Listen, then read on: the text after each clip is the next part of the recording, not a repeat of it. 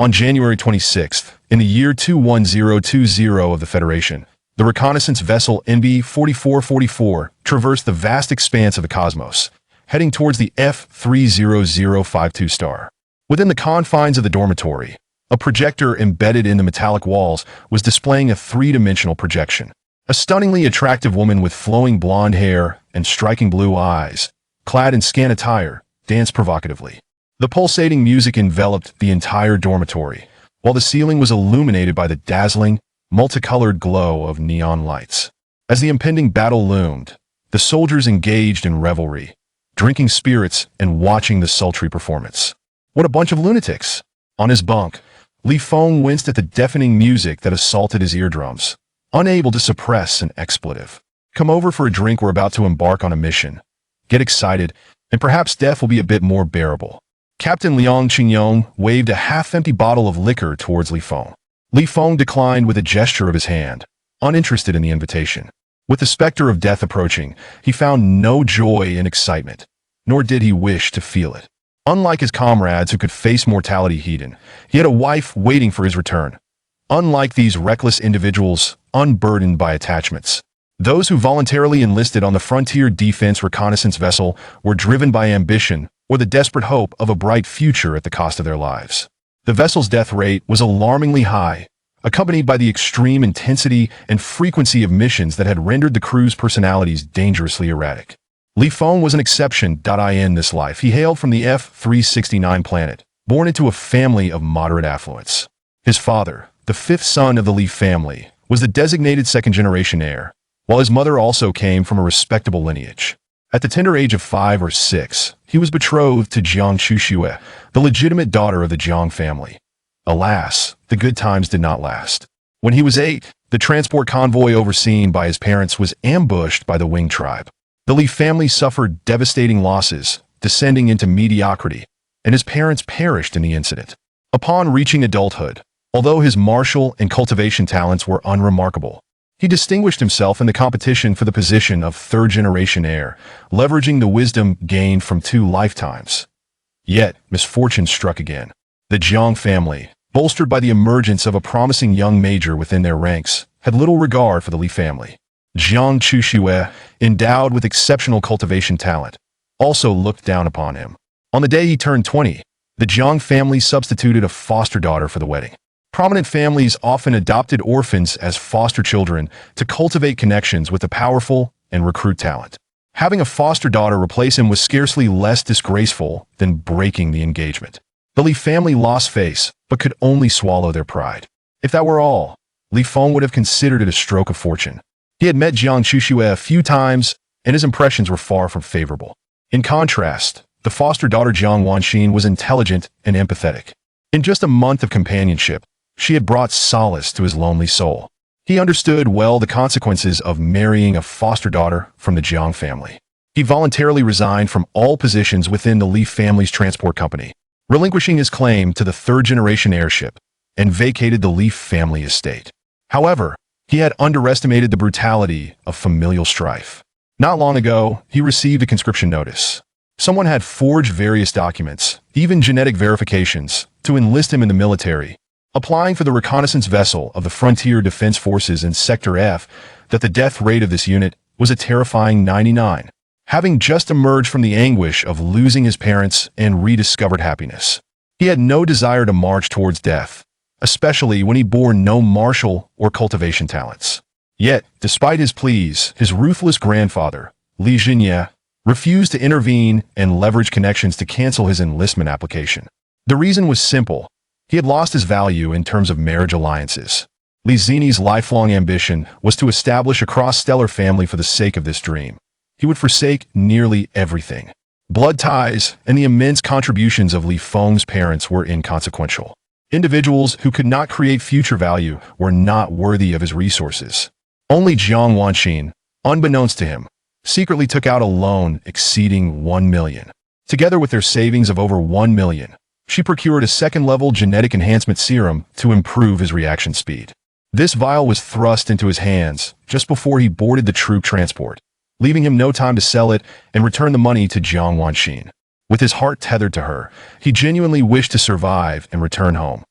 Suddenly, urgent alarm bells rang throughout the room. Please proceed to the readiness area for assembly. Please proceed to the readiness area for assembly. The military wristwatches of the soldiers blared with emergency assembly notifications. Li Feng's heart leapt in surprise as he stood up. Mission time, brothers! Let's see who makes it back alive this time. Liang Qingyong smashed the bottle of alcohol against the metallic floor. The soldiers were prepared, having donned their multifunctional military uniforms. Heeding the call, they discarded their bottles and strode out of the dormitory. Taking a deep breath, Li Feng followed suit. The flight function of their uniforms activated, propelling them toward the readiness area. The expansive readiness area saw a steady influx of combat personnel. 7 were seasoned veterans, exhilarated to the point of insanity, while the remaining 3 were fresh recruits, equally exhilarated. Only Li Feng struggled to maintain his composure, constantly reminding himself not to let excitement cloud his judgment. He could not comprehend the thrill experienced by these reckless individuals. His sole desire was to survive and return home.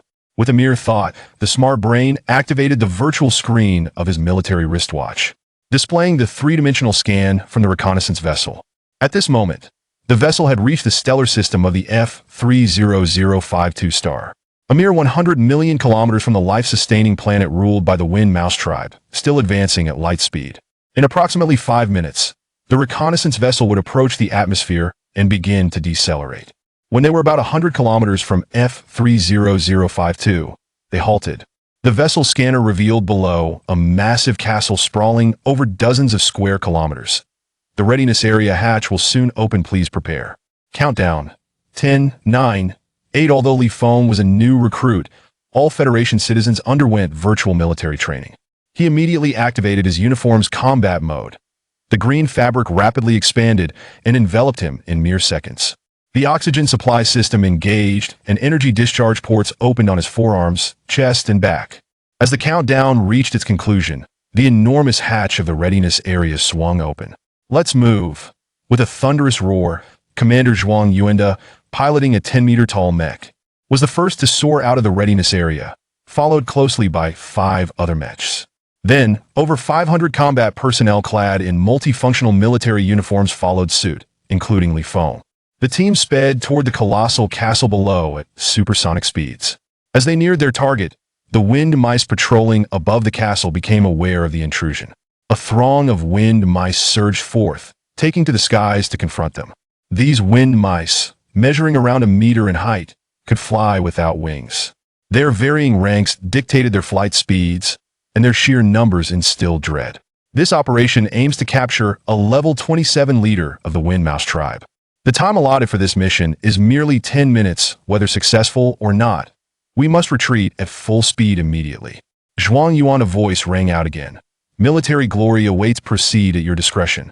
In the next instant, the 6 mechs, including Zhuang Yuan, disregarded the dense swarm of wind mice and accelerated toward the castle. Although the 500 combat personnel began to decelerate, they showed no intention of distancing themselves from the wind mice. Madness. Li Feng, lagging behind, felt his heart race uncontrollably. He cursed under his breath at the insanity of his comrades. Their multifunctional uniforms, though made from specialized materials and equipped with small defensive systems capable of matching level 15 strength, were inadequate against the repeated assaults of level 10 wind mice or the sustained attacks from those below level 10. Given the overwhelming and relentless onslaught of wind mice, it was prudent to leverage their flight speed and attack range to maintain distance and engage in long-range strikes. A direct confrontation was tantamount to disregarding life itself. Moreover, the reconnaissance vessel scanner indicated that among the wind mice, there were indeed many above level 10. Yet, Li Feng felt compelled to remain with this mad group. Straying from their ranks would lead to an even swifter demise. As the swarm of wind mice drew closer, the seasoned soldiers, having already entered firing range, did not initiate their assault. The multifunctional uniforms were designed for agility, but their energy reserves were limited. The closer they got, the higher their chances of hitting the target. With a cacophony of sounds, the new recruits, including Li Feng, could no longer withstand the oppressive presence of the wind mice and raised their arms. Energy bullets flew toward the swarm. From hundreds of meters away, many wind mice effortlessly dodged the energy projectiles. The weaker ones were struck and plummeted to the ground. Ding! You have killed an enemy. Activating the Infinite Attribute System. Ding. You have killed an enemy, gaining attribute value 0. 15:2 synthesized notifications echoed in Li Feng's mind. Subsequently, a virtual screen appeared before him. Infinite Attribute System Host. Li Feng Attribute Value. 0.15 Physique. 1.21 Strength. 1.13 Stamina. 1.35 Agility. 2.32 Mentality. 1.21 Ability. Armor-piercing level 1. A surge of information flooded his mind, detailing the system's instructions. An indescribable elation surged within Li Feng's heart. The benefits of being a traveler had finally arrived.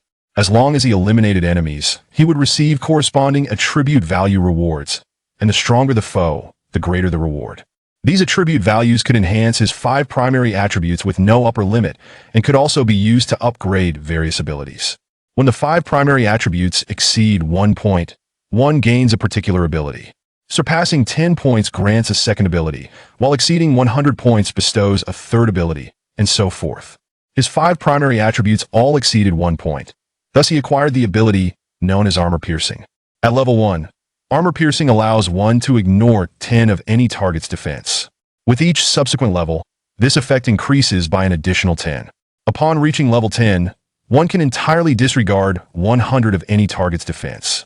This means that if he were to attain level 10 in Armor Piercing, even the most rudimentary energy projectile would be capable of penetrating the energy shields and superalloy hulls of colossal warships, or overcoming the formidable defenses and physiques of alien beings. Li Feng felt a surge of excitement. With this system at his disposal, the battlefield would truly become his paradise. Not only the prospect of returning alive, but also the possibility of becoming the most powerful among humanity, an invincible war god within the military, seemed well within reach. He was no longer lost, in fact, he suddenly began to comprehend the sentiments of those lunatics. The Wind Rat tribe, drawing ever closer in his line of sight, no longer appeared so terrifying. They were not merely a means to military achievements, but also a source of attribute points. Chapter 2. The approaching foe. Puff, puff, puff. In the blink of an eye, the two sides had officially engaged. The seasoned veterans launched their assault, energy bullets piercing the skulls of the Wind Rat tribe at close range. Some Wind Rats, possessing swifter reflexes, managed to dodge the incoming energy bullets.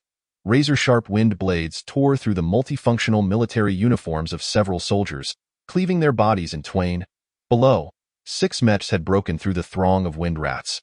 Advancing towards the castle, waves of energy cannon fire ravaged and devastated the massive fortress. Seeking to lure out the level 27 Wind Rat leader, Li Feng took a deep breath.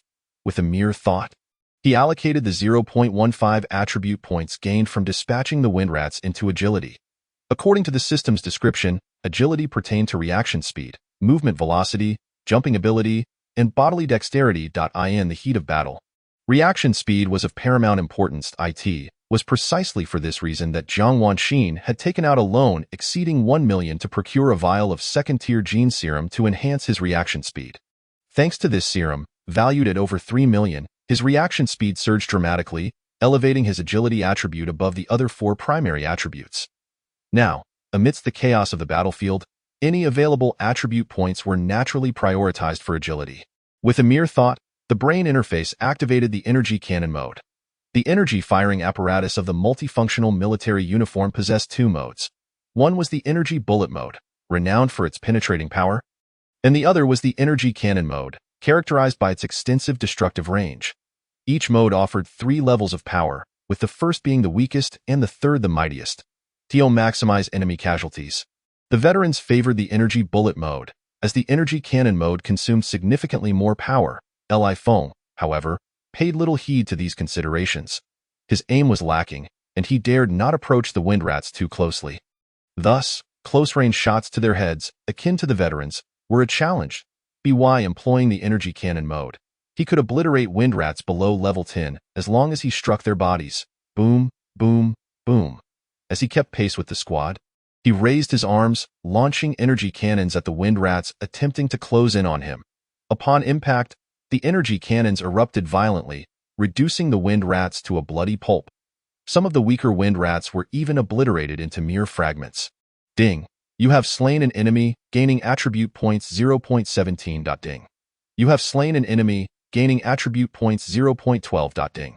You have slain an enemy, gaining attribute points 0.21. System notifications echoed incessantly in his mind. 98, 97, 96. The energy reserves continued to dwindle. In no time. Li Feng had followed the squad through the dense and unrelenting horde of wind rats, reaching the colossal castle. Of the more than 500 personnel, fewer than 400 remained, completely surrounded by the wind rat swarm. From all directions, wind rats surged forth ceaselessly. The veterans, now frenzied with bloodlust, charged towards the most densely packed area. They unsheathed the close combat weapons affixed to their uniforms. Some wielded daggers, others military stabs, while some carried sabers or longswords, all crafted from special materials. The quality varied and required military merit points for exchange or personal purchase. Puff, puff, puff, wind blades surged from every direction. Despite Li Feng's rapid reflexes, he could only dodge the more potent wind blades to the best of his ability. Nonetheless, numerous lesser wind blades continued to slash at his military uniform. Although the defensive system's energy shield absorbed the blows, it hastened the depletion of energy reserves. His heartbeat quickened. He had no choice but to instruct the brain interface to administer a microdose of tranquilizer. Casting a glance at the wind rat distribution map provided by the brain interface, he veered towards an area distant from the level 10 and above wind rats. Energy cannons blasted at the surrounding wind rats. Boom, boom, boom. Attribute points 0.12, attribute points 0.19, attribute points 0.13. The system alerts rang out in his mind.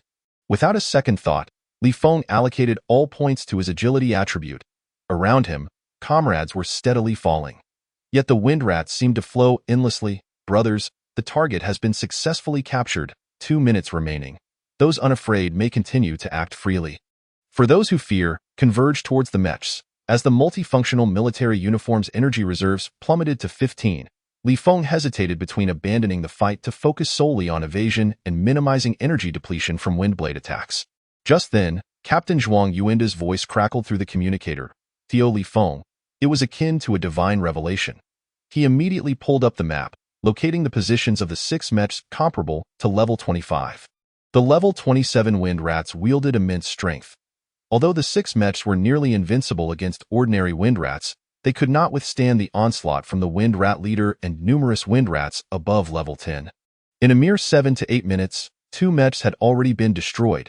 He hastened towards the 4 mechs that had gathered together. Once within 100 meters of the 4 mechs, a wave of safety washed over him. Each of these mechs was armed with over 100 energy launch ports and boasted a powerful brain interface with an intelligent firing system. Any enemy approaching within 100 meters would automatically be targeted and assaulted with energy bullets. They were veritable killing machines on the battlefield. Arriving beside one of the mechs, Li Feng simultaneously attacked the feeble wind rats from a distance, striving to harvest attribute points while checking the map. Over 500 combat personnel had dwindled to just over 200. The casualties were staggering. The frenzied veterans pressed on, relentlessly charging into the wind rat horde.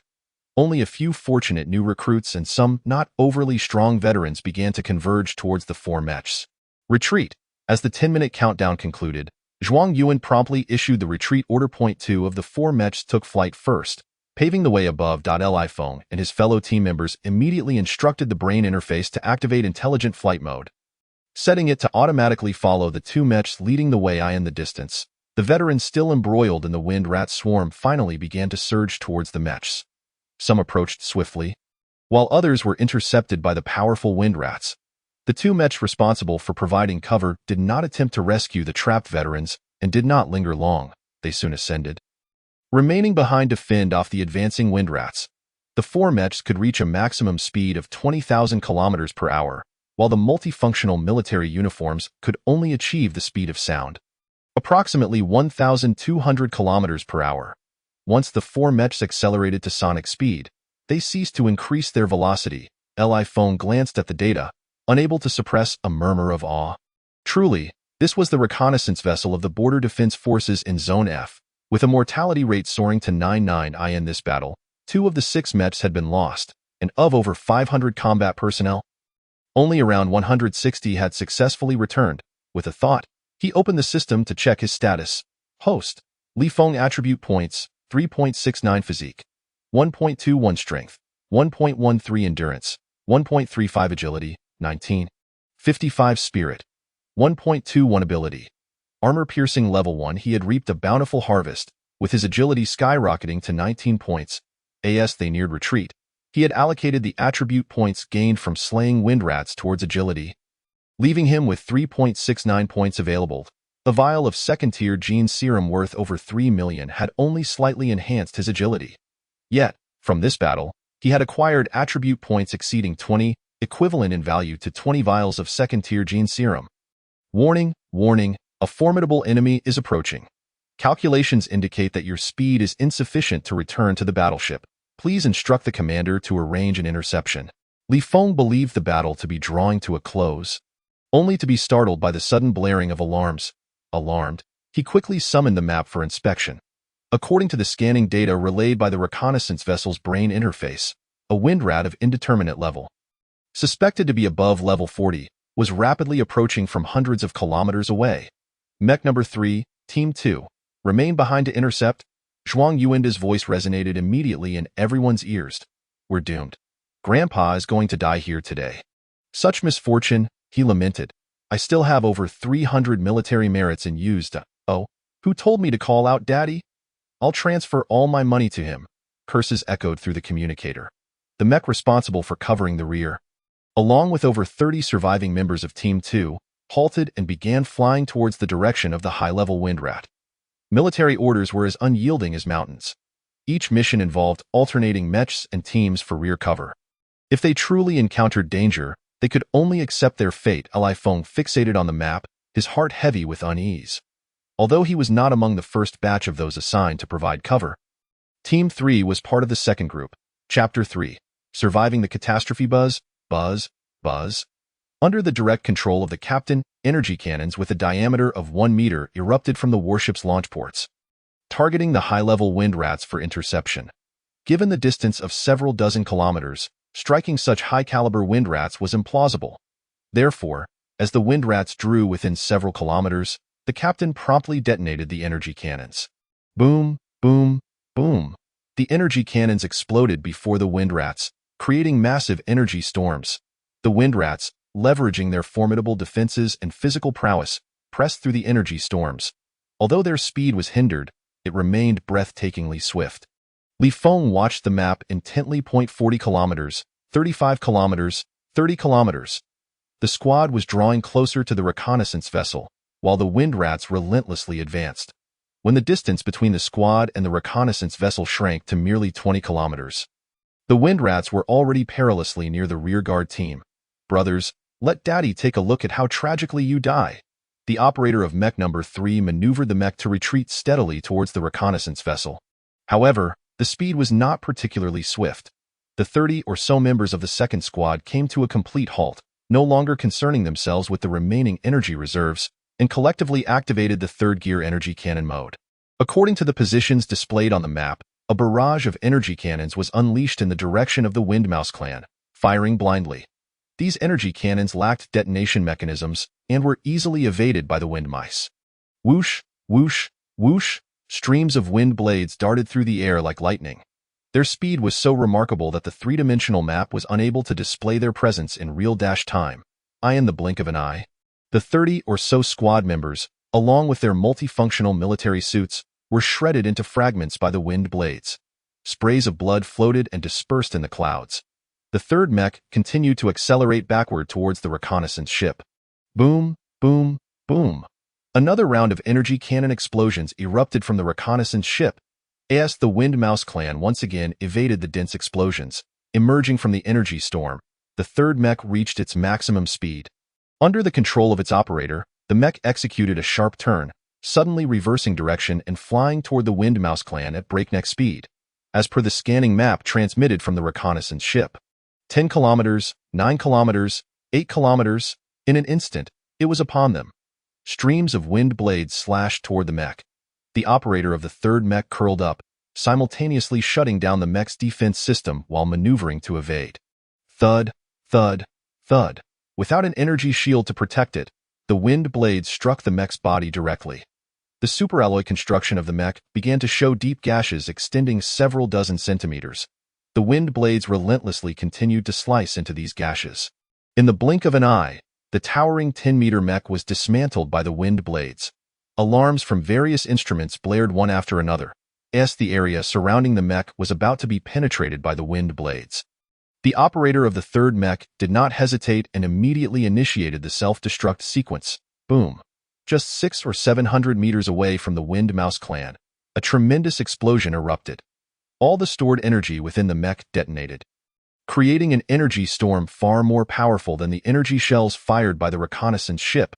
The terrifying energy engulfed the mech fragments, scattering them in all directions. Even the level 40 wind mice had to retreat from the onslaught, dodging the rapidly approaching energy storm and debris. When the energy storm and debris dissipated to a point where they no longer posed a threat, the reconnaissance ship unleashed another barrage of energy shells. Finally managing to evade and break free from the energy storm created by the explosions, the 3 mechs and 132 members successfully withdrew into the reconnaissance ship. The captain's command. The hatch of the combat readiness area sealed shut, and the defense system activated. A massive energy shield enveloped the small reconnaissance ship, measuring 120 meters in length and 40 meters in both width and height. Concurrently, the reconnaissance ship began to ascend and accelerate. Boom! The wind mice evaded the barrage of energy projectiles and energy cannons, pursuing the accelerating reconnaissance ship. Streams of wind blades relentlessly struck at the energy shield. 95.27, 95.26, 95.25. The reconnaissance ship's energy reserves gradually dwindled. The energy projectiles and cannons aboard the ship, even at close range, posed no threat to the level 40 wind mice. However, the wind mice were also unable to breach the reconnaissance ship's energy shield in a short time. Nor could they prevent the ship from continuing to ascend and accelerate. Eventually, the reconnaissance ship's speed surpassed that of the wind mice, creating a significant distance between them. Fortunately, it was merely a level 40 wind mouse. Zhuang Yuanda emerged from the mech. Beside his mech, countless metallic tentacles bound a wind mouse that had been injected with anesthetic, rendering it unconscious. This was indeed the target of their mission, the level 27 leader of the wind mice. The rest of the team also deactivated their combat suits. What a thrill! They had lived to tell the tale, but fear not. Next time it will be your squad's turn to hold the rear. Even if you survive this mission, you might still perish in the rear guard. Brothers of the 3rd Squad, you are destined to die in your next mission. Military merits and federal currency should be discarded. Whoever treats me to a good time, I'll gladly call him daddy for a while in the combat readiness area. The survivors chattered excitedly, entirely devoid of the exhaustion one would expect after a near-death experience. Only Li Feng and a few new recruits sat down, their bodies intact but their spirits in a state of extreme fatigue. What a lucky fellow to have survived. Team leader Liang Qingyong unexpectedly approached Li Feng. Indeed, luck was on your side. Li Feng smiled, his tense emotions gradually calming down. I'm heading back now. Liang Qingyong patted his shoulder and headed straight back to the dormitory. The veterans also left in dribs and drabs. After resting for 5 or 6 minutes, the combat readiness area was nearly empty. Even the captured level 27 wind mouse had been taken away for detention. Only then did Li Feng return to the dormitory. Upon his arrival, there were only 2 teammates present, making a total of 3, including himself. In this battle, 7 of his dormitory comrades had perished. Liang Qingyong and another surviving teammate, Wei Peng, were drinking and celebrating. They seemed unconcerned for their own lives, much less for the fates of their comrades. After this battle, although Li Feng still feared death, he had also absorbed a touch of madness. He sought out team leader Liang Qingyong for a bottle of liquor and, without hesitation, gulped it down in one go, before the alcohol could stimulate his brain. He, already mentally fatigued, lay down on his bunk still clad in his military uniform. Donning his headphones, he soon fell into a deep slumber. When he awoke, it was already 5 or 6 hours later. The revelry had long since ended. His teammates lay sleeping on the cold floor. Li Feng first checked the system. Then he called the AI to review the current position of the reconnaissance ship. The reconnaissance ship was still en route back to base, having made 5 space jumps. However, the small reconnaissance ship's space jump system had a maximum distance of only 100 light-years per jump, and each jump required an hour for repairs and cooldown. It would take another 4 or 5 hours to reach the base. He instructed the AI to upload the combat footage to the reconnaissance ship's AI. Feeling a pang of hunger, he ordered a portion of energy biscuits. Soon, A service robot delivered the energy biscuits. He took a bite. They were hard, dry, and crumbly. The only advantage was that a small piece could sustain a normal person for an entire day. On the reconnaissance ship, the only available food consisted of energy bars, energy biscuits, and energy supplements, synthesized, compressed foods. Only officers of lieutenant rank and above were permitted to bring additional food aboard. The alcohol that Liang Qingyong and the others were drinking was merely a concoction of alcohol powder mixed with water. A tiny pinch of this powder could produce a bottle of strong liquor, and pooling resources to have a lieutenant bring a few kilograms aboard was enough for the entire ship's crew to drink for a month. After waiting for a little over 10 minutes, his military watch buzzed with a notification. The footage he submitted had been sent to the military base by the reconnaissance ship and processed by the AI, which calculated and tallied the military merit points. Chapter 4. Some military regulations can be ignored in this mission. Li Feng had slain a total of 112 wind mice. Based on their varying levels, he earned 209 points of combat merit.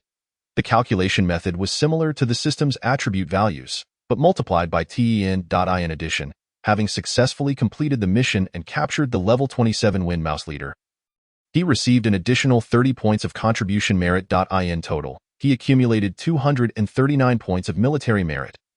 The federal military ranks are divided into private, second lieutenant, lieutenant, captain, major, lieutenant colonel, colonel, brigadier general, major general, and general. Each rank has 9 stars. New recruits begin as unstarred privates. Accumulating 100 merit points promotes one to a 1-star private, while 900 merit points equate to a 9-star private. Accumulating 1,000 merit points allows for promotion to a 1-star second lieutenant. 9,000 merit points leads to a 9-star second lieutenant. This pattern continues, with 1 trillion merit points required for the rank of 1-star general and 9 trillion for the highest rank of 9-star general. In truth, according to federal law, there exists a marshal rank above the 9-star general. However, in over 20,000 years since the Federation's establishment, no marshal has ever emerged, as the requirements are exceedingly stringent. The gap between a 9-star general and a marshal is merely 1 trillion merit points, a threshold that is not insurmountable for those at the 9-star general level. Commanding a large-scale battle and achieving a crushing victory could yield substantial merit points. The true difficulty lies with the council. According to federal law, the marshal serves as the supreme commander of the military, not only capable of becoming the vice-chairman of the federal council, but also possessing the sole veto power over military affairs. Should a 9-star general ascend to the rank of marshal, the military could nearly reach parity with the council. This is a scenario that the upper echelons of the council cannot tolerate. Consequently, even in the event of a large-scale battle, the commanding officers are typically 8-star generals. Upon reaching the 9-star general level, they are invariably supported by the council. It is no wonder that 99 of military high-ranking officials hail from the frontier defense forces of Zone F. Li Feng mused silently. In this battle, he accrued 239 points, effectively promoting him from an unstarred private to a 2-star private, all within just half a month of enlistment. In contrast, those in non-combat zones could only rely on their years of service for promotions. Unless they encountered a rebellion, privates typically advance 1 star per year, second lieutenants every 3 years, and lieutenants every 5 years. Even those with exceptional abilities find it nearly impossible to rise to the rank of captain within their lifetime. As a 2-star private, his salary increased from 5,000 to 7,000 per month. Moreover, merit points can be directly exchanged for federal currency and various items, without affecting the cumulative merit points. The exchange rate is approximately 1 merit point for 100 federal currency units. With a military merit of 239 points, equivalent to 23,000 federal coins, Li Feng pondered briefly before resolving to exchange it for a melee weapon. Enhancing his strength was of paramount importance.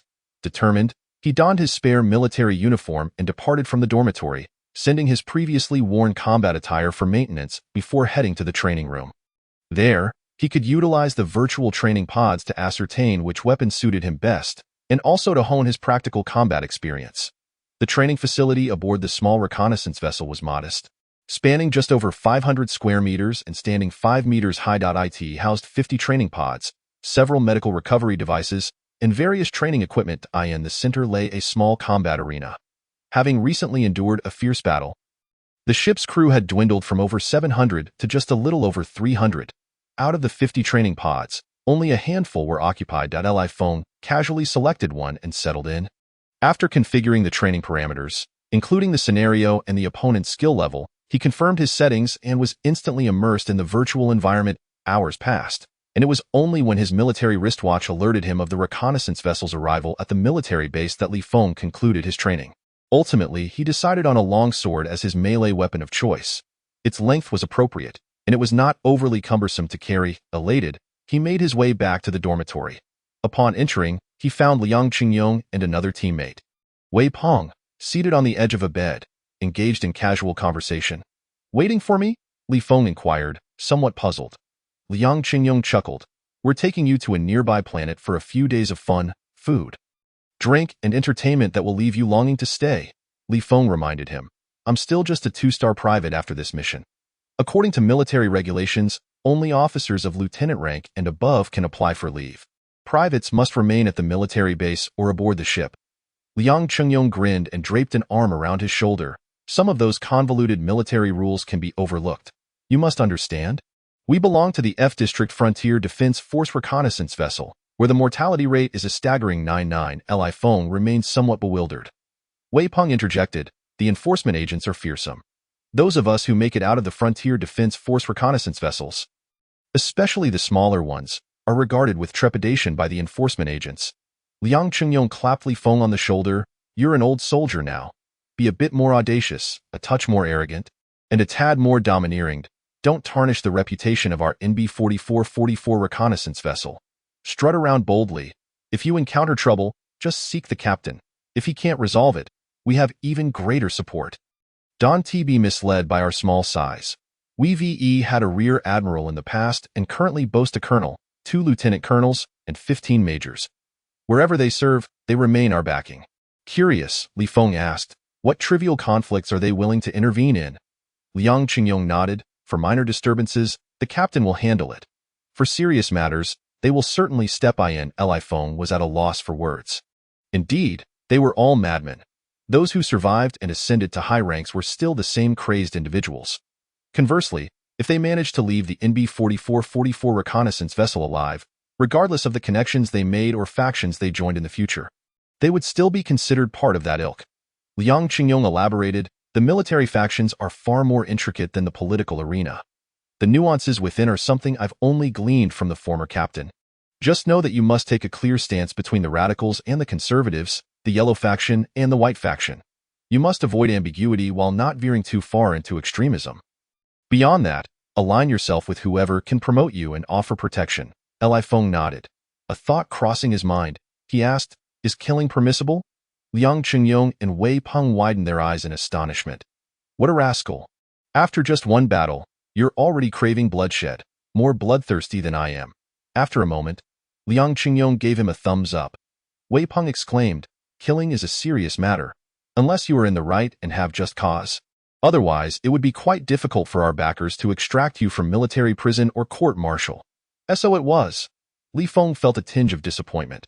This implied that one could only kill under specific circumstances to gain attributes.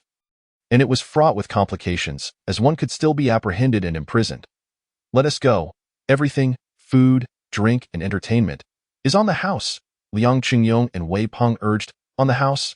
Li Feng was somewhat confused. Liang Qingyong explained, "The closer you get to the frontier regions, the more chaotic the law and order becomes, and the underground forces grow rampant. Those of us who manage to emerge alive from the small reconnaissance vessels are feared within the military and are akin to living demons outside.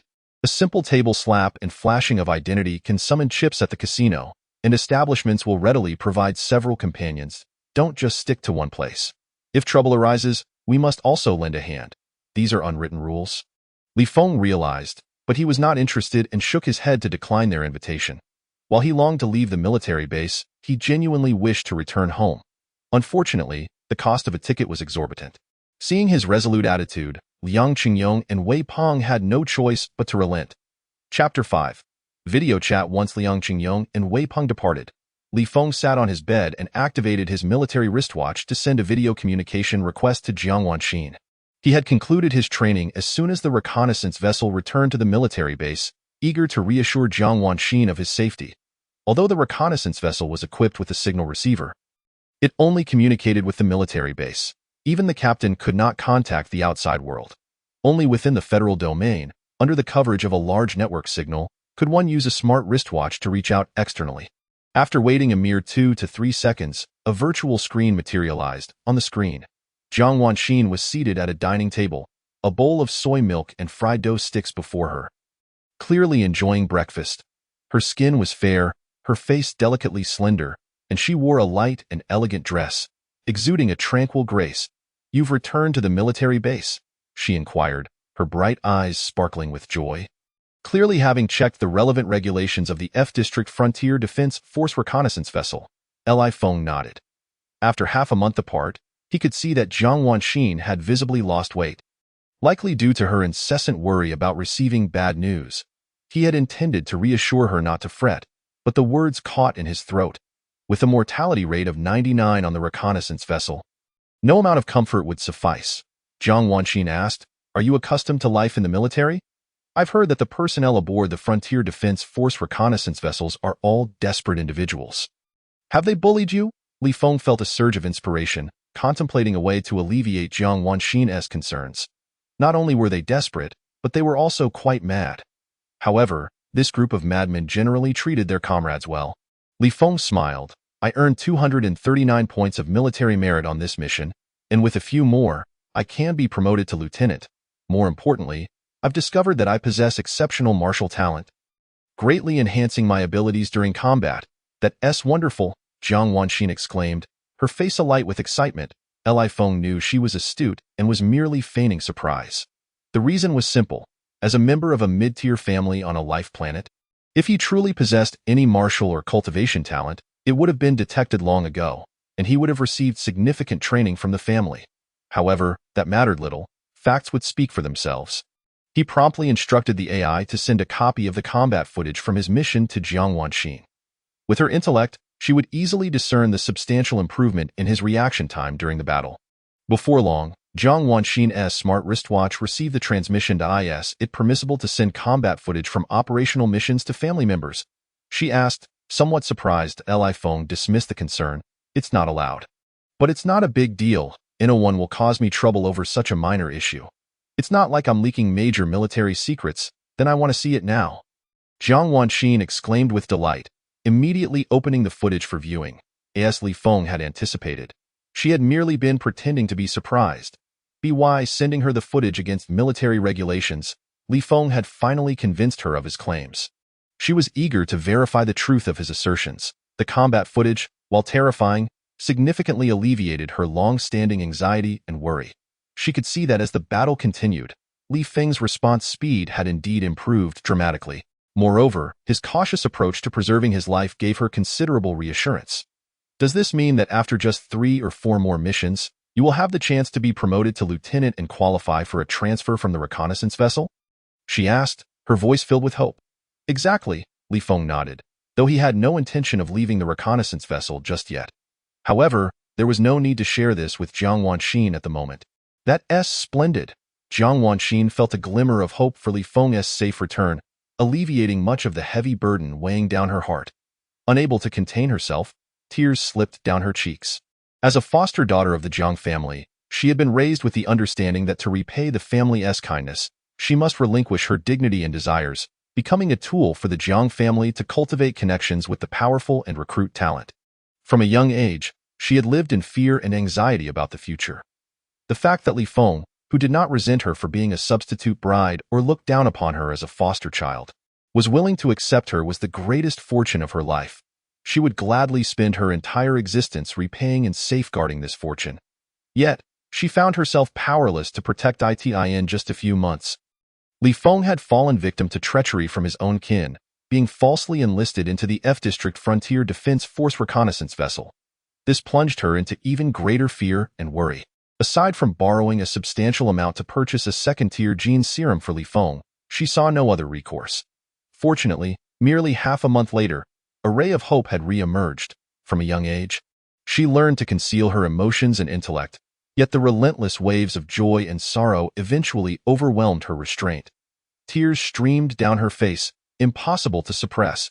Li Feng remained silent, allowing her to vent her recent worries and anxieties.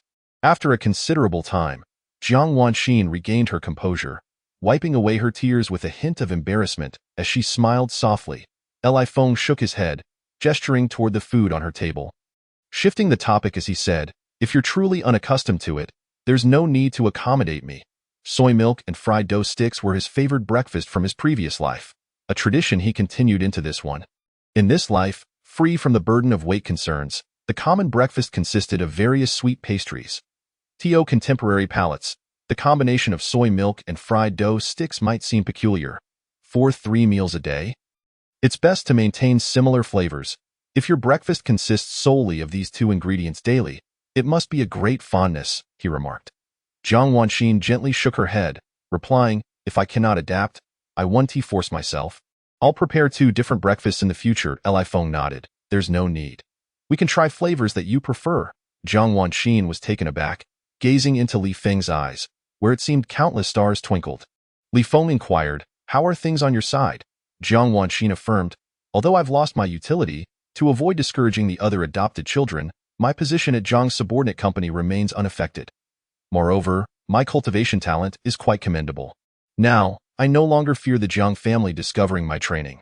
I needn't hide my efforts any longer. Once I reach level 5, I can even find a part-time job as an apothecary. Gradually, my income could surpass my salary, allowing me to leave the Jiang family entirely." Li Feng confidently stated, "Regarding the loan, there's no need to rush. I can repay it swiftly." "Indeed," Jiang Wanxin replied with a smile.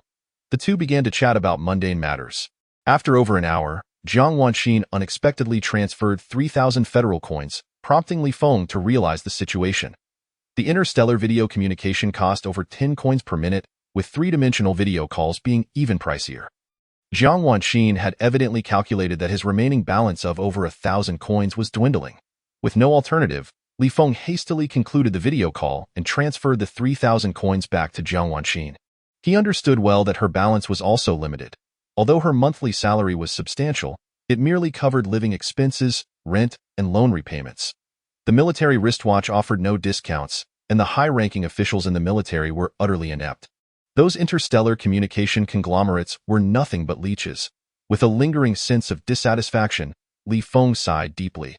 Though he couldn't afford the exorbitant ticket prices, he found himself unable to even pay for a video call. Exhaling his frustration, he adjusted his mindset. He activated his wristwatch, connecting to the military's website, spending 100 military merit points to redeem an alloy sword. After much deliberation, he decided to spend another 100 military merit points to acquire a training helmet. He then returned to the training room, entering the training pod to practice his swordsmanship, marksmanship, and evasion techniques. Chapter 6. The unusual mission. The NB-4444 reconnaissance ship belongs to the F District 777 military base.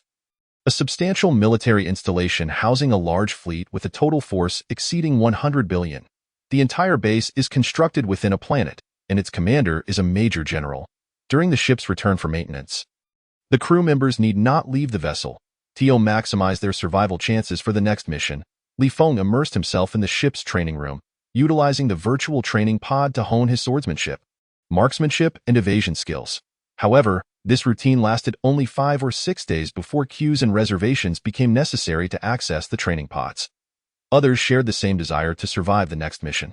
Individuals like Yang Qingyong merely sought leisure after narrowly escaping their last ordeal. In no time, they returned to the ship. While not as fervent as Li Feng, most of their time was still dedicated to cultivation and training to enhance their abilities. Furthermore, new recruits continued to arrive. With only 50 training pods available, they were far from sufficient, as many powerful individuals monopolized them. The Federation classifies strength by levels ranging from 1 to 99. Ordinary adults' comprehensive quality can reach level 1, with each increment of 1.3 times improving the level. The highest level, 99, has only been witnessed once among humans, belonging to a winged monarch named Celeste, a millennium ago, to thwart the invasion of the human Federation. Celeste, alongside 5 other winged monarchs, led a massive army against the Federation, resulting in a cataclysmic battle in the F District. The outcome was a resounding defeat for the Federation, nearly annihilating their forces. Each of the 6 winged monarchs possessed the strength to single-handedly destroy a super-large mothership. Celeste, in particular, single-handedly obliterated the only planetary-class space fortress of the human Federation. This catastrophic defeat forced the human Federation to shift from offense to defense, halting their expansive ambitions that had lasted over 10,000 years since the invention of the space jump system. Consequently, the Federation redirected its focus toward individual strength.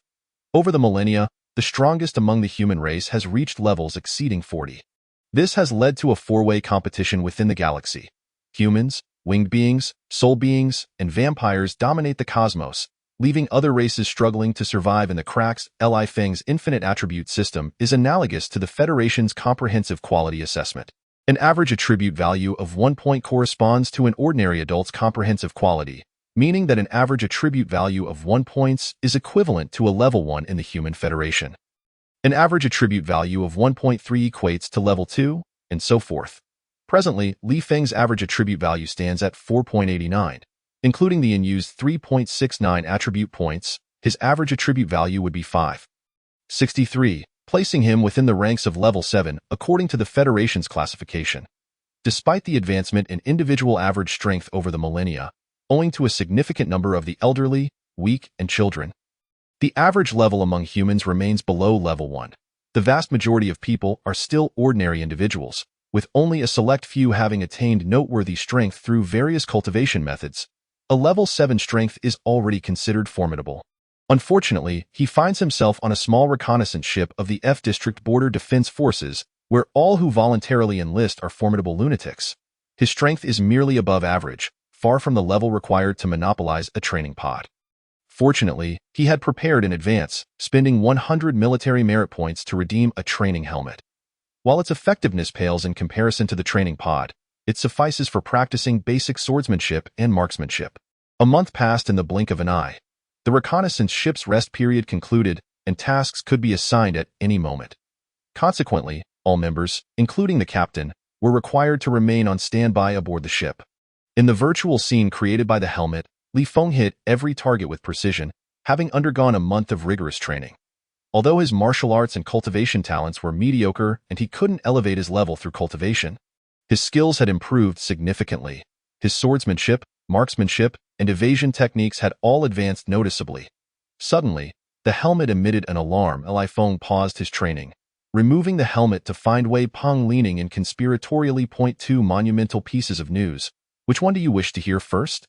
Without hesitation, Li Feng replied, share the more important one first. Wei Peng raised an eyebrow. We have a young lady aboard our reconnaissance ship. How is that possible? Li Feng was incredulous. Various warships often had female soldiers aboard. So this was hardly extraordinary. However, the F District Border Defense's small reconnaissance ships were an exception due to their high mortality rates. The likelihood of a female soldier applying to such a perilous vessel was less than 1 in a million. Even if there were rare exceptions, the chances of it occurring on the NB 4444 reconnaissance ship seemed implausible. You're lying. This girl is not only stunningly beautiful but also an exceptionally powerful cultivator. Within just 5 or 6 days, she has bested nearly everyone on board who attempted to take advantage of her, Wei Peng insisted. Had I not experienced her prowess firsthand, believing there was even a slight chance against her, I wouldn't be sharing this news with you. Did I ask that so? Li Feng found himself more willing to believe. Are you interested in testing your luck? Wei Peng urged. If you lose, it's merely a matter of sustaining some injuries and enduring a bit of humiliation. You'll recover after a visit to the infirmary, and you'll be back to being a valiant warrior in no time. Not interested. Li Feng declined, then inquired, what is the second monumental piece of news? With a hint of regret, Wei Peng explained quietly, the second piece of news is that the military may be preparing for a large-scale war against the Fengshu clan. Li Feng's eyes widened in surprise. This information was not confirmed. It was rumored that Captain Bu Qianzhang had learned from backdoor sources that a large fleet was poised to head toward the Fengshu clan's territory. Wei Peng elaborated. Although he was vague, Bu Qianzhang approached Captain Zhuang Yuanda. Both leveraged their connections to discover that many reconnaissance ships slated for upcoming missions were bound for the Fengshu clan's domain, with a frequency far exceeding past missions. Furthermore, military stocks in the defense and energy sectors, which had languished for years in the Federation's market, have been gradually rising over the past few months. Why did you choose to share the least important news second? Li Feng chuckled incredulously. For us aboard this reconnaissance ship, whether or not a large-scale war occurs, we will still be tasked with high-risk missions regularly. How significant can this news possibly be? Wei Peng remarked dismissively. Indeed, Li Feng replied, feeling relieved. Wei Peng glanced around, lowering his voice further. Zhuang Yuanda is Liang Chengyong's former captain, and he shared this information with him. Liang Chengyong is our old captain, and he passed it on to me so that I could inform you as well. Please, do not let this leak.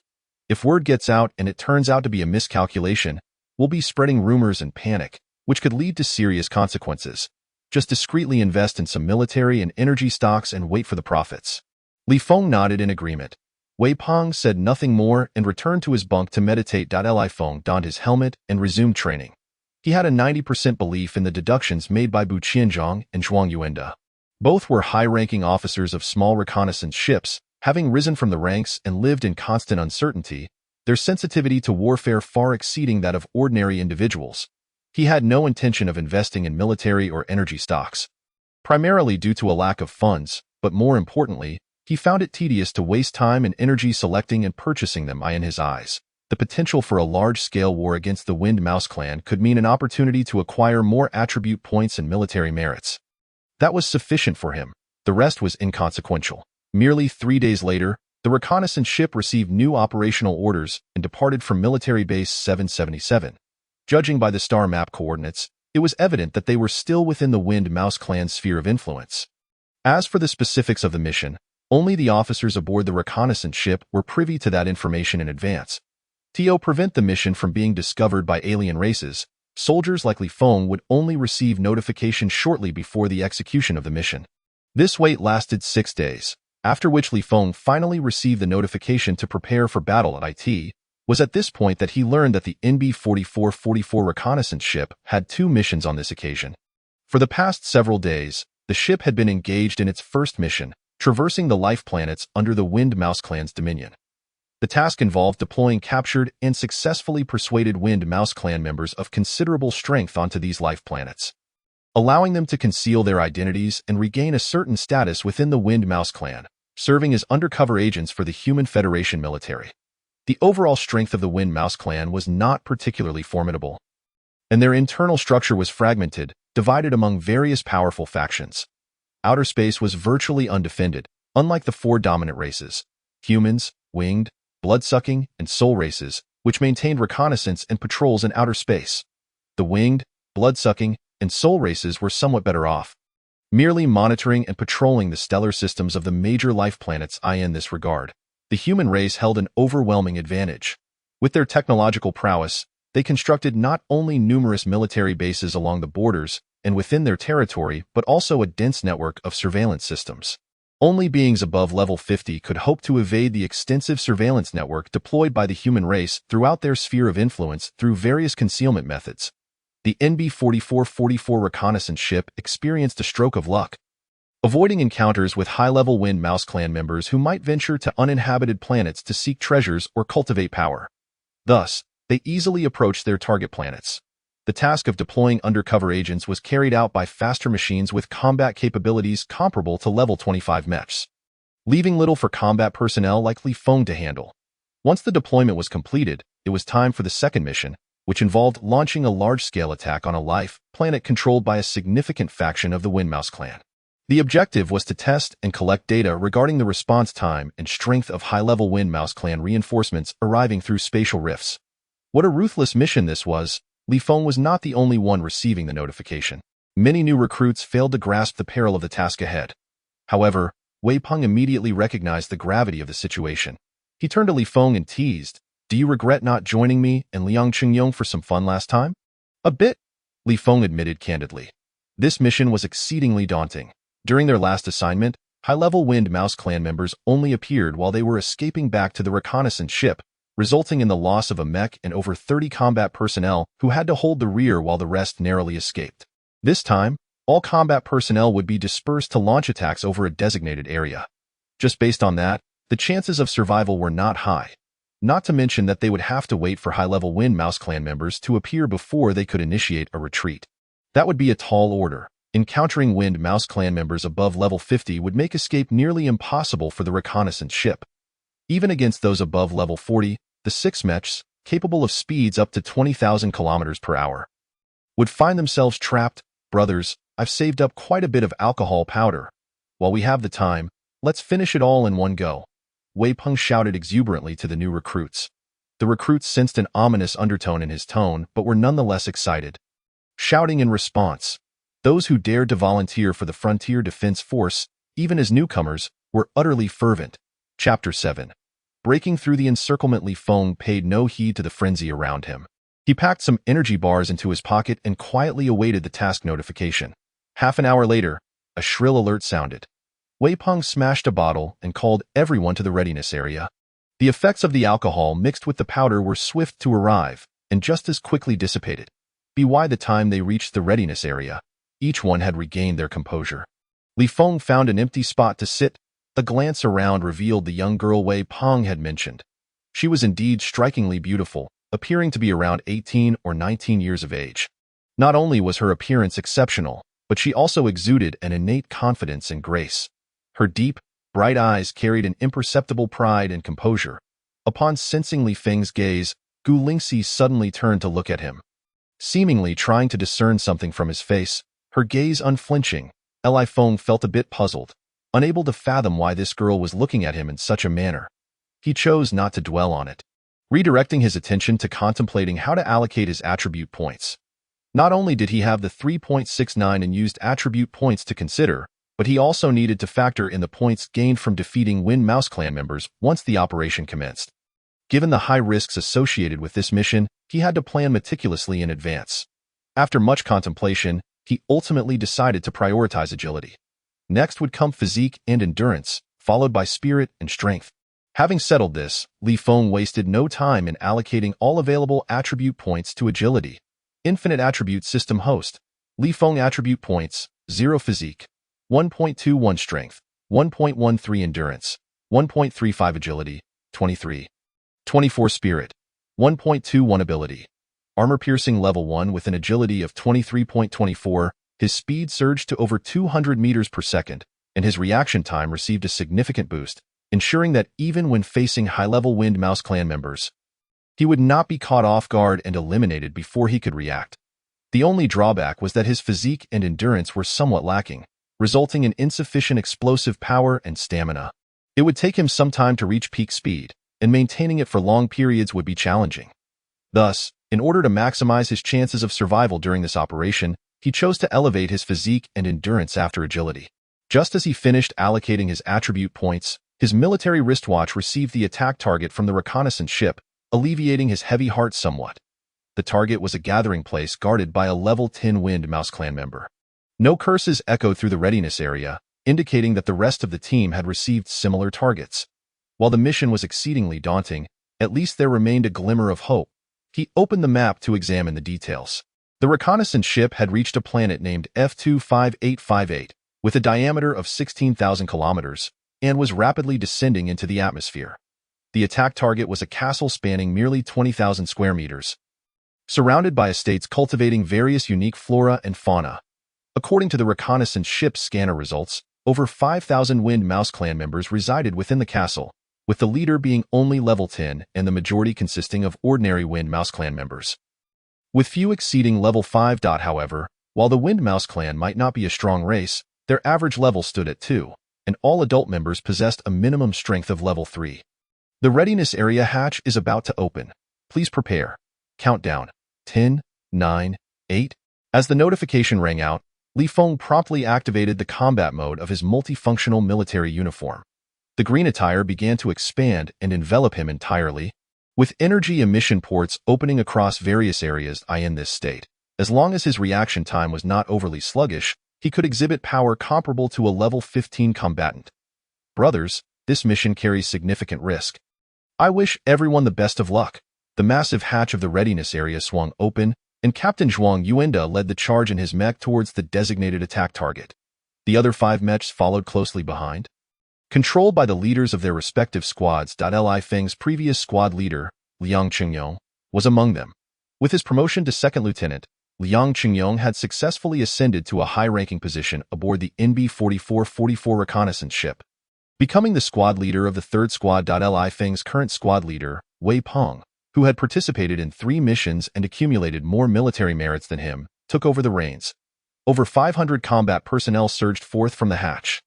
Li Feng swiftly activated the intelligent flight mode, allowing the AI to direct him to the designated attack target's airspace. Subsequently, he called up the map again to study the terrain surrounding the mission objective. It took only a few minutes to reach the specified location, now just over 10 kilometers from the target castle. The dispersal plan had been executed successfully. After waiting a few additional minutes, the team members targeting the attack from a distance also arrived at their destinations. Along the way, a few squad members encountered formidable Wind Mouse clan members. However, due to the information provided by the reconnaissance ship scanner, he effortlessly evaded detection. As the countdown to the offensive concluded, Li Feng immediately accelerated towards the castle below 0.9 kilometers, 8 kilometers, 7 kilometers. When the distance shrank to 4 or 5 kilometers, the patrolling Wind Mouse clan above the castle spotted Li Feng and raised the alarm. In an instant, a multitude of wind mice surged forth from the castle. Li Feng came to a halt, raising his arms. As the patrolling wind mice drew within 100 meters, energy bullets were unleashed towards them. Ding. You have slain an enemy, gaining attribute value 0.19. Ding. You have slain an enemy, gaining attribute value 0.21. After a month of rigorous training, his marksmanship had attained an extraordinarily precise level. Those patrolling wind mice were only at levels 4 or 5, making it difficult for them to evade the energy bullets within 100 meters. 1 by 1. The energy bullets pierced through their skulls, and the system notifications rang incessantly. He immediately allocated the newly acquired attribute values, primarily enhancing his agility, while occasionally adding some to his constitution and endurance. In the blink of an eye, over 10 patrolling wind mice lay slain. Yet more wind mice were rushing out from the castle, charging towards him at full speed, a veritable swarm. Even with comrades falling around them, they fearlessly pressed the attack on Li Feng, simultaneously unleashing waves of wind blades. Damn this mission! Watching as the number of wind mice closing in on him increased, Li Feng couldn't help but curse. Given his nature, he preferred a strategy of retreat while firing, utilizing the supersonic speed advantage of his multifunctional military uniform to create distance, allowing for long-range shooting and attrition against the wind mice. At greater distances, his reflexes would enable him to dodge the dense onslaught of wind blades with greater ease. Alas, to ensure the accuracy of the collected data, this damn mission did not permit retreat until an explicit withdrawal order was issued. He could only mount a forceful attack. He drew the alloy sword from his back and charged towards the throng of wind mice. Clang, clang, clang, in the face of the relentless wind blades. Even with his superhuman reflexes and agility, he could not completely evade all of them. Although the energy shield of his multifunctional military uniform could withstand the wind blades conjured by these low-level wind mice, the energy reserves were rapidly depleting. With a swift maneuver, he evaded the claws of a level 6 wind mouse, even when he had the opportunity to dispatch it with his superior speed and agility. He did not pause, continuing his rapid descent. Fully focused, he dodged the incoming wind blades with precision. As for the blades coming from the sides, he disregarded them, relying solely on the energy shield of his uniform for protection. He needed to break through quickly and reach the castle. Otherwise, suspended in midair with enemies closing in from all sides, even a swarm of ants could wear him down, let alone the thousands of formidable wind mice. Chapter 8. The Choice of Survival. Puff, puff, puff, 95, 90, 85. Waves of wind blades struck the energy shield, causing the military uniform's energy reserves to plummet. Thanks to his exceptional reflexes and the shield's protection, Li Feng finally managed to break through the encirclement and enter the castle.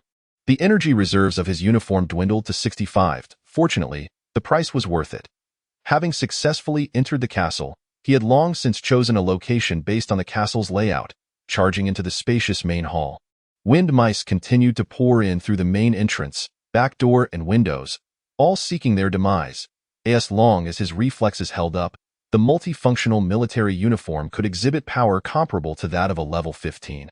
In this stronghold of wind mice where the leader was only level 10, as long as the energy reserves were sufficient, he was nearly invincible.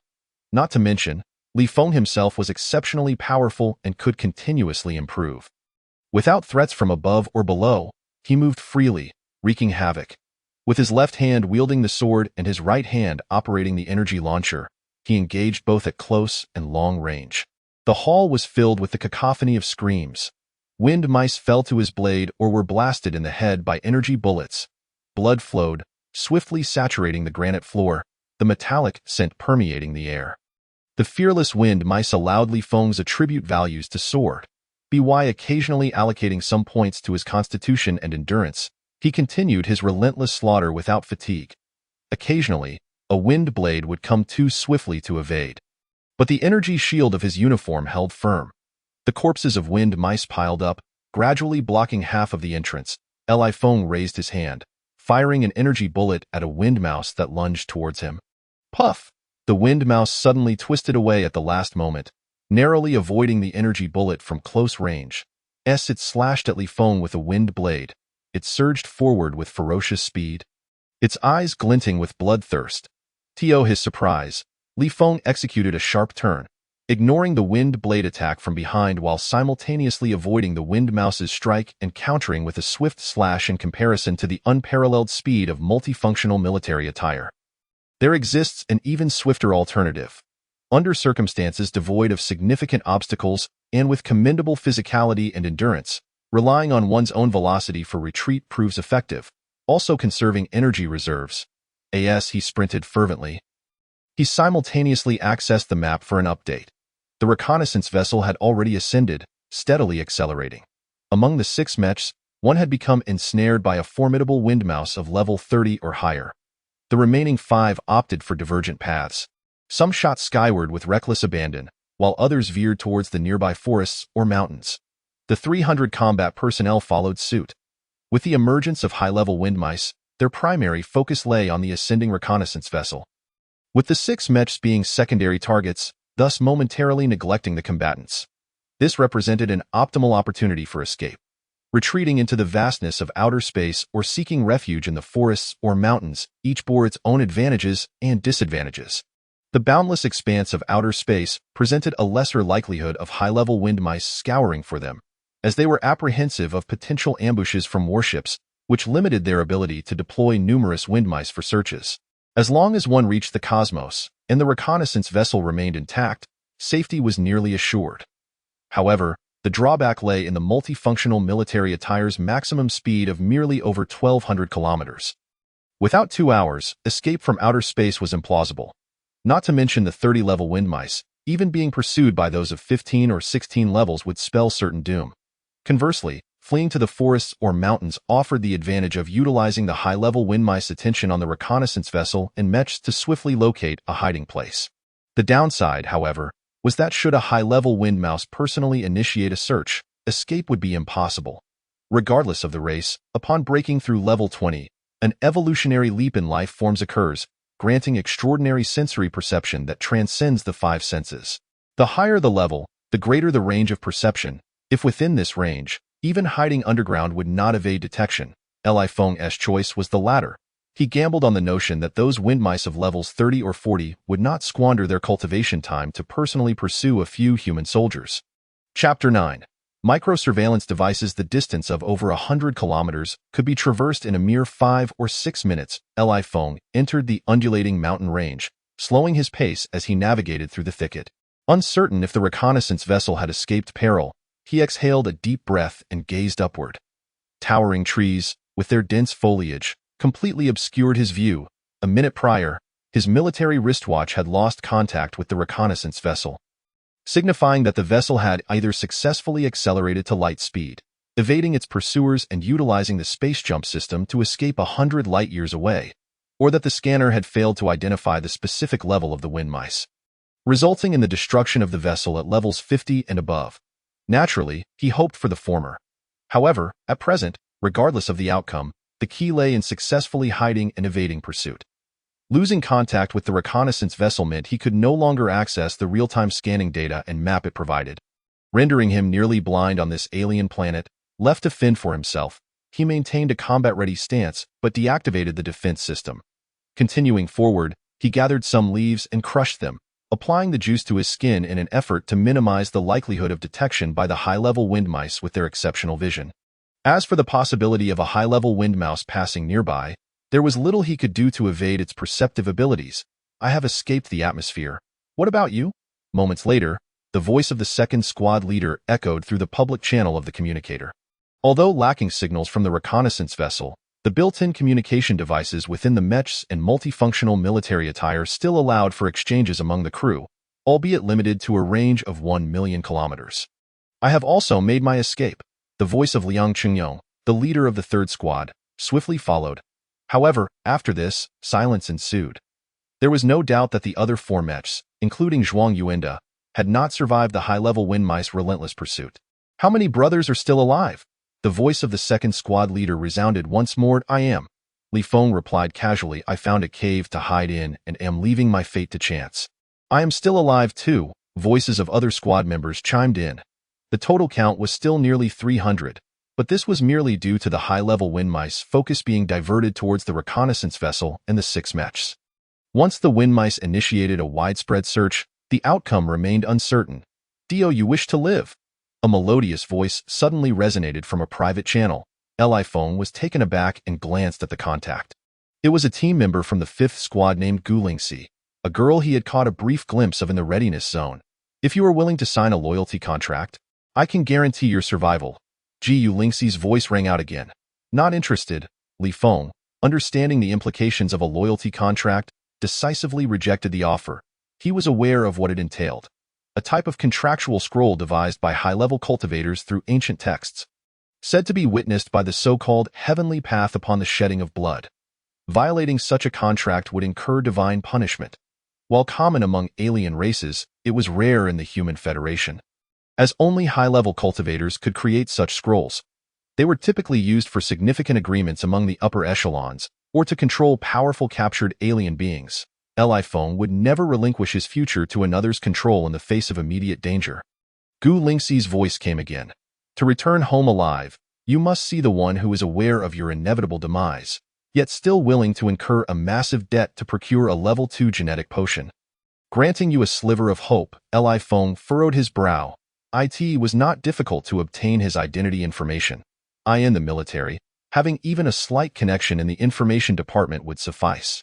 However, uncovering Jiang Wanxin's purchase of a level 2 genetic potion was no simple feat. He could not fathom why Gu Lingxi would have gone to the trouble of investigating his information beforehand. A large-scale search will soon commence. If you hesitate, you will merely squander your last chance. After a prolonged silence without a response from Li Feng, Gu Lingxi pressed on with her persuasion. Not interested. Li Feng's response remained resolute. As long as there was a glimmer of hope, he would never sign a contract that surrendered his future and life to another's whims. How about this? We can discuss loyalty later. First, send me your coordinates so I can find you. Perceiving Li Feng's steadfast attitude, Gu Lingxi settled for a compromise. Regardless of whether you accept my terms, at least together, our chances of evasion against high-level wind mice will significantly improve. If worst comes to worst, we can split up to divert some of the pursuers. Agreed. Li Feng instructed the AI to send his current location based on the scanning map previously provided by the reconnaissance vessel. In a matter of minutes, a figure descended from the sky and appeared before him. Gu Lingxi merely nodded at Li Feng, exchanging no further words. As her right hand transformed, the glove formed by the multifunctional military attire began to retract. Revealing her slender, fair hand, on her ring finger, she wore an ancient bronze ring. With a surge of energy, she infused it into the ring, causing a black metallic box to materialize in her hand. This elongated box measured about 10 centimeters in length, 5 centimeters in width, and 3 centimeters in thickness.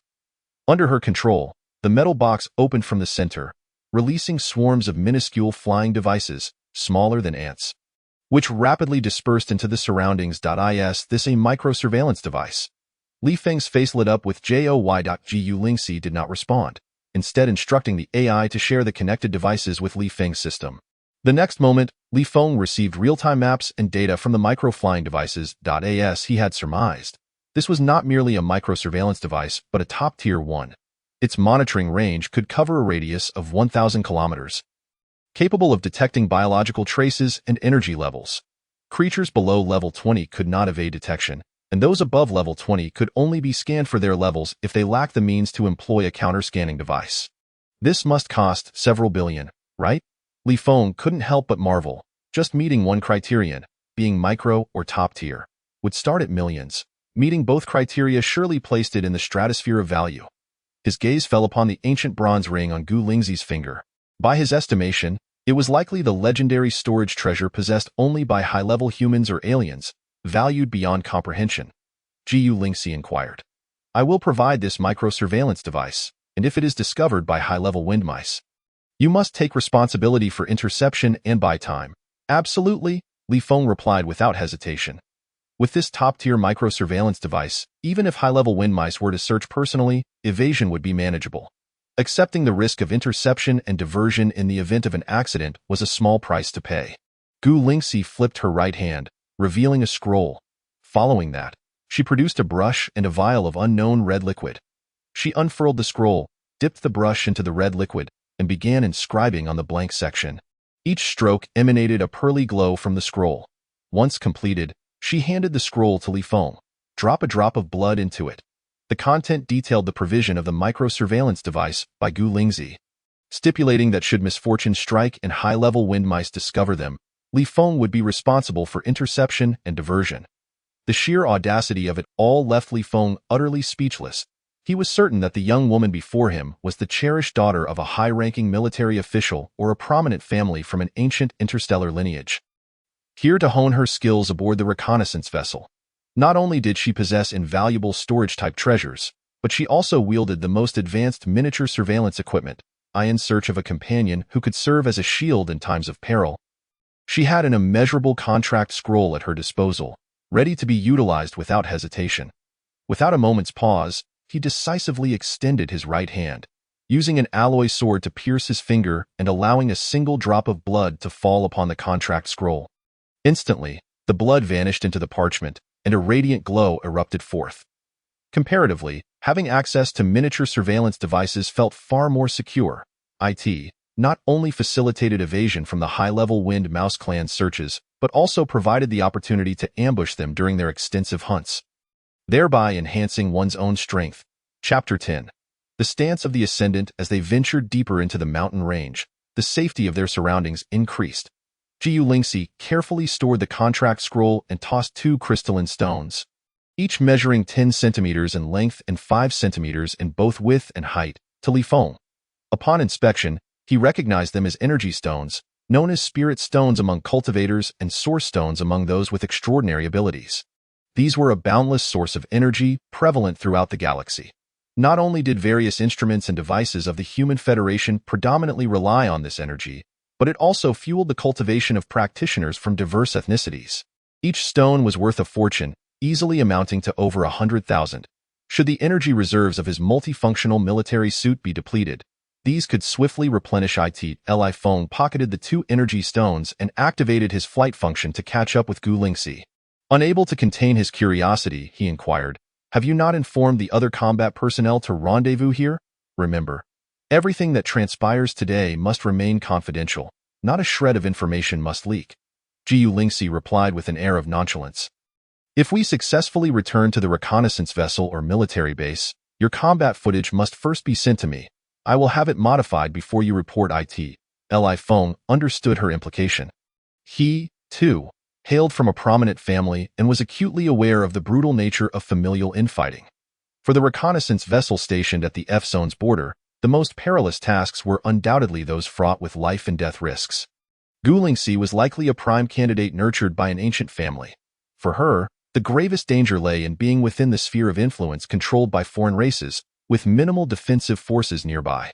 Should her identity be revealed, she would face threats not only from the foreign races but also potential ambushes orchestrated by rival factions within her own family. "Why choose me as your shield? And why do you wish for my allegiance?" Li Feng questioned, a look of confusion crossing his face. Jiang Wanxin retorted, "What level of strength can you currently achieve?" Li Feng chose to disregard her question. Wanxin, visibly displeased, remarked, "What is this attitude? I have tolerated you for quite some time." Li Feng, feeling secure in his position, dismissed the weight of military elites or ancient families.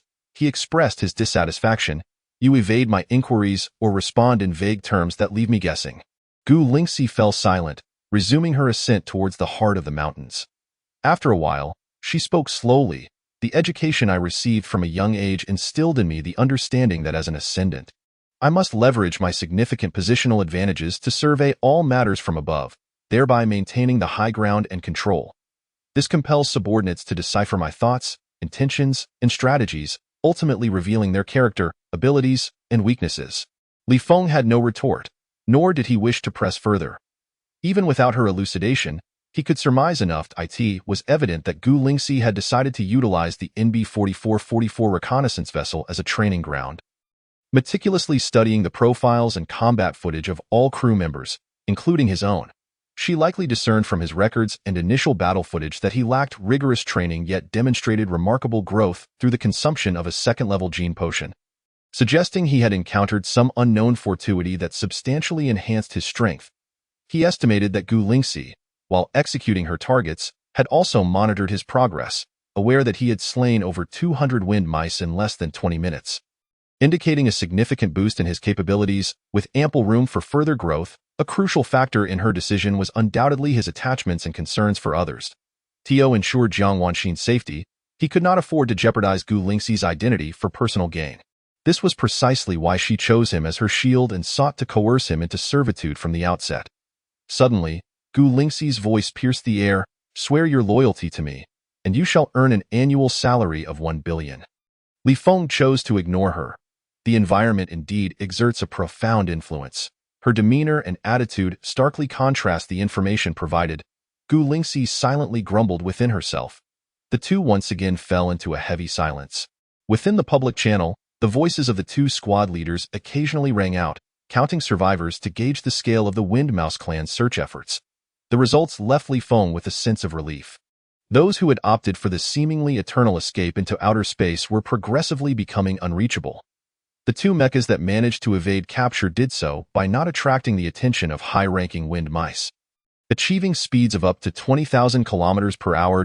In just over 10 minutes, they could breach the atmosphere and enter the vast expanse of space. In contrast, the multifunctional military suits, with a maximum speed of merely over 1,000 km per hour, required over 2 hours to escape the atmosphere. This life-bearing planet's stratosphere began at around 15 kilometers in altitude, with virtually no clouds obscuring visibility. The area of attack was not extensive, with the superior vision of the high-ranking wind mice. Escaping would require an extraordinary stroke of luck should they commence a full-scale search. Guided by the map provided by the miniature surveillance device, Gu Lingxi flew into a cave situated mid-cliff. Li Feng frowned slightly, perceiving this hiding spot as less than ideal. The primary concern was that while the cliffside boasted a scattering of shrubs and small trees stubbornly growing from rock crevices, the coverage was scant. The cave's entrance was fully exposed, and should the wind mice initiate a widespread search, it was highly probable they would discover this hideout. Concealing themselves here seemed far less prudent than seeking refuge in a thicket or hollow. Yet, as the words formed on his lips, he swallowed them back. Gu Lingxi was certainly not dim-witted. She could not be oblivious to the considerable flaws of this cave. As he had anticipated, Gu Lingxi produced a device the size of a shoebox and placed it at the cave's center. After a series of operations, a beam of light radiated outward. Li Feng had intended to inquire about this piece of cutting-edge technology, but quickly opted for silence. Recalling Gu Lingxi's nature, he surmised it was likely a small-scale simulator capable of replicating the current environment and possibly possessing the formidable ability to shield against detection. Only in this manner could the cave's significant shortcomings be entirely mitigated. Soon, Gu Lingxi produced an intelligent robot for cleaning and organizing, a multifunctional single bed, a high-end audio system, and an aroma diffuser. Li Feng was left speechless. It was no wonder she hailed from an esteemed family. Even in a life-or-death situation, she maintained such standards. Remain here in the cave, do not venture outside, and do not disturb me with noise. Keep a close watch on the map transmitted by the miniature surveillance device. Should any high-ranking wind mice enter the monitored area, notify me immediately. Gu Lingxi commanded Li Feng before settling cross-legged on the single bed. Swiftly entering a meditative state, Li Feng sat on the ground, retrieving an energy biscuit from his pocket, crumbling it and swallowing it down. He then accessed the map scanned by the miniature flying device. Vigilantly monitoring any movements within the surveillance radius, he patiently awaited the wind mice's expansive search. With the micro-surveillance device covering a radius of 1,000 kilometers and the simulator potentially masking their presence, the imminent large-scale search by the wind mice presented an optimal opportunity for him to venture out to hunt and accrue attribute and military merit points. As for Gu Lingxi's admonition against venturing outside, he disregarded it entirely. Their relationship was one of collaboration, not subservience. Chapter 11. Counterhunt. The efficiency of the wind mice was rather lackluster. After more than 2 hours of waiting, Li Feng finally observed changes on the map. Within the coverage of the surveillance device, numerous wind mice emerged from their gathering spots, beginning to spread out and search. The mountain range they occupied was evidently a focal point of their search efforts. Within the monitored area, most of the wind mice were converging towards the mountains from various directions, while outside the coverage, more wind mice continued to gather. The displayed quantity of wind mice on the surveillance device surged alarmingly. A sight that sent chills down his spine. Damn it, they discovered us. I might need to make an early exit. Take care, brothers. A voice from a squad member suddenly echoed. The large-scale search by the wind mice had undoubtedly commenced. My luck has always been good. I don't foresee any issues this time either. Let the betting begin. We have 215 survivors remaining. Will the count after this large-scale search be above or below 100? I am betting on below 100, one declared. Damn it, I'm bored out of my mind. I should have brought a player along. Those two bastards who escaped in their mechas better sing a few songs for me. The public channel erupted with lively chatter, devoid of any atmosphere of fear or tension. These were individuals who viewed life and death with indifference, reckless enough to confront their fates. Yet, the one truly exhilarated by the gathering throngs of wind mice was Li Feng, who felt an undeniable thrill coursing through him. After waiting for more than half an hour, voices of teammates bidding farewell echoed incessantly in the public channel. The wind rat tribe pouring into the mountains had already surpassed 1 million and was still rapidly gathering. Li Feng could no longer restrain himself. Ensuring that no wind rats flew over the cliff, he swiftly darted out from the cave. A glance back confirmed his expectations. The cave entrance had transformed into a sheer rock face, seamlessly blending with the surroundings, revealing not the slightest flaw. Beep, beep, beep. The moment he departed from the cave entrance, Gu Lingxi received a notification from the intelligence brain. She furrowed her delicate brows, interrupted her cultivation, and connected to Li Feng's communication, displeased. Did I not instruct you not to leave the cave? Li Feng ignored her, deftly dodging aerial patrols and those micro-drones unable to detect the power levels of wind rats, which were at least level 20 and above. As he swiftly traversed the forest, "Do you even know what you are doing? Come back immediately. You have 3 seconds. If you do not return, I will terminate our cooperation and shut down the real-time map shared with you." Gu Lingxi was instantly alarmed. She knew that those who voluntarily joined the reconnaissance ship of the F District Border Defense Forces were mostly reckless individuals indifferent to life and death. Such people could commit unexpected acts in critical moments. Yet, Li Feng, who evidently had attachments, should have been an exception. It was precisely for this reason that she had chosen him. To her astonishment, Li Feng was equally insane. He could have safely weathered the crisis while hiding in the cave, yet he chose to court death by rushing outside. Li Feng had no intention of looking back. He did not believe that Gu Lingxi would dare to act as she threatened, because if she truly did, he would not hesitate to lead the wind rat tribe to the cave entrance. Hurry back. Regarding military merit, I will provide you with satisfactory compensation afterward. Gu Lingxi indeed dared not revoke Li Feng's access to the surveillance equipment, her tone softening considerably. She was also a unique case aboard the NB-4444 reconnaissance ship. She had joined the NB-4444 reconnaissance ship only because her level had been stuck at 19 for several months without breaking through the barrier of level 20. The reason given by her teacher was a lack of experience and enlightenment born from life and death. After much contemplation, she had concealed her identity to join a reconnaissance ship. It was not that she was indifferent to life and death, nor did she possess the mindset of if I die, I died out, I apologize. It is not just about military merit. More importantly, in that previous battle, I did not satiate my thirst for killing, Li Feng finally responded. Gu Lingxi was left dumbfounded. Joining a reconnaissance ship could actually lead to a thirst for blood. However, what mattered more at this moment was not this. She exclaimed angrily, "Your thirst for killing is irrelevant to me. But your disobedience now has already angered me. If you do not return, not only will you bear the consequences, but your wife on planet F-369 will also have to bear the consequences." "Are you threatening me?" Li Feng suddenly halted. Gu Lingxi bit her red lip, and after a few seconds, sighed softly. "If discovered by high-level wind rats, there is no way for you to escape. Moreover, if there are any among the high-level wind rats capable of soul-searching techniques, my location will be utterly exposed. Not to mention, the Windrat tribe is not lacking in adept trackers. Even after several hours, they might trace you through scent, traces, or energy. You taking such a reckless step and leaving traces is far too dangerous. I will not return to the cave. If I am truly targeted by high-level Windrats, an escape is impossible. I will choose to end my own life. Li Feng retreated a step and resumed his speed. Jiu Lingzi had no words left to say. She attempted to regain her composure and continue her cultivation, but could not settle her mind. All she could do was pull up the map, filled with frustration, and monitor Li Feng's movements, hoping he would remain unharmed, or perhaps, if he did get targeted by high-level Windrats, he would truly choose to end his life as promised.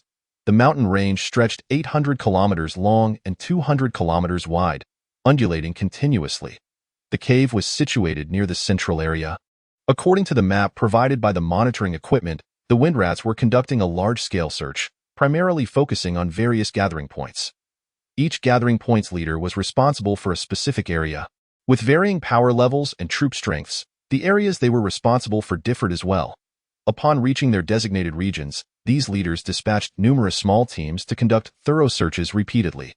Approximately 10 kilometers from the cave, Li Feng located the first Windrat squad based on the map provided by the monitoring equipment. This squad consisted of only 12 members, led by a captain who was merely level 6. While the rest were only level 3 or 4. At that moment, they were searching amidst a pile of rubble. Li Feng concealed himself behind a towering tree, intently observing the map. As soon as the patrolling Windrats in the air departed, he suddenly accelerated towards the unsuspecting Windrats. Not good. Enemy attack. The level 6 Windrat was the first to notice Li Feng. He took out a bamboo tube that appeared to emit a signal. But before he could use it, Li Feng had already closed in. With a swift motion of his hand, an energy bullet shot forth, instantly piercing through the opponent's skull. Ding. You have killed an enemy, earning attribute points 0.39. The system notification sounded just as Li Feng reached another Windrat. He slashed it down while simultaneously raising his right arm to shoot an energy bullet at a Windrat attempting to flee. Attribute points 0.18, 0.21, 0.19. The system notifications continued to ring. In the blink of an eye, all 12 Windrats had been slain or shot down. He received a total of 2.51 attribute points. Without lingering, he evaded the aerial Windrat surveillance while flying towards the next target squad in the cave. Upon seeing the 12 Windrats lose their life signatures on the map, Li Feng set off again. Gu Lingxi's head throbbed. How could this fellow, who had only executed a reconnaissance mission once before, have developed such a strong thirst for killing? And it seemed to be quite severe. He had just slain 12 in one breath and was still not satisfied. Little did she know, as long as there were enemies to kill, Li Feng's thirst for blood would never be quenched on the other side. Li Feng continued his methodical approach, patiently avoiding the aerial Windrat surveillance. He located a second suitable target for ambush. This squad was similarly weak, with the strongest member only at level 7. Striking suddenly, the battle was concluded in an instant. Another 2.62 attribute points were earned. Following this, he targeted the third squad, the fourth, and the fifth. After dealing with the fifth squad, Li Feng's available attribute points had increased to 15.12, sufficient to elevate the remaining 4 attributes above 10 points each. Chapter 12. Continuous breaches. Li Feng found a secluded spot and focused his mind. His physique, strength, endurance, and spirit. These 4 attributes, all below 10 points, instantly rose to 10 points. The available attribute points decreased to 5. 5. Ding. Your attributes have reached 10 points, granting you the ability to teleport. The system notification echoed in his mind. Teleportation. Level 1. Can instantaneously reach any location within sight and perceptual range. Unaffected by any material or energy constraints, usable once per day. Each level increase doubles usage. Infinite attribute system host. Li Feng attribute points, 5.5 physique, 10 strength, 10 endurance, 10 agility, 38. 5 spirit, 10 ability. Armor break level 1, teleportation level 1. Li Feng was left astounded. This system was simply astonishing. The armor break alone made him feel invincible, and reaching level 10 meant he could disregard any form of defense. Regardless of the individual, material, or defensive measures, everything would crumble before him like thin paper. Teleportation was even more explosive. The ability to reach any location within his line of sight and perceptual range was not uncommon, as even the weak human Federation had individuals with teleportation abilities. What truly set this apart was the lack of a usage time limit and immunity to any material or energy constraints. With just a few more level increases, combined with armor break, it would become a nightmare for any enemy, in the face of formidable foes or when trapped. It would serve as a divine means of escape. With this ability activated, he took off from his position. Taking a deep breath, he made an effort to calm down and refocus on reality. Instead of continuing to search for wind rat squads, he avoided those above level 20 and the aerial wind rat surveillance, progressively advancing towards the western side of the mountain range. He was not foolish. He knew that the wind rats he had slain would soon be discovered, potentially attracting a swarm of level 20 and above wind rats to hunt him down in the cave. Gu Lingxi observed as Li Feng stealthily moved westward and felt slightly reassured. After a moment of hesitation, she still expressed her discontent. You have already killed 60 or 70 wind rats. You should have had your fill of killing by now. It's only just begun, Li Feng replied nonchalantly. Only just begun? Gu Lingxi was taken aback, then furiously exclaimed. I do not care how many you need to kill to feel satisfied. Return to the cave immediately and do not continue to test my patience. Li Feng dismissed her words. 10 seconds, 20 seconds, 30 seconds. Gu Lingxi gritted her teeth in frustration, her chest heaving with anger. She felt an overwhelming urge to slam her head against the cave wall, hoping Li Feng would understand just how furious she was. Damn it. You want to seek death, but don't involve me. Finally unable to suppress her emotions, she trampled the elegance, composure, and grace expected of the scion of an ancient prominent family. Unable to refrain from cursing. If you keep killing like this, even if you keep changing areas and positions, you will eventually provoke high-level wind rats who will come to join the search. Silence enveloped her ears. There was still no response. I do not wish to perish. Could you perhaps refrain from such madness? After a considerable time, Gu Lingxi could no longer suppress a sigh. Li Feng elucidated. I too have no desire to die. Once I complete this round, I shall seek you out so we can depart from this mountain range and journey towards the forest, 300 kilometers to the east. Gu Lingxi, feeling exasperated, retorted, Did you not promise to refrain from returning to the cave? If you wish to go to the forest, you may do so alone, Li Feng replied candidly, without the maps provided by the surveillance equipment. The risks are far too great. Surviving is no easy feat. I can only shamelessly go back on my word. Gu Lingxi, infuriated, felt a pang of discomfort but held her temper in check. She had come to realize that this man was obstinate and only responded to gentleness. If she exerted even a hint of dominance, he would become even more defiant. Very well, however, you must promise that once we escape to the forest, you will heed my commands and cease any further assaults on the Wind Mouse tribe. After adjusting her emotions and weighing the pros and cons, she made a concession. Agreed. Li Feng responded decisively. Gu Lingxi furrowed her brows slightly. I feel as though you are merely placating me, Li Feng replied nonchalantly. If you are willing, you may squander a contract scroll to have me sign the relevant terms. Very well, Gu Lingxi, feeling relieved, immediately set about retrieving her intelligent robot and various instruments, drafting the contract content in advance. Li Feng, having said all he needed, continued his journey westward. After spending half an hour, he successfully arrived at his destination. The Wind Mouse tribe commenced a large-scale search. Many of their members had already been discovered and met with annihilation. Their numbers were steadily dwindling. Only Li Feng, utilizing the surveillance equipment provided by Gu Lingxi, had transformed from prey into hunter. Before long, he identified a relatively weak team and swiftly launched an attack. One after another, he dispatched the second, third, and fourth squads of the Wind Mouse tribe, resolutely eliminating 5 small teams in succession. He then patiently made his way northward through the mountains and subsequently eastward. After enduring numerous hours of back and forth, Li Feng finally returned to the cave. Though it had been a troublesome endeavor, the rewards were equally substantial. The Wind Mouse tribe that had fallen to him numbered 2 to 300.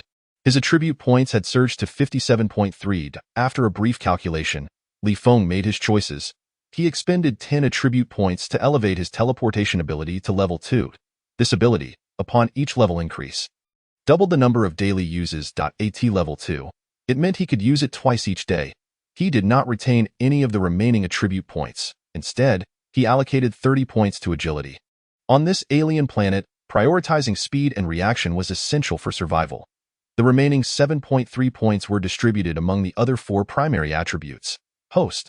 Li Feng attribute points: 0 Constitution, 12 Strength, 11, 7 Stamina, 12 Agility, 78.5 Spirit, 11.6 Ability. Armor Piercing Level 1, Teleportation Level 2 average attribute points had risen to 25.2, equating to a strength level of approximately 13. Sign here. Gu Lingxi extended a pre-drafted contract scroll to Li Feng.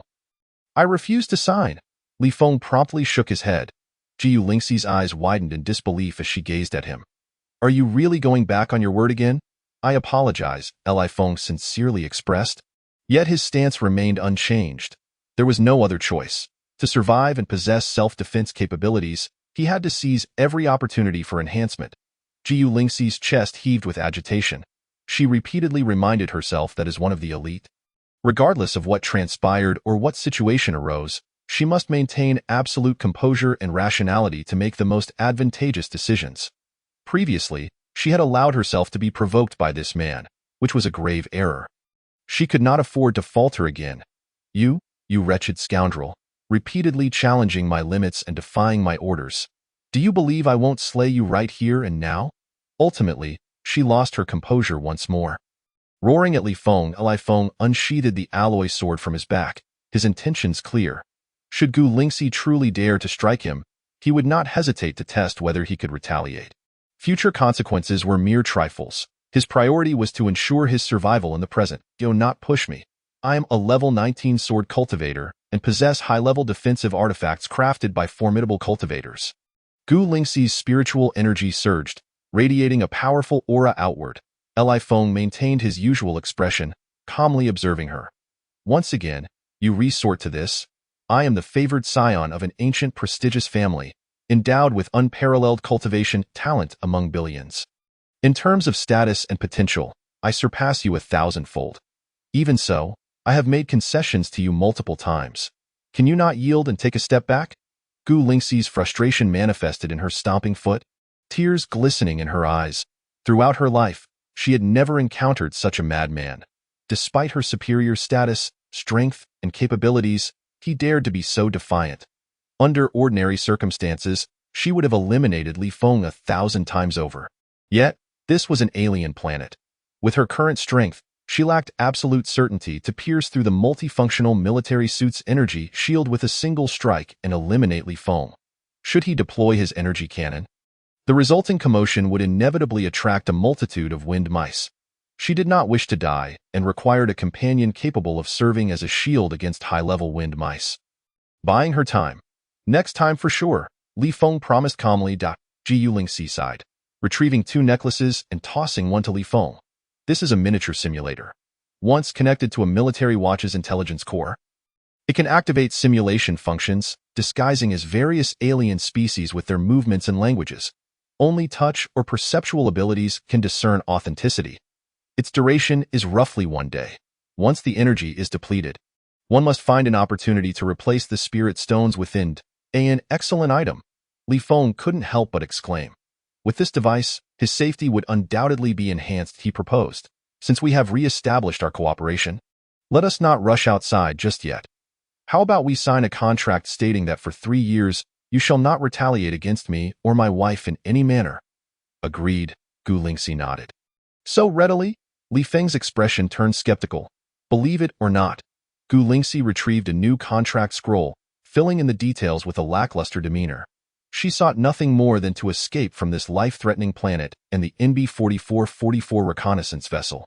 Such a craft, capable of assimilating an ordinary individual into madness in a short time, was utterly terrifying. Chapter 13. A moment of calm. Having successfully signed the contract, Li Feng tucked the scroll into the pocket of his military suit. He replaced the energy stone in his multifunctional suit, allowing the intelligence core to connect with the miniature simulator before signaling Gu Lingxi to proceed. Maintain the same speed as me, Gu Lingxi commanded, beginning to survey the distribution of wind mice nearby. Remembering Li Feng's volatile temperament, she patiently explained, all wind mice are divided into small teams for searching. Only those in the air, responsible for monitoring, Vary in number. Starting from the ground would easily raise suspicion among the Wind Mouse teams. It would be more prudent to disguise ourselves as those monitoring from above. This way, we can avoid detection by high-level wind mice while ensuring our speed does not exceed the simulator's capacity to provide real-time imagery. Li Feng nodded. Previously, he had found Gu Lingxi's supposed superior demeanor and attitude quite distasteful. Now, however, he began to feel that she was being overly verbose. Her detailed explanations left him with a sense of insult to his intelligence. Seizing an opportunity, Gu Lingxi swiftly stored away the instruments for simulation and perception shielding. Leading the way out of the cave, Li Feng followed closely behind. The two quickly mingled into the open air, presenting the appearance of patrolling, evading high-level wind mice as they flew eastward towards the forest. Their speed was not swift, hovering around 200 to 300 kilometers per hour. Only when they had cleared the mountain range and the number of high-level wind mice had significantly diminished did Gu Lingxi begin to accelerate. When they were still over 100 kilometers from the forest, they gradually descended, seeking a place to hide. This distance was approaching the limits of the monitoring equipment's coverage. To ensure safety, Gu Lingxi had previously commanded the miniature flying devices to shift eastward via the intelligence core. However, these devices moved slowly, far less swiftly than their own flight. Thus, they could only find a place to wait.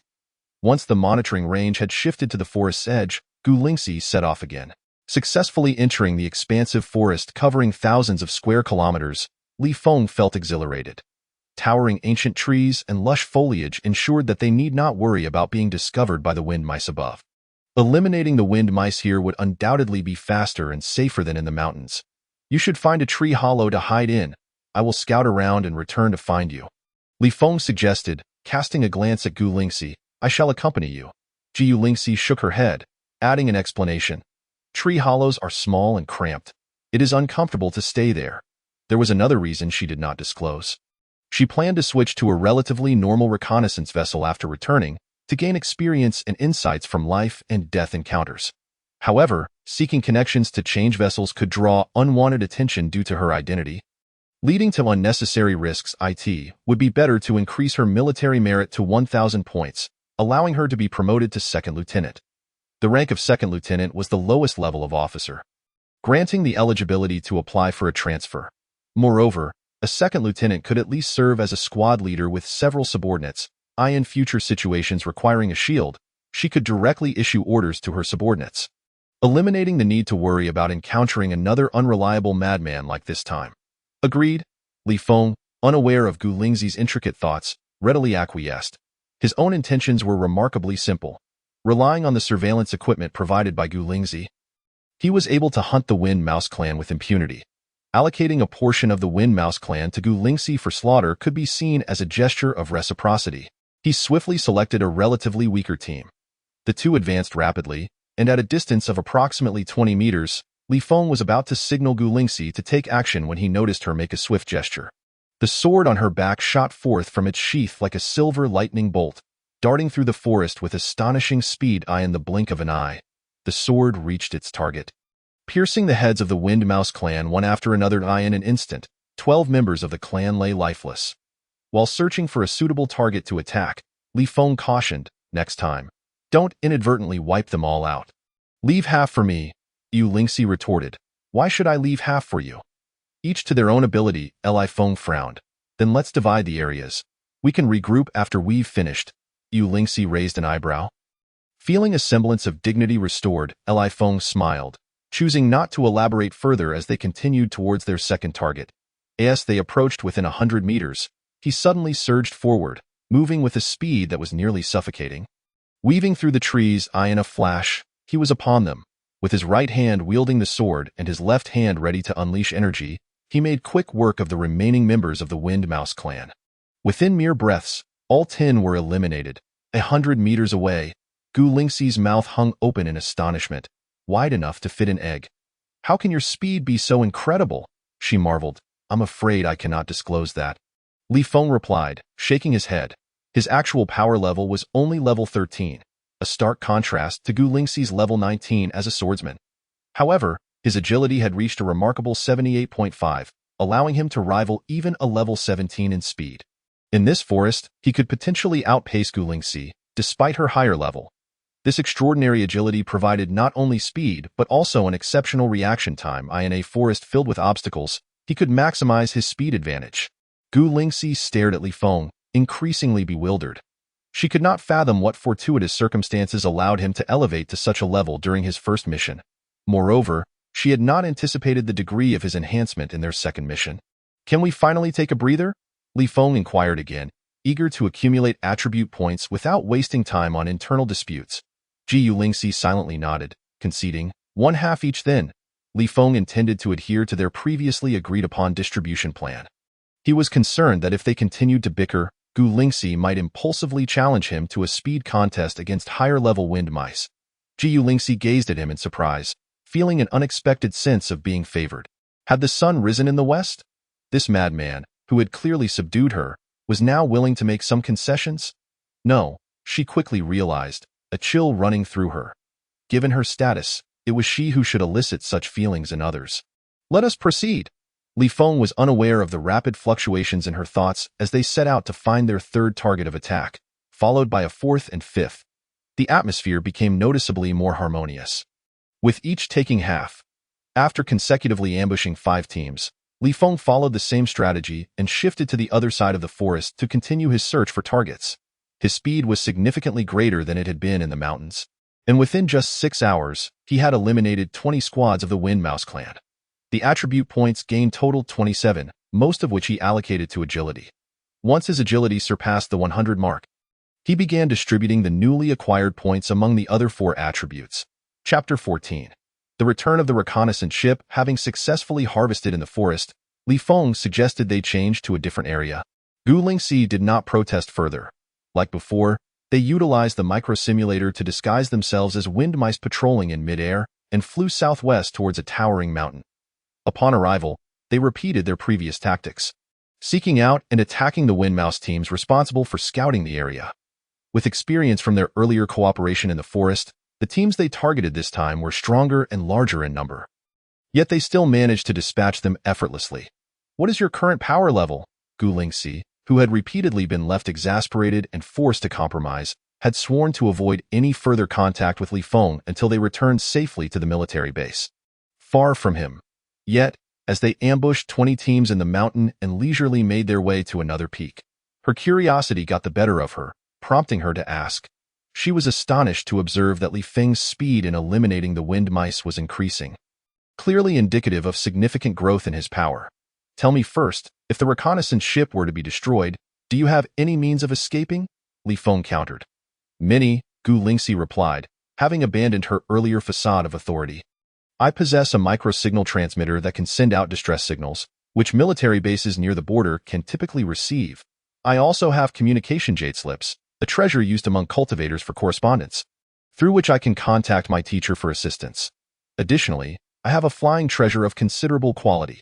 If I can break through to level 20 and achieve the first round of life evolution, I could traverse the stars and return to the military base, although it would take considerable time. Li Feng was speechless. In a wonder, she could maintain a demeanor akin to a leisurely vacation even in perilous situations. With so many escape options available, he could sip wine while slaying foes, displaying a grace that surpassed even Gu Lingxi's. Calculating his average attributes, he realized they had reached 40 points as of now. My power level is roughly around level 15, he stated. Jiu Lingxi stared at him, her mind racing with disbelief. Absurd. With her experience, she found it hard to comprehend how a person who had only consumed a bottle of second-level genetic potion could elevate to level 15 in less than a month and a half. Unable to suppress her curiosity, she pressed further. Why has your power level increased so rapidly? Li Feng responded, puzzled. With your knowledge and intellect, you should realize it would be foolish of me to divulge such information. Unable to resist, she inquired, what happened? While maintaining her bravado, she felt increasingly embarrassed and resolute in her decision to distance herself from this madman. This man could not only shatter one's composure but also induce a sense of foolishness. There's only this one place left. Upon entering the majestic mountain, Li Feng sighed deeply. The reconnaissance ship's extensive assault covered an area with a diameter of only about 4,000 kilometers. The Wind Mouse's search radius was similarly restricted. While there were numerous potential hiding spots, only the perilous, expansive mountains and forests were suitable for his counterhunts. Once they finished harvesting in this mountain, he and Gu Lingxi would need to find a place to hide completely. Attention! Communication has been re-established with reconnaissance ship NB-4444. The AI's notification suddenly interrupted his thoughts. Fantastic! The reconnaissance ship had not been destroyed, Gu Lingxi rejoiced. Although she possessed various escape methods, she had yet to perceive any signs of breaking through level 20, indicating her experiences and insights into life and death were evidently insufficient. Being able to leave through conventional means would facilitate her continued training within the military. Li Feng also felt a wave of relief. With escape routes primarily in Gu Lingxi's hands, he had been somewhat apprehensive. Now that the reconnaissance ship was safe, that concern dissipated. He immediately accelerated towards their first designated target for ambush. To prevent high-level wind mice from lurking or searching in outer space. The reconnaissance ship remained stationed 200 million kilometers away from planet F2-5858. Captain Bu Qianzhang's voice resonated through the communicator. Next, the reconnaissance ship will utilize the advantage of its scanning equipment to conduct a circumstantial search. Gradually approaching planet F2-5858. Please remain patient for further updates, Bu Qianzhang. You coward. It took you over a day to return, Li Feng cursed inwardly. Had he narrowly escaped? Don't celebrate too soon. Even if no high-level wind mice are lying in wait in outer space, the reconnaissance ship will still require at least a day to complete its risk assessment and reach planet F2-5858. The wind mice were still conducting large-scale searches, leaving room for discovery to so boring. Brothers in the control room, can someone send over some videos to pass the time? The public channel buzzed with activity again. Including the two mechs, only 52 survivors remained, and that number was far from guaranteed to hold until the end. As the reconnaissance ship's signal only reached planet F2-5858 while the scanner was still unable to scan the planet itself, in other words, a group of combatants remained utterly oblivious, with no knowledge of the wind rat tribe's distribution or the locations of higher-level wind rats. Li Feng focused intently on reaching the site of the first attack. There were a total of 25 wind rats, the strongest among them reaching level 8. Silently and stealthily, they approached within 50 meters. And the two of them launched their assault simultaneously. Leveraging his superior speed and reflexes, Li Feng swiftly resolved his share of the task. Gu Lingxi was not slow either. After a brief wait of 5 or 6 seconds, she followed suit and concluded her battle. The duo set off once more, skillfully avoiding the wind rats patrolling overhead as they made their way to the second target. The third team, the fourth team, the fifth team, after expending over 10 hours, they successfully dealt with 20 teams in succession. The vast search area no longer contained suitable mountains and forests for counterhunting. Disguising themselves as wind rats, they returned to the cave where they had initially hidden. Once everything was arranged, Gu Lingxi sat on her bed, engrossed in her cultivation. Li Feng found a dry spot to sit down and access the system for a review. Host. Li Feng attribute values: 0 constitution, 40 strength, 39 stamina, 41 agility, 100 spirit, 39 ability. Armor breaking level 2, teleportation level 2. This mission had undoubtedly yielded substantial rewards for him. Not only had his average attribute values risen to 51.8, barely qualifying him for level 16, but he had also acquired the ability of teleportation, advancing it to level 2. Furthermore, he had expended an additional 10 attribute points to elevate his armor-breaking ability to level 2, which allowed him to disregard 20 of the target's defense. A day later, the extensive search by the wind rats continued, but after 3 days, the intensity had noticeably diminished. The NB-4444 reconnaissance ship finally approached planet F2-5858 amidst the ongoing search operations. The scanning equipment aboard the reconnaissance ship proved significantly more effective than Gu Lingxi's monitoring devices. The scan results indicated that only one wind rat at level 35 and over 30 others above level 20 were involved in the extensive search. The higher-level wind rats that had arrived through spatial rifts to provide support had evidently departed. Captain Bu Qianzhang swiftly formulated an evacuation plan. The team members, using the map provided by the scanning equipment, skillfully avoided the searching wind rats and gathered outside the extensive search area. Under the protection of the reconnaissance ship and 2 mechs, they awaited the right moment to withdraw. Chapter 15. Delivering a fruit basket. The evacuation proceeded smoothly. With the map from the reconnaissance ship scanner, everyone easily evaded the monitoring and search teams of the wind rats, successfully gathering outside the extensive search area. The 2 mechs that had escaped into outer space returned to provide cover and ensure a safe retreat. The reconnaissance ship also descended to a height of approximately 100 kilometers. At this point, the crisis was effectively averted. Even if they were discovered at this moment, it would take 20 minutes for the level 35 wind rat to report. Allowing higher-level wind rats to arrive through spatial rifts at a height of 100 kilometers, the multifunctional military uniforms could reach the location in 5 to 6 minutes. With only one level 35 wind rat and the reconnaissance ship alone, they could easily suppress the situation. Not to mention the two mechs, which were equivalent to level 25, providing cover and rear guard. After a short while, including the two mechs, 47 survivors successfully returned to the reconnaissance ship's combat readiness zone. Of the more than 500 combatants, over 90% had perished. The reconnaissance ship did not linger, continuously ascending and accelerating away from the life-bearing planet. Good lad, congratulations on surviving once again. Liang Qingyong jumped down from the mech and greeted Li Feng. Congratulations to you too, Li Feng replied with a smile. That you're quite lucky. That kid Wei Peng was killed in action. You've only participated in 2 missions, and you can already be promoted to squad leader. Liang Qingyong remarked. Li Feng smiled, but did not respond. He was not only on the verge of being promoted to squad leader, he was almost certain to attain the position of team leader, with an over 80% chance of becoming a battalion leader. Based on his estimations, he had earned at least 2,000 military merit points from this mission alone. Coupled with the military merit from his first mission, he could achieve the rank of second lieutenant. The last mission had already incurred significant losses aboard the NB-4444 reconnaissance ship, with all team leaders from the 235th Squadron perishing and only a little over 100 surviving from more than 500 combatants. This mission was even worse, with 3 out of 5 squad leaders killed and battalion leader Zhuang Yuenda also falling in battle. Of the more than 500 combatants, fewer than 50 survived. Both Liang Qingyong and the other surviving squad leader from the second team were newly appointed and had just attained the rank of first lieutenant. Though they could earn considerable military merit points from the initial deployment task involving the Windrat internal spies, it would be challenging to reach the rank of second lieutenant. In terms of internal promotions to battalion leader, Li Feng, with the highest military rank, would undoubtedly surpass both of them. The reason for the only 80% chance was that if a 3-star or higher second lieutenant applied for a transfer, they could seize his battalion leader position. It was all left to luck. Li Feng was quite eager for the promotion to battalion leader. The higher the military rank, the greater the freedom.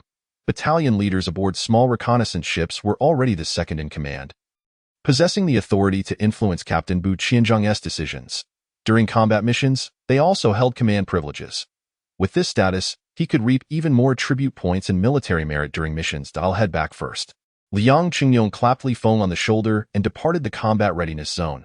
Li Feng followed suit, returning to his quarters. Each mission's conclusion marked a time of profound change.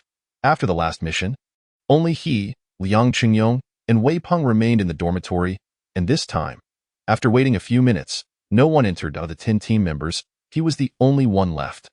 After a brief moment of daze, he cleared away the loneliness and melancholy in his heart, adjusted his mindset, and instructed the smart brain to organize the combat footage. He did not report it but, as agreed, first sent it to Gu Lingxi. Before long, Gu Lingxi sent a video communication request. When Li Feng connected, she inquired, I need to reach the military base. I can contact the outside world afterward, and only then can I find someone to modify this combat video. It will take several hours, is that all right? No problem, Li Feng replied nonchalantly, as it merely meant he would know the military merit points a little later. Gu Lingxi asked again, have you forgotten something? I haven't forgotten. Li Feng shook his head. Gu Lingxi reminded, think again. I'm tired. Let us leave it at that. Li Feng decisively cut off the video communication. He knew Gu Lingxi was waiting for him to proactively return the micro-simulator.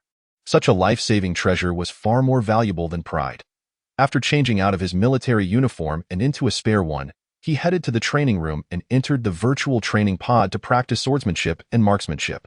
Compared to the training helmet he had exchanged for 100 military merit points, training in the pod allowed for the setting of various scenarios, environments, and enemies, along with a semi-sleep function to alleviate physical and mental fatigue. He practiced for an entire day. The smart brain notified him that the reconnaissance ship had arrived at the military base and officially entered a month-long inspection and rest period. Li Feng concluded his training, making his way to the hatch while instructing the smart brain to bring up the military base's shopping platform. With his remaining 39 military merit points, he exchanged for an upscale fruit basket. "Brothers, I'm taking you all out for some fun. Eating, drinking, and gambling will all be on me." "Who's in?" Liang Chengyong's voice echoed in the squad channel. Me, count me in. I'm going, except for Li Feng, who replied that he would not go. The remaining 7 members of the third squad responded enthusiastically. Upon reaching the hatch, however, Li Feng did not leave but stood guard at the entrance point one by one. The fleet members began to exit. "Really not going? This is a tradition passed down through our reconnaissance ship. If you don't come to witness it, how will you take your subordinates out for fun in the future?" Liang Qingyong approached the hatch with 17 members. Next time, Li Feng still shook his head in refusal. Liang Qingyong did not press further and led the 7 members away from the reconnaissance ship. After waiting a few more minutes, a drone delivered the fruit basket Li Feng had ordered. The packaging was quite exquisite, featuring several rare varieties, but it totaled only 6 or 7 kilograms. The price was somewhat outrageous. 39 military merit points equated to 3,900 credits. He carried the fruit basket toward Gu Lingxi's room. He had specifically waited by the hatch, not for the fruit basket to arrive, but rather to ensure Gu Lingxi did not leave the reconnaissance ship. Wasting those 39 military merit points, upon reaching the female soldier's dormitory, Li Feng pressed the doorbell. Inside, Gu Lingxi was engaged in her cultivation. As the sole female soldier aboard the NB-4444 reconnaissance ship. She occupied the entire dormitory alone, which was more spacious than those with independent rooms. Hearing the doorbell, she felt a twinge of confusion. She paused her cultivation and instructed her smart brain to display the outside footage. Upon seeing Li Feng standing at the door with a fruit basket, her confusion deepened. She could not fathom why he had come. Was he there to commit robbery? Yet, upon reflection, it seemed amiss. Despite being somewhat eccentric, he was evidently a clever madman. Aware of her status, he had shown no signs of coveting anything, even when on an alien planet, let alone now that they had returned to the military base. After hesitating for a moment, she retrieved a small defensive device, approximately 50 centimeters in size, setting it to activate its energy shield if anyone approached within 1 meter. Feeling considerably more secure, she also possessed high-level defensive talismans crafted by skilled cultivators. With this small defensive device, she had double protection. Even in the event of an attack from high-level alien beings, she could temporarily withstand it. Only then did Gu Lingxi notify her smart brain to open the door. "Having purchased an assortment of fruits, I am bringing them to you. Each one is a meticulously selected delicacy from an alien world." Li Feng entered with a cheerful smile, shaking the fruit basket in his hand towards Gu Lingxi. In an instant, a long sword appeared in Gu Lingxi's grasp. She sprang to her feet, fixated on Li Feng, bracing herself for confrontation. The individual before her could not possibly be the genuine Li Feng. Most likely, a high-ranking alien had infiltrated the reconnaissance vessel, attempting to seize control of all crew members to dominate the ship.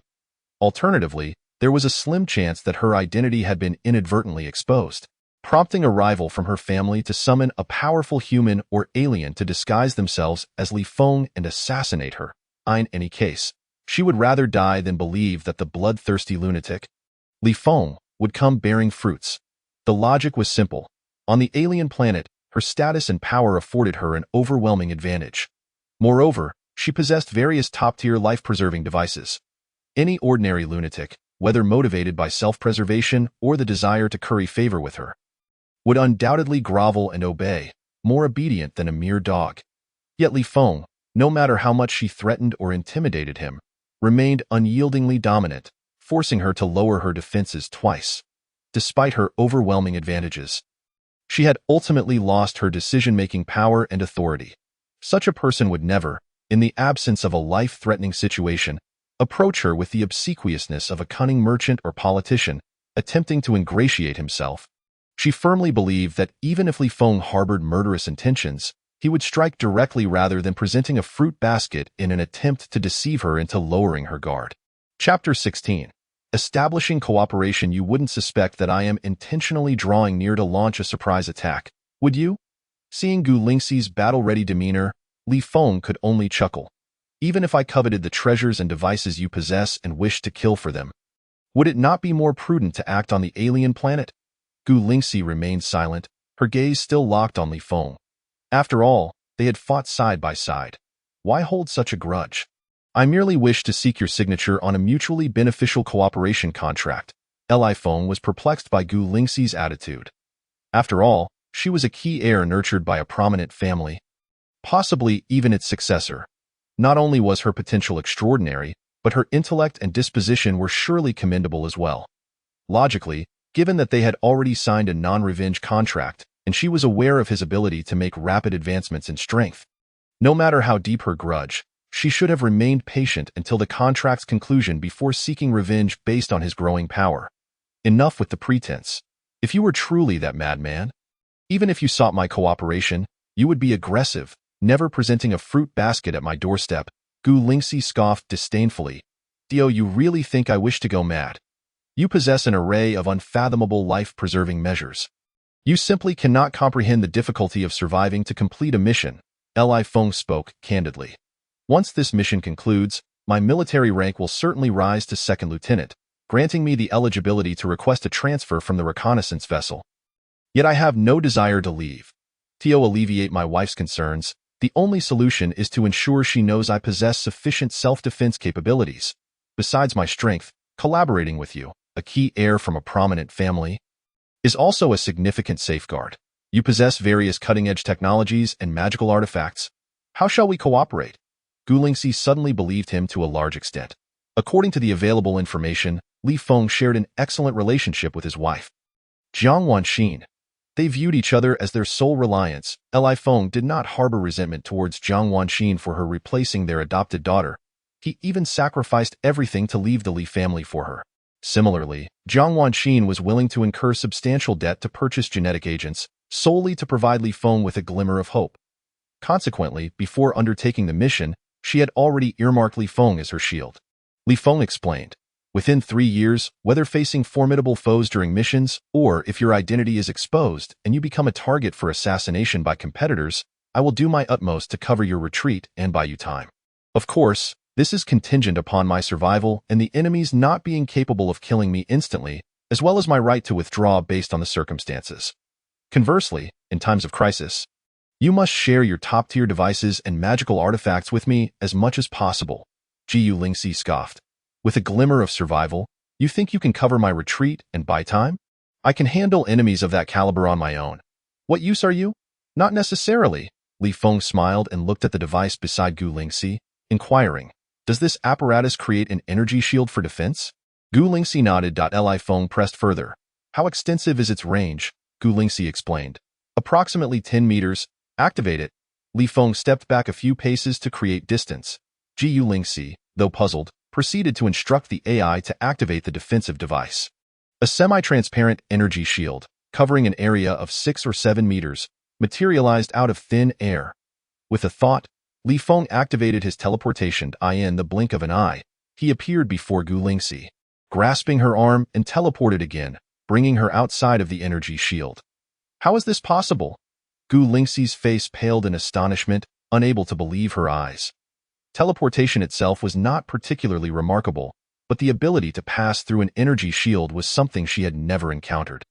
With this ability alone, should a powerful alien capture me using similar means, I could easily help you escape. Li Feng continued.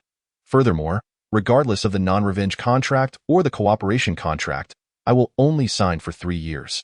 Given your intellect, you should be able to deduce the reason, right? Gu Lingxi furrowed her brow. You are not a cultivator. What gives you the confidence that you can become powerful enough to disregard the threats posed by my family in just 3 years? Li Feng replied nonchalantly, whether ignorant or overly ambitious, regardless of whether I can achieve it, I can at least indirectly prove that my potential for strength enhancement is substantial. Change the contract duration to permanent. And if I seek to compete for the family inheritance or require your strength in other matters, you must do your utmost to assist me. Gu Lingxi replied without hesitation. The same applies to me. If you require assistance, I can offer it as well. Li Feng shook his head. A duration that is too long makes future uncertainties difficult to predict. A tentative 3-year period seems more prudent. Should our collaboration be fruitful, there may be no need for a contract in the long are you in? Gu Lingxi considered for a moment and nodded. To clarify, I am here to train in the military and experience life and death. Once I reach level 20, I will depart from the military. Upon my departure, I will leave you all my devices. Very well, Let us formalize the contract. Li Feng was eager for this arrangement, as it not only ensured that the devices remained in his possession, enhancing his security, but also relieved him from the obligation of covering Gu Lingxi's retreat. Jiu Lingxi no longer hesitated, retrieving a scroll of parchment and beginning to inscribe the contract details with specially crafted materials. Li Feng's initiative in seeking cooperation altered her decision to transfer from the NB 4444 reconnaissance vessel. Having a capable ally with immense potential and a signed contract was a far safer option. In the future, when vying for family dominance, this would also serve as significant support. The only aspect that displeased her was Li Feng's insatiable bloodlust, prioritizing his murderous impulses during crises and permitting no dissent. She could only endure and hope for a swift breakthrough to level 20. May I temporarily hold on to this contract until I return home to hand it back to you? After finalizing the contract? Li Feng inquired. Jiu Lingxi nodded. As long as it remains with you or is destroyed, it does not affect the contract's validity. I shall take my leave now. Li Feng promptly bid farewell and departed. Gu Lingxi called out to him, revealing her strength. I possess detailed high-level information regarding the 777 military base, including faction relationships. Do you wish for it? Naturally, Li Feng nodded, although he planned to forge ahead based solely on his strength. He would not refuse such crucial intelligence. Additionally, allow me to share an important piece of news, Jiu Lingxi continued. For reasons unknown, white individuals have made significant breakthroughs in their extraordinary abilities. Not only have they discovered methods to expedite their strength enhancement, but some have even successfully surpassed level 50, achieving a second evolution of life. The Federal High Command and various major corporations have engaged in extensive negotiations, ultimately reaching a consensus. To gain control over a resource known as the Holy Stone. They will launch a large-scale war against the Windrat tribe, if successful, and should they form alliances with one or two of the other three major races, they may even restart a large-scale expansion that has been stagnant for millennia. Declaring war on one or two hegemonic races, a great era of upheaval is about to dawn, and the importance of military power will continue to rise. Internal strife will intensify. I will not pressure you to ally with the commanders and factions of my family. But remember, do not align with those who engage in extreme racial conflicts. The advantages of the white faction will only grow, and becoming embroiled in such disputes will make your military career exceedingly challenging. Should I assist you, my own family may suffer substantial losses. Understood. Li Feng responded casually, turning to leave. N01 would obstruct his path to greatness. He had no intention of getting involved in any extreme faction conflicts. If the aliens could not threaten him, why would he waste his energy on his own kind? Should anyone stand in his way, he would show no mercy with his blade. Chapter 17. The captain's position is under threat. Returning to the training room, he entered the virtual training pod. Li Feng first sent a message to Jiang Wanxin, informing her that he had safely completed his second operational mission and was preparing to return in a few days. As for the exact date, it was still undecided, as he had some matters to attend to. He then instructed the intelligence system to compile the combat footage from this operation, editing out the radical remarks and actions he found unsatisfactory, and sent a copy to Jiang Wanxin. Soon after, he received a reply from her, brimming with uncontainable joy. Li Feng adjusted his mood and began to focus intently on practicing his swordsmanship and marksmanship. After more than 3 hours, Gu Lingxi sent a video, specifically, the combat footage he had previously sent her as agreed. This footage had been thoroughly modified. Their extensive dialogues, various instruments, and even Gu Lingxi's displayed prowess had all been erased and replaced. There were no traces of alteration, and the data perfectly matched that of the reconnaissance ship scans. Li Feng paid it no mind and directly instructed the intelligence system to submit this video. As long as it did not affect his military merit, he was indifferent to how it was altered. In just half an hour, the military merit was calculated and reported back to him.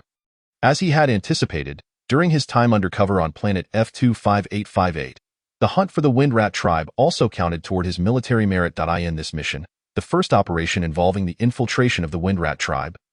Due to the absence of direct combat, the majority of the merit went to Captain Bu Qianzhang and the 6 mechs, while the remainder was divided among the operational personnel. Each combatant received merely 10 points of military merit. In the second operation, he had eliminated over 1,200 Windrats. Depending on their varying levels of strength, he accrued an impressive total of 2,360 points of military merit. Additionally, the The successful completion of the reconnaissance mission granted him another 120 points. Thus, he amassed a total of 2,490 points from this mission alone.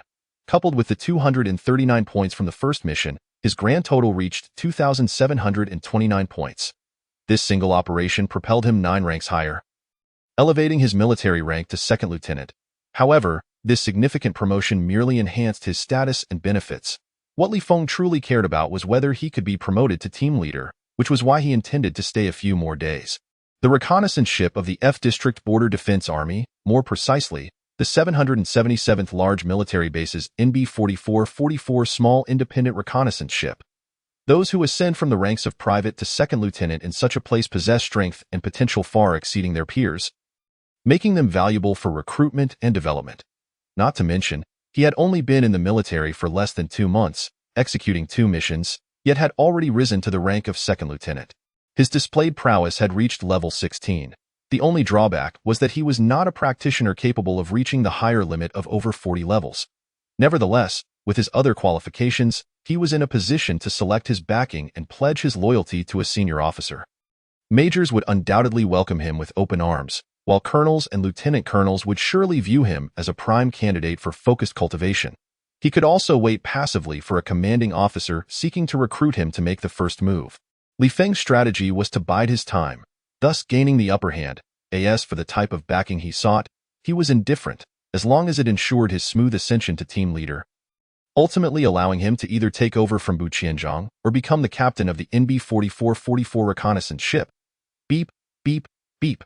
Just 2 hours after the military merit was tallied, Li Feng's military watch chimed with an incoming communication request. Pausing his practice, he glanced at the screen. It was a voice communication request from Captain Bu Qianzhang. He promptly connected. Bu Qianzhang's voice soon echoed. Li Feng, where are you? Li Feng explained, in the training room practicing marksmanship. Bu Qianzhang inquired curiously, why not go find some amusement to relieve your boredom? Li Feng replied with a smile. I'm not bored at the moment. Bu Qianzhang was a figure who had risen through the ranks of the reconnaissance ship with both strength and intellect. After a brief exchange of pleasantries, he wasted no time and got straight to the point. Now that you have entered the officer ranks, it's time to find a patron to pledge your allegiance to. Our NB-4444 independent reconnaissance ship is directly managed by the base's information department, leaving us with little direct supervision and a great deal of freedom.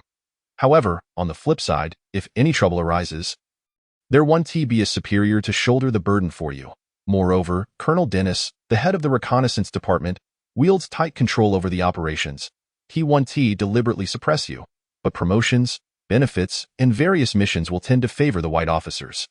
If you ever wish to transfer away from the reconnaissance ship, relying on this superior for help in securing a promising or lucrative military position is nearly impossible.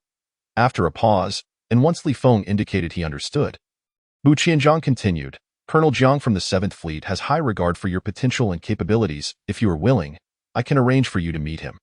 Not to mention, should you wish to transfer away from the reconnaissance ship in the future, you would have your pick of large, medium, or small warships, along with any top-tier military position within your rank range. Even if there are no vacancies, they would make room for you. Li Feng did not respond immediately. Instead, he inquired with a smile, Captain, is it possible for me to take over from Zhuang Yuanda and become the team leader this time? Bu Qianzhang shook his head. No. Why not? Li Feng asked in surprise. Bu Qianzhang could not help but curse. I took so long to find you because of this matter. An incompetent officer from the reconnaissance department contacted me, inquiring about my opinion on the potential parachuting of a white team leader, several squad leaders, and a batch of new recruits onto the NB-4444 reconnaissance ship. If he dares to confront me about this in person, I'll definitely take him down. This is clearly an attempt by the whites to encroach upon and seize control of the NB-4444 reconnaissance ship. Since its inception, the NB-4444 reconnaissance ship has weathered countless total annihilations and reconstructions, yet it has always been under the control of our Asian officers. Unfortunately, no matter how much I press the deputy director of the reconnaissance department, Colonel Yang, he cannot provide a definitive answer. But don't worry, I've already notified those officers who have previously served on the NB-4444 reconnaissance ship. They will not stand idly by and will fight tooth and nail. Moreover, if these bastards dare to send someone over, I'll ensure they all meet their end. After the next mission, I guarantee you will become the team leader. Li Feng furrowed his brow and asked, Can Colonel Jiang guarantee that I will definitely be promoted to team leader this time?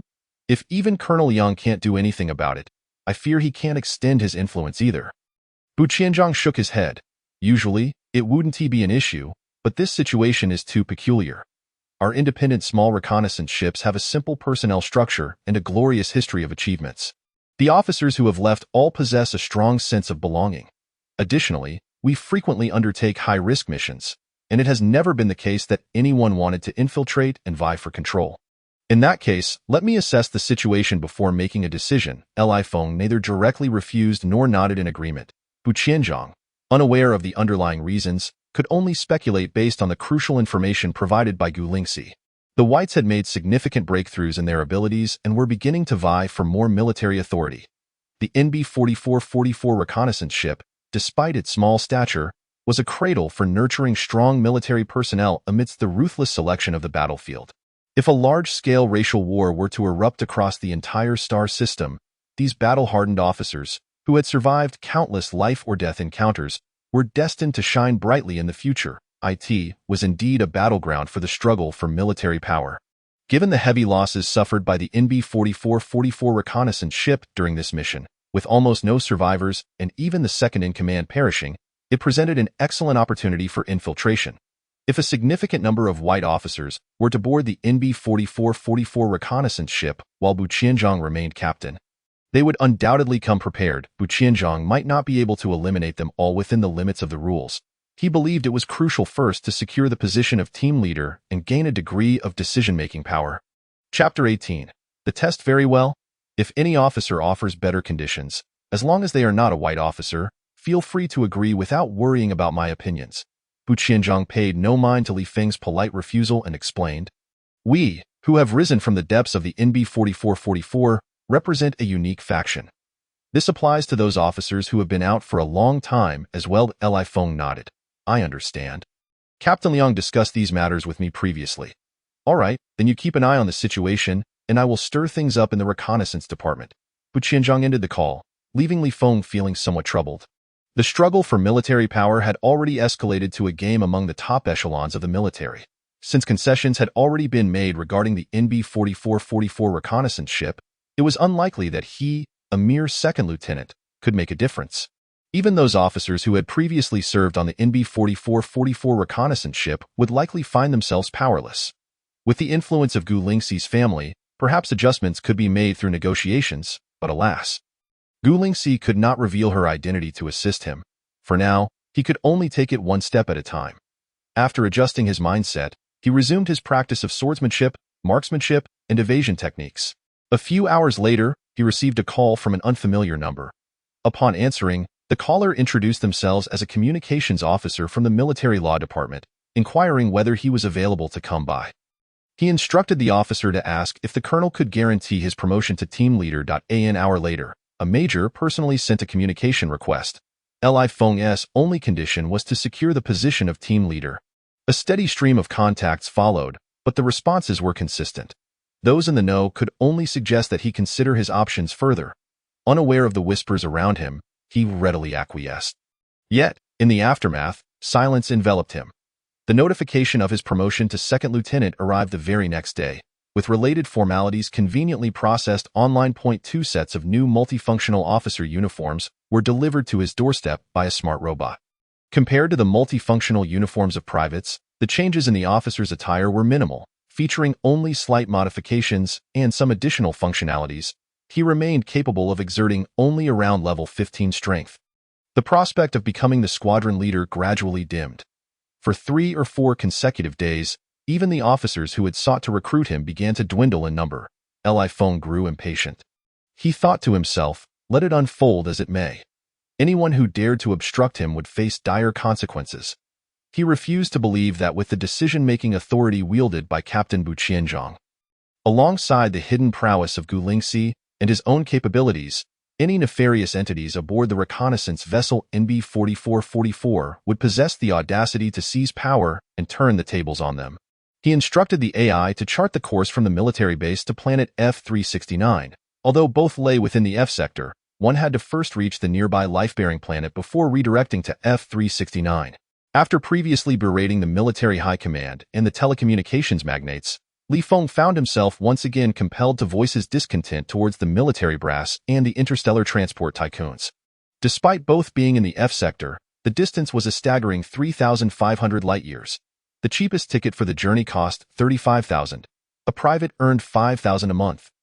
And promotions raised one's salary by $1,000 for each star. Upon reaching second lieutenant, the increase became $3,000 per star. Thus, as a second lieutenant, he earned merely $20,000 a month. Were it not for his military merit points, even a single round trip home would be unattainable after a month of perilous service. Li Feng promptly converted all his merit points into federal currency. Coupled with last month's salary of $7,000, he amassed a total of $300,000. He instructed the AI to purchase the soonest available ticket, subsequently relaying the details to Jiang Wanxin. In no time, he received a reply confirming that she would arrange leave to meet him at the space station. After practicing mecha operations for over an hour, Li Feng exited the reconnaissance vessel, activated the flight function, and followed the AI's provided route to the transport zone. Various sizes of cargo ships were omnipresent, with only a handful of small civilian crewed transport ships in sight. Upon locating the spacecraft he intended to board, Li Feng was preparing to present his ticket when a burly middle-aged man clad in a major's military uniform barred his path. Li Feng inquired, "What's the matter? Why aren't you saluting an officer?" The imposing major boomed, his voice resonating with authority. "I don't have that habit," Li Feng retorted. "Is there something you wish to discuss?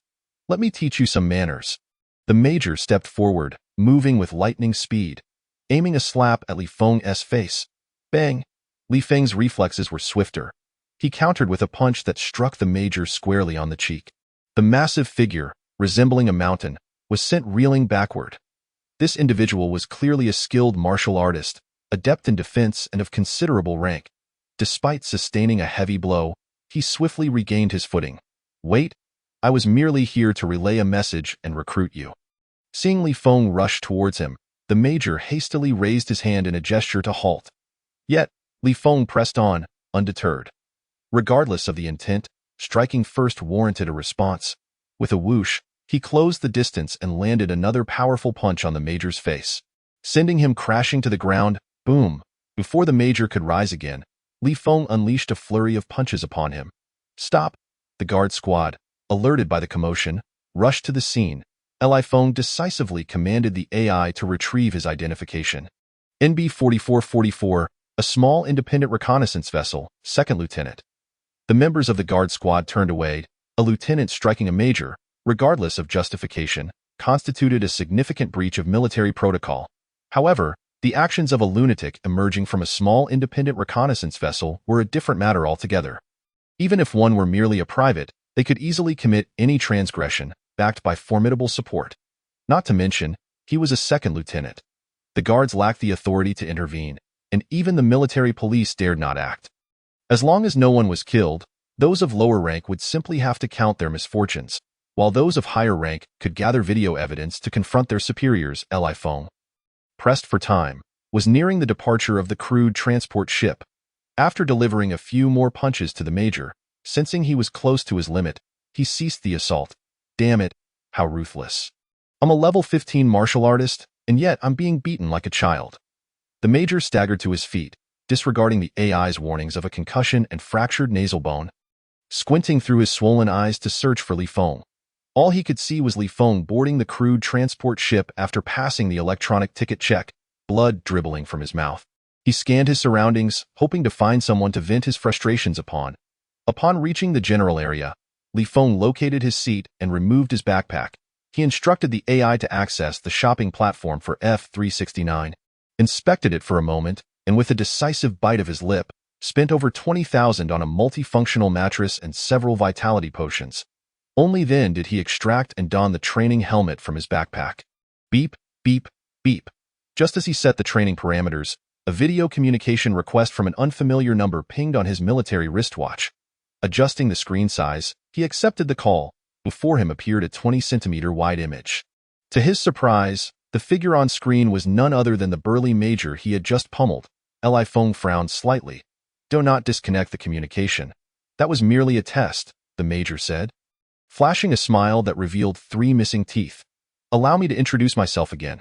Ho Jianda, 5-star major, captain of the large destroyer Di-658. Li Feng remained silent, awaiting further elaboration. Ho Jianda continued, I have a few questions for you. Please respond promptly. First, why do you wish to ascend to the position of squadron leader aboard the NB-4444? Li Feng felt a stir in his heart and replied, greater freedom.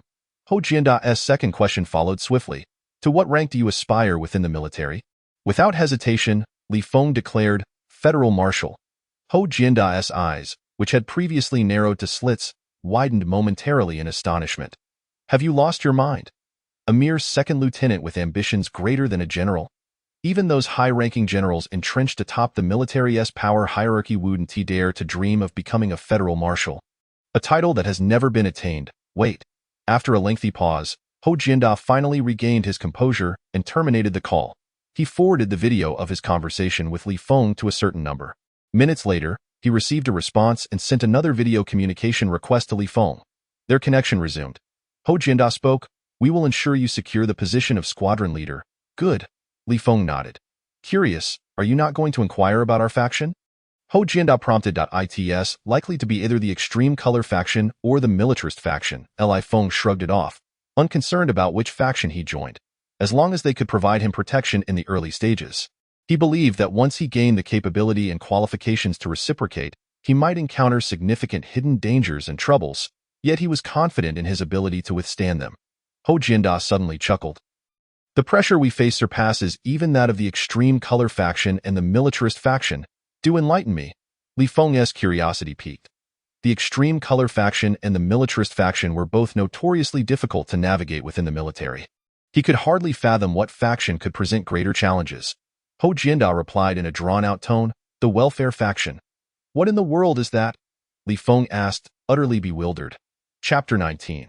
The welfare faction. Our mission is to relentlessly seek the rightful benefits for the military personnel? Ho Jianda clarified. What pressure could that possibly entail? Li Feng inquired, growing increasingly confused. Such a faction should be beloved and well-received within the military.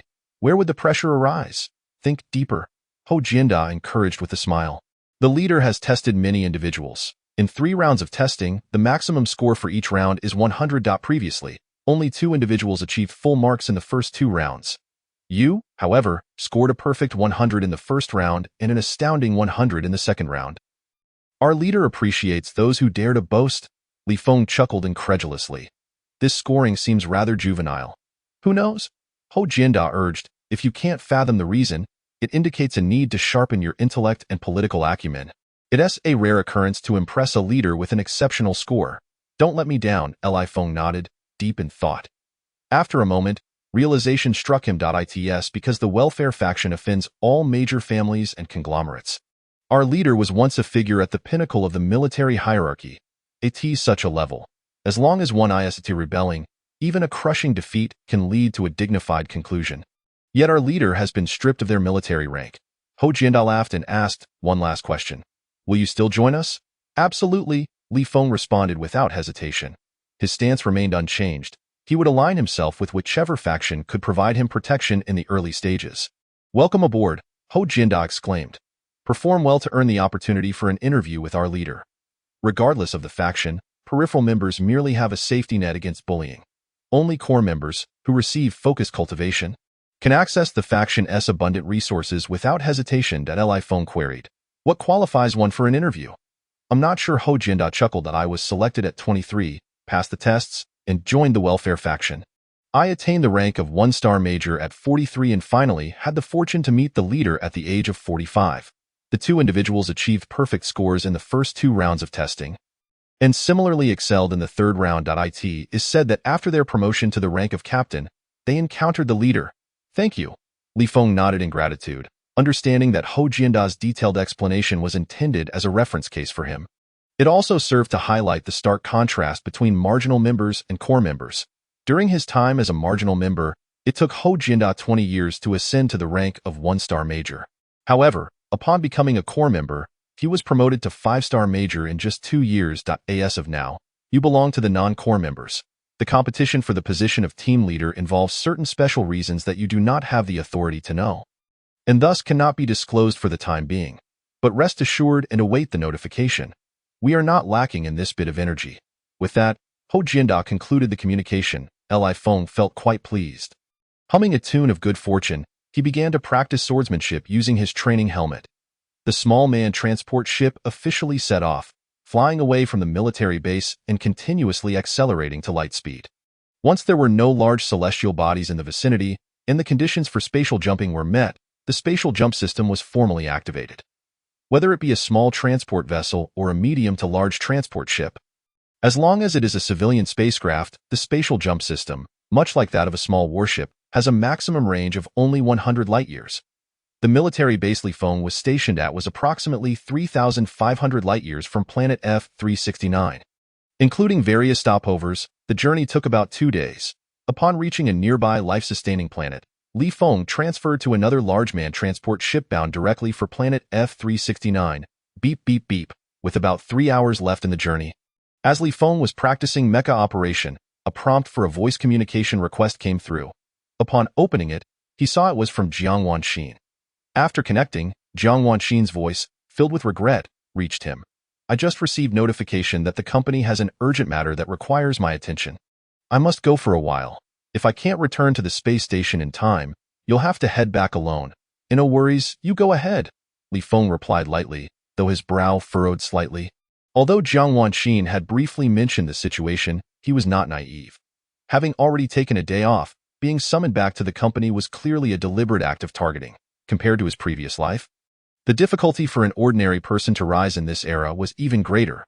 Yet, as long as one did not harbor grand ambitions, life could still be simple and easy, though the salary was not high. The work was light, allowing one to coast through the day. This era had seen almost all jobs replaced by artificial intelligence. However, to maintain social stability, federal law mandated that all companies must employ a certain number of human and second-class alien employees to ensure that all human citizens and second-class aliens could earn a wage sufficient for their basic needs, preventing them from idly pondering thoughts deemed inappropriate by politicians and wealthy individuals.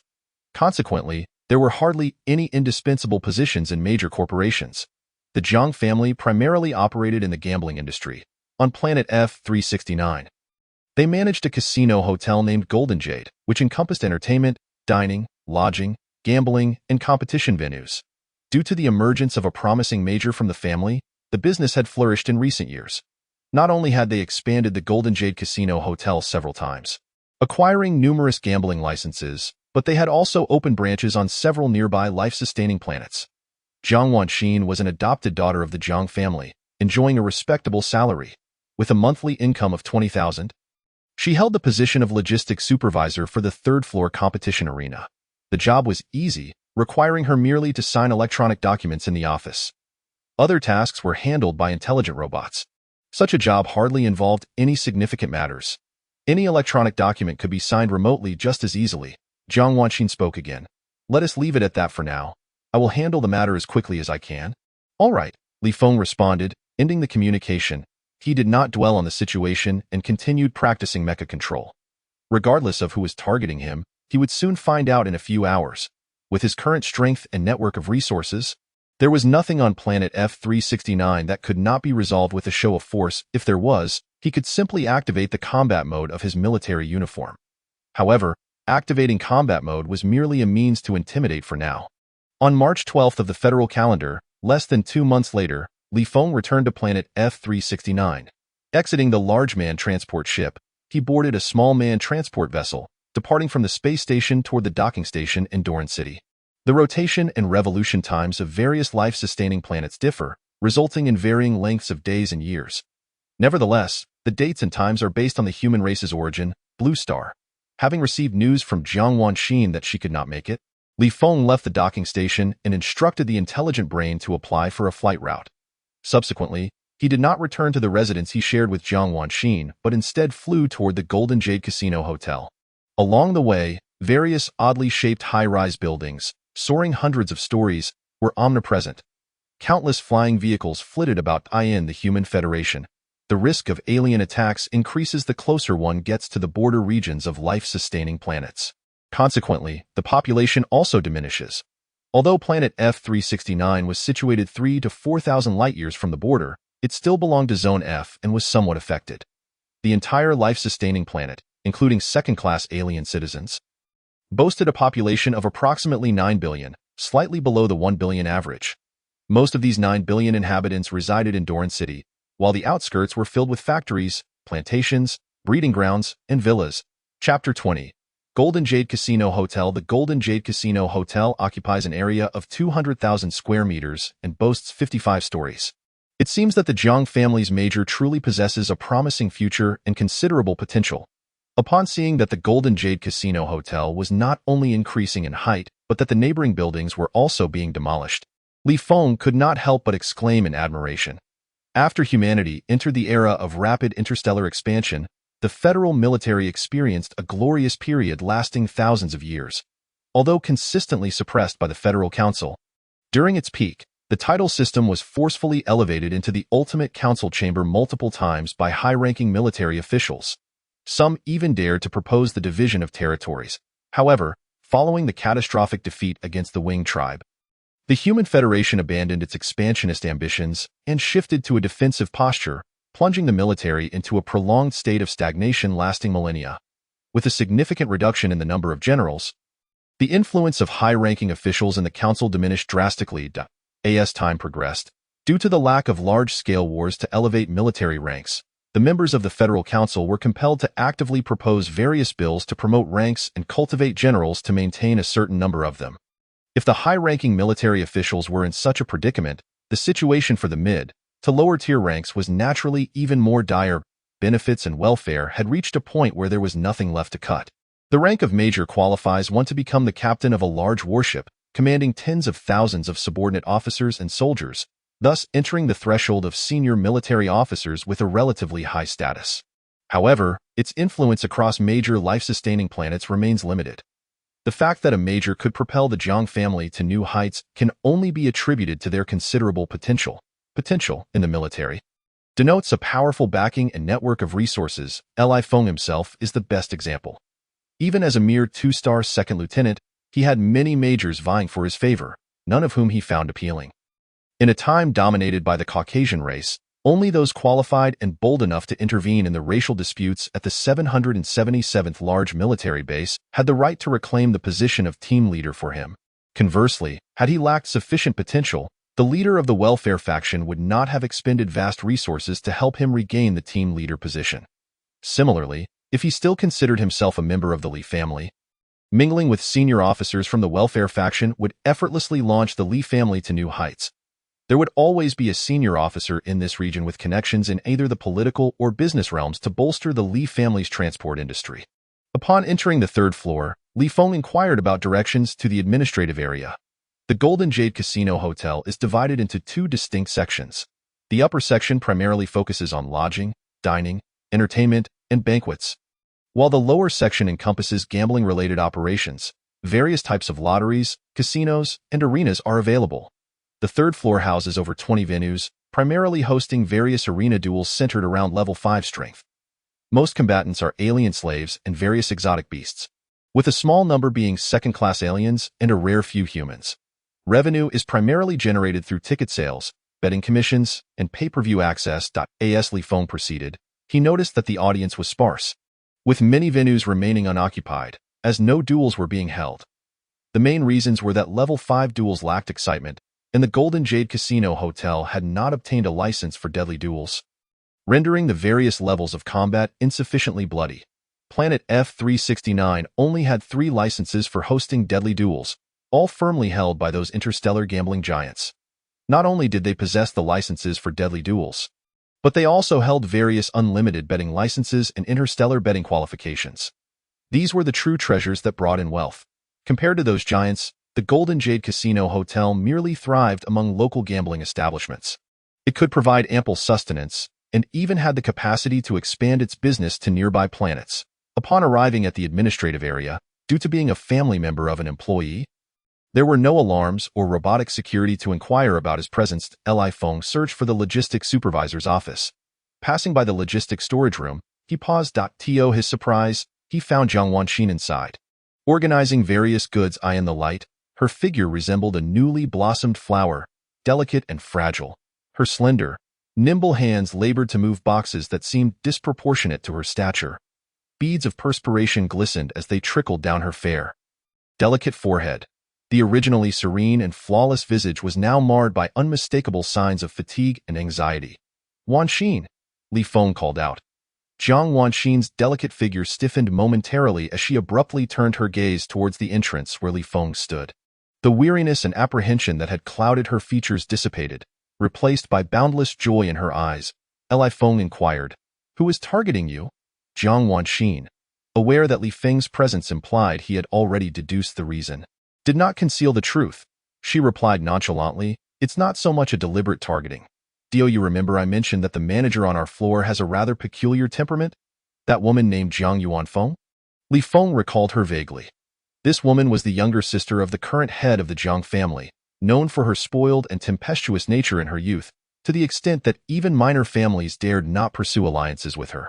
As she aged, her temperament only grew more eccentric, finding fault with everyone around her.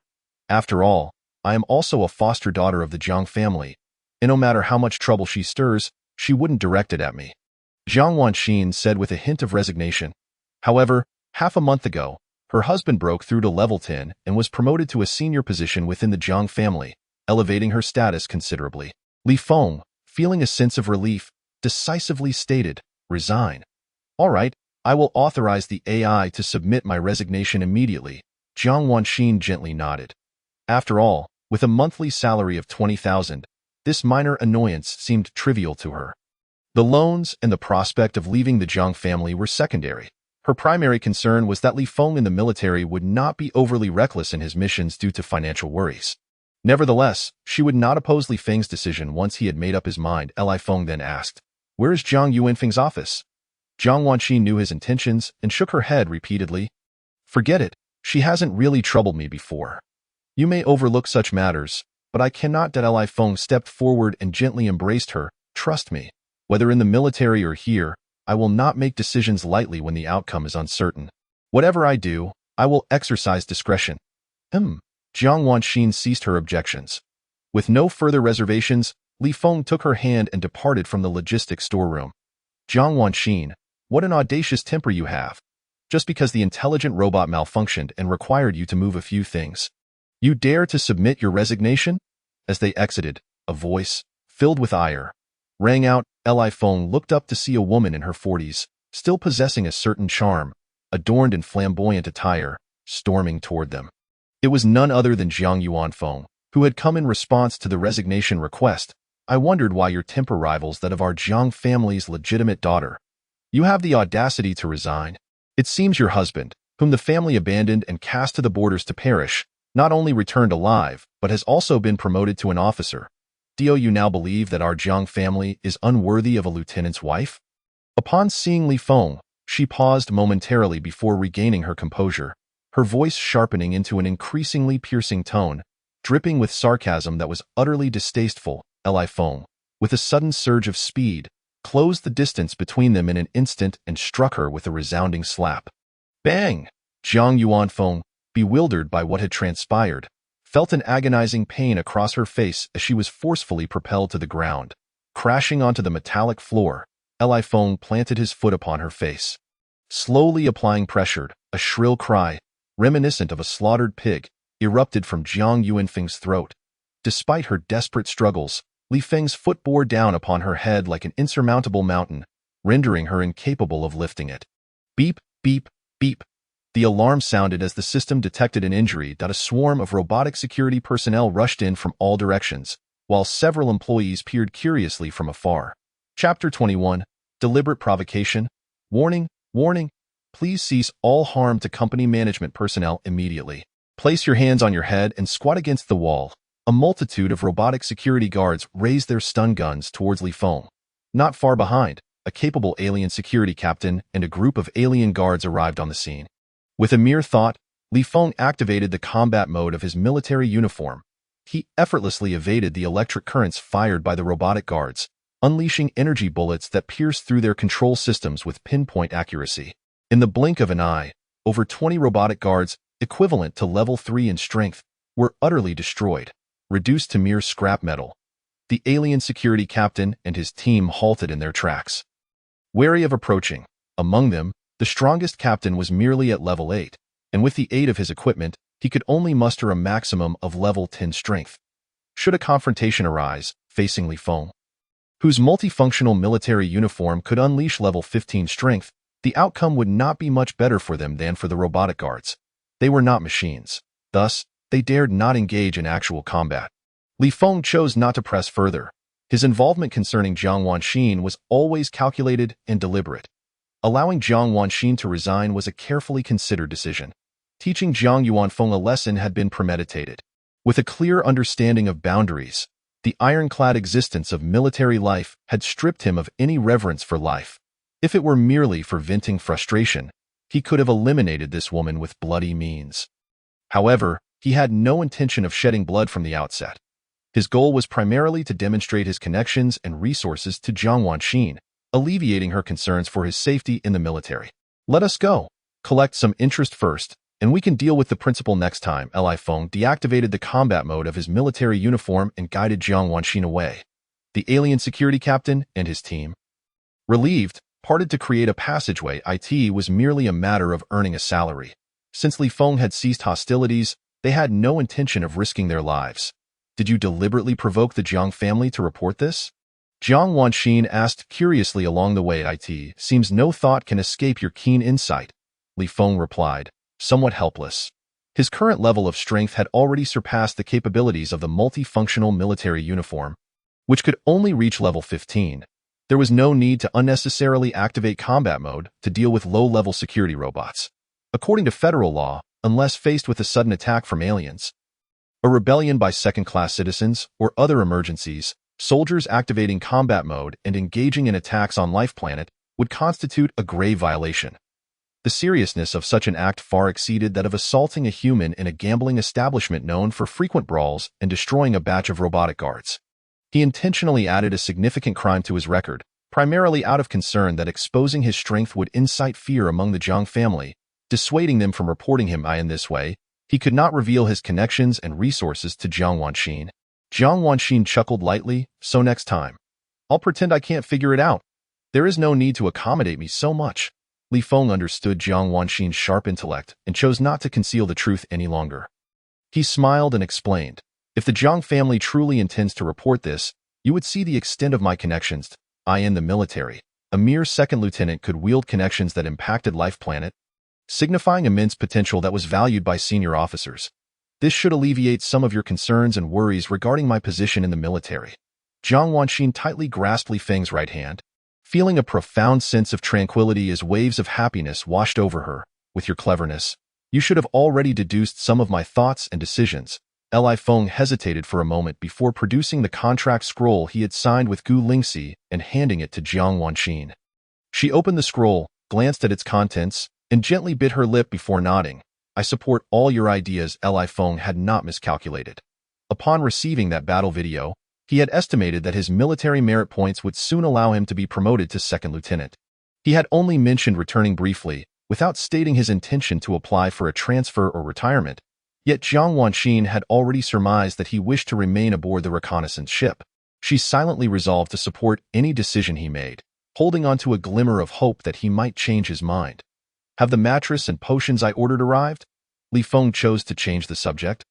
Not elaborating further, Jiang Wanxin's cheeks flushed slightly as she nodded. Li Feng felt a rush of warmth and quickened his pace.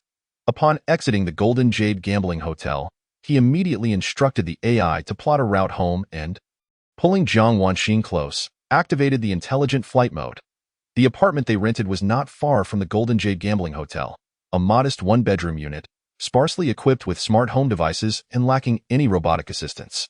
Yet the rent was a staggering $3,000 per month, primarily due to the building's comprehensive security system. Once home, Li Feng eagerly lifted Jiang Wanxin and brought her to the newly purchased multifunctional mattress. Soothing music began to play as soft, intimate lighting filled the room. In synchrony with their movements, the mattress undulated like waves, occasionally projecting three-dimensional scenes from a forest or the starry sky, immersing them in a fantastical experience. Soft whispers filled the air, mingling with the intoxicating atmosphere of their union, again and again, until deep into the night, Li Feng finally felt satisfied, cradling Jiang Wanxin in his arms. They basked in the tranquility and contentment brought forth by their intimate connection. After a long pause, Li Feng proposed, "I wish to borrow some money from Gu Lingxi to start a company. What do you think?" "Not a good idea." Jiang Wanxin gently shook her head. "I know you're suggesting this to provide me with a safety net in case I resign. Previously, I did not wish to entangle myself with her too deeply, nor did I want to owe her a favor, fearing that in a critical situation, I might not make the most advantageous judgment. However, it is unnecessary. I am now a level 3 fire-type practitioner. Once I level up twice more, I can secure a decent job in the military industry. Is it possible to achieve level 3 so quickly? I thought you intended to become an apothecary. Why the shift towards the military industry?" Li Feng was somewhat taken aback. He had heard Jiang Wanxin mention that she had discerned her remarkable aptitude for cultivation since childhood. However, as an adopted daughter, the more exceptional her performance, the harder it became for her to seize control of her own destiny. Consequently, she had always refrained from cultivating, opting instead to conceal her talents and endure in silence. Perpetually stuck at the first level limit, without progressing further, he had assumed that Jiang Wanxin's so-called talent was merely comparable to that of other prodigies, never anticipating that her abilities could allow her to break through from the first level limit to the third level in less than 2 months. Without the aid of any supplementary cultivation materials, it was upon receiving your battle video that she surmised your decision to remain on the reconnaissance ship, prompting her own resolve. Should she master the crafting of various cold weapons and magical artifacts for cultivators, it would likely benefit you. Jiang Wanxin hesitated, aware that many of her thoughts could not escape Li Feng's perception, yet ultimately chose to speak the truth. However, there were matters she intended to keep from him. She had no intention of revealing that her talent in fire-based spells was considerably inferior to her aptitude for water-based spells. The reason she had forsaken water spells to focus on fire spells was simply because the income of fire cultivators far surpassed that of the others. Li Feng proposed, "Given my rate of advancement, I will not lack for cold weapons and various magical artifacts in the future. Simply decide according to your own preferences." "Understood," Jiang Wanxin nodded. "How about attempting some high-difficulty maneuvers?" Li Feng suggested once more, his hands beginning to wander restlessly. Ding, ding, ding, Jiang Wanxin, responding in kind, tacitly agreed. Just as the doorbell rang inopportunely, Chapter 22. Easily resolved, Li Feng instructed the intelligent assistant to display the video surveillance. The scene outside the door revealed 4 members of the Special Affairs Office, clad in multifunctional tactical uniforms. Checking their identification, it appeared that the Jiang family had indeed reported the incident. Having already disclosed everything to Jiang Wanxin, the fact that the Jiang family had not reported the matter was of little consequence. However, with the Special Affairs members at their doorstep, they could only dismiss them before continuing their conversation. Li Feng and Jiang Wanxin dressed quickly and commanded the multifunctional mattress to tidy up and return to its original state before opening the door. "Li Feng, do you have a moment? If so, we kindly ask you to accompany us," the 4 inquired politely. Were they merely ordinary junior officers, they would have undoubtedly seized him without hesitation, for their own strength and identity were far from ordinary. The multifunctional tactical uniforms they wore could unleash power comparable to that of a level 15. The Special Affairs Office possessed the strongest combat capabilities among the police forces across various life planets. Equipped not only with multifunctional tactical uniforms, but also with numerous mechas and military-grade equipment, specifically tasked with handling special incidents on these planets, a mere junior officer, even a lieutenant or captain, would be apprehended without question. Yet, Li Feng was somewhat exceptional. According to the identity information, he was a junior officer who had been promoted while serving on the reconnaissance ship of the F District Border Defense Force. Ordinary civilians were aware that such reconnaissance ships had a mortality rate of 99. Anyone who boarded was destined to die. However, they understood that those who emerged from such ships were all formidable individuals, possessing extraordinary combat experience and eccentric personalities. They were capable of anything if provoked. They had to tread lightly. "Please wait outside. I will find someone to address this matter," Li Feng replied succinctly, decisively shutting the door. Outside, the 4 exchanged glances, left with no choice but to wait. Li Feng then instructed the intelligent assistant to send a voice communication request to Ho Jianda. "Are you in such a hurry? Relax. The captaincy is undoubtedly yours. Not even the King of Heaven could usurp it." Ho Jianda's voice soon echoed, evidently misunderstanding Li Feng's inquiry as one concerning the captaincy. This is unrelated. My family resides on planet F-369. I returned today and activated the combat mode of the multifunctional military uniform, attacking a medium-sized family's direct line and destroying a batch of robotic security personnel. Currently, the Special Affairs Office personnel are outside my home. Li Feng explained. I wanted to ask if you could find someone to smooth this over. It's a minor issue. I can handle it, Ho Jinda replied. Planet F-369.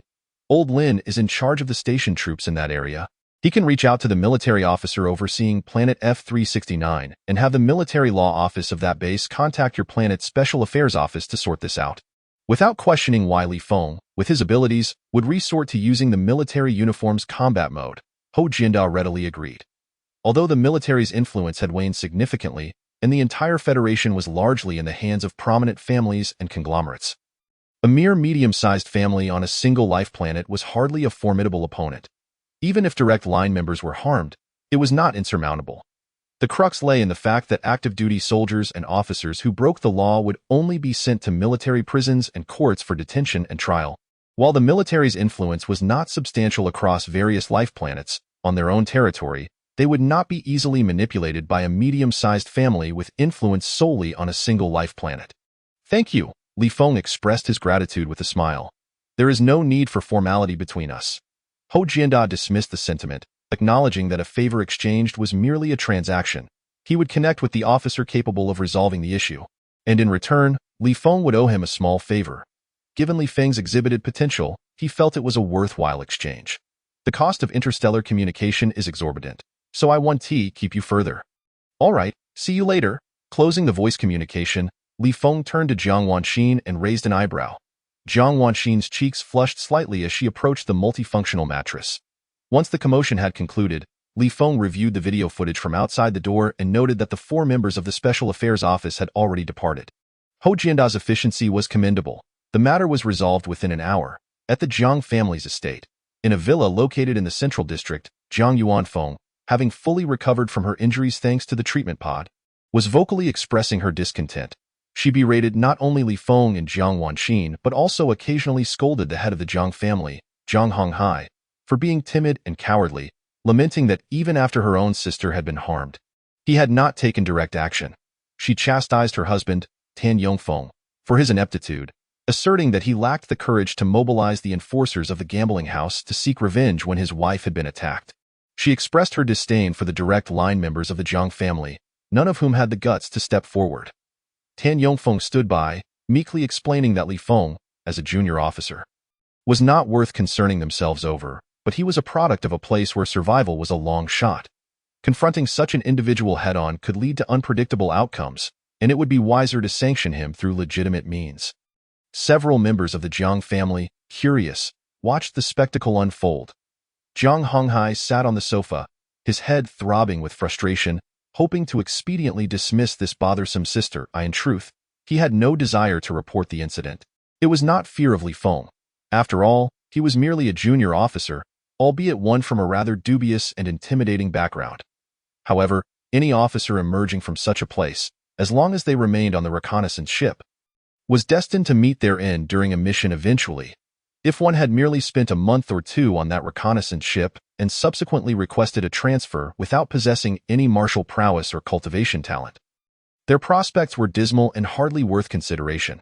His reluctance to report stemmed from a long-standing aversion to this sister, devoid of any sibling affection, even bordering on disdain. Furthermore, Jiang Wanxin, as an adopted daughter of the Jiang family, was nominally his daughter, as such. Targeting her recklessly would jeopardize the family's ability to cultivate relationships with influential nobles or top-tier talents. Though she might lack practical value, provoking her could incite discontent among other adopted children. Ultimately, the decision to report was primarily made out of consideration for Tan Yongfeng, who had proven to be an astute and capable individual, having gained entry into the upper echelons of the Jiang family.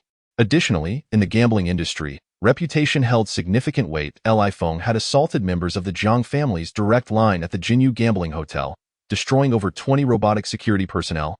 Failing to have him incarcerated in a military prison for several decades would only lead others to perceive the Jiang family as easy prey. Beep beep beep. Finally, amidst Jiang Wanfeng's incessant complaints, Jiang Wanxin received a video communication request from a familiar major stationed at a small military base. He quickly rose to his feet. Jiang Wanxin, not entirely oblivious, promptly silenced herself. A fervent smile appeared on Jiang Wanxin's face as he connected the video communication. A middle-aged man dressed in Major's military attire appeared on the screen. Major Liang, I must trouble you to inform the military law office to impose a sentence of 30 to 50 years on the individual we wish to detain. I will transfer the necessary funds to your account later. Major Liang, however, shook his head. I fear this matter may disappoint you, Jiang Zong. The individual you seek to detain possesses significant connections that extend directly to Colonel Ma.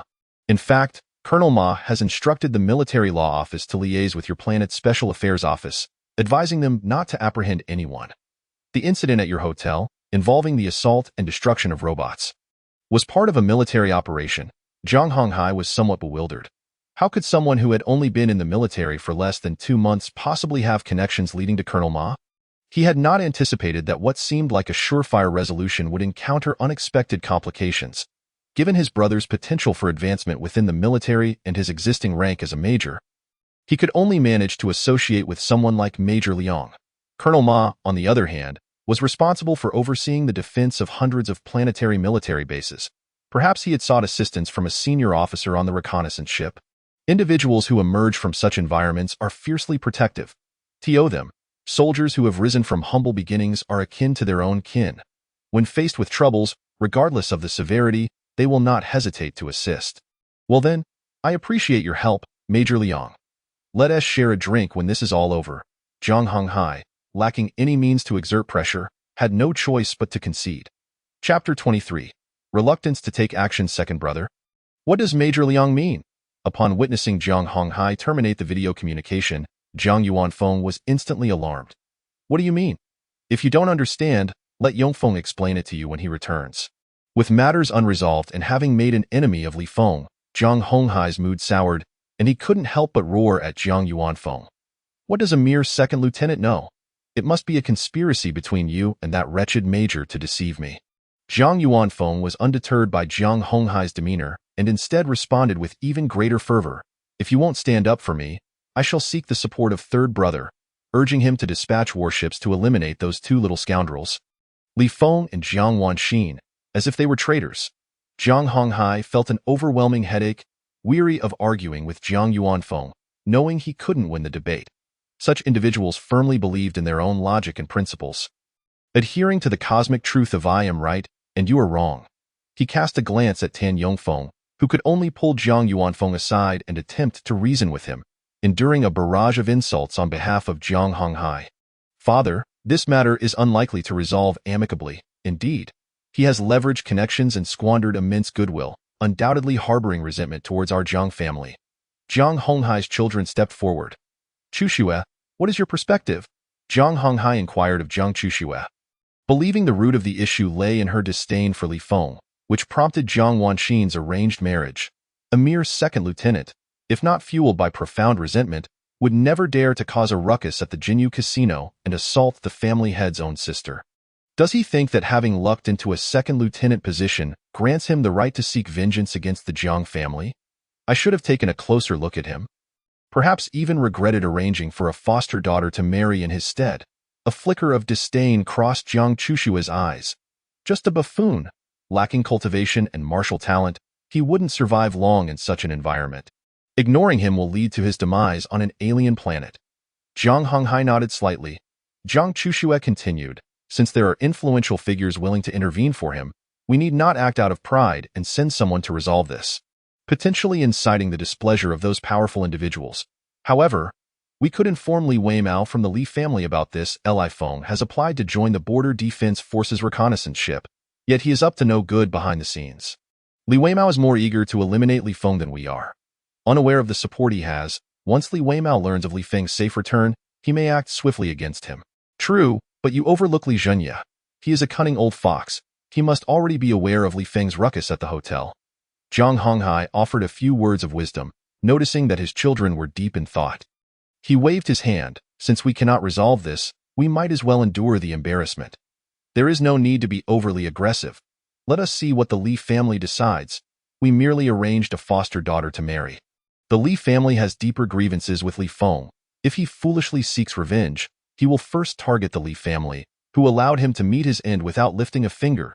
Today's incident was merely a coincidental opportunity for him to exploit. The group nodded in realization, echoing Jiang Honghai's thoughts. Not long after Li Feng's brawl at the Jinyu Casino, the head of the Li family, Li Zhenya, received news. After a considerable delay without any response or action, it was primarily because he did not perceive any remaining value or threat from this grandson, who had been abandoned and had voluntarily severed ties with the Li family. It wasn't until a deputy director from the Special Affairs Office contacted him to inform him that the military had received notice regarding Li Feng's military duties, prompting the withdrawal of personnel from the Special Affairs Office, that he was astonished to learn that such influential figures existed to look after the new junior members of the reconnaissance ship. Suddenly, he saw value in this situation, and it was not insignificant. Although lacking cultivation and martial talent, he would undoubtedly perish in such a place if he were to be reassigned to the military. His chances for promotion would be nearly non-existent. However, since influential figures were willing to consider those who had served on the same reconnaissance ship, as long as one was willing to spend money and bring generous gifts, they would likely be willing to help facilitate introductions to the commanding officer of the station troops. Furthermore, with the experience of serving on a Border Defense Forces reconnaissance ship, attaining the rank of lieutenant or captain in the station troops should not be overly difficult. Li Zhenya closed his eyes in contemplation. A station military lieutenant or captain would hardly contribute significantly to the development of the Li family. However, in times of need, they could still play a role. Most importantly, if the Li family were to produce a talented descendant with aspirations for military achievement, having a low-ranking officer with years of service in the family could provide some level of protection during the initial stages. Realizing this, he instructed his intelligence system to recover the contact information for Li Feng that had been deleted. He then sent Li Feng a message, inviting him to the Li family estate. Ding! Soon, the intelligence system received a response from Li Feng consisting of only 4 words. Get lost? Li Zhenya was instantly taken aback, unable to comprehend the audacity. Has he gone mad from military service? He had never anticipated receiving such a reply, as Li Feng had once been one of the key successors he had nurtured. Among the 3rd generation, his intellect was among the finest. Logically, even if he harbored resentment for not wanting to expend resources to save him, he should have realized that the financial support of the Li family would facilitate his advancement in the military. Anyone with even a modicum of intelligence would understand that in the face of future prospects, grudges held no weight. Truly, he could not fathom such ignorance. With such a mindset, no amount of wealth could elevate him. After a brief moment of shock, a flash of malice crossed Li Zhenya's eyes. Such a response clearly indicated a grudge against the Li family. He preferred to be proactive, eliminating all potential dangers in advance. However, upon reflection, he ultimately suppressed his murderous intent. Even the Jiang family, with considerable connections in the military, had suffered a setback. If anything were to happen to Li Feng, it could potentially bring about significant trouble. It would be wiser to wait for the embarrassed Jiang family to take action. If the Jiang family did not intervene, Li Feng would not last long on the reconnaissance ship either. Having come to this conclusion, he sent another message to Li Weimao, the 3rd-generation heir. He intended to inform him of the situation and warn him that the Jiang family had lost face with Li Feng, which might prompt them to intentionally incite trouble for him. If Li Feng did not seek revenge, he should avoid falling into the Jiang family's trap and becoming their pawn. If Li Feng did pursue revenge, then with his reckless temperament and lack of judgment, all he needed to do was feign weakness, allowing Li Feng to wreak havoc and incur various losses. Afterwards, he would gather relevant evidence and seek connections to report the matter to the military law office at the higher-tier military base on F-369, within the jurisdiction of the station troops. Even if the officers who had served alongside Li Feng were willing to intervene, they might not have the authority to suppress the situation. Not to mention, above them, there were the military law offices of the large military bases, and even the federal military law offices. In a separate room, Li Feng was preoccupied with enjoying a private moment with Jiang Wanxin, entirely devoid of any intention to seek revenge against the Li or Jiang families. Several instances of bloodshed had indeed left him somewhat unhinged, and he had gradually grown accustomed to resolving issues with brute force rather than intellect. However, when it came to Jiang Wanxin's safety, he meticulously considered the potential consequences and risks of his actions. Lacking the strength and resources to easily overpower his adversaries, he was in no rush to settle past grievances. Chapter 24. The captaincy is vacated on March 20. All was calmed at Li Feng, and Jiang Wanxin spent their time exploring, visiting open plantations and farms. Although they had no intention of borrowing money from Gu Lingxi to start a business, after some discussion, they both agreed that pursuing business ventures was essential. This was an era dominated by powerful families and conglomerates, monopolizing both political and business spheres, in order to ensure a smooth ascent in the early stages. Li Feng unhesitatingly chose to join the welfare faction. In the future, he would inevitably find himself at odds with the powerful families and conglomerates. The higher he climbed, the more likely he would face intense suppression. Undeterred, he was willing to rely on absolute strength to crush and obliterate all opponents. Conversely, if he possessed considerable wealth, he would undoubtedly have more means at his disposal. In this era, the only opportunity for ordinary individuals to rise was through their level of power. Li Feng not only possessed power but also held the rank of officer on an independent reconnaissance ship. In the absence of sufficient funds, he planned to start small. His initial idea was to take advantage of low-risk tasks to procure some minerals and rare flora and fauna to transport back, handing them over to Jiang Wanxin for resale. Once he had amassed a certain level of wealth, he would then attempt to establish plantations and farms, despite the military regulations requiring the surrender of spoils of war. These rules were primarily designed to constrain ordinary soldiers. Officers had numerous methods to circumvent such constraints. Even if the officers aboard the independent reconnaissance ship openly ignored and violated most military regulations, the military law office would merely turn a blind eye. However, Jiang Wanxin proposed an even more bloody and lucrative idea. The slave trade. If the opportunity arose, they could capture some alien races and transport them back. Early in the Interstellar era, the Human Federation amended its laws to incorporate a class system. Humans were classified as first-class citizens, while conquered and willing to surrender races were designated as second-class citizens. Those who had fiercely resisted and inflicted substantial losses on the Federation were classified as slaves. The slave trade was a legal practice, albeit brutal and condemned by many. Li Feng understood that Jiang Wanxin's suggestion stemmed from his decision to join the welfare faction, which was destined to oppose the powerful families and conglomerates. She aimed to expedite the process of accumulating wealth and to secure a group of capable slaves to assist him in terms of both resources and manpower. However, he preferred that Jiang Wanxin focus solely on the beauty of food and scenery, experiencing the wonders of the world. He would bear the weight of the bloodshed, darkness, and killing alone. Alas, Jiang Wanxin displayed an unwavering attitude before him for the first time. He could only nod in temporary agreement. Beep, beep, beep. While at a plantation, observing various types of agricultural equipment, his military watch suddenly received a notification. Upon glancing at it, he discovered it was the official announcement of his promotion to the commander of the NB-4444 reconnaissance ship. His heart swelled with joy. With the position of commander secured, he would ascend to become the second in command aboard the NB-4444, just beneath Bu Qianzhang, wielding considerable authority. This was undeniably a momentous occasion for him. By possessing operational command, he could arrange matters in a manner most advantageous to himself, based on the task at hand and his own capabilities. Beep, beep, beep. Just over an hour later, as Li Feng and Jiang Wanxin celebrated at home, Captain Bu Qianzhang sent a voice communication request. What a clever fellow! Quietly, he has managed to secure such a prestigious position. As soon as the call connected, Bu Qianzhang's astonished voice echoed. The attempts by the Caucasians to seize control of our reconnaissance ship have stirred considerable uproar these past few days. Many senior officers, including those who were reassigned to garrison duty, have returned to cause a ruckus. The more irate among them even activated combat mode, severely injuring guards and forcefully breaching the command center to demand answers from the lieutenant general. As a result, one after another, they were all thrown into military prison. Li Feng's eyes widened. Are they truly that fierce and volatile? How could they not be? Bu Qianzhang sighed.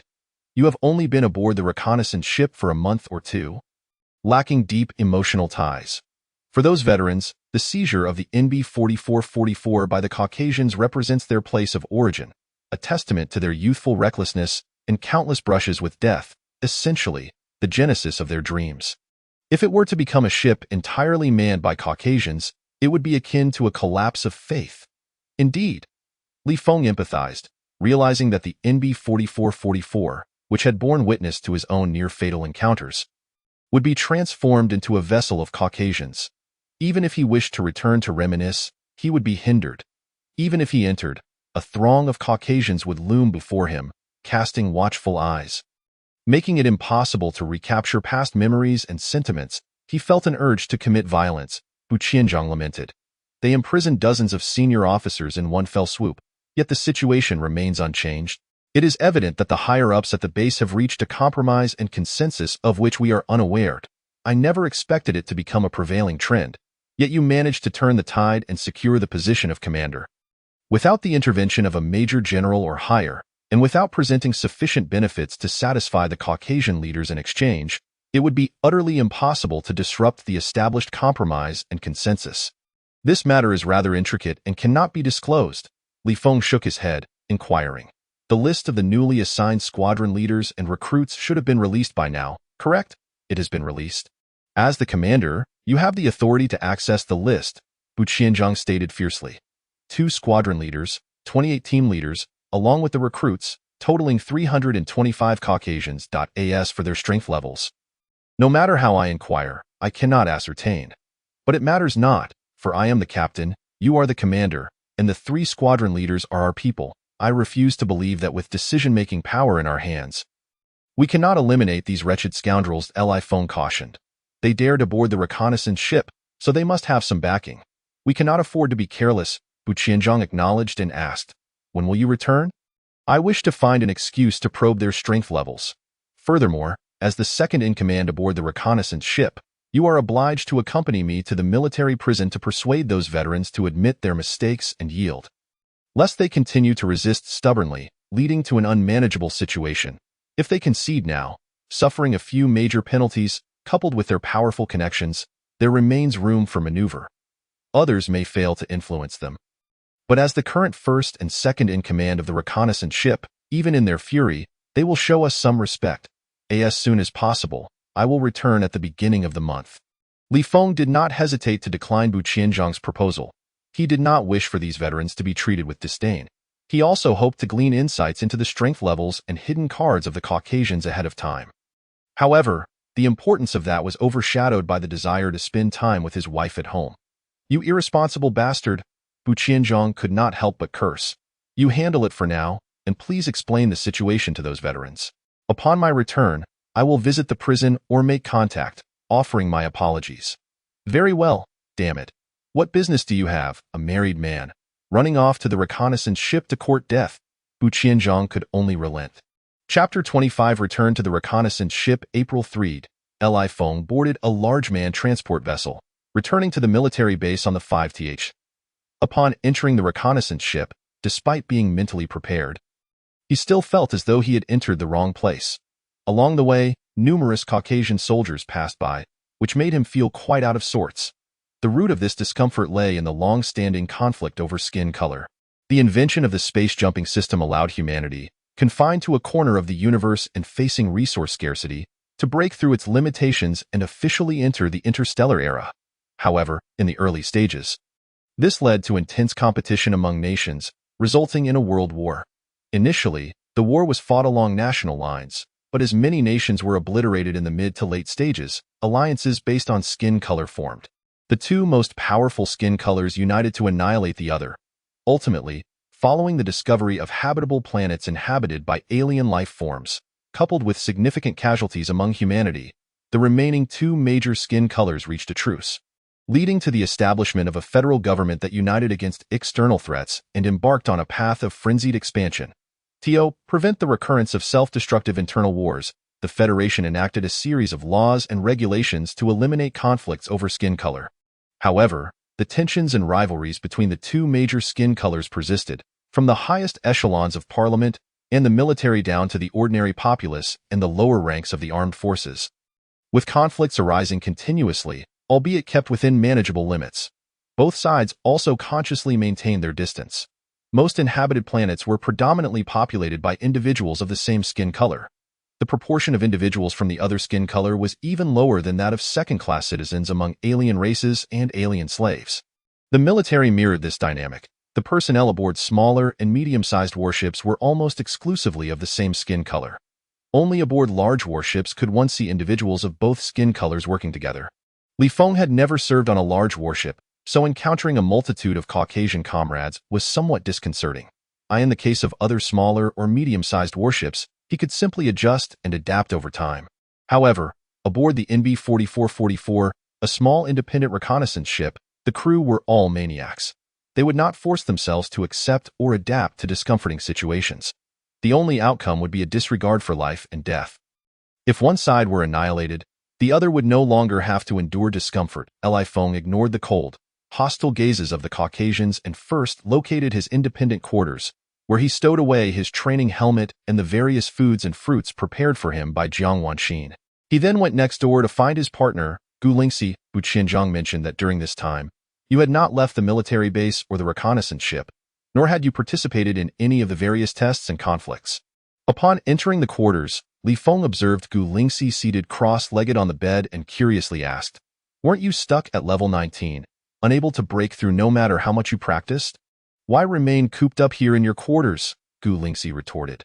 "Who do you think secured your position as commander?" Falling back into old habits again, Li Feng's expression soured. "Remember, we are in a partnership. If something is inconvenient to discuss, you can simply inform me directly. Do not adopt that superior demeanor before me, disdainfully refusing to respond to any of my inquiries." Gu Lingxi sighed in resignation.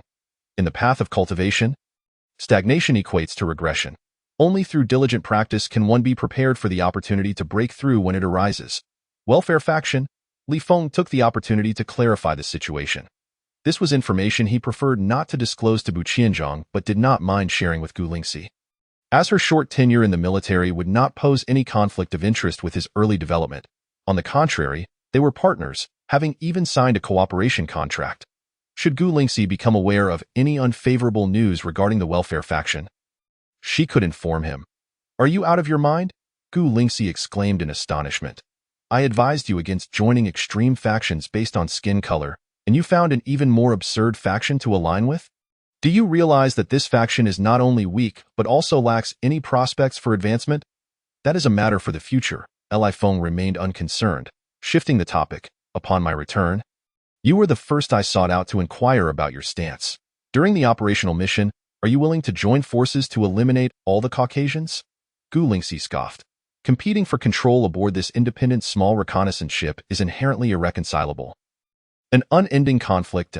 As a yellow-skinned individual, how could I possibly remain uninvolved?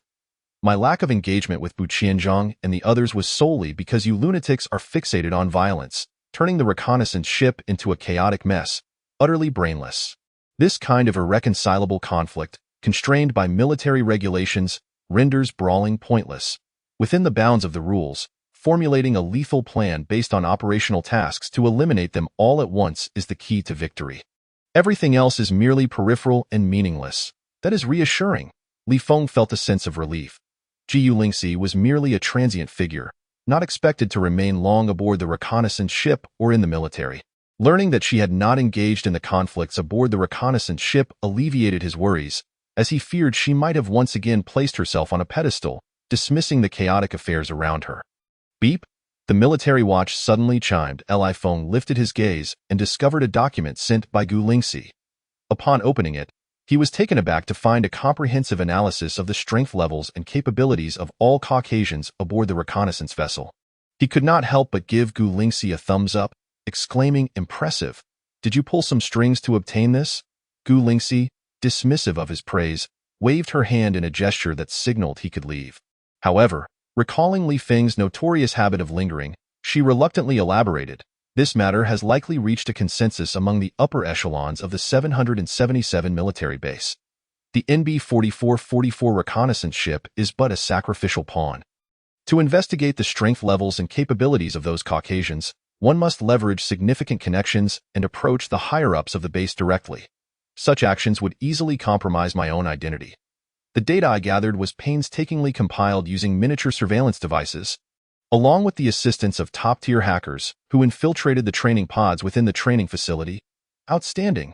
Li Feng exclaimed with delight, promptly taking his leave.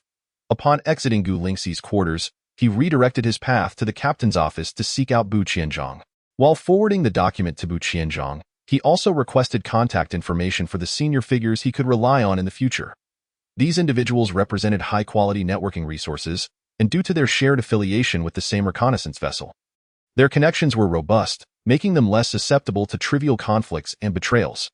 Having already reached out to those released from military prison, he sent communication requests to each of them. For those still incarcerated, he made a trip to the military prison, visiting each one. After a day and a half of this endeavor, he had contacted everyone. Subsequently, he settled into his independent quarters, awaiting new assignments while practicing mecha operations with his training helmet.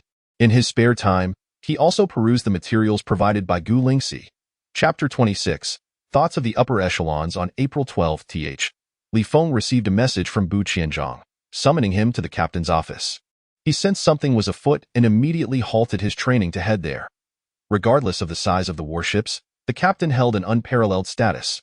The captain's office served as both the captain's workspace and relaxation area, distinct from the independent quarters of the senior officers, which were located centrally within the vessel. The captain's office was situated in the bow of the reconnaissance ship, with both stairs and an elevator leading directly to the control room below. The entire office was divided into two sections, the inner lounge and the outer office, covering over 100 square meters. Bu Qianzhang's office was quite simple, furnished with a rack displaying an array of weapons, including swords, spears, and various energy firearms, along with a desk and a row of sofas. Upon passing through the identity verification, Li Feng entered the office, finding that he was not the first to arrive. Cui Jingping, the squadron leader of the second squad, had already been there. After a few minutes of waiting, Liang Qingyong, the leader of the third squad, and Gu Lingxi, the leader of the fifth squad, arrived in succession. "Please take a seat," Bu Qianzhang called out, activating the intelligence system. Waves of violet light began to surge through the office like a tide. The four remained composed. The captain's office not only boasted an independent defense system capable of generating an energy shield, but also featured anti-surveillance measures. Any miniature surveillance devices hidden within the office would be promptly detected. Soon enough, several tiny flying devices, no larger than ants, appeared on the display screen activated by Bu Qianzhang. He immediately initiated the destruction protocol, concentrating the violet light on the tiny drones, obliterating them. "I have just received a mission notification. You may take a look," Bu Qianzhang stated, directing the intelligence system to send the mission details to the four of them. Li Feng opened the newly received message and began to scrutinize it. This mission's destination was the F25986 planet, still within the territory of the Windmouse clan. This planet was an independent domain of the Windmouse and had not established any spatial rifts with other planets inhabited by the Windmouse. The entire planet was a microcosm of the Windmouse clan, a fragmented entity where various factions were at war with one another. Currently, the two most powerful factions were embroiled in a large-scale conflict. The leader of the strongest faction was named Fast, boasting a strength level of 37, while the opposing leader, Mose, held a level of 35. Mose was also an early military infiltrator planet on that planet. Over the decades, with clandestine military support, Mose had significantly increased his strength level and had risen to become a dominant force on that planet. Li Feng speculated that Mose might have instigated this new round of warfare under the military's guidance, perhaps in preparation for an impending large-scale invasion. The task assigned to their reconnaissance ship was to masquerade as interstellar pirates and infiltrate the F25986 planet, entering Mose's camp as interstellar mercenaries, with the objective of assassinating Fast and aiding Mose in unifying the entire planet. "This mission does not appear overly challenging," Cui Jingping remarked, somewhat astonished. "I also find it rather manageable." Liang Qingyong nodded in agreement. The primary reason lay in the fact that a small reconnaissance vessel, during its mission, was most wary of high-level extraterrestrial beings above level 40. Furthermore, the existence of spatial rifts on the planet allowed high-level extraterrestrials to arrive swiftly for support. In this instance, both risks had been effectively mitigated. Moreover, they had formidable allies from the Windmouse clan on the planet. A small reconnaissance ship prioritized agility and speed, which meant it was smaller in size compared to other small warships, and its attack systems were considerably less potent. Unlike other types of small warships that were equipped with various wide-range shockwave and specialized sonic wave weapons designed to counter high-level extraterrestrials, even the energy cannons lacked a certain degree of power. However, against a level 37 Windmouse, it was at least capable of maintaining a position of invulnerability. "What are your thoughts?" Bu Qianzhang inquired. Directing his attention to Li Feng and Gu Lingxi, Li Feng pondered for a moment before responding. "It's hard to say. It feels more like they want us to compete against those Caucasians in terms of endurance." Gu Lingxi cast a surprised glance at Li Feng, commenting, "You are somewhat sharper than those two fools." Cui Jingping and Liang Qingyong exchanged glances, perplexed. "What is your perspective?" Bu Qianzhang quickly turned to Gu Lingxi, who shared a sentiment akin to Li Feng's but struggled to grasp the key elements. "Continue discussing your strategies and inform me once you reach a conclusion." Gu Lingxi, uninterested in elaborating, arrogantly rose from her seat and departed. The three men exchanged glances, while Li Feng felt a headache coming on. This girl was once again adopting an aloof demeanor. He opened his mouth, preparing to call her back, but then thought better of it and closed his mouth. He had come to understand Gu Lingxi to some extent. On this reconnaissance vessel, only two individuals were truly fearful for their lives, himself and Gu Lingxi. Her departure undoubtedly signified that her judgment aligned with his own speculations. Prompting her to avoid wasting time in this place, "I suggest we base our strategy on who can best ensure their own survival." After coming to this realization, Li Feng proposed. Regardless of whether this inference was accurate, a more cautious arrangement would greatly benefit him, as it would allow him to continually accrue attribute values to enhance his strength. The stronger he became, the greater his ability to preserve his life. "Agreed," Bu Qianzhang, already aligned in thought with Li Feng, promptly nodded in approval of the suggestion. With the leaders of the reconnaissance vessel in agreement, the remaining members had little room for dissent. Although Cui Jingping and Liang Qingyong were somewhat confused by the discussion and were not particularly fond of a conservative approach, they readily expressed their support that a plan that leaned toward a more cautious and prudent strategy was quickly devised. However, the specifics would need to be confirmed after they met with the Level 35 Mo's and engaged in dialogue with him. After leaving the captain's office, Li Feng, adhering to protocol, shared the details of the mission with the two Caucasian squad leaders. As he walked back to his quarters, he decided it would be prudent to clarify a few things with Gu Lingxi. So he retraced his steps and rang her doorbell. Ding ding. The door remained unresponsive. However, a few minutes later, Gu Lingxi sent a voice message. "If you wish to ascend higher within the military, you must learn to think from the perspective of those in power. The power struggles among the upper echelons adhere to certain rules. Even if a consensus is reached to concede control of the NB-4444 reconnaissance vessel to the Caucasians, it must be done within the confines of established protocols. An outright agreement is impossible. Otherwise, one could simply assign the reconnaissance vessel a mission that would lead to its total destruction or forcibly transfer all survivors of the previous mission to other warships. Such actions would not only obliterate the authority of the compromised upper echelon, but would also render it difficult to maintain control over subordinates. If the mid-levels they merely exploit the authority at their disposal to secure certain advantages for these individuals. Yet challenges persist. Upon finishing his thoughts, Li Feng received another voice message from Gu Lingxi. "Our advantage lies in possessing the decision-making power over the warships. To counteract this edge, the combatants of the yellow and white races have been intermixed into a single squad. This arrangement hampers our ability to assign high-risk operations solely to the white individuals based on the mission parameters. Similarly, the whites cannot initiate strategies against us from this angle. They can only leverage their superior average strength.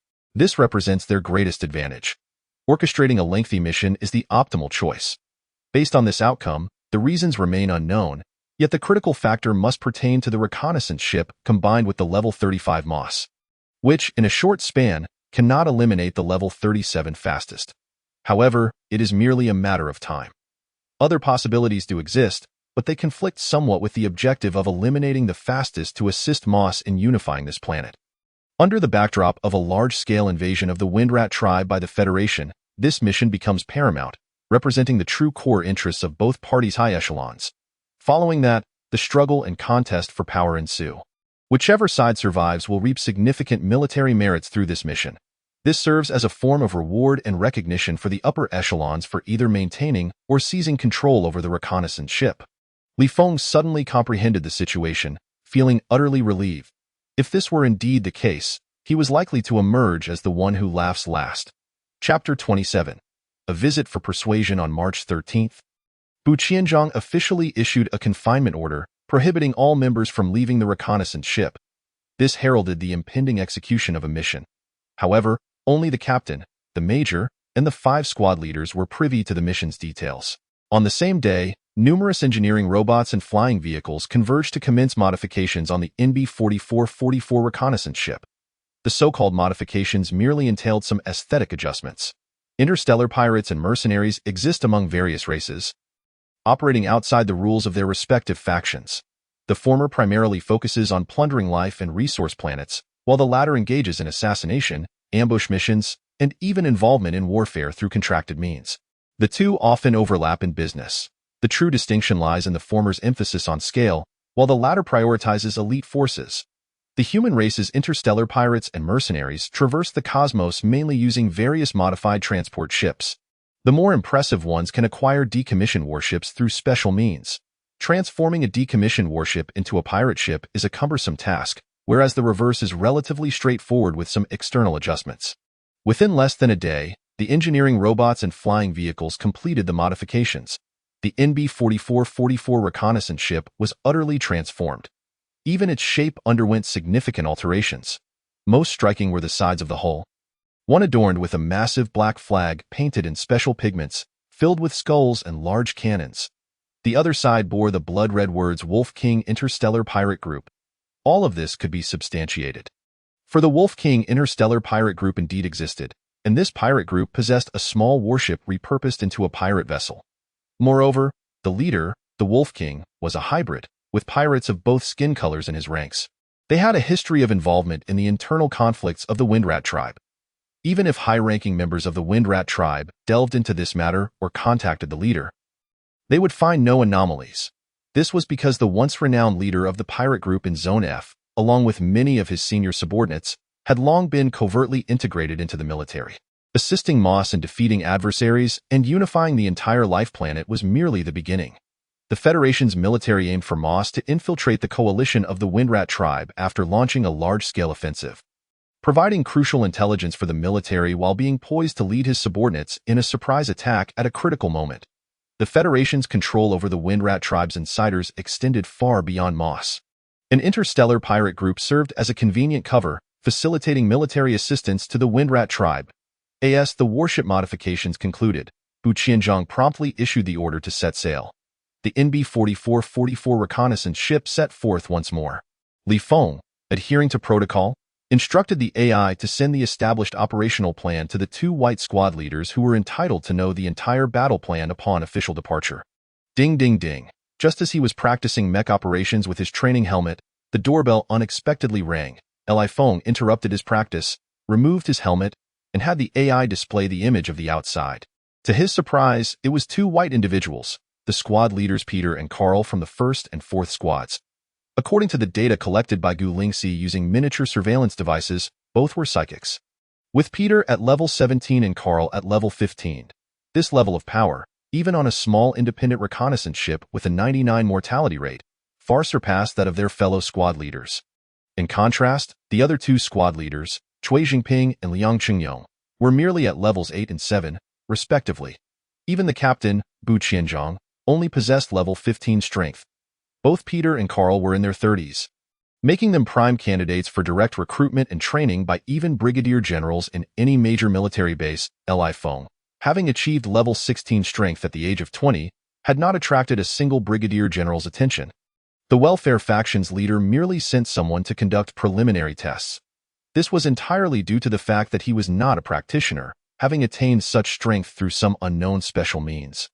The human race had placed emphasis on individual strength for millennia. Over these thousands of years, various methods for enhancing personal power had proliferated, akin to a multitude of blooming flowers.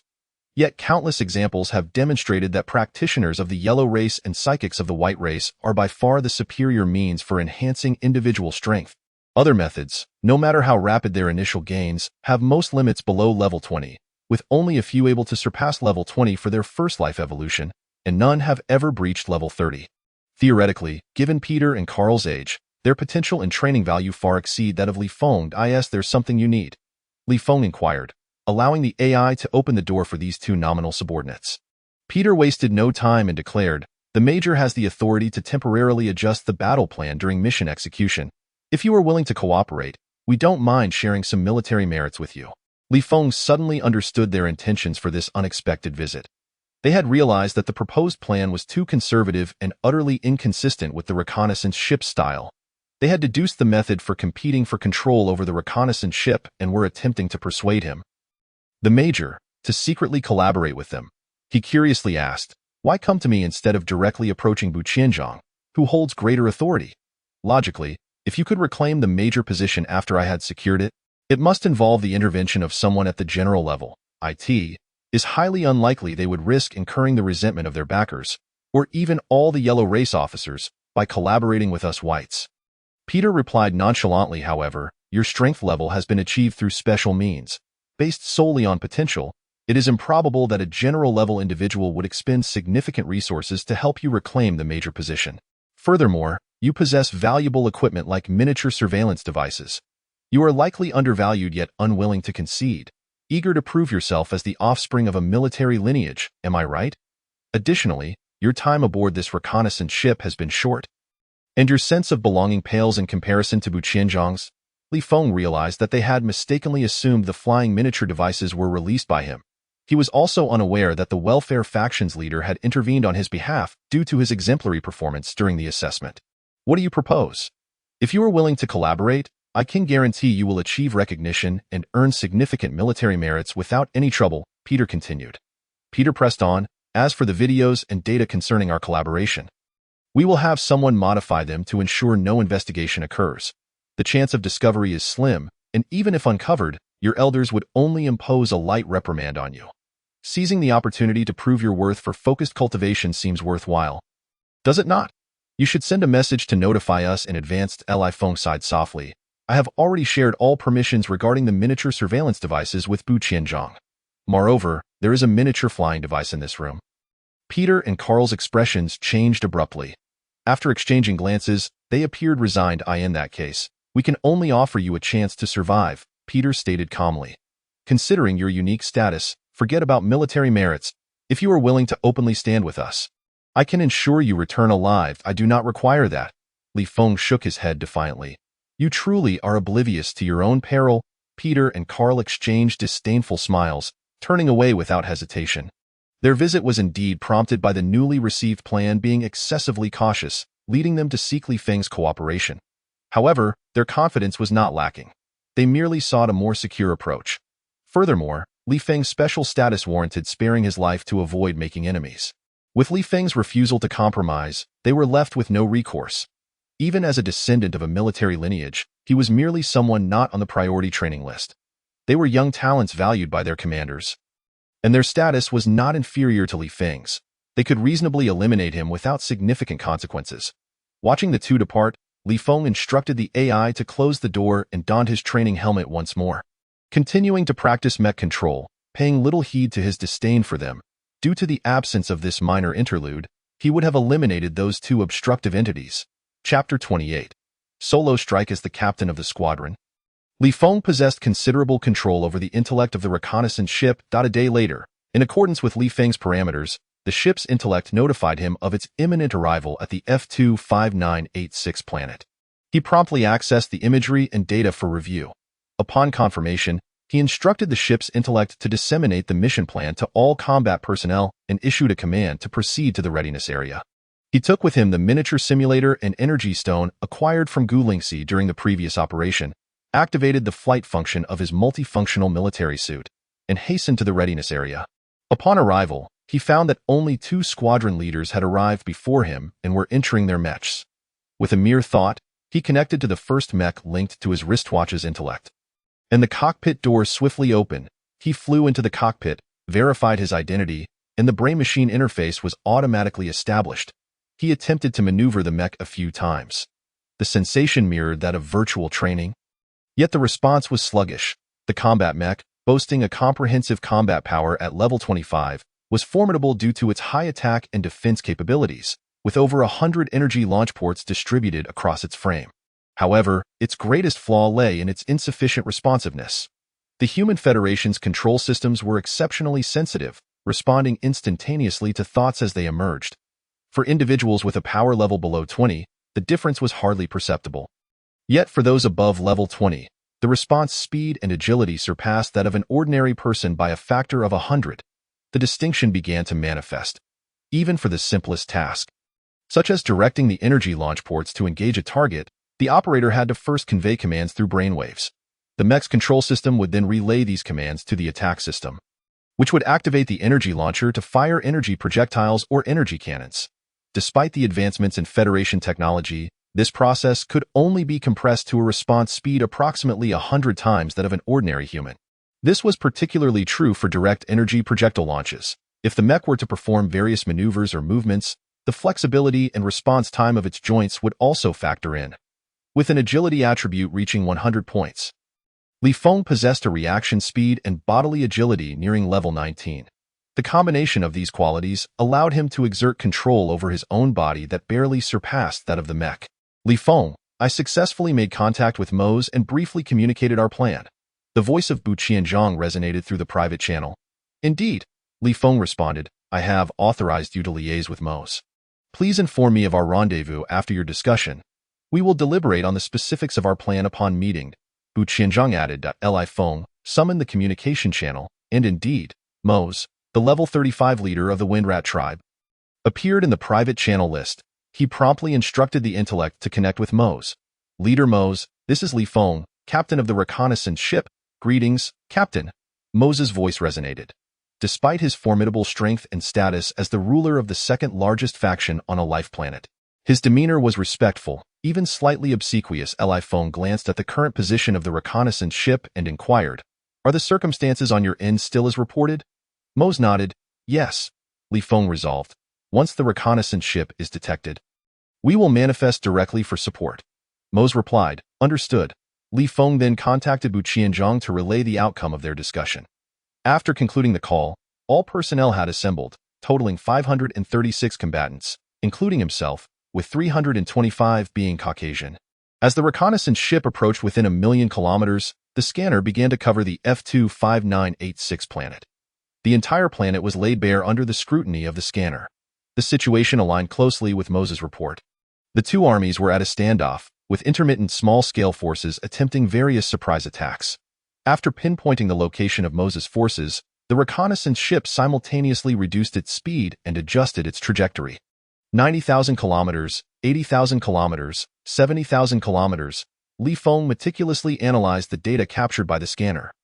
The combined strength of the two armies exceeded 30 million, all elite forces above level 3. Mose's side, however, was evidently at a disadvantage, with only 12 million troops and a significant shortfall in high-level combat power. There were just over 1,000 Windrats above level 20. In contrast, the opposing faction boasted a formidable 2,000 in that category. As the reconnaissance ship continued its approach, the scanner gradually penetrated the energy shields of the Windrats above level 30, gathering data on them. When the reconnaissance ship reached 10,000 kilometers, it detected 4 level 30 Windrats on the opposing side, including fast, while only 1 level 31 Windrat was found on Mose's side, with no trace of Mose himself. This was due to the top-tier artifact provided by the Federation military, which could obscure perception and scanner capabilities. Compared to other races, the human Federation possessed a crushing advantage in reconnaissance and monitoring. Even a small reconnaissance ship was equipped with scanners capable of covering 1,000,000 kilometers. Conversely, only those powerful beings above level 50 could breach that range.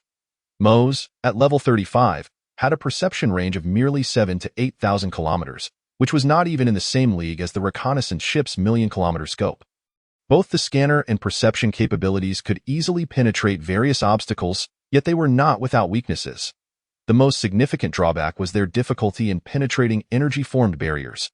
Various types of energy shields significantly weaken scanners and perception abilities, with the intensity of the shield amplifying the diminishing effect. Additionally, both humans and other races possess diverse means and artifacts to counteract scanning and perception capabilities. This was why, only upon entering within 10,000 kilometers, could the reconnaissance ship finally detect Windrats above level 30, yet still failed to locate Mose. Similarly, this was also the reason why Mose, despite being at a severe disadvantage, dared to instigate war against Fast. He not only possessed the artifact provided by the Federation military to obscure perception, but also had access to scanners and various offensive and defensive artifacts. With these tools, he could ascertain both his own situation and that of the enemy, continuously making targeted adjustments in response to Fast's movements. Soon, the reconnaissance ship entered the atmosphere and began its descent. Upon detecting the presence of the reconnaissance ship, Mose began to deactivate the artifact that shielded his perception. Immediately becoming visible on the scanner, Li Feng then commanded the ship's intellect to notify all combat personnel to prepare for deployment. Following Bu Qianzhang's orders, the reconnaissance ship descended to a height of only 100 kilometers before halting. Hovering above Moses' army, the ship also opened the readiness area doors as per Li Feng's instructions. Brothers, for this operation, we are the Wolf King Interstellar Pirate Group. All personnel are prohibited from initiating any form of communication with the Wind Rats without my authorization. Let us depart. With a commanding voice, Li Feng led the charge, controlling the mech as he soared out of the hatch. The other 5 mechs, accompanied by over 500 combat personnel, followed closely behind. Captain below, Moses ascended rapidly, approaching with even greater speed. Wait a moment, leader. Li Feng greeted Mose and then commanded all personnel to remain in place before abruptly accelerating the mech towards the southern flank of Moses' army. What on earth? Everyone was taken aback by Li Feng's sudden maneuver, their expressions a mixture of confusion. Only Gu Lingxi seemed to grasp the situation. With a glance at the three-dimensional map, she experienced a moment of enlightenment. There was indeed a small contingent of fast forces conducting a probing attack at the southern edge of Moses' army. It was highly probable that Li Feng was seeking to satiate a thirst for blood. The actual circumstances closely matched Gu Lingxi's conjectures. Li Feng was indeed heading towards that small fast force. However, it was not merely a desire to kill but rather an intention to harvest a wave of attribute values. This was also the reason he preferred to join the welfare faction to attain the position of captain, as captain. He possessed the authority to command in battle, as long as Bu Qianzhang, who held the final decision-making power, did not interfere. He could arrange matters as he saw fit. Chapter 29. First Harvest. Li Feng, what are you doing? The communicator buzzed with Bu Qianzhang's inquiry. Li Feng casually replied, I am eager to indulge in a little wind rat extermination. Damn, now I feel like unleashing a barrage on the wind rats myself. Bu Qianzhang expressed enthusiasm.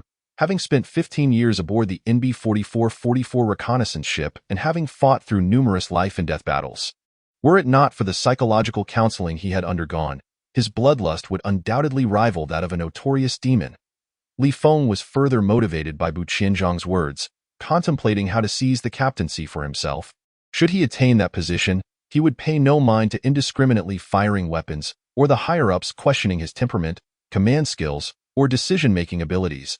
He would undoubtedly fire a few shots first to collect a wave of attribute values. Captain? The communicator buzzed again with Moses' hesitant voice. The formidable level 35 being was not questioning Li Feng's actions, but was uncertain whether to protect Li Feng or stay back and safeguard the combat personnel. You stay there, leader. I'll take out some enemy troops for a thrill and return, Li Feng assured him. Understood. Mose promptly responded, Captain, you instruct us to stay behind while you run off. What does that imply? Peter's sardonic voice echoed through the public channel. Silently, he fled, as if afflicted by some ailment. Not merely troubled, but gravely so. Scoundrel, during the execution of the mission, he deserted the main force without a word of explanation. Upon returning, I shall ensure that I investigate and report you. Mark my words. Soon, a chorus of white team members erupted in vehement curses. The yellow team members, not to be outdone, retaliated with their own insults. The public channel became a cacophony of vitriol. Yet, Li Feng remained unfazed. Indifferent to the chaos, it was merely an outlet for their frustrations. None could lay a finger on him. The NB 4444, an independent reconnaissance vessel designed for high-risk missions, was crewed by unruly lunatics who dared to flout the majority of military regulations and even dared to speak ill of their commander. However, no one dared to disobey military orders, even when given a death sentence. They would curse and complain while executing the orders without hesitation. To defy military commands was not only a capital offense, but would also result in expulsion from the reconnaissance vessel, with all past data and records erased. For the madmen aboard such vessels, the latter consequence was 100-fold more terrifying than the former. Within moments, they covered hundreds of kilometers. The attacking Wind Rat tribe numbered around 3,000. All elite warriors with an average level exceeding 6, there were over a dozen at level 20. Their strategy relied on mobility and range, constantly skirting the edges to engage in long-range harassment and attrition. Further afield, a level 32 Wind Rat observed the battlefield with keen interest. Each side wielded its own advantages. Mose, leveraging superior intelligence, managed to assemble elite forces and repeatedly launch successful ambushes against the fast army, even dispatching top-tier combatants to eliminate their strongest members. Conversely, Fast possessed a significant strength advantage, allowing them to openly mobilize elites to attack and drain Moses' forces. Should Mose attempt to counter with elite formations, they would withdraw and change their attack positions. If Mose deployed high-end forces, their elite would only hold for a moment until reinforcements from the 30-plus level wind rats arrived. Once engaged, more high-end reinforcements would continuously join the fray, leading to Moses' inevitable defeat. To avoid a joint assault from wind rats of level 20 and above, Li Feng halted his advance over 10 kilometers away. At this distance, should they attack using energy projectiles or cannons, any wind rat of level 5 or above could easily evade, provided they were attentive. Nevertheless, Li Feng raised his arms, and the palms of his mech swiftly revealed 2 smoke grenade launchers. With a mere thought, he unleashed a barrage of smoke grenades towards the enemy's center and in all directions. In the blink of an eye, 10 smoke grenades had been fired. A thick, stinging fog billowed forth, rapidly engulfing the area. Not only the ordinary wind rats but even those above level 20, with their heightened perception, were greatly affected. Seizing the moment, Li Feng activated the 3rd level of energy cannon mode. The energy launchers on the back of his hands, chest, and legs unleashed a relentless barrage of indiscriminate fire upon the enemy camp. Boom, boom, boom, ding. You have slain an enemy, gaining attribute value 0.41, ding. You have slain an enemy, gaining attribute value 0.45, attribute value 0.51, attribute value 0.42, attribute value 0.39. The system notifications rang in Li Feng's mind in a flurry. Amidst the fog, the sound of explosions echoed. Limbs and flesh were sent flying. Retreat. The commanding level 26 wind rat, after much contemplation, ultimately decided against charging through the mist to attack Li Feng and chose to temporarily withdraw. There was no other option. Li Feng had concealed himself within the ranks of Moses' southern army. Should they breach, they would only become entangled within Moses' forces. Not only would they fail to kill Li Feng, but if trapped, escape would be impossible. Wind rats continued to surge from the fog behind them. Hastily retreating, Li Feng was not foolish enough to pursue. Instead, he continued to unleash concentrated fire from the rear. Each enemy slain was a victory. After all, as the commander, he had the authority to return to the reconnaissance vessel for energy replenishment. This battle had commenced rather abruptly and concluded swiftly, as the elite wind rats withdrew. The fog gradually dissipated. In a mere minute or two, Li Feng had fired off over 1,000 shots. His energy reserves now stood at 20%. The results were astonishing. He had carved out a massive pit spanning 1 million square meters and 3 to 4 meters deep within the fog. The bodies of the wind rats lay shattered. Upon reviewing his available attribute value, it surged to 203 points. Over 400 wind rats of level 6 and above had perished in this relentless bombardment. Li Feng felt invigorated and utterly satisfied. Though this assault, driven purely by a desire for slaughter, bore little relation to the mission objectives and even risked alerting the enemy, leading to potential criticism and reprimand. He deemed it worthwhile as long as he could demonstrate sufficient potential and audacity. Even with a somewhat reckless mindset, the benevolent faction would surely shield him, ensuring his ascent remained unimpeded. A reprimand was trivial. Those emerging from reconnaissance vessels rarely concern themselves with such matters. Content, Li Feng turned to return beneath the reconnaissance vessel. Upon rejoining his team, he issued the command to continue the mission. Following Mose, they arrived at a castle.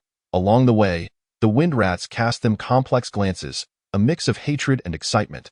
Yet, Mose had evidently issued strict orders, whether among high-ranking officials or ordinary wind rats. They remained at a distance, unwilling to approach. They entered a castle covering only several tens of thousands of square meters. The interior was desolate, and as per Li Feng's request, no guards were stationed. All personnel remained on standby, prepared for vigilance. Except for the leader Mose, any wind rats venturing within 100 meters of the castle were to be shot on sight, to guard against potential traitors launching surprise attacks.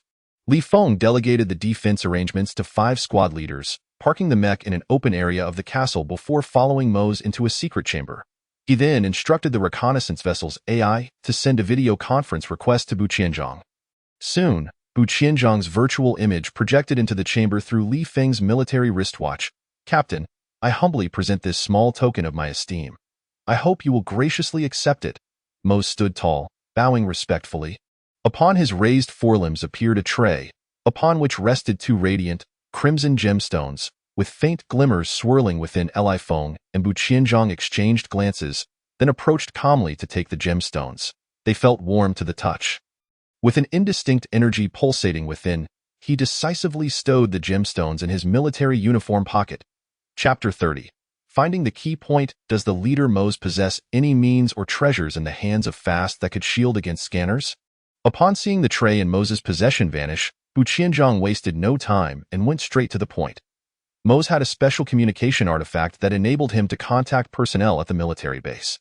Decades ago, upon being ordered to infiltrate this planet, he had been meticulously reporting his developments and circumstances.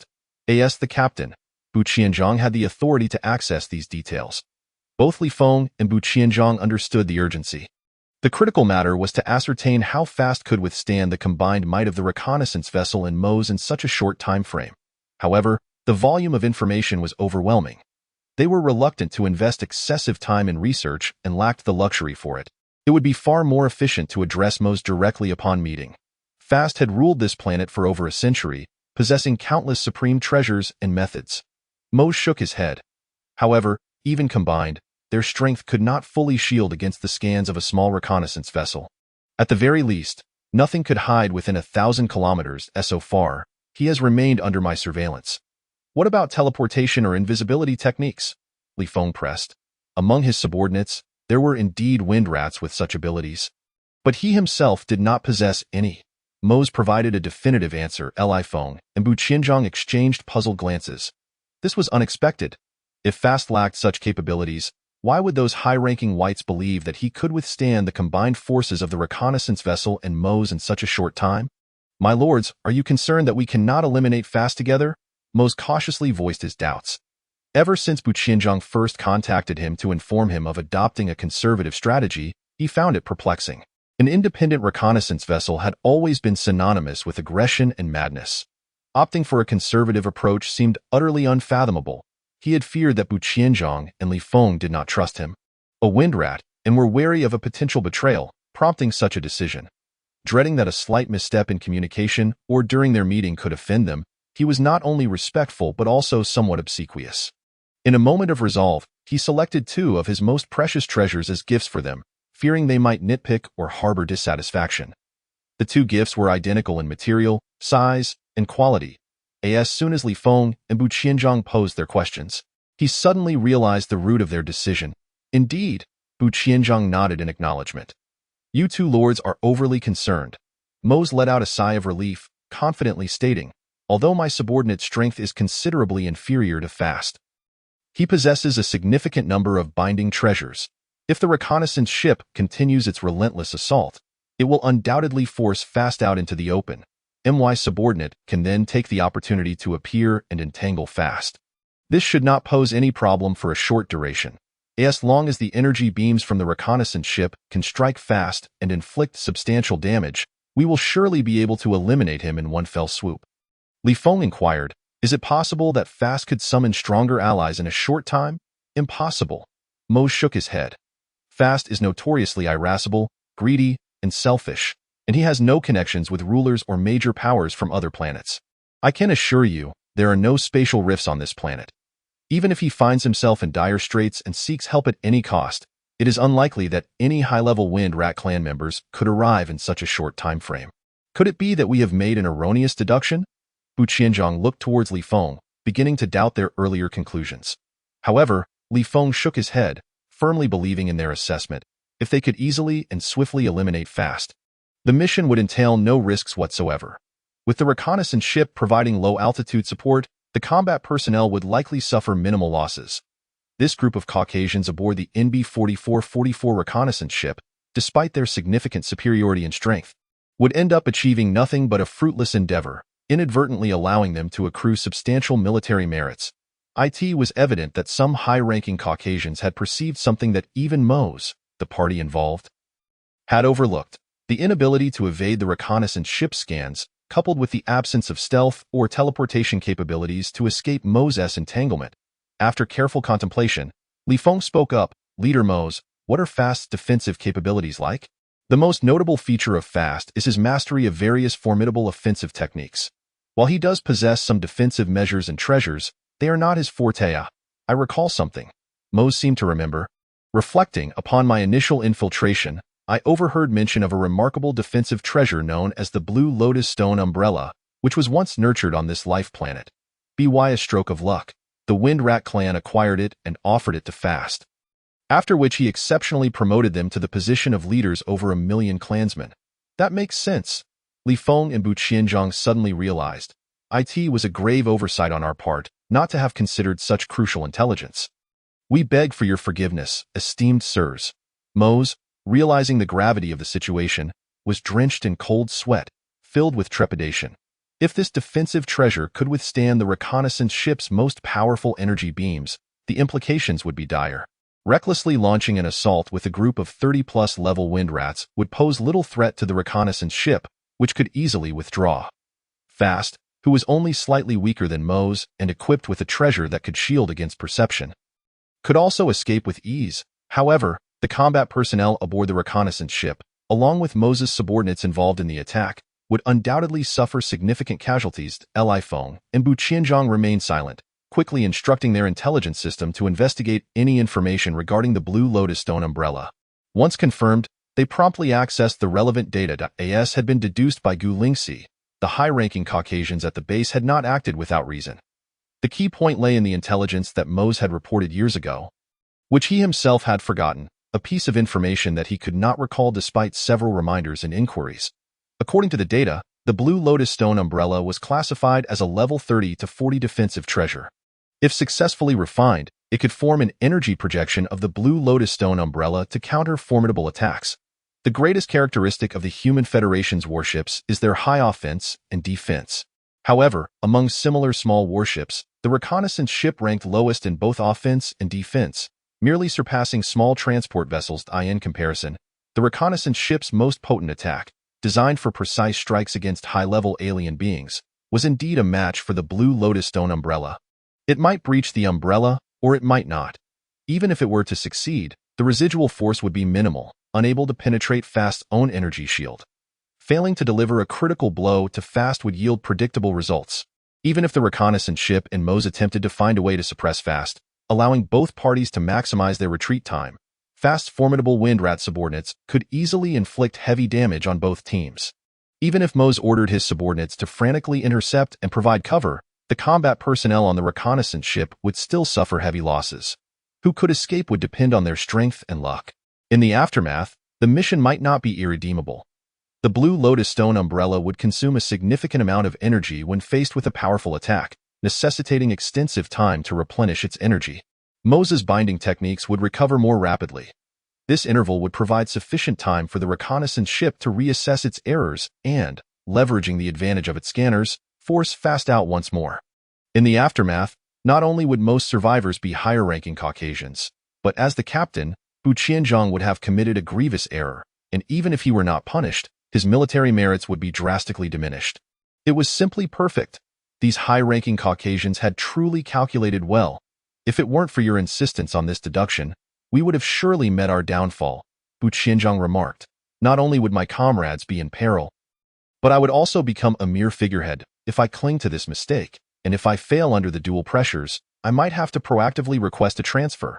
The control of the NB-4444 reconnaissance ship would then completely change hands. Even if I withstand the pressure, it would be difficult to endure through the next mission or the one after that. Now that we understand the crux of the scheme, things will be manageable. Li Feng mused, I will return shortly to perform a little magic for you. After witnessing the magic, we shall discuss our detailed plan. What magic? Bu Qianzhang asked, a look of confusion on his face. Li Feng smiled and did not answer. With a mere thought, his newly acquired 203 usable attribute points instantly decreased by 100. Level 2 armor piercing surged to level 3, enhancing its effect from ignoring 20 of any target's defenses to ignoring 30. After bidding farewell to Mose, Li Feng exited the secret chamber. Activating the flight function of his military uniform, he returned to the cockpit of Mecha No. 1 guiding Mecha Number 1 skyward, the reconnaissance ship's intelligence system. Following his command, open the doors to the combat readiness area. Upon returning, logistical personnel and intelligent robots were already present, replenishing Mecha Number 1 with smoke bombs and energy stones. Li Feng then proceeded to the captain's office to find Bu Qianzhong. Once Bu Qianzhong confirmed that there were no surveillance devices in the office, Li Feng raised his right hand towards the metallic wall. The military uniform on his right arm rapidly extended. Enveloping his fist, the energy discharge port on the back of his hand opened, activating the third gear of the energy bullet mode. Li Feng turned to the suspicious Bu Qianzhong, smiling as he asked, "At this distance, if I shoot an energy bullet at the wall, how deep of a crater do you think it will create?" 1.6 millimeters. Bu Qianzhong was well versed in the various data regarding metallic walls and energy bullets. Li Feng smiled, his thoughts in motion. An energy bullet was fired. Bang! It struck the wall directly, producing a muffled thud as the energy erupted. A crater exceeding 2 millimeters appeared on the wall. Bu Qianzhong's eyes widened in disbelief. Concerned that his eyesight might have failed him, he stepped closer for a better look. The result remained unchanged. He quickly instructed the intelligence system to retrieve the office's surveillance data. The speed and power of the energy bullet were indistinguishable from the third-gear energy bullet of the multifunctional military uniform. The hardness of the metallic wall showed no signs of alteration. After having the intelligence system recalculate, the conclusion remained 1.6 millimeters, consistent with his instinctive estimate. Bu Qianzhong gazed at Li Feng in disbelief, opening his mouth but ultimately refraining from voicing his questions. Such secrets were unlikely to yield answers. Li Feng calmly stated, "If I am allowed to control the main cannon of the reconnaissance ship, this magic can also apply to the energy beams." Despite already understanding the implications of this statement, Bu Qianzhong could not help but confirm. "So, even if you cannot kill fast, you can still severely wound him?" "Indeed," Li Feng affirmed. Thus, only one challenge remained. A fierce glint flashed in Bu Qianzhong's eyes. "How can we find the opportunity to eliminate those scoundrels and deliver a grand gift to those wretched Caucasian leaders?" The ordinary team members were difficult to manage, all mingling together. Allowing only the Caucasian squad leaders and their members to besiege high-level wind rats would be too conspicuous, straying from the rules. Li Feng had already formulated a plan. "I will take those 2 squad leaders to launch a strong attack on the level 30 wind rats." Bu Qianzhong inquired with curiosity, "Are you confident in your self-preservation?" "Absolutely," Li Feng assured him. Without hesitation, Bu Qianzhong declared, "Eliminating these 2 will suffice. Point 1 is level 17, the other level 15, both in their early 30s. Rising stars with great potential. This gift is not insignificant." The 2 quickly reached an agreement, and they proceeded to discuss the details, finalizing their plan in a matter of moments. Li Feng recalled Moses' welcoming gift and pulled out a piece of red jade from his pocket, tossing it to Bu Qianzhong. "I in the video of our meeting with Moses, and in the video of our discussion here, I will have the intelligence system delete everything." Bu Qianzhong tucked the jade into his pocket, pointing out, "If the statistical department discovers any missing videos, they will definitely report it to the investigation department. As for the welcoming gift, the investigation department need only ask Moses, and he would never dare to conceal it. Therefore, there is no need for us to hide anything. Do not let the intelligence system check the jade's value. Simply insist that you have no idea what it is and casually discard it as trash on the way back. We merely accepted a welcoming gift, not solicited a bribe. At most, we will each receive a reprimand. This matter, I have spent 15 years aboard a reconnaissance vessel, accumulating over 200 demerits, which seem to possess a greater deterrent effect than any honor medal. When high-ranking officials encounter my identity, revealing those 200-plus records of various infractions makes me shudder in trepidation. Just listening to it sends chills down my spine." Li Feng expressed his astonishment. This individual surnamed Bu, usually appearing sane, seems to have adopted a grandiose demeanor since assuming the captaincy, maintaining a facade in front of subordinates while behaving otherwise outside. Bu Qianzhong continued. "What are we doing in the office? Why delete the video? Anyone could guess we were plotting how to eliminate those 2 scoundrels. Within the bounds of regulation, a clever approach would be to issue each of us a demerit. Something everyone could accept. Who would dare to come knocking for inquiries? We could simply knock them out and toss them in the trash bin, thereby earning an additional demerit."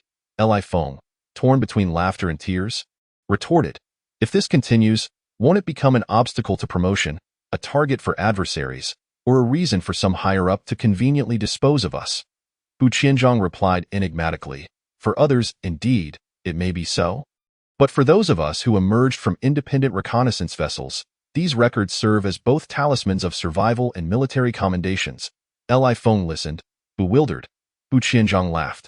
The more mistakes we make, the more it indicates we harbor serious psychological issues. How did this come to be? When the issues were not severe, why did no one help us correct them? Li Feng suddenly understood. We have undertaken numerous life and death missions. Unearthing these demerits is tantamount to revealing our ledger of accomplishments. Bu Qianzhang nodded.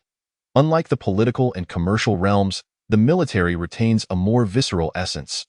Even those scoundrel tycoons in the military, corrupted by politicians, would show some semblance of camaraderie, if only to preserve their prestige within the armed forces.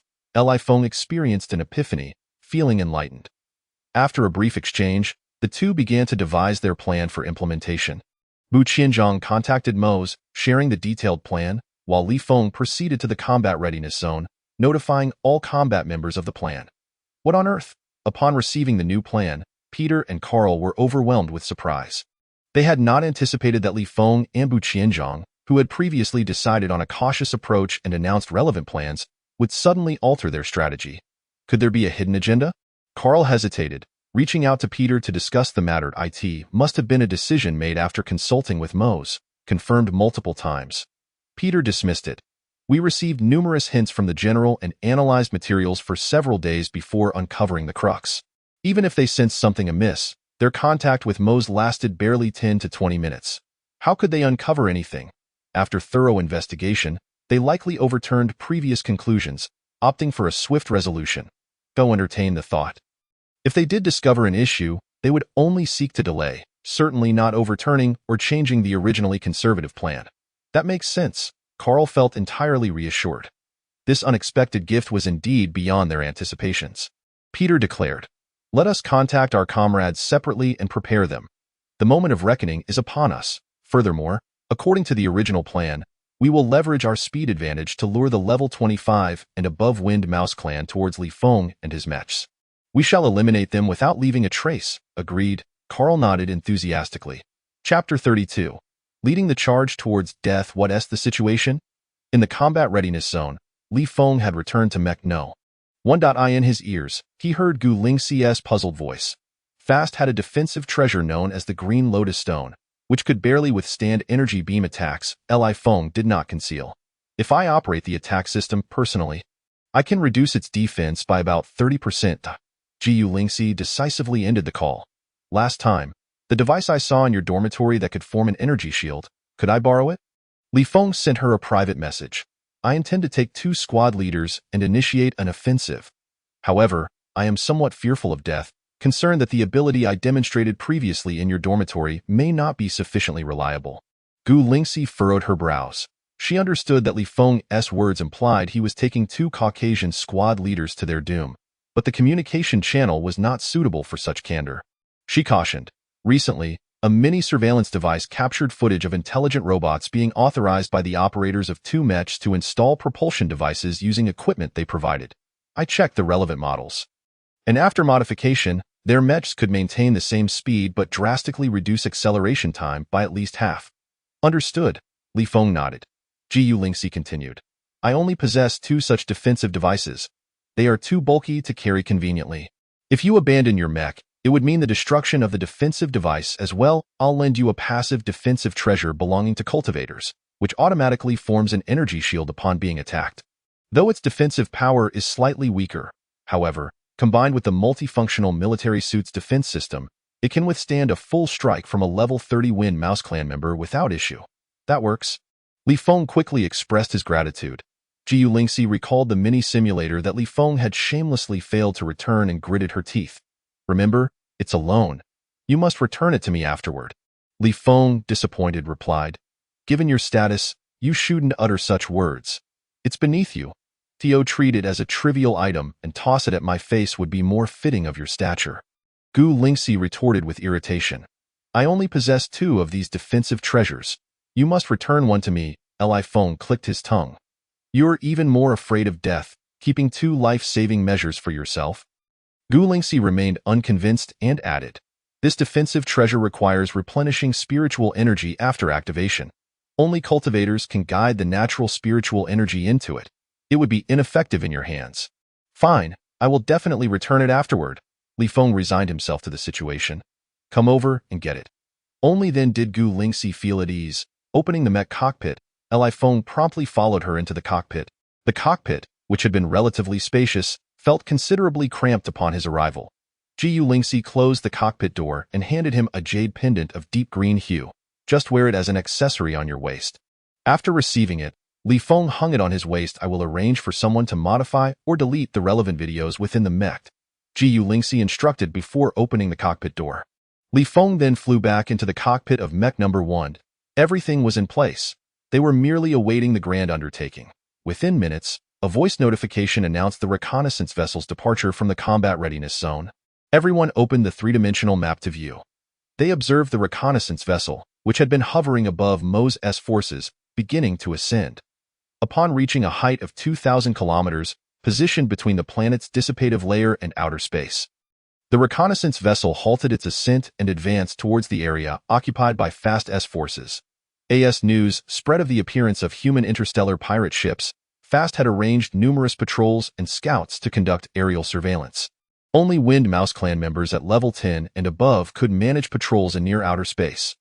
These patrols and scouts were formidable, yet they paled in comparison to the reconnaissance vessel. Bu Qianzhong had already activated the intelligent attack mode. Those daring patrols and scouts that approached the reconnaissance vessel within a 10-kilometer radius could not escape being shot down. They cruised unhindered, arriving above Fast S hiding place. Under Bu Qianzhong's control, energy cannons were launched towards the area where Fast was located. Boom, boom, boom. At a height of 2,000 kilometers, Fast and those Wind Mouse Clan members at level 20 and above, possessing sensing abilities, could easily detect the impending danger and swiftly evade the risk zone. Those at level 10 and above also quickly dodged upon receiving warnings.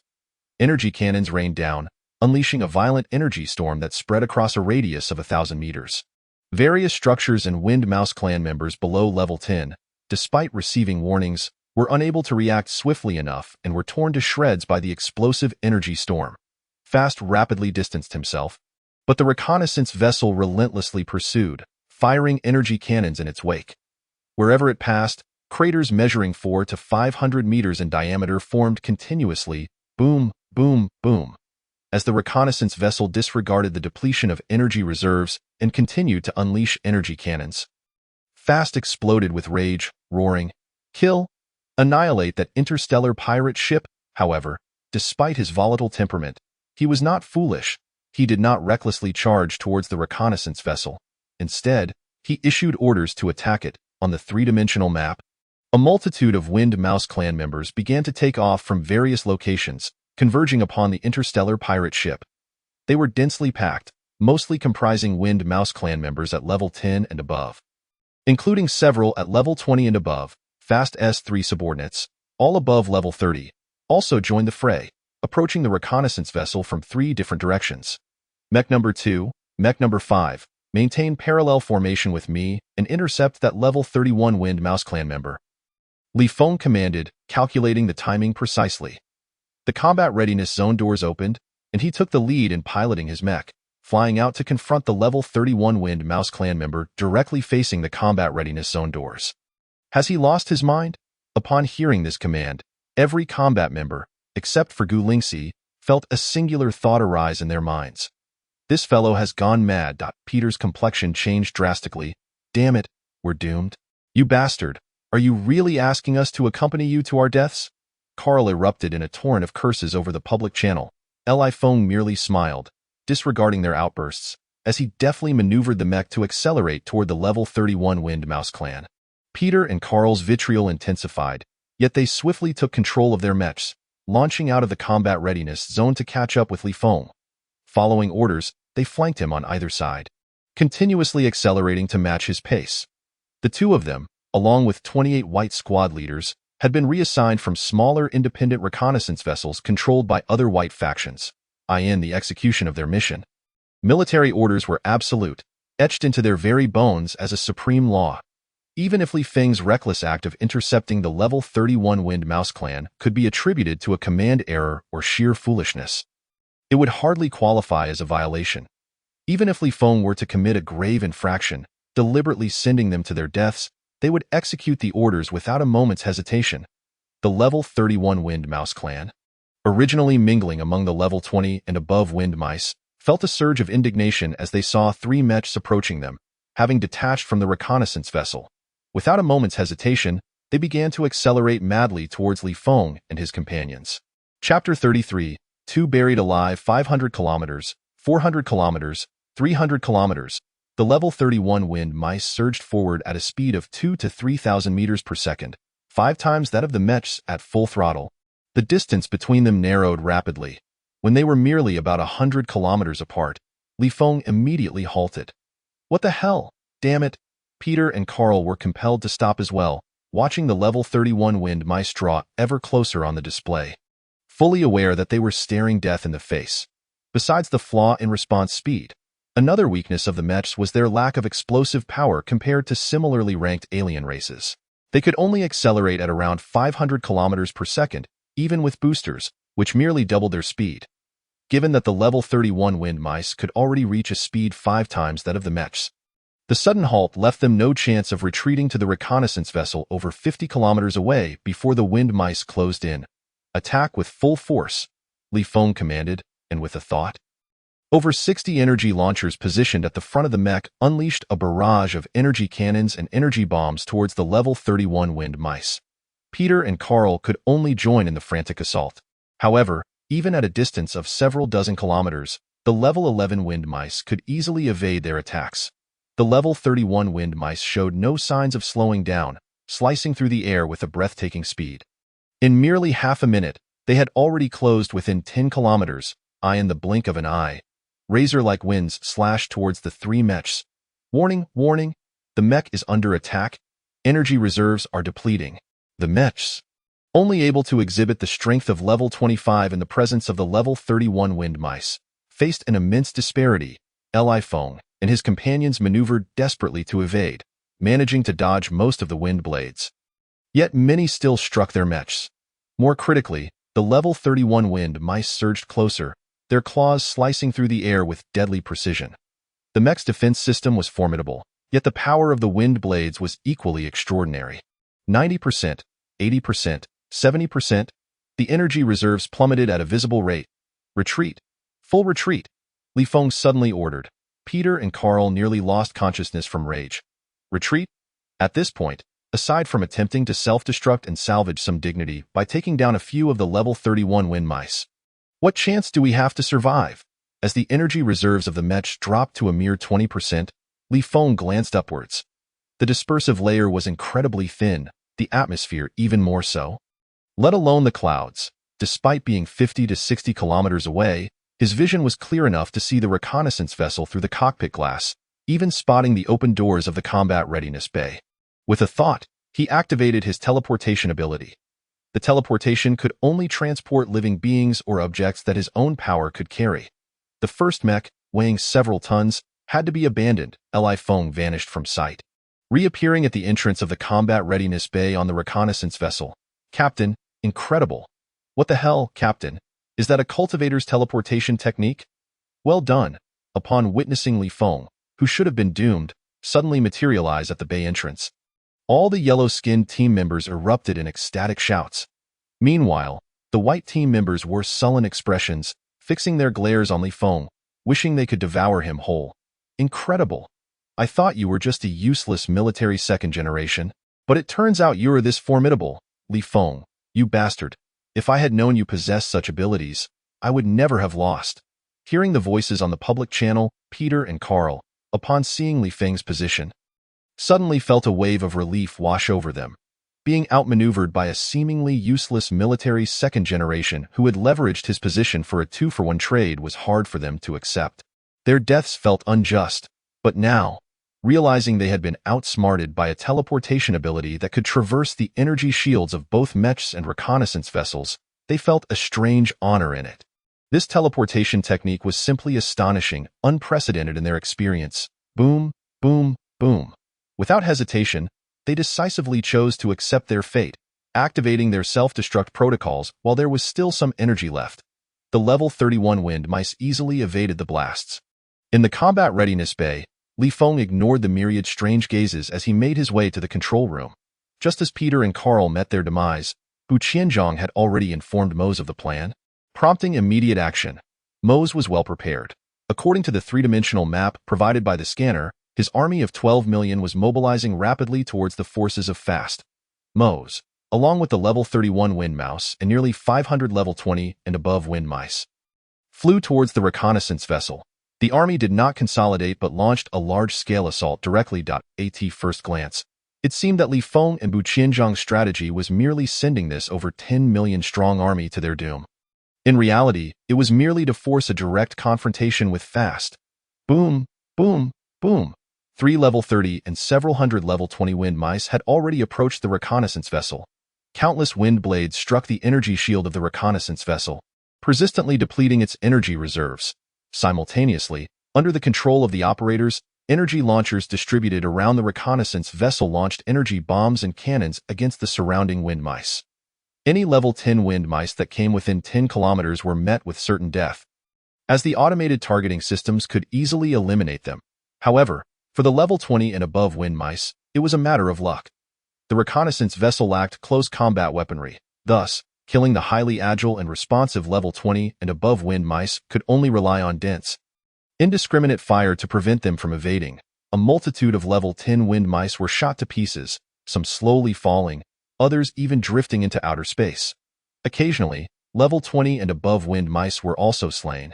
The reconnaissance vessel was not faring well either, as its energy shield endured the frenzied assault of 3 level 30 and several hundred level 20 wind mice. Meanwhile, it had to continuously eliminate the level 10 wind mice. In the control room, Bu Qianzhong maintained control of the main cannon, relentlessly bombarding the evasive Fast below. The energy reserves were steadily diminishing. "Captain, let us strike. Let us wipe out these pests. Indeed, it is our turn to attack." Peter and Carl had been dealt with, so what was Li Feng waiting for? It was time for him to meet his own demise. He should issue the order for them to engage. In the combat readiness bay, including the whites, all combat personnel clamored for Li Feng to give the command to strike. Their tones varied, but their thoughts remained aligned. Life and death were inconsequential. If you don't agree, then fight. With so many level 20 and above wind mice, not to mention 3 invincible level 30 wind mice, if they engaged, they would likely face death. But if they survived, they would surely reap considerable military merit. You fools eager to reincarnate, shut your mouths. Enough chit-chat. Everyone stay in the combat readiness bay. Li Feng couldn't help but scold them. The screen filled with attribute values and military merits made him itch with desire.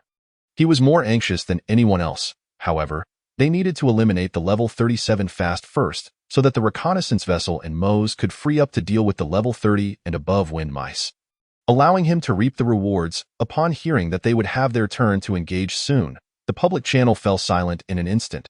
Chapter 34. The annihilation of Fast. The deadlock of mutual attrition did not persist for long.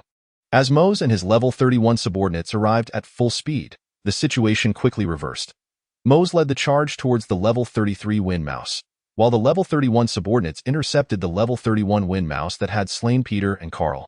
Bu Qianzhong continued to control the main cannon, relentlessly bombarding Fast below.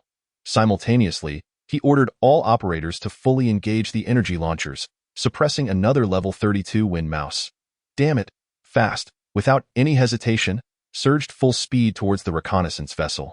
There was no choice. The opposing side clearly intended to determine the outcome in a single battle. He had to respond. Otherwise, the level 32 and level 31 wind mice could escape. The level 33 wind mouse targeted by Mose was significantly weaker than Mose, unable to evade his pursuit. Once the companions fled, the reconnaissance ship and Mose's level 31 subordinate joined the fray, sealing their fates with certainty. All he had to do was replicate the strategy, evading their assault, while the other 2 subordinates above level 30 could hardly escape the joint onslaught of Mose and the reconnaissance vessel. "Here it comes. My future lies entirely in your hands." As soon as he saw Faster approaching, Bu Qianzhong immediately retreated, relinquishing control of the main console. He then activated the combat mode on his military uniform's right arm, directing the energy emission port unhesitatingly towards his thigh. With a sharp sound, an energy bullet pierced through his thigh in an instant. Stifling a groan of pain, he quickly summoned the reconnaissance ship's intelligence core to grant authorization to Li Feng. Whether for the self-destruct mechanism or the main cannon, only the captain possessed the authority to control such functions. Even if other operators received authorization from the captain, each could only manage a handful of small energy emission ports. Though Li Feng was the second in command, he was subject to the same limitations. For the captain to delegate self-destruct and main cannon privileges to another, a request must be submitted to the base. Without a compelling reason concerning the survival of the reconnaissance ship, such requests were unlikely to be approved. Another option was for the captain to issue a temporary command to the intelligence corps in a state of incapacitation, overriding control protocols. This was precisely why Bu Qianzhang shot himself first. Should this not pertain to the life or death of the reconnaissance vessel and was not an urgent decision, it would be considered a serious violation. If Li Feng managed to eliminate faster, it would be a relief. He would merely lose military merit, face some penalties, and earn a mark of infamy on his record. However, should he fail to vanquish faster, Bu Qianzhang would not only risk losing his position as captain of the NB 4444 reconnaissance ship, but would also find it impossible to assume command of any warship in the future.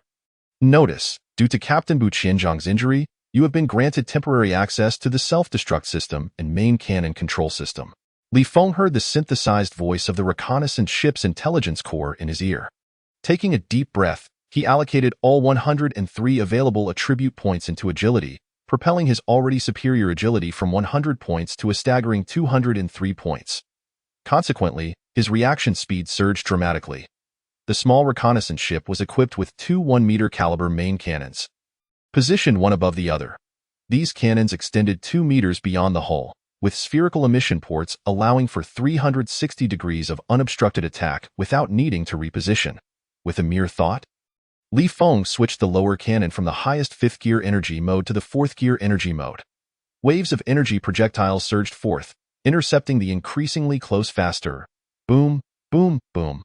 Under Li Feng's command, these energy projectiles continuously detonated mid-flight, forcing faster to frantically dodge and change speeds and directions. Beside him, Bu Qianzhang, sweating profusely from his leg injury, felt a glimmer of hope in his eyes. It seemed achievable. Although the power had not diminished by shifting from 5th to 4th gear, he was able to discern, through keen sight and data provided by the scanner, that Li Feng's energy projectiles were meticulously preemptive, calculated to anticipate Faster's speed and trajectory. The resulting pressure was sufficient to compel Faster into erratic movements, illustrating the absurdity of Li Feng's reaction speed. He was certain that had Li Feng been in command of a small warship equipped with multiple main cannons and various auxiliary and melee attack devices, he could easily annihilate the level 37 Faster, as Li Feng had surmised. Upon sensing the threat from the reconnaissance ship, Faster abandoned his plan to destroy it first. He ordered an influx of winged mouse warriors towards the reconnaissance ship, attempting to divert its attention, while he swiftly turned to confront Mose. His intention was to team up with the level 33 winged mouse subordinate to eliminate Mose, the second greatest threat. 100 kilometers, 90 kilometers, 80 kilometers, Faster, like lightning, deftly avoided the explosions of energy projectiles, rapidly closing in on Mose. Mose, sensing Faster's approach, immediately ceased his attack on the beleaguered level 33 winged mouse and sought to increase the distance between himself and Faster. Alas, the mere dozens of kilometers were quickly traversed by Faster. Mose had no choice but to turn and confront him, dodging the barrage of wind blades while retaliating with his own. Dare to stand against me? Today shall be your demise. Faster's eyes gleamed with confident malice. The reason was simple. Due to the proximity between them, Li Feng had redirected the cannon's aim to suppress his level 33 subordinate.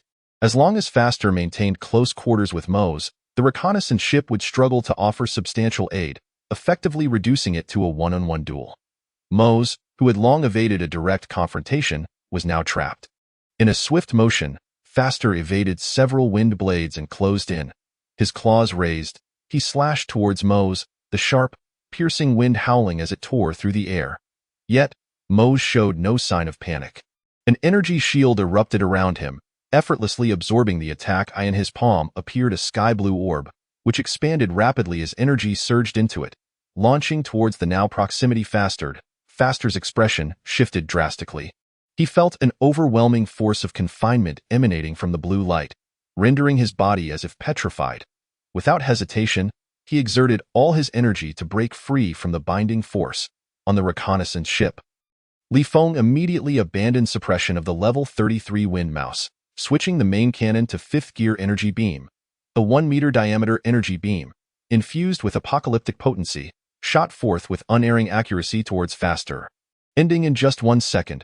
However, the reconnaissance ship's energy reserves plummeted by 3. Damn it. Faster realized he had fallen into a trap and reacted swiftly. While struggling to escape the blue light's grasp, he gritted his teeth and channeled a fraction of energy into the green lotus seed pod within him. A 3 to 4 meter diameter energy-formed green lotus pod enveloped his body. Almost instantaneously, a relentless torrent of energy, compressed and coalesced, collided with the green lotus pod.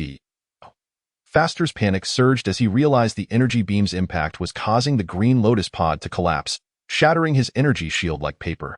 The remnants of the energy beam struck him directly, nearly obliterating his form and sending him plummeting like a meteor. "Let me handle this." Observing the scanner's data indicating severe damage to Faster's body, Li Feng halted Mose, who was preparing to charge at Faster. Mose redirected his attack towards the level 33 wind mouse. Without hesitation, Li Feng unleashed another high-intensity energy beam towards the falling Faster. Boom! Just before his descent, Faster was engulfed by the energy beam. Ding! You have slain an enemy, gaining 1289 attribute points. The melodious system prompt resonated in Li Feng's mind, filling him with an ineffable thrill. Chapter 35. Flight Capability. No, my lord. The 3 level 30 wind mice sensed Faster's demise, their expressions filled with fury, yet their reactions varied. The level 33 wind mouse attempted to shake off Mose and charge towards the reconnaissance ship. The other 2 were split. One surged towards the reconnaissance ship seeking vengeance for Faster, while the other hastily fled towards outer space, aiming to escape the inevitable tide of battle. Wind mice above level 20 mirrored this chaos, some fearlessly attacking the reconnaissance ship while others retreated in haste. "It's up to you," Li Feng declared, activating the flight function of his military uniform as he headed to the combat zone. With Faster defeated, the reconnaissance ship's mission was to assist Mose in eliminating or severely wounding those level 30 wind mice. The earlier annihilation of Faster was justified. However, should he engage the main cannon against other foes now? He would gain no military merit. He required both attribute points and military merit, necessitating direct involvement to achieve both. Along the way, he quickly accessed the system. Having anticipated this, he expended 400 attribute points to bolster 4 attributes that had yet to reach 100. Ding! All your attributes have reached 100 points, granting you the ability to fly. Flight. Level 1, possessing flight capability equivalent to movement speed. Each level up doubles flight speed based on the original speed. Incredible! Joy illuminated Li Feng's face. Another extraordinary ability was at his disposal. This power not only enabled him to engage in aerial combat without mecha or multifunctional military attire, but also practically doubled his speed with each level gained. Coupled with his piercing and teleportation abilities, he would become invincible against foes possessing unique capabilities. Fortune continued to favor him. In the next moment, he distinctly sensed an extraordinary transformation within his body. Most notably, he felt as though he had developed a new sense, a unique amalgamation of auditory, visual, and tactile perceptions. Even without being a cultivator or possessing supernatural abilities, he could sense an unusual energy permeating the world around him, hinting at a more mysterious and terrifying force, known to cultivators as the power of laws. This delightful surprise had been anticipated. It is understood that this is due to the comprehensive attributes, which have reached level 20, thereby achieving the first evolutionary milestone of life. After breaking through to level 20, all races will experience their initial life evolution. Given their diverse foundations, the outcomes of this evolution vary significantly among them. For the human race, upon achieving the first life evolution, an ability to perceive beyond the 5 senses will be manifested. This perception capability can reach nearly 1,000 times that of the mental attribute. Thus, when the mental attribute reaches 100 points, the radius of this perception can extend to 100 kilometers. Within this range, almost everything can be seen, heard, smelled, and felt. The closer the distance, The greater the intensity, it is even possible to penetrate various materials. For instance, Li Feng currently possesses a mental attribute of 139 points, granting him a perception coverage area of 139 kilometers. If there are no energy shields or similar barriers, at close range, his perception can even penetrate thick metallic walls, sensing everything on the other side. In addition to the enhanced perception ability, after the first evolutionary milestone of life, there are other remarkable benefits such as an increase in lifespan, the ability to autonomously absorb energy from the environment without the need for oxygen, food, or water, thus enabling prolonged survival. After a moment's contemplation, Li Feng expended 110 attribute points to elevate his flight ability to level 3. He then spent another 100 attribute points to enhance his teleportation skill to level 3 as well. The former allows his flight speed to reach 3 times his movement speed, while the latter doubles his teleportation frequency from 2 to 4 times per day. The remaining 679 attribute points were then evenly distributed across the 5 primary attributes. Host: Li Feng. Attribute points: 0, Constitution, 276, Strength, 275, Stamina, 277, Agility, 338, Mental, 275. Abilities: Armor Piercing level 3, Teleportation level 3, Flight level 3. His average attributes surged to 288 points, propelling him to a formidable level 22. Taking a deep breath, Li Feng suppressed the excitement within him, striving to maintain composure. He swiftly made his way to the combat readiness zone. Following his command, the reconnaissance ship's intelligence system opened the hatch to the combat zone.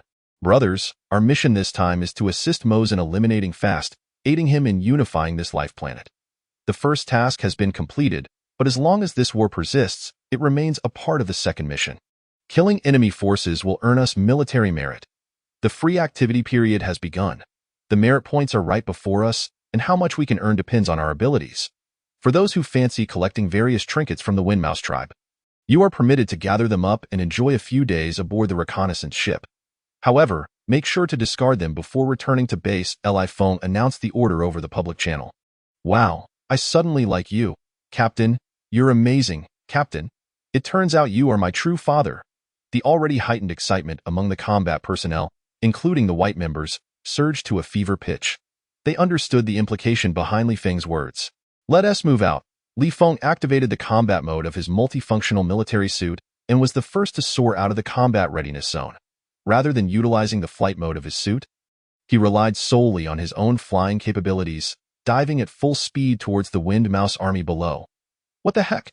The others who followed were left in speechless astonishment.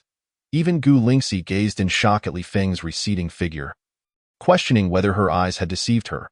Upon checking the data displayed on the 3D map, she began to suspect a malfunction in the scanner. For Li Feng, clad only in a multifunctional military suit, accelerated speed surpassed even that of combat mechas. His velocity skyrocketed, 500 kilometers per hour, 1,000 kilometers per hour, 1,500 kilometers per hour. In an instant, he reached a staggering speed of over 36,000 kilometers per hour. Approaching the limit. This was utterly unreasonable, considering the maximum speed of the multifunctional military suit was merely around 1,200 kilometers per hour. Even for mechas, the speed capped at 20,000 kilometers per hour. Li Feng's peak velocity was nearly double that of the mechas. What in the world is this speed? Gu Lingxi couldn't help but inquire. Naturally, it is due to a significant enhancement in my power level. Li Feng replied. Gu Lingxi was taken aback.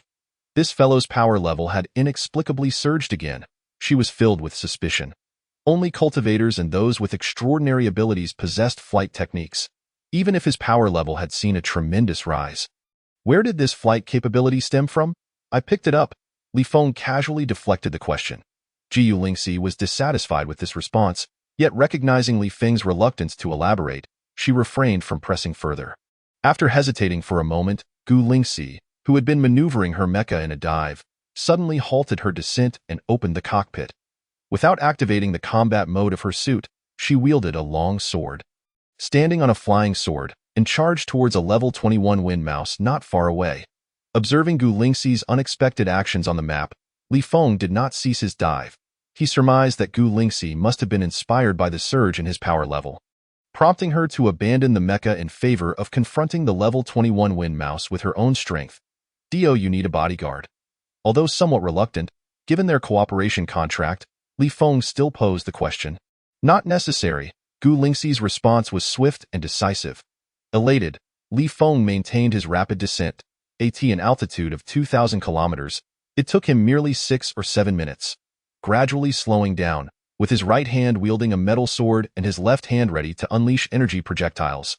He surged towards the wind mouse engaged in combat in midair. Thanks to the scanner's markings, distinguishing which wind mice belonged to which side was straightforward. Conversely, the wind mice under Moses' command were already aware that these human beings were interstellar pirates summoned for assistance, preventing any chaotic assaults against them. Attribute points 0.3, attribute points 0.28, attribute points 0.26, system notifications echoed incessantly in Li Feng's mind. He charged towards the densely packed enemy forces, specifically targeting areas devoid of wind mice above level 20. With each swing of his sword and each energy bullet fired, lives were taken with ease. His attribute points rapidly climbed, distributed evenly across the 5 primary attributes.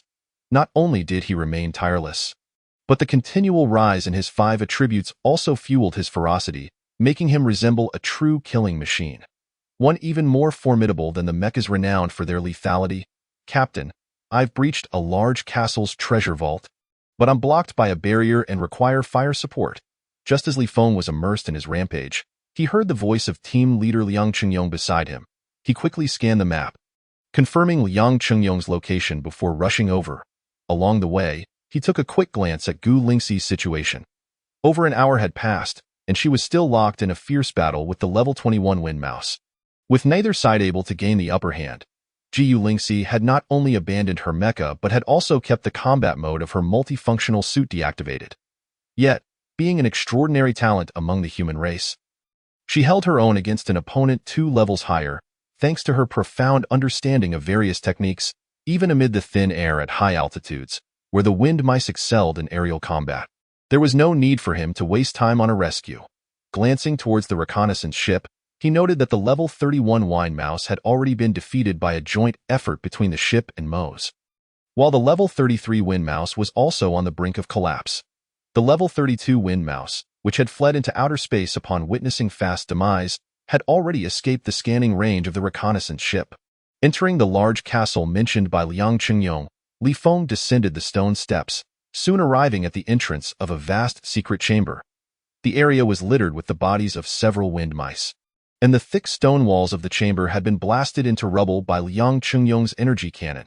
However, there remained an imperceptible barrier, akin to the formations described by human cultivators. Having completed his first round of evolution, Li Feng could sense the extraordinary powers embedded within this barrier, with strange runes swirling upon its surface. Its strength was formidable, yet it was a defensive barrier that was not overly challenging to dismantle. After briefly assessing the characteristics of these mystical powers, Li Feng felt assured. He promptly notified the reconnaissance ship's intelligence system, requesting energy beam support from Captain Bu Qianzhang. Upon receiving a response, he quickly signaled Liang Chengyong to retreat to the perimeter. As the positioning was completed and the countdown concluded, a beam of energy descended from above, instantly perforating the castle's thick walls and the layers of rock beneath. Boom! With just the residual force, the defensive barrier was shattered. Li Feng charged in ahead of the rest. Inside lay an enormous treasure vault, filled to the brim with various spiritual ores, materials, and energy stones. Surrounding the vault were several smaller secret chambers. Liang Chengyong, controlling his mecha, fired projectiles to blast open the stone doors of these smaller chambers. While the treasures within were not plentiful, each item radiated a peculiar gleam. Those with perception abilities could sense the powerful laws contained within. Li Feng swiftly traversed in and out of the smaller chambers, maximizing his perception ability to seek out those treasures infused with potent laws. Liang Chengyong was equally enthusiastic, even more so than Li Feng, as his mecha had a capacity far exceeding that of Li Feng's multifunctional suit. Spatial law powers. Li Feng understood that his own haul would be limited, and after searching through the smaller chambers, he refrained from taking anything substantial as the fist-sized, bronze-like or entered his perceptual range. He sensed within it a rare and exceptional force of spatial laws. Without a moment's hesitation, he swiftly approached and pocketed the stone. Continuing his search, after a thorough sweep, having failed to uncover any treasures imbued with special laws, he began to collect the smaller items, each possessing a higher intensity of various law powers. Only when he had filled his multifunctional military uniform to capacity did he feel a sense of satisfaction. Meanwhile, Liang Qingyong, devoid of any perceptual abilities, could not discern the quality of the items, but was aware that the treasures amassed within the small chamber were undoubtedly valuable, and he indiscriminately stuffed them into the cockpit. "Brothers, we've discovered a treasure trove. Anyone wishing to bring back a few pieces of scrap metal to play with on the reconnaissance ship is welcome to come over. Remember to leave a few items for the crew when we return." Li Feng called out over the public channel. "The captain is magnanimous," cheered the crew members aboard the reconnaissance ship. "Captain, I love you," echoed the enthusiastic voices over the channel. "Enough. I've tolerated you bastards for far too long," cursed Bu Qianzhang. "Are you trying to win hearts right in front of me, and now you want to usurp my position? Damn it, you scoundrel. Not only do you neglect to share the good spoils with us, but you also have the audacity to speak of the captain? Exactly. Keep it up, and I'll shoot you in the back. I've long found you insufferable. If you can manage to transfer me 100,000, I'll gladly shout daddy in front of everyone. If you can't part with it, then shut your mouth." The public channel was flooded with more curses directed at Bu Qianzhang.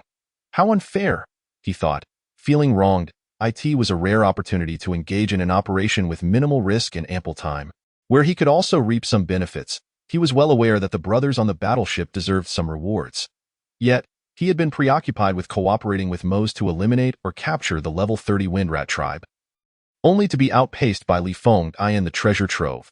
Li Feng paid no heed to the chaotic public channel, soaring out of the large castle and continuing his onslaught no matter the value of the treasures. They paled in comparison to his attribute values, or even his military merit. He disregarded Bu Qianzhang's grievances. In both political and military spheres, the top positions were inherently antagonistic. However, there were exceptions, and the small independent reconnaissance ship NB-4444 was one of them. Despite their conflicting interests, their shared experiences aboard NB-4444 forged a bond of brotherhood that would make them steadfast allies in the future. This was also why he unreservedly took the blame for a significant violation, shooting himself in the thigh to transfer command of the main cannon to Li Feng. In doing so, he not only bore the weight of a major infraction, but also relinquished substantial military merit to Li Feng. Conversely, while Li Feng aspired to oust Bu Qianzhang and claim the captaincy, he could never intentionally overlook the threat posed by the Windrat tribe. Should he do so, Bu Qianzhang's transgression would be severe enough to jeopardize his career, potentially leading to his dismissal from the base. As the system notifications continued to chime, he noted, attribute 0.31, attribute value 0.28, attribute value 0.19. However, as the severely injured level 33 Windrat was captured, the morale of fast forces began to wane. Groups of Windrats opted to surrender, and the previously dense resistance from the Windrats diminished. The combat personnel, having exhausted their energy reserves, returned to the reconnaissance ship, with even the spirited Gu Lingxi only managing to hold out for half a day despite her spirit-enhancing potions.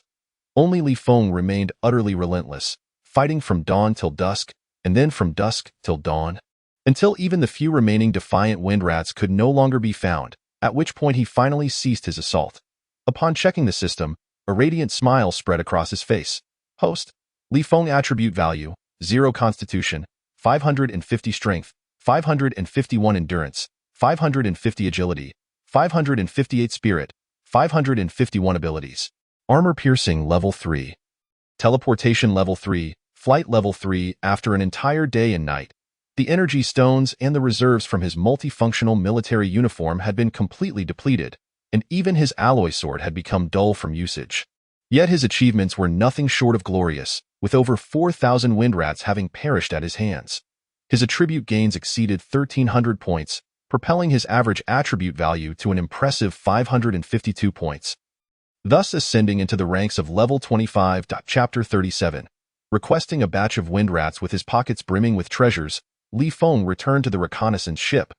His agility of 558 had dramatically increased his speed to a staggering 20,000 kilometers per hour. Coupled with a threefold enhancement to his flying ability, he reached an altitude of 2,000 kilometers in just 2 or 3 minutes. The combat area was eerily quiet, as the personnel had already returned to their quarters. Reveling in their victory, he first sought out Gu Lingxi, returning the defensive magical artifact as per their agreement before heading to the captain's office. Upon your return, you may need to seriously undergo psychological counseling, Bu Qianzhang remarked, observing Li Feng's arrival. Anyone who can emerge from a small reconnaissance ship is a killer, but you, my friend, have reached the level of a killing king. Thankfully, you did not execute any prisoners. Otherwise, the base would undoubtedly suspend your military rank and assign someone to monitor your psychological health closely to ensure you remain below the red line before allowing you to resume your duties. I am aware of the rules. Li Feng nodded. It was precisely because of this understanding that he refrained from killing those who had surrendered in order to enhance his attribute values. He pulled out a portion of the treasures acquired from the treasure trove and placed them on the desk. Bu Qianzhang spoke. Mose contacted me, saying he has tidied up the aftermath and will hold a celebration banquet in 2 days. He asked if we would like to attend. There's nothing to attend. He probably doesn't wish for us to join either, Li Feng replied dismissively. The Windrats harbored a deep-seated hatred for the human race. Even the interstellar pirates who had come to assist were equally despised. It was only due to Moses' orders that no Windrat dared to express their animosity openly. If they attended the celebration banquet, it would not only be awkward for Mose, but it would also severely undermine his authority in front of his subordinates. I share the same sentiment. Bu Qianzhang nodded. In that case, shall we set sail for home? Li Feng grinned. Such operational tasks are rare. I intend to request some subordinates and prisoners from Mose to return with us and grant you a share. Bu Qianzhang understood Li Feng's intentions and pondered for a moment before gesturing towards Li Feng's still bulging military uniform pockets. Forget it. It's clear you are someone who relishes centralizing power and does not tolerate dissent. We won't be together for long, and if I were to invest, conflicts of interest would inevitably arise between us. Besides, as a lone wolf without family to help manage and share, having too much money serves no purpose. Very well. Li Feng did not press further and tossed another handful of treasures onto the desk. He then activated his communicator to contact Mose. Captain, how may I assist you? Mose's respectful voice came through. Congratulations, Chief Mose. You are now the supreme ruler of this life-bearing planet. Li Feng replied with a smile before getting straight to the point. I wish to establish a friendship with the Windrat tribe. I would like to invite a few of your subordinates, as well as a batch of level 20 and above Windrat prisoners, to visit our human-controlled life-bearing planet for approximately 10 years. Of course, Captain, you can rest assured. I will arrange this immediately. Mose understood Li Feng's intentions at once. As a member of the Windrat tribe, he may have felt some resistance, but given that Li Feng had fought relentlessly for a day and a night, showcasing exceptional strength and potential, he could not afford to offend him. Thank you for your efforts, Chief Mose. Li Feng expressed his gratitude, to which Mose humbly responded. After a brief discussion about not attending the celebration banquet, Li Feng ended the call. How ruthless, Bu Qianzhang gave him a thumbs up. You asked for a batch of level 20s right off the bat. No choice. I have a wife at home who just lost her job to support. Li Feng chuckled as he exited the captain's office. If he was going to do it, he intended to do it grandly. Within the confines of the human Federation, countless slaves existed. It was not only those classified as slaves, but also many slave owners and interstellar pirates who had plundered various life-bearing planets, acquiring all manner of peculiar slaves. The more valuable ones either possessed unique abilities, were highly sought after for their appearances, or belonged to rare species on the brink of extinction. However, the truly exceptional and expensive ones were high-level slaves. Slaves above level 20, who had completed their first round of life evolution, were highly coveted by security companies, gambling houses, pharmaceutical groups, and wealthy elites alike, all willing to pay exorbitant prices for them in high-risk industries such as interstellar piracy and mercenary work. They were also in high demand. If he could bring back a batch of level 20 Windrat prisoners and have them trained at a slave-taming base, it would effortlessly support a large-scale auction, earning him his first substantial profit in this ruthless endeavor. Upon returning to his independent quarters, Li Feng began to adjust his mindset, working through the emptiness and solitude that followed his killing spree. While patiently waiting, Mose did not disappoint him. 2 hours later, he arrived at the reconnaissance ship with a group of Windrats. Among his subordinates, there was one at level 28 and 2 at level 25. After discussions and receiving various promises from Mose, they all agreed to implant slave chips and accompany Li Feng to enjoy a decade of leisure in the Human Federation. As for the prisoners, there were 32 of them, all between levels 20 and 26, consisting of those who had surrendered at the first sign of trouble. The captives in question exhibit a pronounced fear of death, rendering them more susceptible to taming. All prisoners have been subdued and their powers restrained through specialized methods employed by the trio from the Wind Mouse clan, and they find themselves confined within a storage room aboard the reconnaissance ship. Once Mose departs, with a command from Bu Qianzhang, the reconnaissance vessel officially sets sail, returning to Military Base 777. After several spatial jumps, the ship comes to a halt midway. Everyone disembarks from the reconnaissance vessel, gleefully discarding the treasures acquired from the treasure vault into the vastness of outer space before reboarding the ship. On April 16, the reconnaissance vessel, masquerading as an interstellar pirate ship, successfully returns to the military base. Upon receiving notification, Li Feng promptly instructs the intelligent brain to report the compiled combat footage, simultaneously sending a copy to Jiang Wanxin. He then proceeds to send a voice communication request to Jiang Wanxin, informing her of his successful completion of the mission and the impending return with a batch of captives. After concluding the call, he swiftly contacts the Interstellar Courier Company to arrange for the treasures gifted by Mose, obtained from the treasure vault, to be sent back for Jiang Wanxin to manage. A subsequent voice communication request is directed to Hou Jianda. Upon learning that he lacks connections in the slave registration department, Li Feng requests his assistance in reaching out to other members of the welfare faction. Just minutes after ending the call, his military wristwatch receives the military merit statistics report, which proves to be even more gratifying than he had anticipated. The first thing that catches his eye is a plethora of violation notifications. At the forefront is the incident where he temporarily abandoned Mose and his team to pilot a mech and annihilate several hundred Wind Mouse warriors shortly after meeting Mose.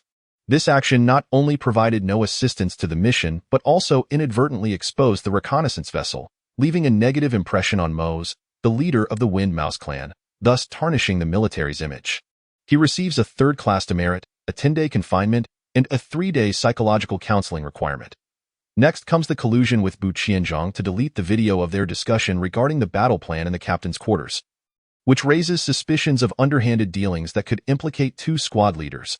This results in a 5th-class demerit, a half-month confinement, and a mandate to cooperate with the investigation. Furthermore, there are suspicions regarding the acceptance of valuable gifts from Mose, the misappropriation of war spoils, and the large-scale massacre of lower-tier wind mice, which contravenes humanitarian principles, as well as allegations of attempting to bribe Mose for Wind Mouse captives. In total, he faces 7 disciplinary actions. The confinement penalties alone accumulate to 2 months. Moreover, the inclusion of the term suspected implies that further inquiries and investigations may ensue, potentially resulting in additional punitive measures. Li Feng merely glances over the report, unfazed, for no one from the military law department would dare approach him to invite him for tea in the confinement room.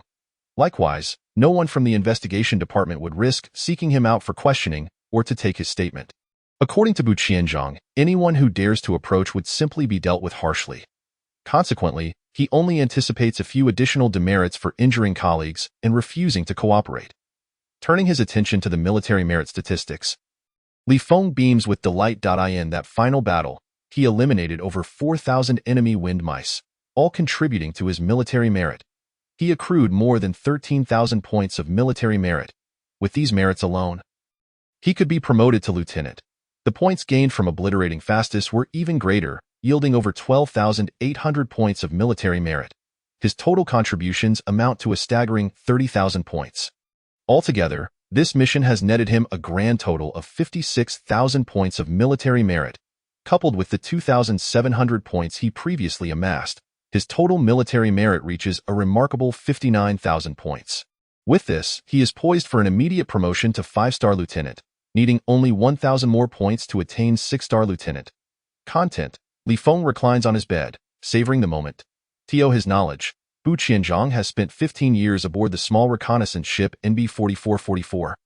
And as of now, he has only achieved the rank of 4-star lieutenant. Due to significant violations during this mission, Bu Qianzhang, who should have garnered substantial military merit, may only manage to reach 5-star lieutenant. If he is fortunate enough, or perhaps remains stagnant at 4-star lieutenant, Li Feng is now qualified to supplant Bu Qianzhang in a few days. Once Bu Qianzhang has dealt with the various troubles, Li Feng intends to discuss this matter with him.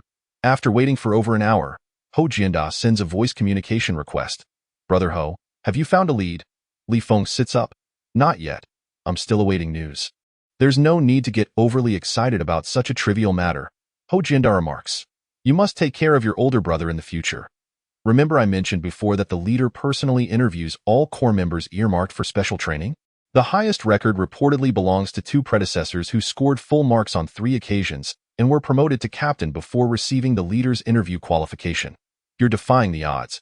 You've barely achieved the rank of lieutenant. And yet the leader has already notified me to have you meet him.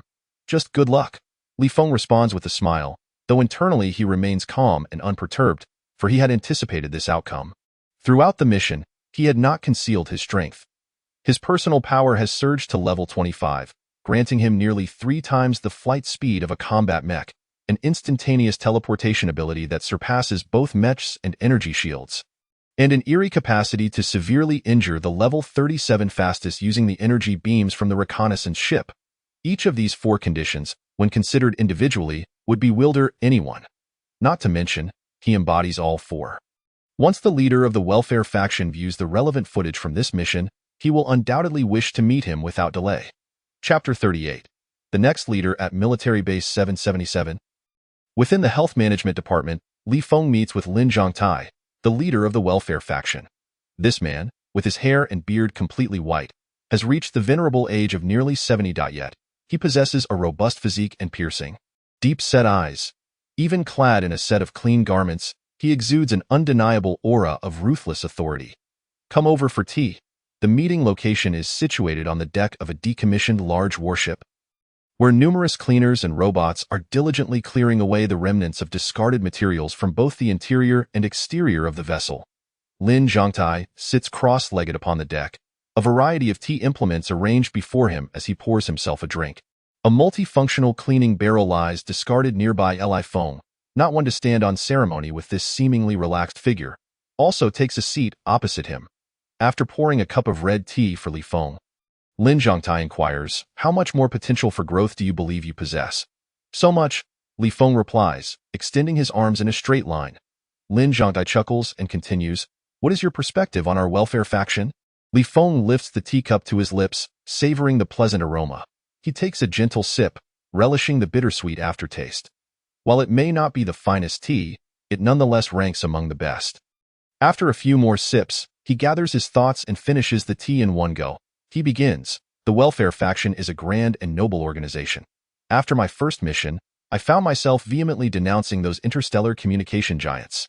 Having risked my life to complete the task, I merely wished to send a video call to my wife to assure her of my safety, and yet they dared to charge me over 10 credits per minute for the communication fee. Following my second mission, I developed a deep-seated resentment for the interstellar transport giants. A simple trip home costs around 70 to 80,000 credits for a standard round-trip ticket. Carrying the weight of my life on my shoulders while executing high-risk tasks to ensure the safety of humanity, I find that my salary barely suffices to send a message of reassurance to my family or afford a return home. Such a feeling is utterly unacceptable and infuriating. The welfare benefits for federal soldiers have been squeezed to the limits. Someone must step forward to advocate for the rightful welfare and treatment of all soldiers. I am willing to become a member of the welfare faction, dedicating myself to this noble and grand ideal to the best of my abilities. Lin Zhongtai remains unfazed, responding with a calm demeanor. Speak frankly. Li Feng hesitates for a moment, but ultimately chooses to be honest. You ensure my peace of mind in the early stages, and I will ensure your wishes are fulfilled in due course. Good, Lin Zhongtai nods earnestly. Li Feng scrutinizes Lin Zhongtai's expression, curiously asking, what is the result of my interview? Full marks out of 100. I grant you 100 billion. Lin Zhongtai replies without hesitation. In that case, what rank do I hold within the welfare faction? Li Feng chuckles bemused.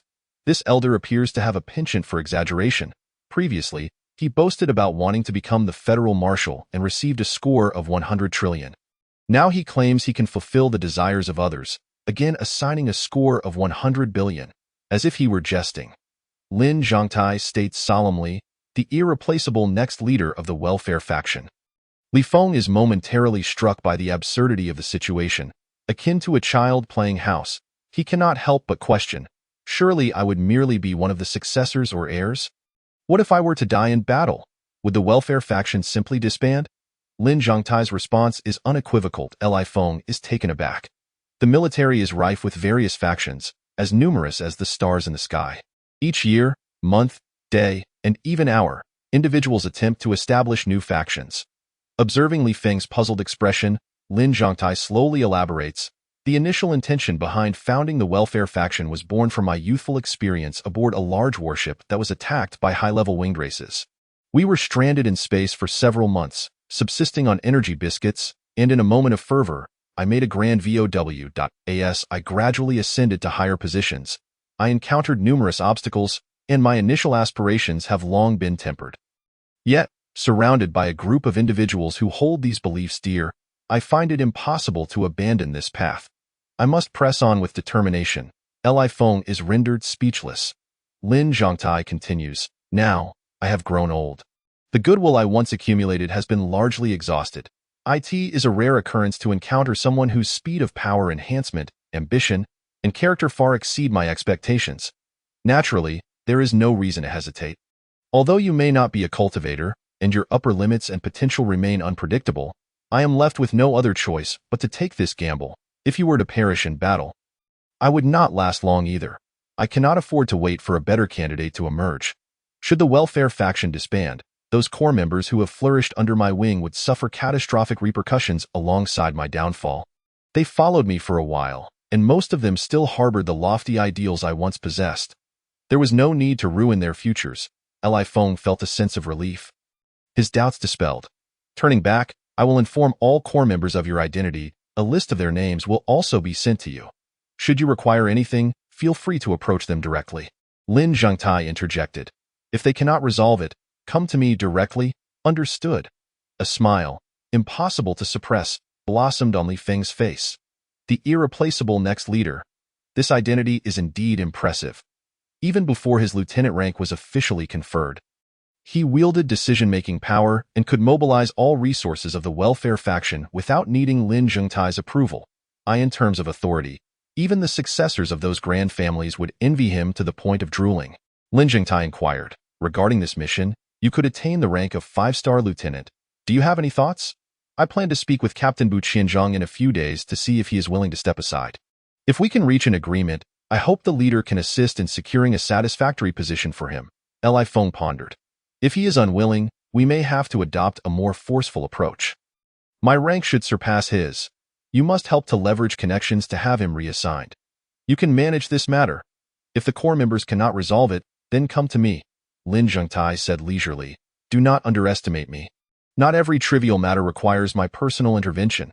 Among your predecessors, there are 2 lieutenant generals and 7 major generals. So formidable?" Li Feng exclaimed in surprise. "You only perceive it as strong due to your current position and stature." Lin Zhongtai replied dismissively, "If your strength level can still significantly improve, combined with your assertive character and a killing intent more intense than those extreme militarists, alongside your standing within the welfare faction, I can guarantee a smooth ascent to the rank of Major General. However, the further you wish to go, the more assistance you have received from the welfare faction, the greater your displayed potential. And the resistance and backlash you face will increase exponentially. That is sufficient." Li Feng understood Lin Zhongtai's meaning and was mentally prepared. Unless unexpected circumstances arise, the military will initiate a large-scale war against the Windrat tribe within a year at the latest. Lin Zhongtai mused, apart from those extreme militarists, no one would admit to enjoying war. Yet, the grand era belonging to soldiers is truly on the horizon. Countless young talents will flock, inevitably birthing innumerable brilliant military stars. Whether to strive for the forefront or to proceed steadily, you must plan early. Li Feng nodded slightly, his expression contemplative, at the same time. In the office of the Minister of Information at Military Base 777, Major General Anthony sat at his desk, his expression grim and brows furrowed. "Father!" The doors swung open, and a man in a major's uniform, in his 30s and tall as a javelin, strode in.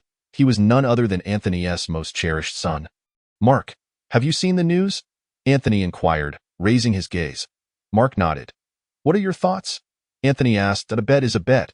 Mark replied without hesitation. Anthony displayed hesitation. After a long pause, he sighed helplessly. The NB-4444 reconnaissance ship, which had been heavily staffed by white officers, was secured by him through sheer determination at a high-level meeting at Military Base 777, costing considerable resources. Tio suppressed the officers who had been sent out from the NB 4444. He had also paid a hefty price and utilized many favors. This was not only to claim more military power for whites, but also for this very son. Mark was not only his most valued son, but also the brightest star of the entire military base 777. With a limitless future to AT just 31, he had already achieved the rank of 8-star major, having climbed his way up from small independent reconnaissance ships. Having a major general father to pave the way was only one of the reasons. Mark was inherently gifted, with formidable strength and exceptional intellect. Ascending from an 8-star major to a lieutenant colonel was not a daunting task for him. Using a high-difficulty mission to promote to lieutenant colonel would further elevate Mark's reputation and prestige. More importantly, the Federal Assembly and the military had been secretly negotiating with the Winged, Soul, and Vampire tribes to successfully take over all life planets ruled by the Windrat tribe. To create mutual deterrence and alliances.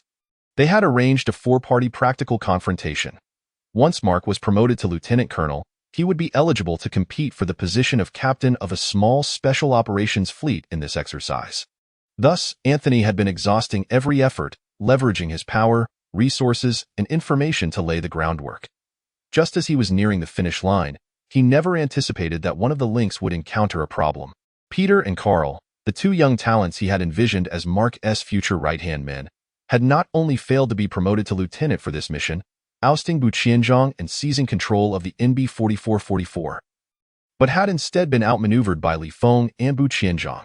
Especially Peter, who possessed considerable strength and expertise in mental control, would have greatly assisted Mark in the impending mission. Upon receiving the news, Anthony, who hadn't lost his temper in decades, was so enraged he nearly contacted the military law division to have Li Feng and Bu Qianzhang imprisoned. After much contemplation, Anthony inquired, "How about we change the mission to the DF-325 small reconnaissance ship? I can transfer the white elites from the NB 4444 to it. Just provide me with a list of required personnel, and I will do my best to arrange for them to be sent to this reconnaissance ship or your battleship." Mark shook his head. "No, let us stick to the original plan and select the NB 4444 reconnaissance ship. I have reviewed their combat videos. Li Feng possesses exceptional strength and numerous extraordinary skills, which would be of immense help for my mission." Anthony frowned slightly.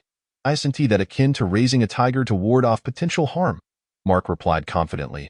"There's nothing to consider.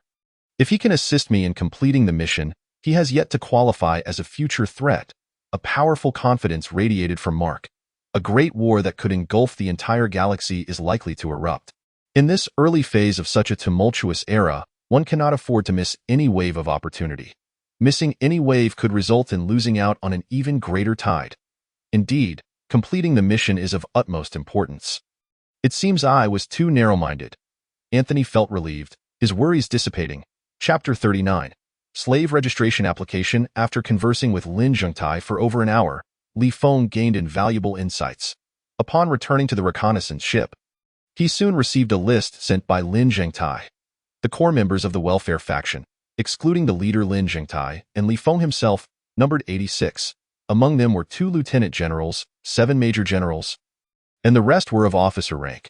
Additionally, there were several retired generals and officers who, although lacking real power, still possessed considerable connections. Most of these generals and officers were core members whom Lin Zhengtai had recruited and nurtured during his time in the military. A smaller portion were those he had attracted and developed upon returning to military base 777, the place where his dream began, 20 years ago. Now, with the identity of the next leader of the welfare faction, these core members would become a network of resources that Li Feng could mobilize at will. Suddenly, he felt as if he had struck it rich overnight. Beep, beep, beep. While Li Feng was lost in thought, Ho Jianda sent a voice communication request. "The young master is impressive." As soon as the call connected, Ho Jianda's voice brimmed with admiration. "What is this young master nonsense?" Li Feng responded, somewhat bewildered. "I just received notification from the leader that you are now the irreplaceable next leader of our welfare faction, holding the same authority as the leader." Ho Jianda remarked, clicking his tongue. "This makes you the young master of our welfare faction? And the only one at that?" Li Feng chuckled. "I thought you found a way to register for slave registration. Why rush over such trivial matters? You are now the young master of our welfare faction. If you wish to make money, simply seek out any elder. There are countless avenues for profitable ventures beyond your imagination." Ho Jianda dismissed, It's not the same. Li Feng shook his head. Aside from Hou Jianda, whose military rank is relatively low and had once been beaten by him, none of the other core members of the welfare faction would truly submit to him. Tio completely dominate the welfare faction and ensure everyone's unwavering support. He needed to demonstrate sufficient strength and potential. Utilizing these resources solely for profit would only further incite dissatisfaction among the generals and officers. Hou Jianda asked, "Should I push a little further?" "All right," Li Feng nodded, though he wasn't particularly eager to make money. He was more anxious to wrap up all matters and return home sooner. "Just wait." Hou Jianda concluded the voice communication succinctly. Li Feng felt none of the experience associated with being the unique young master of the welfare faction. He was not idle either. Since Lin Zhengtai had already announced his identity, it was only natural to greet each member and foster relationships. Seizing the opportunity, he sent video communication requests to each member from the top down. Soldiers are not like politicians, burdened with endless formalities. Though they do cultivate connections and relationships, it is much simpler. A few words suffice to resolve matters. In the interim, numerous voice communication requests came in, some from the Military Law Division, some from the Investigation Division, and others from the Psychology Department, all concerning the penalties and investigations related to the current mission. He casually dealt with them, as the situation drew to a close. An increasing number of colonels, lieutenant colonels, and even brigadier generals began to personally reach out, eager to win him over. All of these overtures were politely declined by him. The military was rife with factions, countless in number, each more bizarre than the last. In a bid to enhance their connections and resources, many individuals opted to join multiple factions. However, for someone like Li Feng, who had already become a core member and even an heir within a certain faction, receiving substantial resources and focus training, this was a different matter altogether. Finally, Hou Jianda sent a communication request, having successfully found a way to register for slaves.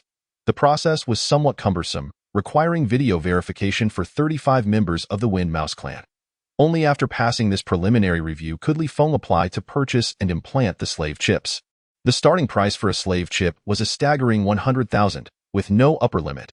Specialized surgical robots would implant these chips into the target's brains and vital organs. Once connected to the military wristwatch's intelligence system, the chips could be used to punish the slaves or even execute them. The more expensive the chip, the greater its capabilities.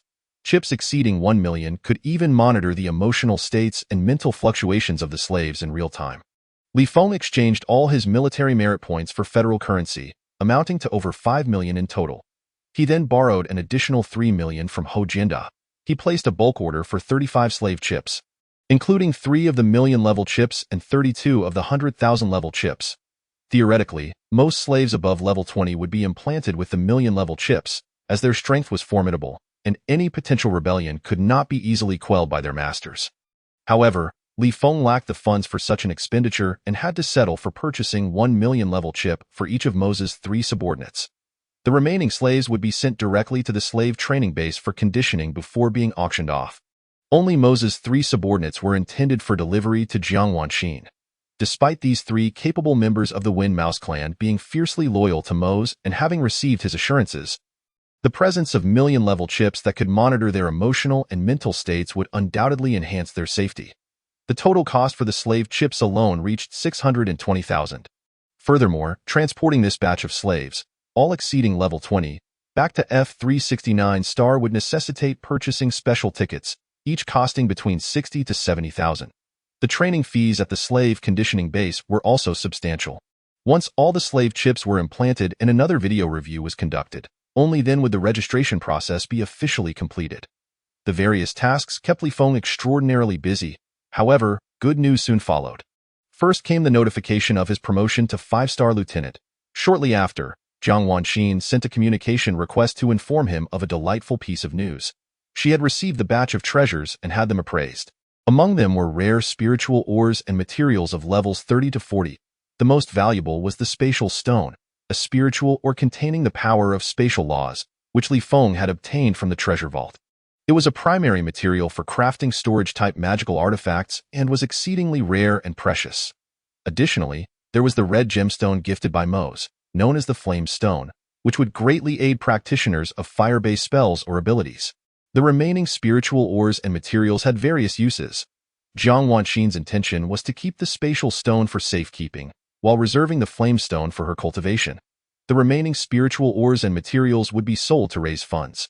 Even without counting the highest value of the spatial stone and flame stone, this batch of spiritual ores and materials was worth over 100 million.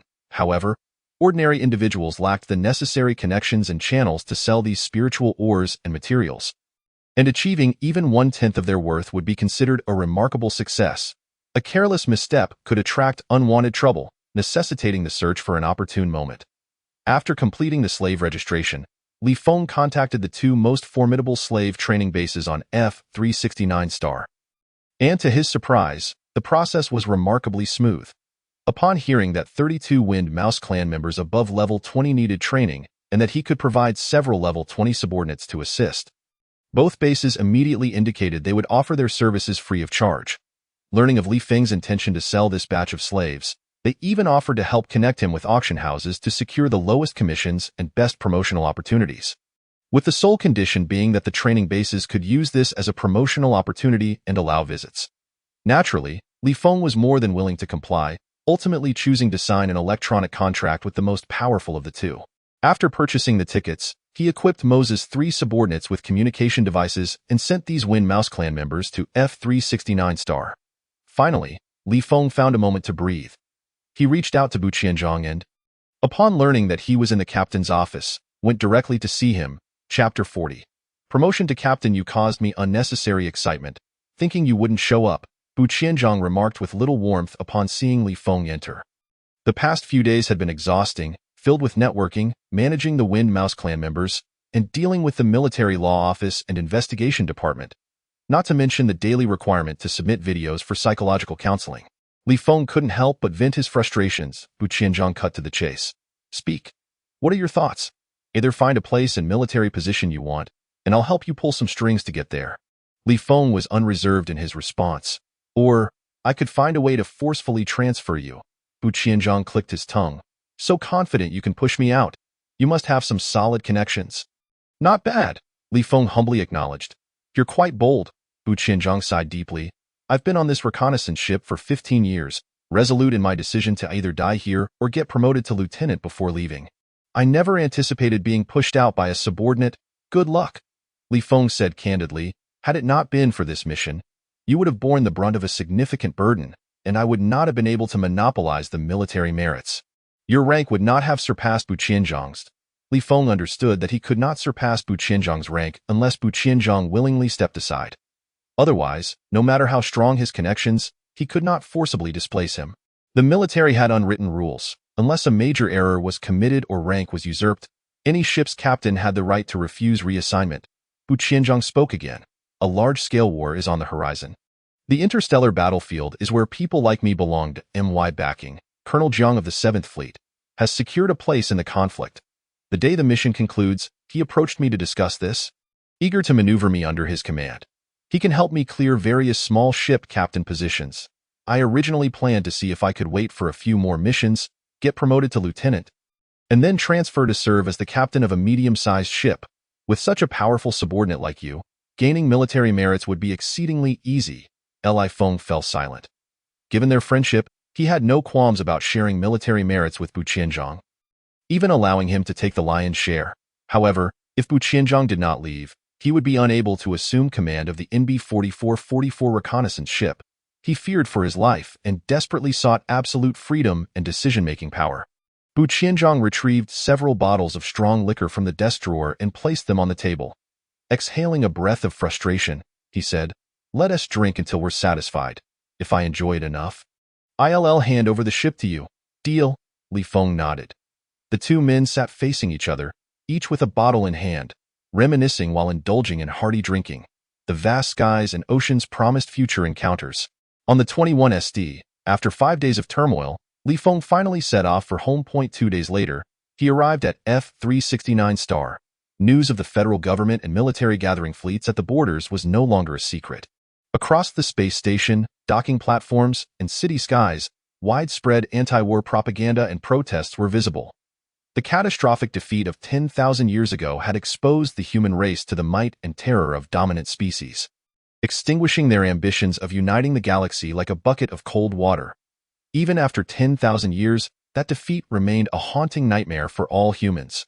Upon learning that the federal government and military might reignite large-scale warfare, nearly all anti-war and conservative factions swiftly opposed it, their numbers swelling. In just a few days, major life planets were engulfed in uproar, and with the guidance of certain individuals, numerous conflicts erupted. The populace was in a state of alarm. Upon returning home, Li Feng paid no heed to the chaos outside. He immersed himself in his work, diligently laboring away. The Zhangqiong slave training base was an interstellar slave training facility, though its scale was far from that of industry giants. It boasted thousands of smaller branches. Its promotional capabilities were not to be underestimated.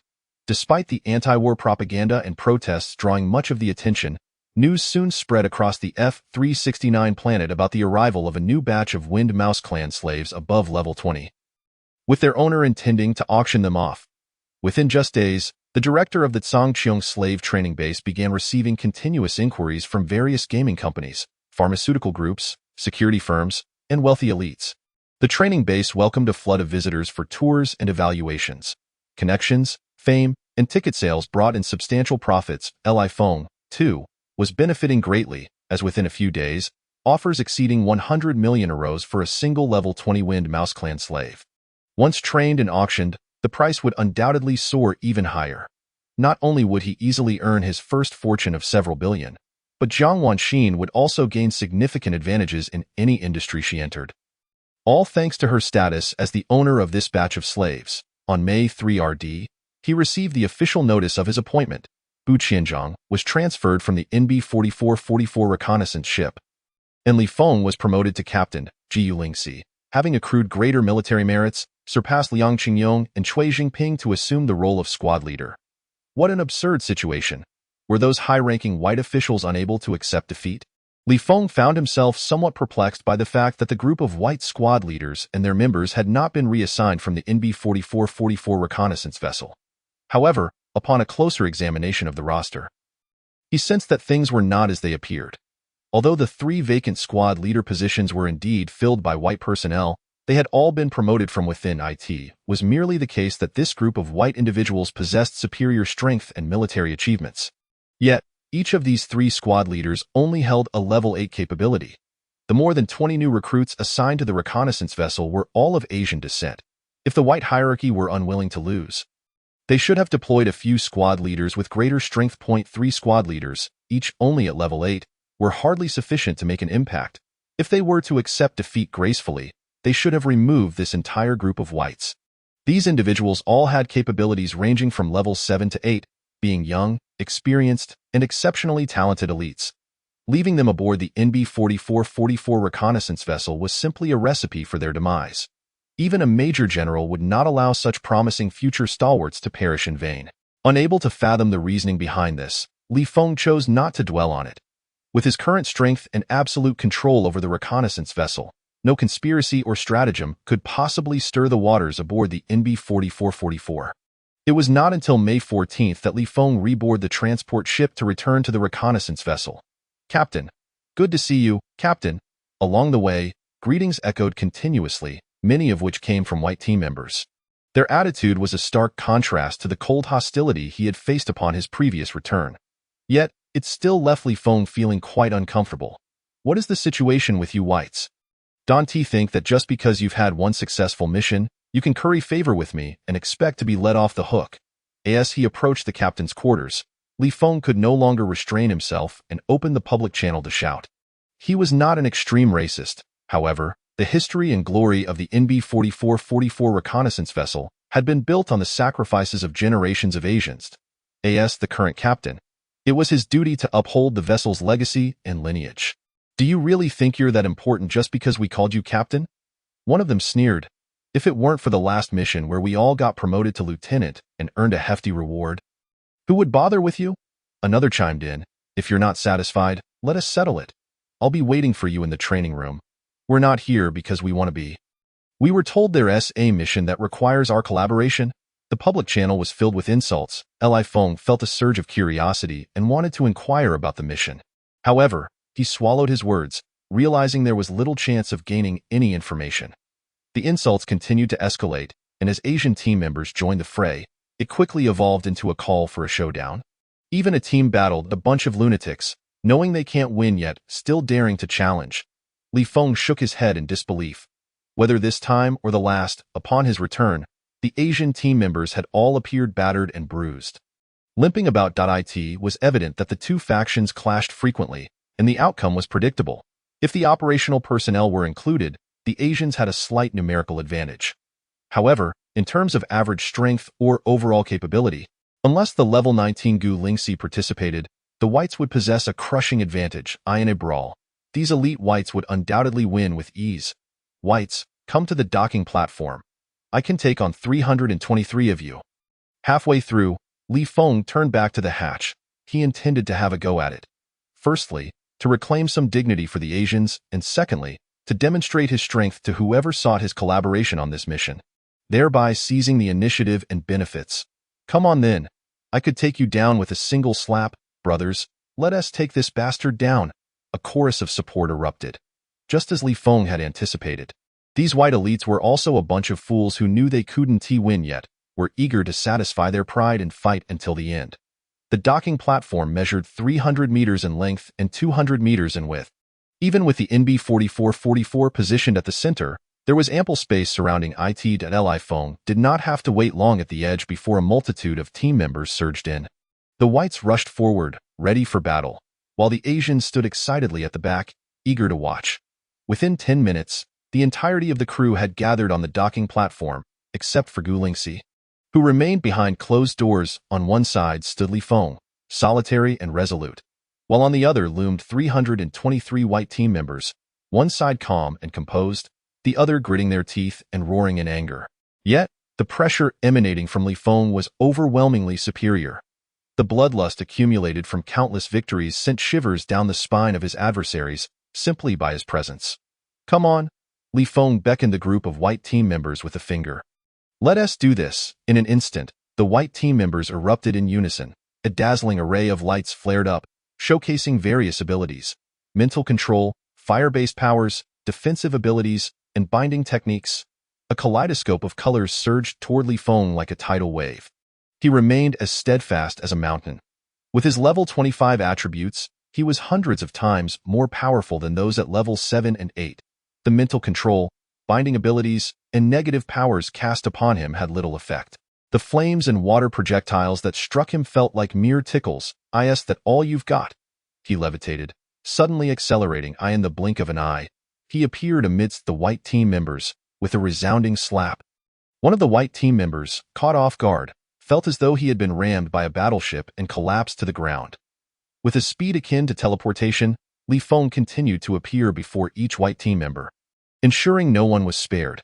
Each received a slap, delivered with consistent force. Those at level 7 were knocked unconscious, while those at level 8 managed to struggle briefly on the ground but could not rise. After half an hour, Li Feng ceased his assault. Before him, not a single white team member stood upright. Those who had been felled earlier and dared to rise were met with another slap. Get up, come on! The Asians cheered, reveling in the spectacle. Captain, you're magnificent. Captain, I want to offer you my backside. The public channel erupted with the jubilant cries of the Asian team members, celebrating Li Feng's prowess. Assured that no one was capable of standing, Li Feng turned and returned to the reconnaissance vessel. Inside the captain's quarters, there was a training pod designated for the captain's use. With some idle time on his hands, he familiarized himself with the various instruments and equipment in the lounge and office before stepping into the training pod to practice and master the control of the reconnaissance vessel. Days passed, 17th, 18th, 19th. Despite having completed a month of recuperation and being on the brink of a large-scale war, the NB-4444 reconnaissance vessel had yet to receive any mission notifications. It was not until the 27th that Li Feng considered inquiring at the reconnaissance department about the situation when the vessel's AI finally received a mission notification. Damn, no wonder there has been a delay in mission assignments given the current circumstances. They are deliberately tightening the noose around my neck, subtly threatening me, Li Feng realized. The content of the notification was vague, merely stating that at 8 a.m. on the 28th, they were to embark alongside a large independent warship from the information department to undertake a significant covert reconnaissance and assault mission. He instructed the vessel's AI to record a video, then drew his newly purchased alloy sword and made a small cut on his finger. He directed the AI to save the video and send it to the reconnaissance department precisely 3 hours before the mission deadline.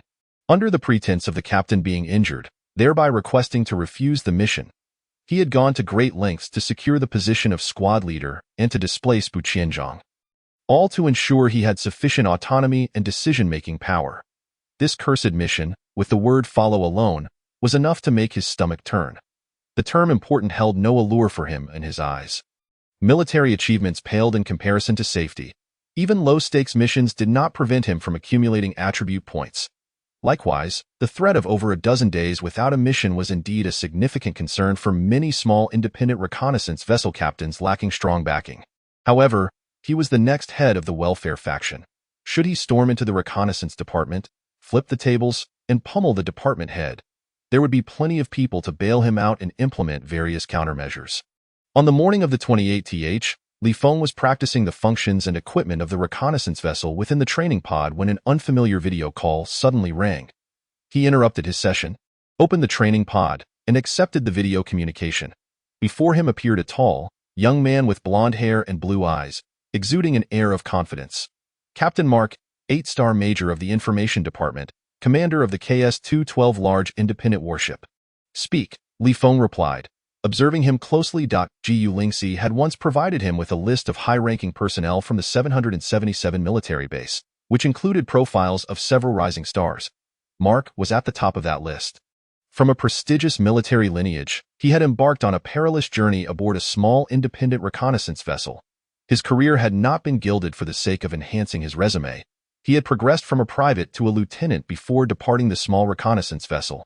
He had an impressive record, having completed numerous high-risk missions. At only 31 years of age, he was already a level 27 ability user. His background, talent, intelligence, and character set him apart, making him unparalleled among his peers at the 777 military base.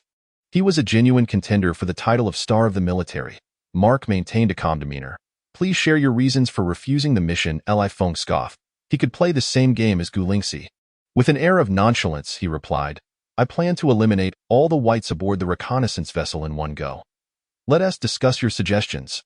Mark, with an air of calmness, inquired, Do you realize that you have missed the first great opportunity on the eve of a grand era? Li Feng, intrigued, asked, What is the strength level of the defense system in General Anthony's office at the headquarters of the Information Department? Mark sensed that the conversation could not proceed further that day. Li Feng decisively ended the video communication and had the intelligence system block Mark entirely in the captain's quarters of the KS-212 battleship. Mark furrowed his brow. Li Feng proved to be more formidable than he had anticipated. Indeed, underestimating one's opponent often incurs a price. Mark attempted to use the military smartwatch's intelligence system to send Li Feng another video communication request. Upon learning that contact was impossible, he had no choice but to leave the captain's quarters. 20 minutes later, Li Feng received a notification from the reconnaissance ship's intelligence system stating that Captain Mark of the KS-212 battleship had requested entry into the reconnaissance vessel. He authorized the system to admit Mark and open the door to the captain's quarters. Within minutes, Mark entered the office. We are of the same ilk, both preferring to hold absolute power in our hands. Mark had long surmised what Li Feng desired. To avoid a breakdown in negotiations. He knew that Li Feng would abruptly close the door if their discussion veered off course, forbidding him from accessing the reconnaissance ship. He stated bluntly, I detest any uncertainty. Therefore, your reconnaissance ship must operate under my command. If you seek compensation, whether military merits or other conditions, feel free to propose them, as long as they do not exceed my bottom line. I can acquiesce. First, tell me the mission details. This will serve as the foundation for our continued dialogue. Li Feng did not rush to refuse. Chapter 42. The news of the Special Operations Fleet. Mark quietly observed Li Feng, his mind racing as he weighed the pros and cons. After a moment, he suddenly spoke. The mission's objective is to investigate the location of the shipyard where this batch of warships is constructed, and to destroy it completely. The target area is the territory of the moon-eating wind mice's primary power, a life planet situated near the central region. The leader, Eiki, is one of the most valued descendants of the moon-eating wind mouse king, possessing a strength level of 41. According to reliable intelligence, Eiki also oversees a fleet of warships for the moon-eating wind mouse king. Warships? Li Feng expressed surprise. Mark elaborated, our human warships possess formidable offensive and defensive capabilities. Each vessel is equipped with long-range space jump capabilities. Conversely, foreign races can only achieve this through high-level spatial experts above level 50, who can tear through space. For a long time, various races have coveted our human warships. However, every human warship is equipped with a self-destruction system, and the intelligence systems and operating protocols are tailored exclusively for humanity. Particularly, the primary directive of the intelligence system is absolute obedience to human commands. Even if other races modify the warships to suit their people, it would be tantamount to courting death. The only viable method is to control a group of human beings to operate the warships, be they slaves, space pirates, rebels, or criminals. There is no shortage of types. Now I understand, Li Feng responded, enlightened. Mark continued, the task is to ascertain the concealed location of the shipyard and obliterate it. Li Feng calmly remarked, that seems quite challenging. It merely appears challenging. You know that my father is the Minister of the Information Department, possessing a wealth of crucial intelligence and various insider identities. Mark replied nonchalantly, the personnel associated with the warships and the shipyard overseen by Aiki are quite complex. Regardless of where they are hidden, there will always be human beings venturing out from within. As long as we find humans emerging from that life planet, we can uncover the whereabouts of the warships and the shipyard. The real difficulties lie in two aspects. One is infiltrating the shipyard to locate the coordinates of the spatial rift. Only by destroying the spatial rift at the first opportunity can we ensure that no high-level wind mice arrive. The other is that we need to penetrate deep into the center of the wind mice's primary power. If luck is not on our side, we may easily encounter high-level wind mice in outer space. This mission, if relying on excessive intelligence, would attribute most of the credit to the entire information department. Li Feng frowned, stating, for an 8-star major like you, that does not seem to offer a high cost-to-benefit ratio. What I seek is to venture alone into the lion's den, to destroy all the wind mice warships and gain the resulting prestige and accolades. Mark, adopting a candid demeanor, said, your ability to pass through objects and the energy shield's long-range teleportation greatly enhances the likelihood of locating the spatial rift. Therefore, should you participate in this mission, I can allocate some military merits to you. If you have other demands, I will do my utmost to accommodate them. I am not as audacious and fearless as you might believe. Nor do I have an insatiable appetite for military merits. Li Feng waved his hand dismissively, signaling for Mark to leave. Unless I hold the decision-making power, I have no interest in this task, even if it is merely a collaborative relationship. Mark scrutinized his eyes, attempting to glean something from them. After a long pause, he reluctantly spoke. To prevent interference from the 3 dominant races, the federal government and military have been secretly negotiating with the other 3 dominant races. Recently, a plan to hold a 4-way combat exercise has been established. The military will consequently form several small special operations fleets. Regardless of the outcomes of the combat exercises, these small special operations fleets will be retained. This is because, long ago, as human geniuses continued to emerge, the military proposed a secret plan to establish special operations fleets, designating them as high-level alien nemesis, the spearhead of interstellar warfare and top-tier covert operation fleets. This confidential plan has already received unanimous approval from the Council. For a long time, major military bases have been attempting to form special operations fleets.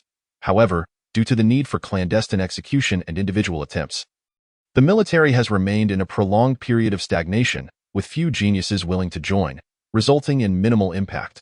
Having a father who is the Minister of the Information Department is indeed advantageous.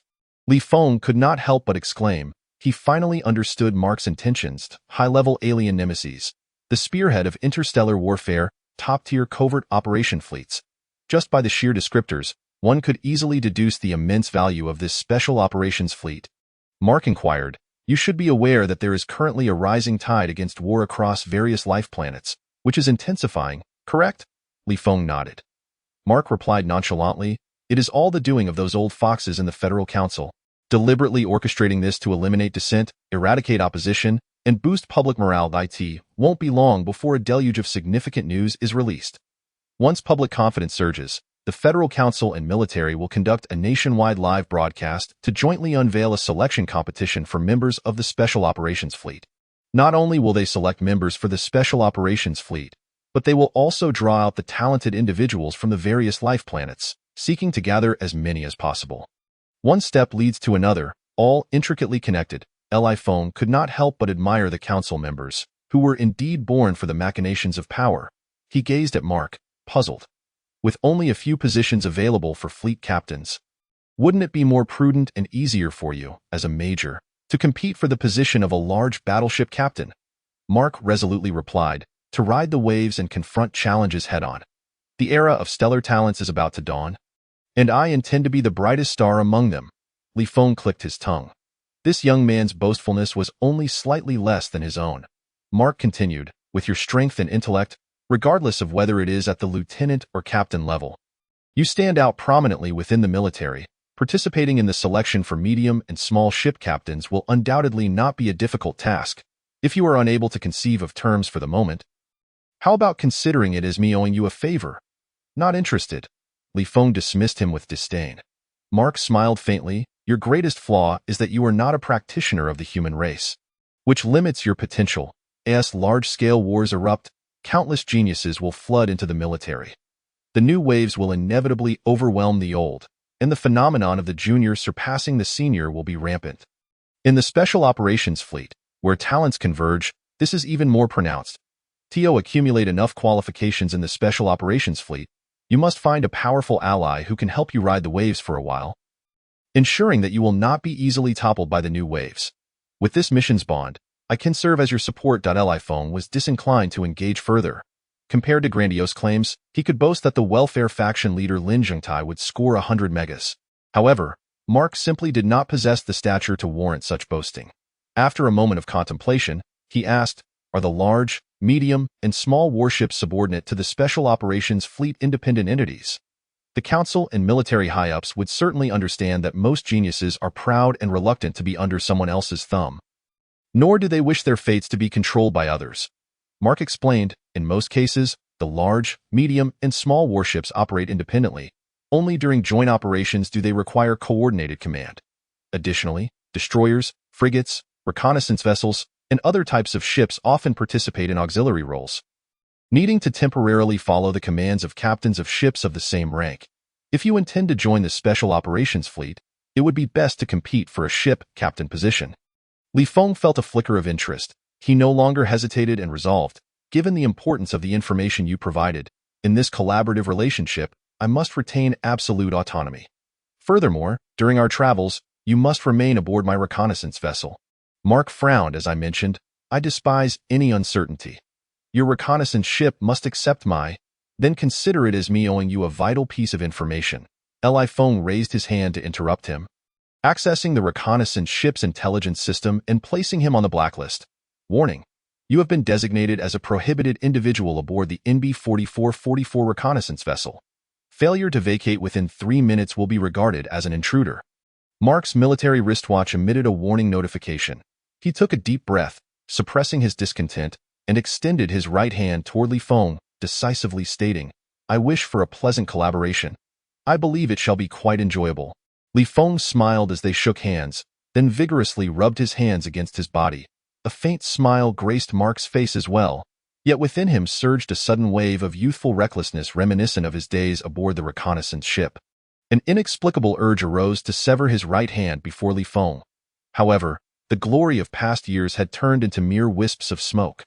Though he hailed from a small independent reconnaissance vessel, his rationality and composure far exceeded those of his peers. He could not afford to engage in such self-destructive madness merely to humiliate another. Chapter 43. Breaking the rules 2 hours later. The intelligence system of the reconnaissance ship received another mission notification, this time with more detailed content, changing the term follow to joint operation. The difference between these two phrases entailed a vast disparity in authority. As per protocol, Li Feng notified the squadron leader Gu Lingxi and 5 squad leaders, summoning them to the captain's quarters to discuss the mission. Gu Lingxi declined to attend the meeting, instructing him instead to send her the mission details and the action plan discussed. To Li Feng's delight, such a decision was indeed favorable. The squadron leader, who could not be bothered to attend a decision-making meeting, was to him an epitome of a second-in-command. Upon learning that their superior had abandoned the meeting, the 5 squad leaders, who were merely privy to information without any say, promptly took their leave. With power centralized and authority absolute, the evening saw Li Feng issue the command for the reconnaissance ship to officially set sail. Outside the military base, it rendezvoused with the KS-212 large warship. Mark boarded the reconnaissance ship as agreed, a condition proposed by Li Feng primarily for safety. The main duty of the reconnaissance ship was to gather intelligence and conduct small-scale attacks and assassinations. Joint operations with a large warship, especially in high-risk areas, necessitated the reconnaissance ship to shoulder the responsibility of scouting and screening. The reconnaissance ship had to lead the way, ensuring no risks were present before notifying the large warship. If they were to encounter a high-level wind mouse in the vastness of space, it would be the reconnaissance ship that bore the brunt of the misfortune. Keeping Mark aboard the reconnaissance ship was a precaution. Should they encounter a high-level wind mouse, he would undoubtedly issue a support command to the large warship, even at the cost of the latter's sacrifice to ensure the safety of the reconnaissance ship. Otherwise, he too would not escape unscathed. In the captain's quarters, Mark sat upright on the sofa, as straight as a pine, resembling a long spear. His brilliance concealed, yet impossible to ignore. Before the desk, Li Feng reclined in a multifunctional office chair. His apparent nonchalance belied a chilling aura of murderous intent that permeated the air. From the moment Mark entered, neither spoke, each choosing to ignore the other. This silence stemmed not only from their contrasting complexions, but also from previous grievances. Moreover, they could sense the palpable arrogance and ambition emanating from one another. Within the reconnaissance ship, where decision-making power lay with Li Feng, Mark felt uneasy, preferring to sit idly rather than engage in training. Li Feng, however, remained diligent, constantly monitoring the ship's scanning three-dimensional images and various data. The price of holding such power was a burden of mental and physical toil. When he was merely an ordinary combat personnel, he would learn of the mission content and plan shortly before the reconnaissance ship arrived at its destination, allowing him to act accordingly based on the mission plan. Now, as captain, he found himself engulfed in busyness from the moment he received the mission notification, crafting plans and issuing various commands. After the reconnaissance ship set off, he had to keep a vigilant eye on all scanning data, ensuring he could promptly reach the control room to take command and respond in case of sudden developments, thus replacing the slower responses of the intelligence system or operators. The military base was located approximately 1,300 light-years from the target life planet. However, according to the route Li Feng devised, it spanned over 1,600 light-years, primarily to evade areas dominated by the Wind Mouse's major factions. They traversed more than half the journey. Mark, who had been sitting straight on the sofa for over 10 hours like a statue, suddenly received a notification from his military wristwatch. He glanced at it and forwarded the message to Li Feng. Soon, Li Feng's military wristwatch also received the information. Upon opening it, he found a starfield coordinate map. Areas surrounding the target planet's star system were marked, indicating safety zones. Safety zones? Li Feng inquired.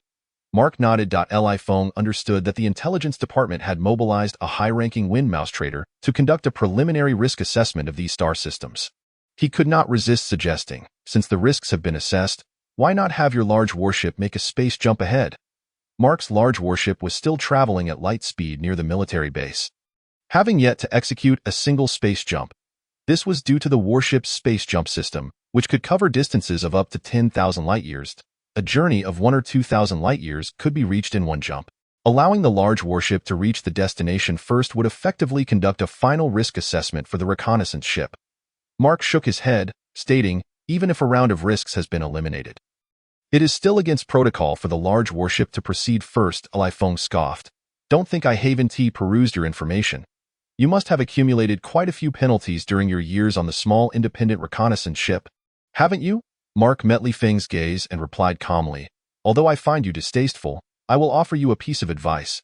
As a member of a small independent reconnaissance ship, one constantly lives under the shadow of uncertainty, with survival relying solely on luck. Coupled with the frequent execution of high-intensity assassination missions, even the most virtuous of souls would eventually develop a volatile temperament and acquire unsavory habits. However, once you leave the small reconnaissance ship and aspire to ascend to higher ranks, I advise you to gradually rid yourself of those vices and even your temper. The higher you climb, the colder the atmosphere becomes. A minor flaw could see you cast into obscurity, relegated to a position of insignificance, rendering decades of effort futile. Of course, if you only desire to be a colonel or a lieutenant colonel, then consider my words disregarded. Your support system can effortlessly assist you in reclaiming the position of squadron leader under established circumstances, ensuring you remain a colonel or lieutenant colonel without difficulty." Li Feng smiled faintly, saying nothing more. He forwarded the starfield coordinate map to the reconnaissance ship's intelligence system, instructing it to replan the latter half of the route. He then finalized one of the paths for the intelligence system to execute. Mark resumed his statue-like stillness, motionless. 7 hours later, the reconnaissance ship utilized its space jump system to arrive at the star system of the target planet. This moment marked the reconnaissance ship's highest risk period. Should high-level aliens be nearby and strike at once, the reconnaissance ship's agility would not guarantee its escape. The engines ignited, rapidly heating up. The scanners were immediately activated to their utmost capacity. Within 1,000,000 kilometers, no trace of the wind mouse was detected. Li Feng felt reassured and instructed the reconnaissance ship's intelligence system to commence risk assessment. The engine's preheating time was brief, only taking a couple of minutes before it began to accelerate, spreading out in the surrounding area. It continued until it confirmed that within a radius of 10 million kilometers, no high-level wind mouse was present.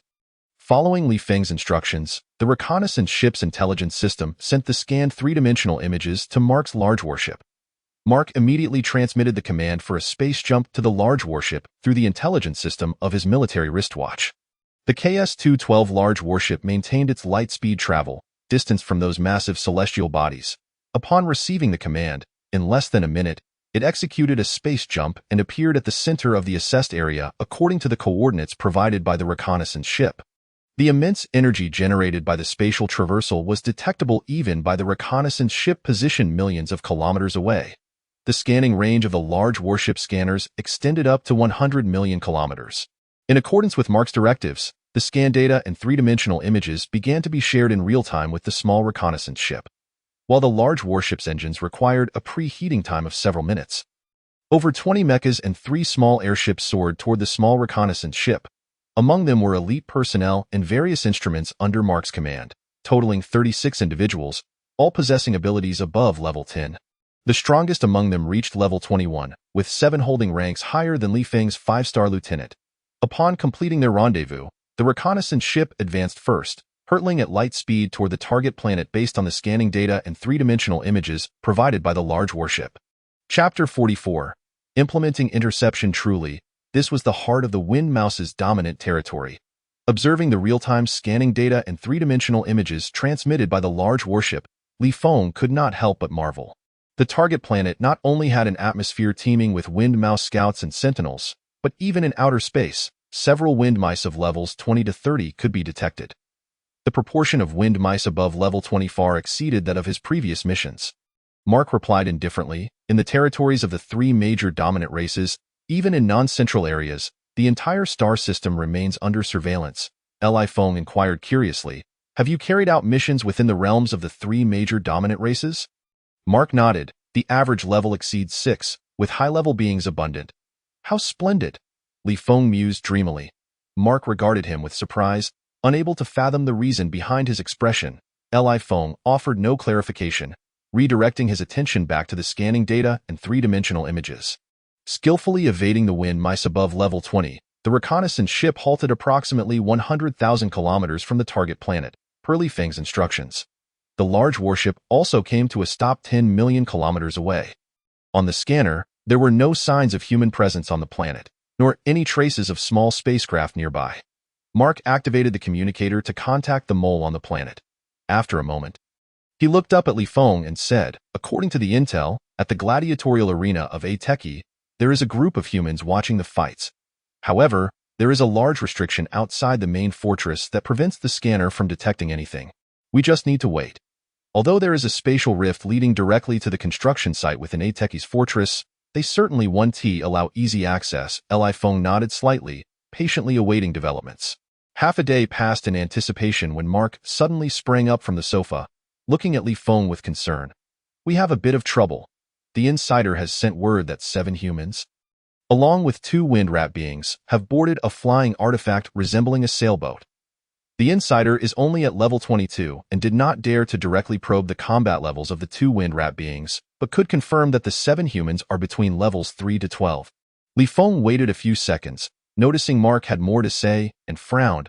"Are you testing my intellect?" Mark suddenly smiled, neither confirming nor denying, and added, "I inquired with the insider. The two wind rat beings are closely associated with the leader among the humans. The construction site is operated in collaboration with a band of interstellar pirates, whose leader is a level 26 Esper, and there are also 3 high-ranking members at level 20 or above." Understanding the gravity of the situation, Li Feng proceeded to the combat readiness area. Just to ascertain the coordinates of the construction site, Mark had prepared several contingency plans, considering various scenarios. The most challenging aspect involved relying on an Esper adept in transformation and a simulator to disguise themselves as windrat beings. With the insider's assistance to infiltrate the life planet and abduct individuals, in a slightly better scenario, the target might pilot a small spacecraft, airship, or small warship to depart. In such cases, they would first need to masquerade as windrat beings to get close, then employ a large warship's signal disruptor to intercept the small vessel. Following an attack on the airship, they would need to penetrate its energy shield while simultaneously launching a surprise assault to seize control of everyone inside, ensuring that the windrat beings could not call for help using communication artifacts.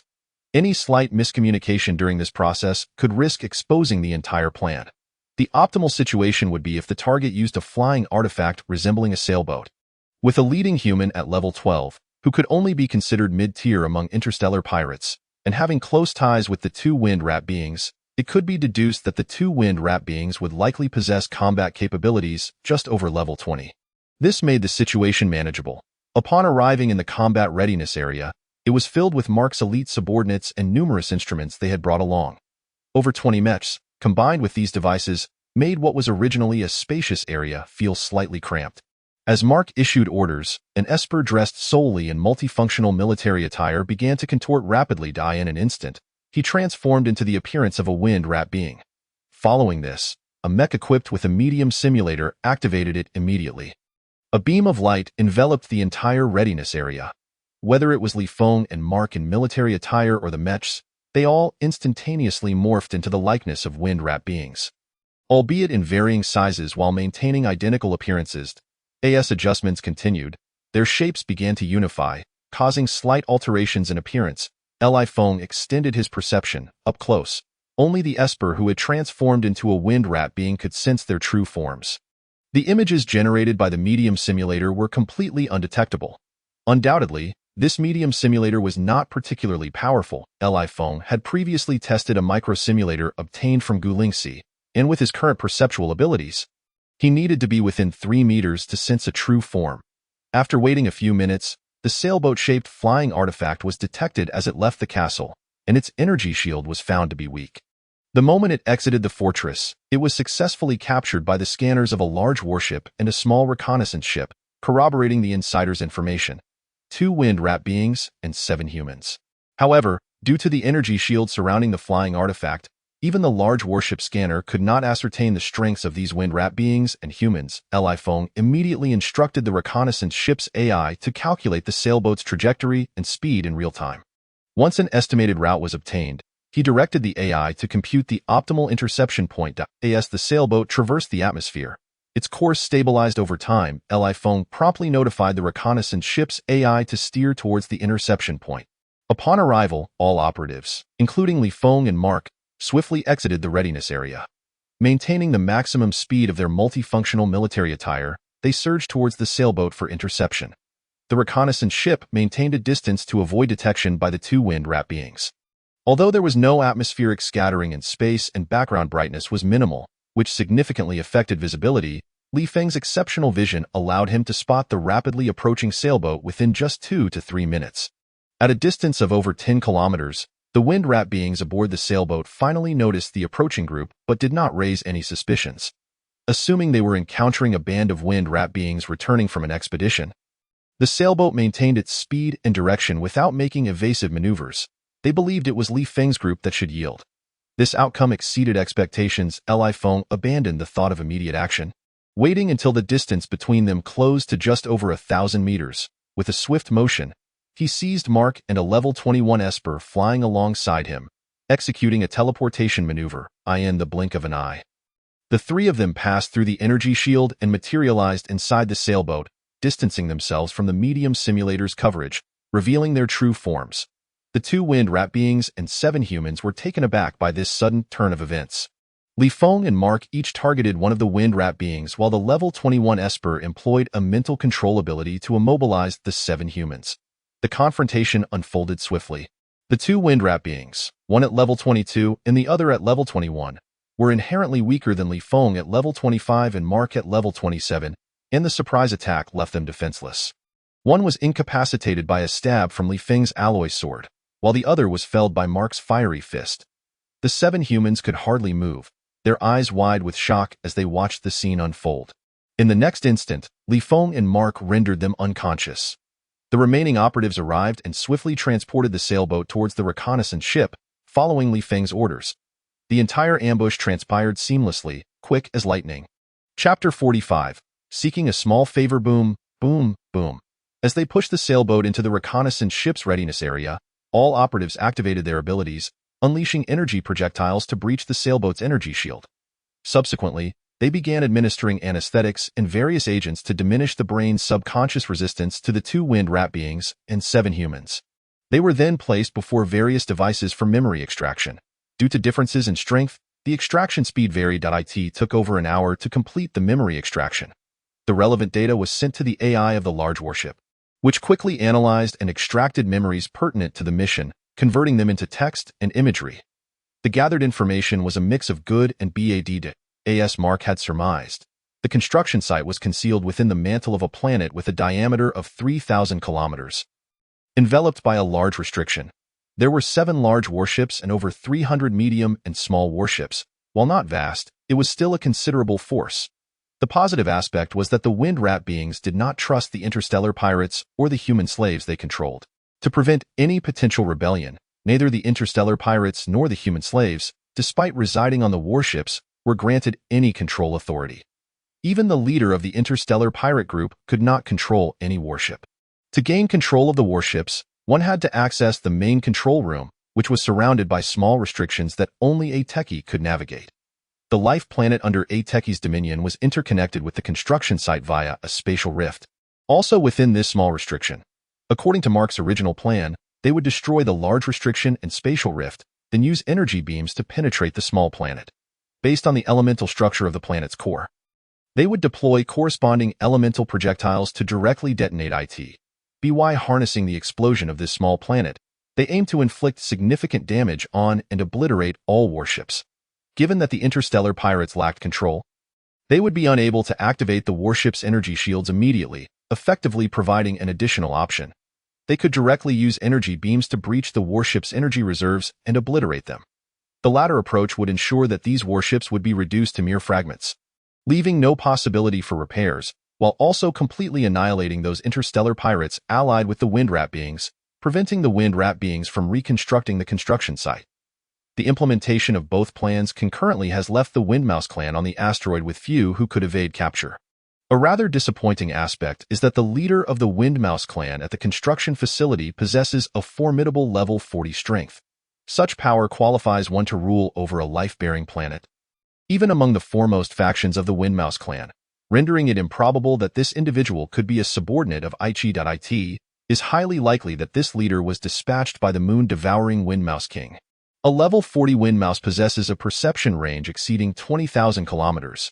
Utilizing a medium-sized simulator to infiltrate the construction facility poses significant risks of detection.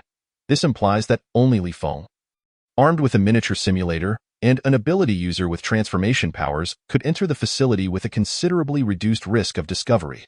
Without Mark and the array of ability users possessing various unique talents accompanying them, any unforeseen circumstances would be exceedingly difficult to manage. Nonetheless, the challenge merely escalated slightly. After thoroughly reviewing the intelligence data and observing that both the large warships and reconnaissance ships were advancing towards the asteroid, Mark gestured towards the ability user with transformation powers, indicating the need to first secure control of the sail ship. The transformation ability user stepped forward towards the vessel's owner. Regardless of whether it was a flying artifact belonging to humans or other races, it requires a blood oath to establish ownership. Only by slaying the owner can the artifact become unclaimed. With a swift motion, Li Feng beheaded the Windmouse leader before anyone could react. Ding.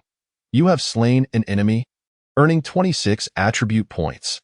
The system notification echoed in his mind. Without pausing, he swiftly turned and dispatched another wind mouse. Following this, he eliminated 7 more humans. Blood splattered, saturating the air with a metallic scent. Attribute points gained, 19, 1.7, 1.2. The notifications continued to chime. In the blink of an eye, his available attribute points surged to 51. Mark furrowed his brow and questioned, "Why kill prisoners?" Li Feng, dismissive, replied, "To eliminate potential threats." Mark refrained from further commentary, his evaluation of Li Feng diminishing slightly. As a former reconnaissance ship officer, he understood well that many individuals aboard reconnaissance ships fell prey to bloodlust due to a lack of mental fortitude. Those who could not restrain themselves would struggle to achieve significant success in the future. Moreover, the act of killing prisoners itself posed a considerable risk. While it could be justified as a means of eliminating potential threats during the mission, it would later serve as ammunition for adversaries during high-stakes competition, easily used to tarnish one's reputation. Once news broke, it would undoubtedly provoke a wave of humanitarian organizations demanding retribution. His earlier question was not born of disapproval of Li Feng's actions, but rather an attempt to distance himself from potential blame, fearing he might be accused of instigating Li Feng's conduct. Li Feng, perceptive to Mark's thoughts, recognized that none of the plans Mark had devised for this operation included any intention of rescuing the enslaved human workers at the construction facility. This indicated that Mark was not a person of leniency. Those who emerged from reconnaissance ships were rarely characterized by mercy. However, Li Feng did not dwell on this, as long as he had a reasonable justification. He would not face undue repercussions. Becoming the strongest of the human race was paramount. Any future risks paled in comparison to the 51 attribute points he had amassed in the face of absolute power. Any dissenting opinions would be crushed underfoot. The transformation ability user, possessing remarkable prowess, could not only morph into any form but also simulate various energies. Although the sail ship's design was tailored to the energy characteristics of the Windmouse clan, it could still be commandeered. 15 minutes later, the large warship and reconnaissance ship, having traversed millions of kilometers at light speed, slowed as they approached the target planet. Upon reaching a mere 10,000 kilometers from the planet, they halted, aware that further proximity, despite the energy shield's obscuring detection capabilities, posed a risk of being sensed by the level 40 Windmouse. The large warship and reconnaissance ship thus came to a standstill.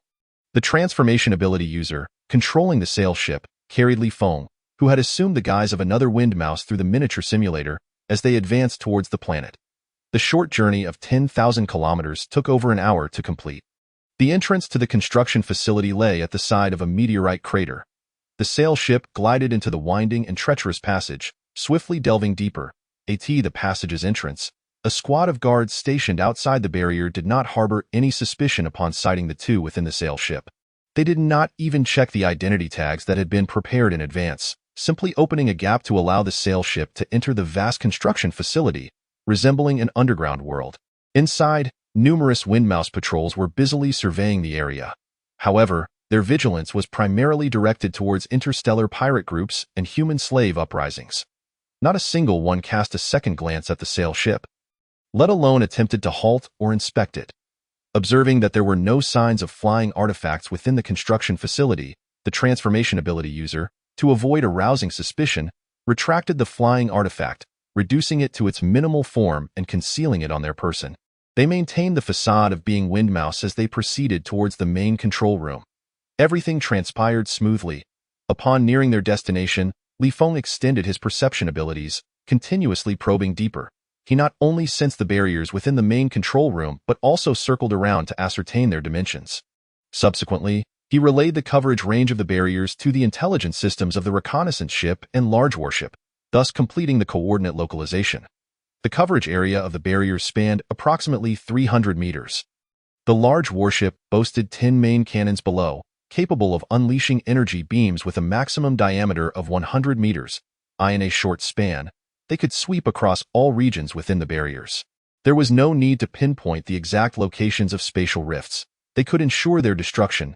We can withdraw now. Once you are nearing the passage, I will instruct the large warship to commence its assault.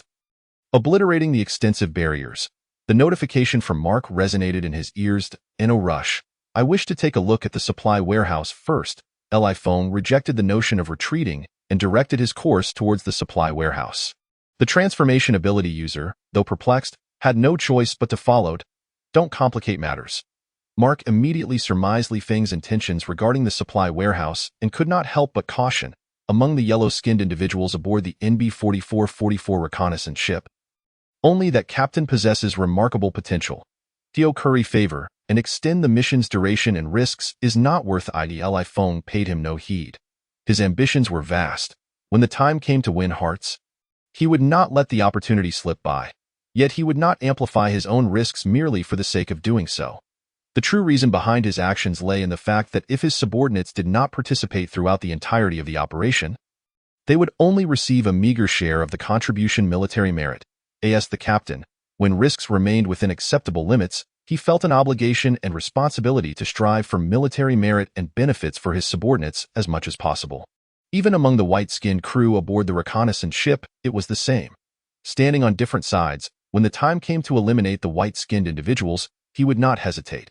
However, during the operation, as long as they were willing to take the risk of following his orders, he would treat them equally. Despairing cases, Mark muttered to himself, once again lowering his appraisal of Li Feng.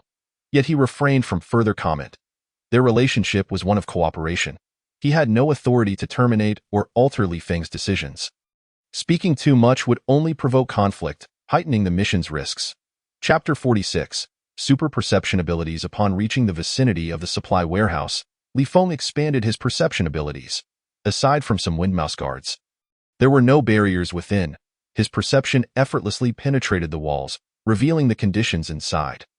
While there were no invaluable treasures, a considerable amount of energy stones could be found among the ordinary supplies. Without hesitation, Li Feng swiftly issued commands. He then contacted Mark to propose minor adjustments to the overall plan. For the greater good, Mark did not refuse, secretly vowing never to collaborate with Li Feng again. Partnering with such an individual presented too many uncontrollable variables. As the countdown concluded, the large warship and reconnaissance ship began their descent. The initial plan had not included this step at all. Given the attack range of the large warship, the mission could have been accomplished effortlessly. Li Feng's speed would also allow him to rapidly reach the reconnaissance ship with the transformation ability user. Closing the distance was crucial to suppress the level 40 windmouse. Boom, boom, boom. During the descent, the intelligence system of the large warship, under Mark's remote command, unleashed a tremendous energy beam towards the predetermined coordinates. Soil and rock were instantly vaporized. The large barrier held for barely half a second before it abruptly collapsed. The energy beam surged forth, piercing through the barrier, encasing the main control room in an instant. In the next moment, the other 9 main cannons aboard the large warship also activated simultaneously. Waves of energy beams swept across the coverage area of the smaller barrier until they breached the core layer of the asteroid, at which point the attack targets were redirected towards the warships, distancing themselves from the supply warehouse. With smaller diameter energy beams, they bombarded the energy reserves of those warships. A dense array of smaller energy launchers targeted the level 40 windmouse that had just leapt out from the training grounds. The entire construction facility descended into chaos amidst the cacophony of explosions. Tens of thousands of windmouse emerged in response to the commotion, yet they merely flailed about like headless flies, with the large barrier shattered. The air within the construction facility rapidly dissipated. They were not only unable to mount an attack against the large warship and reconnaissance ship that were drawing closer, but they also struggled to protect themselves. Those windmouse of level 20 and above could survive and traverse in the vacuum of space, yet they scattered in all directions. Their leader, the level 40 windmouse, upon sensing the destruction of the spatial rift and spotting the large warship, immediately contacted a techie for assistance while fleeing the asteroid. He understood all too well that a large warship belonging to the human race was beyond the capability of a single level 40 windmouse to withstand. With the leader's escape, no orders for attack or interception were relayed. The remaining windmouse of level 20 and above were not foolish. They were equally consumed by the instinct to flee. Ding. You have slain an enemy, earning 8.5 attribute points. Ding. You have slain an enemy, gaining attribute value 6.9. The system prompt echoed incessantly in Li Feng's mind. Even before the large battleship launched its assault, he had commenced his ambush on the Wind Rat tribe both inside and outside the supply depot. With a metallic sword in his right hand and an energy cannon in his left, he ruthlessly targeted those below level 20. Utterly defenseless against his onslaught, it was a series of instant kills. As the reconnaissance ship descended to a height of merely 50 to 60 kilometers, all combat members, under the leadership of Gu Lingxi, charged forth. Utilizing his teleportation ability, Li Feng instantly appeared behind a fleeing level 21 wind rat. With a swift thrust, he grievously wounded it, then delivered a second strike to its head, rendering it unconscious. Grasping the injured and dazed level 21 wind rat, he hurried to the control room, following his orders. The main cannon below had already been activated. He cast a brief glance at the three-dimensional map. Energy cannons with a diameter of 1 meter, seemingly infinite in number, unleashed their fury upon the densely packed area of the wind rats. Boom, boom, boom. The energy cannons detonated, creating energy storms that were capable of engulfing an area of 400 to 500 meters. Even at the fringes of these storms, level 10 and below wind rats faced either death or severe injury. Attribute value 0.52, attribute value 1.9, attribute value 0.85. The system prompts clamored in succession within Li Feng's mind. His speed accelerated, far surpassing his previous relentless slaughter of the wind rats. 100 points, 200 points, 300 points. His available attribute values soared rapidly. Not being a cultivator, his potential was inherently limited. Moreover, his addiction to killing left him unprepared for the future, squandering his teleportation ability that could penetrate both matter and energy shields. In the preparation area, observing the three-dimensional map where Li Feng was mercilessly bombarding the construction factory, Mark felt a twinge of regret. When forced to compromise, he had once regarded Li Feng as exceptionally intelligent and ambitious. A kindred spirit. Hence, he harbored a sense of aversion towards him. Now, however, he felt a hint of remorse. Such limited talent and significant character flaws, yet possessing considerable strength, exceptional intellect, and formidable teleportation and flight capabilities, made him an irreplaceable ally. Alas, Li Feng was not only of Asian descent, but had also allied himself with a powerful faction, one that would not accept his overtures due to his unyielding nature.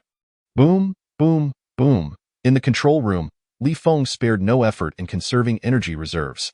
The vast horde of wind rats was decimated to near extinction. He continued to command the main cannon, firing energy blasts, killing one after another. Being a captain was exhilarating. 2510, 2520, 2530. The increase in available attribute values began to slow significantly. The number of wind rats obliterated by the energy cannons exceeded 10,000. To call him a butcher of alien races would not be an exaggeration. The expansive construction factory lay in ruins, devastated by the energy cannon fire. While the destructive power was not on par with that of the battleship's explosions, the coverage exceeded them in just over 20 minutes. Apart from the vicinity of the supply depot, the entire construction factory had fallen victim to Li Feng's relentless bombardment. Only when Gu Lingxi and the other combat personnel flew out from the supply depot, and the reconnaissance ship's energy reserves dwindled to 20, did he finally cease his assault, his available attribute value stabilizing at 2,605 points. Without hesitation, Li Feng allocated all 5 attributes to reach 1,000 points each. Ding! Your attributes have reached 1,000 points, gaining the ability Super Sense. Super Sense. Level 1, perceives within a radius of 10 of the area, allowing one to ignore any matter or energy. Each level increases the perception radius by 10. Li Feng exultantly raised his fist. This was an astonishing ability. With his mental attributes now at 1,000 points, his perception radius extended to 1,000 kilometers. With this ability, within a 100-kilometer range, regardless of whether it be battleships, energy shields, restrictions, formations, or cloaking, any bizarre means or materials that shielded perception would be rendered utterly transparent before his heightened senses. Wealth, thank you, Captain, for leading us to riches. Captain Daddy, please accept me as your adopted son. The public channel erupted with the cheers of the crew. It was only then that Li Feng realized everyone had returned laden with spoils, their bodies swollen and pockets filled with energy stones. The mission concluded, they were free to roam. Li Feng promptly issued a withdrawal order to the reconnaissance ship's AI. The reconnaissance ship began to ascend steadily. The large battleship's AI also received Mark's withdrawal command, maintaining the same ascent speed. In the preparation area, 5 squad leaders and numerous crew members hurriedly made their way to the control room, piloting their mechs or remaining in combat mode. Outside the control room, they offloaded half of their energy stones before excitedly turning to leave, in the blink of an eye. The corner of the control room was piled high with energy stones. Unable to resist, Li Feng had the reconnaissance ship's AI conduct a scan, revealing a staggering total of 5,200 stones. Delight surged within him. As captain, he naturally deserved the lion's share of the benefits. Previously, when he had acquired numerous treasures within the large fortress, he had placed half of them on the desk of the old captain Bu Qianzhong when discussing matters, and this was the reason behind it. Now, as captain, it was no different. These 5,200 energy stones were tributes from the crew. Of course, he could not keep them all. With over 200 personnel still aboard the reconnaissance ship, he immediately instructed the AI to notify the intelligent robots to distribute 5 stones to each operator. While the remainder would be sent to his office, he planned to store a batch of energy stones in his storage ring. And after completing a full cycle of cultivation, he would arrange for the intelligent robots to deliver them to the captain's quarters. Upon returning to the preparation area, Gu Lingxi, who had directly returned to her dormitory, suddenly sent a communication. "You used a storage ring to store energy stones? Who provoked you?" Li Feng was somewhat taken aback. He was well aware that Gu Lingxi was even more cautious than he was.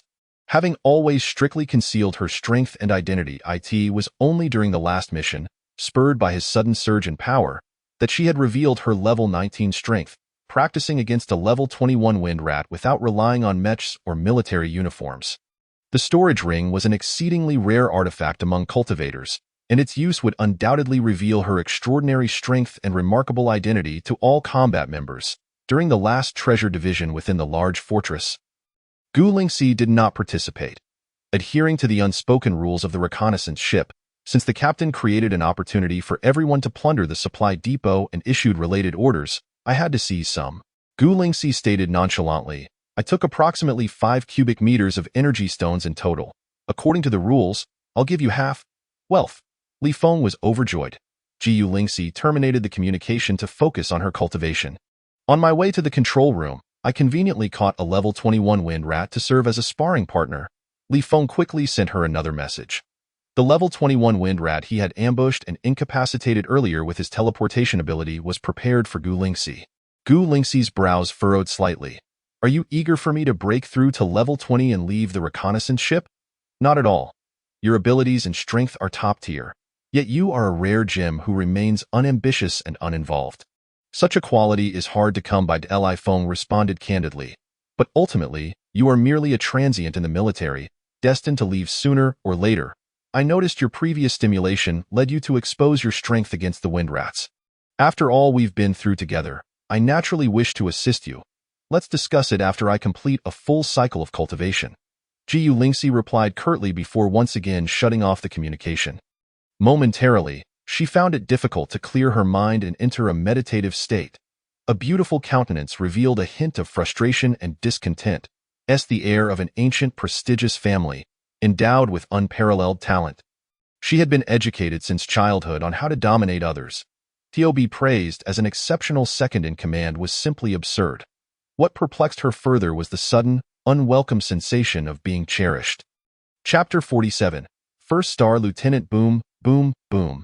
After ascending to a height of 10,000 kilometers, energy beams from the large battleship obliterated the remaining small and medium-sized ships surrounding the supply depot. Subsequently, from the multifunctional main cannon, a custom-made elemental shell, composed of the asteroid's core elements and filled with various highly concentrated elements and nuclear fission devices, was shot into the asteroid's core through the area pierced by the energy beams. Within mere seconds, the asteroid began to tremble violently. Its surface was marred by rapidly spreading fissures. In the blink of an eye, powerful forces erupted from the cracks, sending forth countless beams of light that spread into the starry expanse. Boom! When the myriad beams of light reached their zenith, the asteroid shattered completely. The terrifying energy tore it apart into countless fragments of varying sizes. The massive shockwave from the core explosion propelled these burning, shimmering fragments outward like meteors in all directions, resembling an extraordinarily grand interstellar firework display. The reconnaissance ship and large battleship continued to accelerate. The mission had been accomplished, yet the risks had not been entirely mitigated. Only those above level 50, well-versed in the laws of space, possessed the means to tear through dimensions. Level 41A techie, upon receiving a distress signal, would be unable to arrive in a short time. However, he could potentially seek assistance from the moon-eating Wind Rat King. The ruler of the Wind Rat tribe's foremost power, the moon-eating Wind Rat King commanded a legion of high-level wind rats adept in the laws of space. Only by fleeing this area as swiftly as possible could they ensure their safety. Buzzing. After meeting the various prerequisites for the space jump system, the reconnaissance vessel NB-4444 took the lead, instantaneously appearing 100 light-years away. Despite being a large warship, it obediently maintained a speed of light within a designated area, ready for another space jump as per Mark's instructions.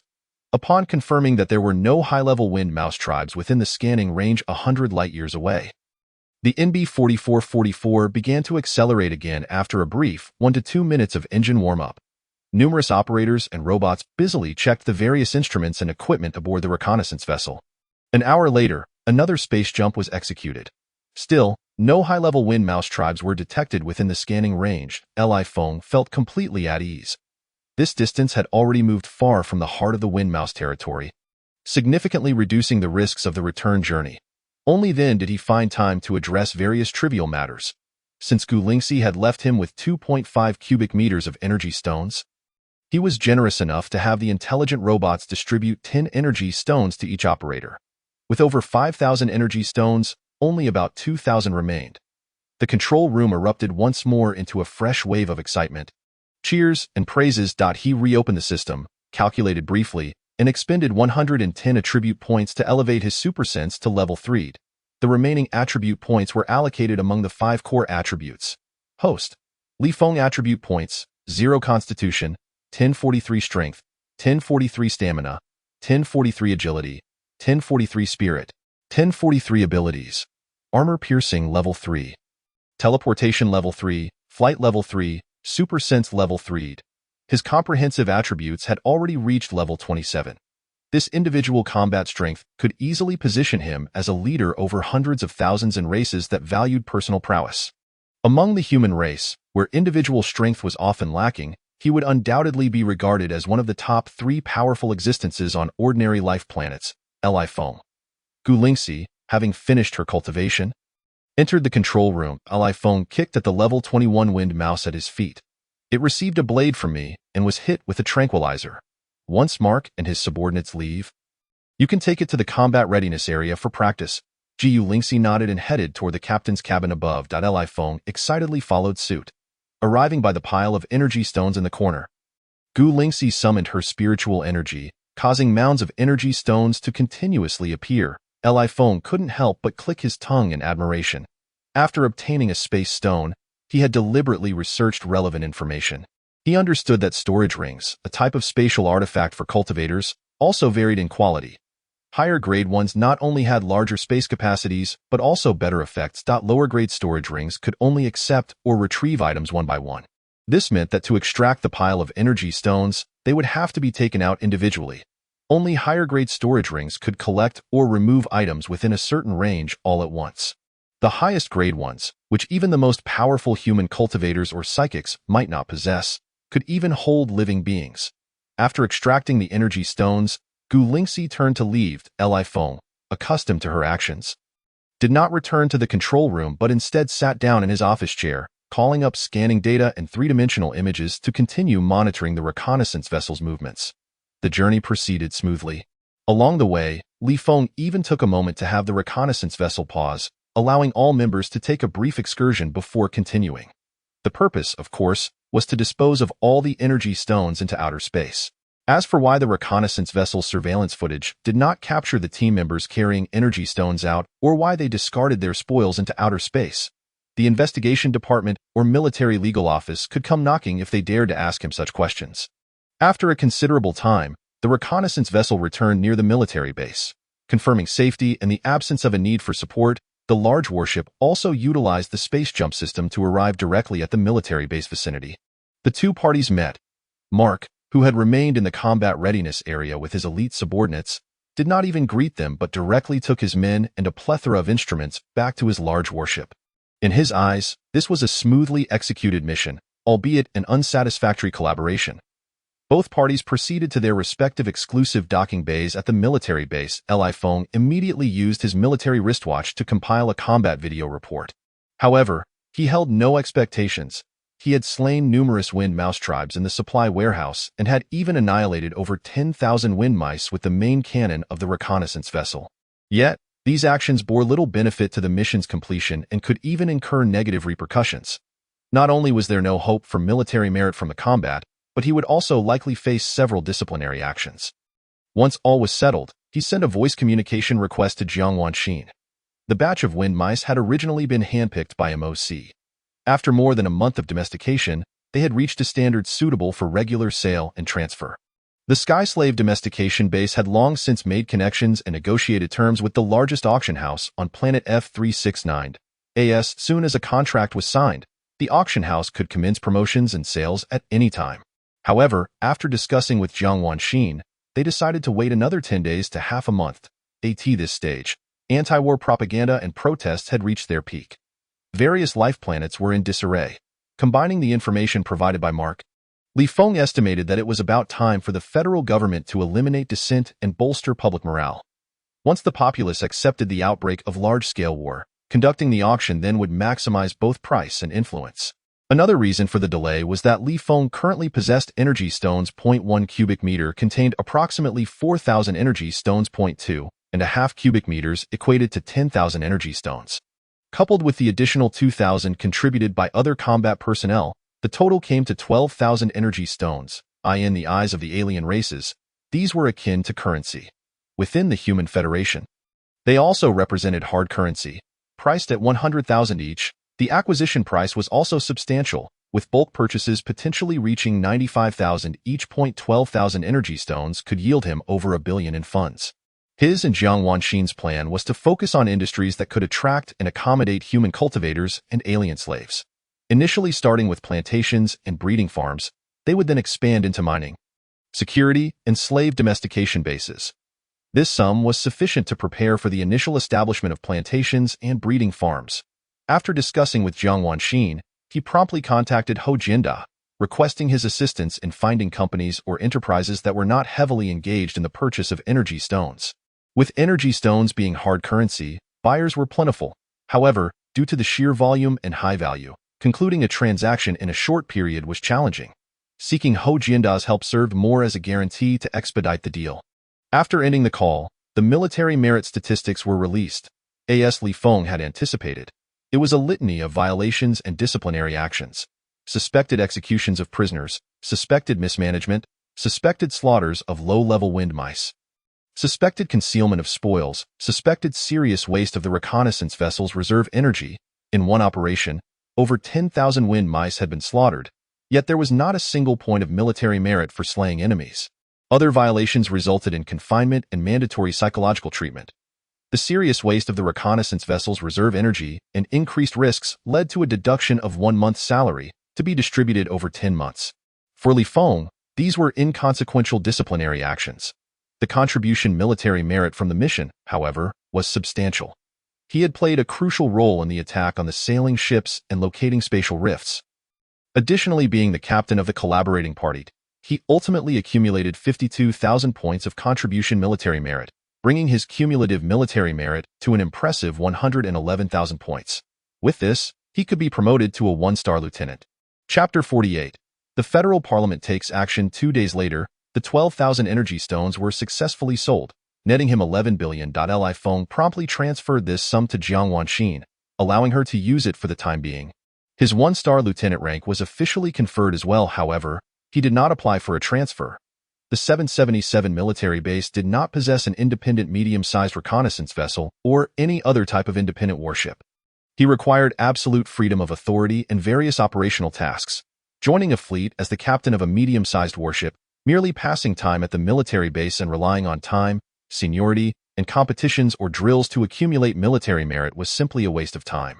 His original intention was to remain with the NB-4444 reconnaissance vessel without leaving.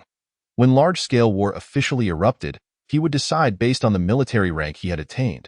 He would choose to join a fleet participating in the war, particularly one whose commander was a core member of the welfare faction, thereby becoming a captain of a medium or large warship. After learning from Mark about the military's intention to form a special operations fleet, he slightly adjusted his plans. Still, he would remain with the NB-4444 reconnaissance vessel for the time being and apply for selection once the Special Operations Fleet recruitment began. On June 2, Li Feng boarded the transport ship heading home. As they neared their destination, his military wristwatch sent him an important notification based on his settings. The official website of the Federal Parliament released a video report. The main content of this footage detailed an archaeological team discovering relics of ancient psychics above level 50 on a certain resource planet 3 months prior. Within these relics, a wealth of cultivation techniques and treasures left behind by the ancient psychic was found. The news detonated like a bombshell, shocking the entire human Federation. Its impact rivaled, if not surpassed, the revelation that the Federal Parliament and military were contemplating launching a large-scale war. Long before humanity had firmly established itself on the blue planet, numerous ancient cultivators and psychics relics had been discovered and excavated. However, to prevent unnecessary turmoil and panic, countries had secretly organized teams to study these findings and kept the information under wraps. Only a select few wealthy elites had managed to obtain related data through special channels. Yet, neither the research teams nor the privileged few made any progress, as at that time, the blue planet was already in an era of lost magic, devoid of any energy. Although various cultivation methods existed, no one could succeed. With the establishment of the Human Federation and the official advent of humanity into the interstellar era, numerous ancient cultivators and extraordinary beings were unearthed from various conquered life planets. Due to the correlation between higher power levels and enhanced reflexes, as well as superior control over warships and mechas, the Federation government publicly disclosed nearly all known cultivation methods. However, in the early stages, only a select few individuals engaged in cultivation. The reasons for this are manifold. Firstly, the interstellar fleet of humanity was virtually unstoppable, rendering individual prowess somewhat irrelevant. Secondly, the inherent talents of the human race were rather mediocre, with the majority barely managing to grasp the basics, destined to remain stagnant at lower levels for their entire lives. Furthermore, wealth and resources, including those of the Federation Council, were predominantly in the hands of powerful families and affluent elites. To maintain stability and preserve the population scale, ordinary citizens, although no longer subject to exploitation, found themselves constrained by various regulations, relegated to simple, low-paying jobs. Consequently, they lacked the disposable income necessary to purchase expensive cultivation resources such as energy stones. After the devastating defeat a millennium ago, the Federation government introduced a series of stimulating policies, providing sufficient resources and advancement pathways to talented individuals, which ultimately led to a surge of aspiring cultivators and extraordinary beings. This even gave rise to numerous alternative methods of enhancement. Yet, after a millennium, the most powerful cultivators and extraordinary beings among humanity had only managed to elevate their limits to just over 40 levels. The root cause lay in the absence of more advanced cultivation methods. Despite generations of talented individuals striving for improvement, significant progress remained elusive over the span of a millennium. The sensational news of discovering ancient extraordinary beings' remnants exceeding level 50 was momentous, particularly since these remnants contained advanced cultivation methods. This heralded the possibility of transcending the previously insurmountable barrier of level 50 for extraordinary beings. Those perched atop the pyramid of humanity would soon experience a second wave of evolutionary advancement, while newcomers could follow in their footsteps. Truly remarkable, Li Feng held the upper echelons of the Federation Council in high regard. He was certain that the footage was fabricated. Several months prior, he had learned from Gu Lingxi that Caucasians had obtained high-level extraordinary beings' cultivation methods. Moreover, some extraordinary beings had already successfully undergone their second wave of evolution, surpassing level 50. They had even discovered methods to accelerate the cultivation speed of extraordinary beings. Li Feng suspected that the Federation Council and military leaders, along with top families and conglomerates, might have known about this matter years in advance. While strategically positioning themselves for the benefit of the Human Federation, they simultaneously plotted for their own interests. The claim of discovery just 3 months prior was merely a ploy to avoid sparking public skepticism, while also leading the populace to believe that a grand era was dawning, where anyone might seize the opportunity to thrive. Oblivious to the fact that influential families and conglomerates had already laid the groundwork years ahead in various sectors. Regardless of the present or future, only those favored by supportive policies, talented cultivators, and extraordinary beings, would have the chance to transcend social classes. Upon arriving at the space station of planet F-369, Jiang Wanxin patiently awaited at the platform. Clad in a flowing white dress, she exuded an air of grace and tranquility. When their eyes met, a smile exchanged between them brought solace and a sense of belonging. It was only at this moment that Li Feng truly stepped off the reconnaissance ship. The chaos and bloodshed that had clouded his mind dissipated. He approached Jiang Wanxin, wrapping his arm around her slender waist, inhaling her subtle fragrance as they made their way toward the airship docking area. I have already registered a company named Yong'an. When you transferred the money for the energy stones the day before yesterday, I boldly acquired a substantial batch of holy stones under the name of Yong'an Company. Jiang Wanxin outlined her preparations during this period. While making a quick profit is secondary, the main goal is to create momentum. Once the Federation Council begins to steer public opinion, the news about holy stones greatly aiding extraordinary beings' cultivation will spread. Everyone will recognize that Yong'an Company possesses an extraordinary background, having access to such crucial secrets beforehand. The Federation Council's official website suddenly released that video and information about the high-level extraordinary beings' remnants, indicating they have already begun to guide public sentiment. I plan to notify the auction house to arrange for the auction proceedings. What do you think? Although she longed for affirmation to bolster her sense of accomplishment, Li Feng candidly replied, "However, having been away from home for half a month, my mind is solely focused on returning home to sleep." "You scoundrel!"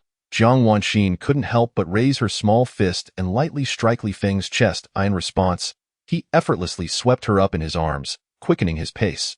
His pursuit was one of supreme power. Wealth held little significance for him. His status and strength were forged through bloody battles. He hoped for Jiang Wanxin to bask in the warmth of the sun, enjoying all the beauty the world had to offer. Rather than standing alongside him in another brutal struggle, however, knowing that he intended to remain in the military long-term, even joining a faction disdained by families and conglomerates, Jiang Wanxin resolutely sought to amass sufficient wealth and influence to ease his burdens in the future. He could only offer his unwavering support. Under normal circumstances, he would even find time to assist with strategizing. Yet, the current situation was somewhat exceptional, and no matter what happened, his determination to fulfill his obligations remained unshakable. Entering the docking area, guided by Jiang Wanxin, Li Feng arrived at a luxurious airship. "Master," 3 former slaves of the Wind Mouse tribe, once under Mosi's command, hurriedly emerged from the airship to greet him respectfully. Li Feng suppressed the instinctive urge to eliminate the alien beings upon sight, nodding in acknowledgement. The 3 Wind Mouse tribesmen, each exceeding level 20, possessed considerable perceptive abilities. The fleeting aura of slaughter emanating from Li Feng caused their previously stable emotions to shift to anxiety and restlessness. Chapter 49. The heightened unification of interests. Although they had purchased an airship worth millions, Jiang Wanxin continued to reside in their rented apartment. It was not due to reluctance to spend money, but rather a lack of funds. Jiang Wanxin understood that as Li Feng navigated through the military's turbulent waters, he would inevitably offend many. Her greatest dream was to protect the serendipitous encounter bestowed upon her by the heavens. Rather than becoming his weakness, she dared not take her safety lightly. Acquiring a piece of land to build a manor, and continually enhancing the security system based on her financial capacity and influence, was the optimal choice. However, due to insufficient funds, such plans were temporarily shelved. With 3 Wind Mouse tribe slaves at her disposal, each over level 20, she felt a semblance of security. Upon entering the room, Li Feng placed Jiang Wanxin on the multifunctional mattress he had because he does not require the manipulation of power or the orchestration of public sentiment to ascend to high positions. Nor does he need to speculate on the thoughts of those individuals, relying on alignment and partisanship to elevate his status. With the system in his grasp, his path to greatness is inevitably paved with the corpses of those who have fallen before him. At this stage, it suffices for him to immerse himself in the enhancement of his abilities. In the future, it is these individuals at the pinnacle of the pyramid who will endeavor to decipher his thoughts and intentions. Considering how to position themselves for 3 consecutive days, the couple devoted themselves to studying human anatomy in their chamber. On the 6th, Li Feng began accompanying Jiang Wanxin, exploring various sites she had selected for plantations and breeding farms. While examining an array of related instruments and equipment, Jiang Wanxin had surmised, the federal government's thunderous response came in waves. Initially, they issued stern condemnations of those traitors who had been bribed by foreign tribes, masquerading under the banner of anti-war sentiment, compelling both the parliament and military to disclose the truth prematurely in an attempt to quell public discontent. This even led to the leakage of military secrets, resulting in numerous naval vessels and military bases along the borders being attacked. Subsequently, rumors of a powerful foreign assault on the Parliament building began to circulate. Following this, the federal government officially announced a series of significant stimulus policies. Among them, the most eye-catching was the provision that whether one was a supernatural being, a cultivator, or a martial artist, or even a gene warrior, anyone reaching level 1 could apply for a monthly welfare subsidy. The higher the level, the greater the monthly subsidy one could receive. Thereafter, a comprehensive array of accompanying policies was enacted, imposing severe penalties on those who abused their strength to harm others or engage in brawls that disrupted public order. Simultaneously, a vigorous crackdown was launched against suspected traitors who sought to ally with foreign tribes, inciting civil strife among humanity while masquerading as a racial conflict and opposing the war. Notable figures across various life planets were continuously apprehended, including numerous affluent and influential individuals. Ultimately, the military stepped forward to conclude matters, issuing a significant announcement. It declared that due to the premature disclosure of information, not only had the Windrat tribe prepared for war in advance, significantly increasing the difficulty, but also the three dominant races, the Wing tribe, the Soul tribe, and the Bloodsucker tribe, were unwilling to remain passive regarding humanity's expansion and enhancement, thereby jointly pressuring the federal military to agree to a four-party live combat exercise. This was intended to severely undermine the morale of the federal military and even the confidence of humanity as a whole in order to successfully subdue the Windrat tribe and counter the pressures from the three dominant races. The federal military earnestly invited geniuses to join. To this end, they planned to host a live-streamed selection competition across the entire Federation to choose participants for the live combat exercise. All citizens of humanity wishing to enlist could register, and those selected would enter the Special Operations Fleet. Even those not chosen would be assigned to various military bases. Attached to the announcement was a series of declassified documents. The primary content detailed the enhancements made to various types of warships after the massive defeat against the Wing tribe. Compared to a millennium ago, the improvements in personal strength levels corresponded to advancements in warships, mechs, and multifunctional military uniforms. Moreover, the Human Federation had constructed numerous planetary-grade space fortresses over the millennia, although the exact numbers could not be disclosed. In just a few days, the anti-war sentiment dissipated entirely. Under the impetus of the federal government, the long-dormant ambitions of the Federation's populace to vanquish the three dominant races, unify the galaxy, and seize all resources were reignited. Whether among the parliament, the military, the family conglomerates, or the common citizens, under deliberate guidance, the interests of the races and individuals reached a remarkable unity. On June 15 at F District, Star 369, the Mutual Benefit Auction House officially launched advertisements across major media platforms, announcing that on the 25 a special auction for 32 Windrat tribe slaves, ranging from levels 20 to 26, would be held. All interested parties could visit the official website of the Mutual Benefit Auction House to inquire about the detailed strength data and capabilities of these Windrat tribe individuals. Amidst this tumultuous and grand epic, not only the affluent elites of Star F369, but also those from surrounding planets, upon receiving the news, eagerly sought connections to the auction house in hopes of obtaining more detailed information. Chapter 50. The auction, on the morning of the 25 at the top-level lounge of the Mutual Benefit Auction House, soft light cascaded from the crystal chandeliers, illuminating the meticulously polished floor. A faint floral fragrance lingered in the air, creating a refreshing ambience. The hall was adorned with exquisite murals and sculptures, with various rare plants and flowers confined to the corners.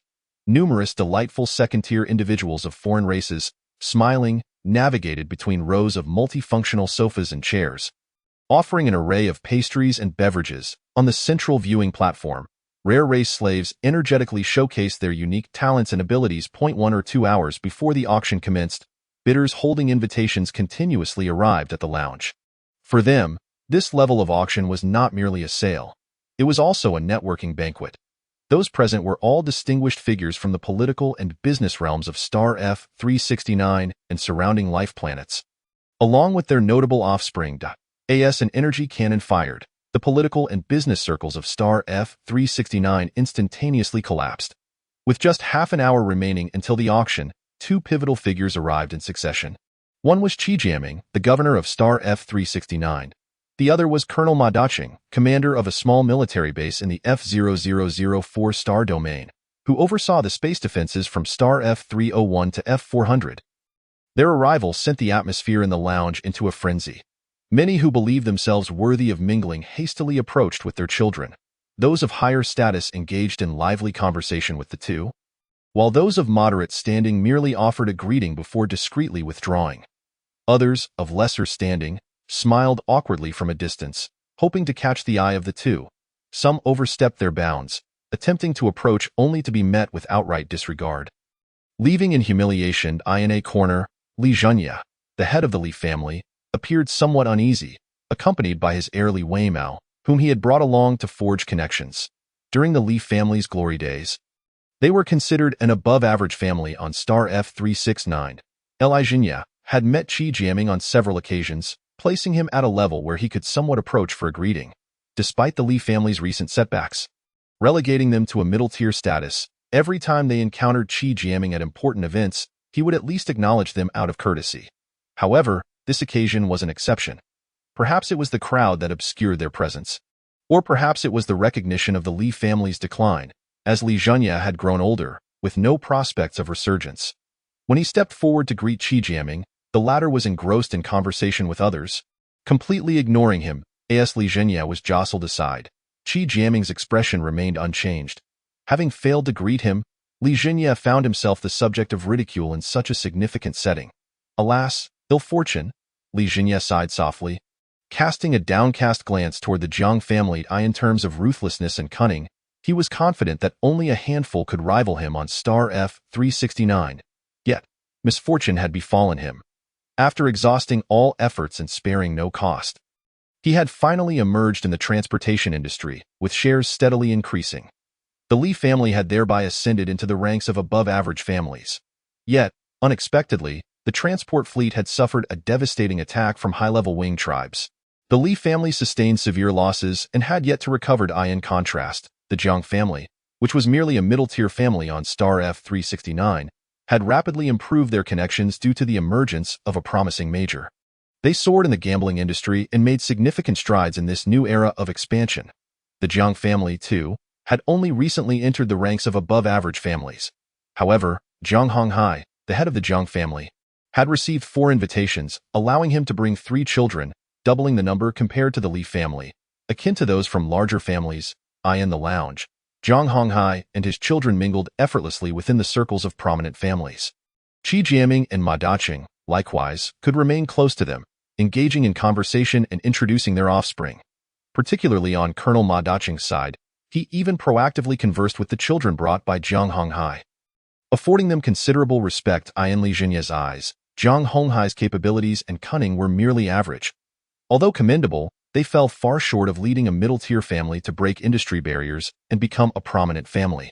The current prosperity and developmental potential of the Jiang family were solely attributable to extraordinary luck and the presence of a brother thriving in the military. With the Human Federation's resurgence and expansion, the military was poised to usher in another glorious era. If the Li family could produce such a figure, Li Zhenya was confident he could accelerate the family's development. Oh, is that Li Feng? Beside him, Li Weimao involuntarily exclaimed. Li Zhenya felt an urge to chastise him for his lack of discernment. In such a crucial auction house, to ensure the safety of the guests, there were numerous security checks. Ordinary individuals were not qualified to ascend to the top tier of the auction house. Even the top-tier elites received a limited number of invitations. Despite Qi Jiaming and Ma Daqing being heavyweight figures who could easily obtain as many invitations as they wished, their bodyguards still had to remain on the lower levels. How could a mere second lieutenant like Li Feng be granted access? Instinctively, he glanced toward the entrance of the hall. His pupils widened in disbelief. Clad in casual attire, Li Feng was seen with his arm around Jiang Wanxin's waist, having passed through the final security checkpoint and entering the lounge. How could this be possible? Both Li Zhenya and Li Weimao were incredulous. They could not fathom how Li Feng and Jiang Wanxin had obtained invitations to such a level of auction. Most small families could not even secure a single invitation. Only those small families with strong intentions to bid in sectors like gambling and security might manage to obtain one. Li Feng and his spouse managed to pass through the final security checkpoint, signifying that they possessed 2 invitation letters. Their arrival did not merely draw the attention of Li Jinya and Li Weimao, but also captivated a considerable number of onlookers. The primary reason for this was their tardiness. The higher one's status, the later their arrival. This is an unspoken rule at various gatherings, such as the case at an auction of this caliber. Figures like Qi Jiamin and Ma Daqing typically arrive half an hour early, allowing others the opportunity for casual exchanges. Even those who come solely for the auction, with no interest in networking, must arrive before Qi Jiamin and Ma Daqing. Yet these two only appeared just as the auction was about to commence. Unless there was a compelling reason, this was tantamount to flouting the norms. As for Li Feng, the Jiang family members were somewhat taken aback. Here he was again, utterly oblivious to the absurdity of his actions. Jiang Chuxue furrowed her brow, her eyes filled with disdain. The last time Li Feng caused a stir at the Jiang family's Jinyu Casino Hotel, everyone in the Jiang clan deemed him a mere lucky individual who had ascended to the rank of lieutenant, mistakenly believing he had the right to retaliate against the Jiang family, thus creating a scene when Jiang Wanxin was targeted. His intention was to compel her to acknowledge him and to make the Jiang family regret having chosen a foster daughter for marriage. This time, his motives were undoubtedly similar. Such a petty clown was best ignored. The more attention one pays, the more raucous they become. If he were to escalate his antics, it would only tarnish one's reputation.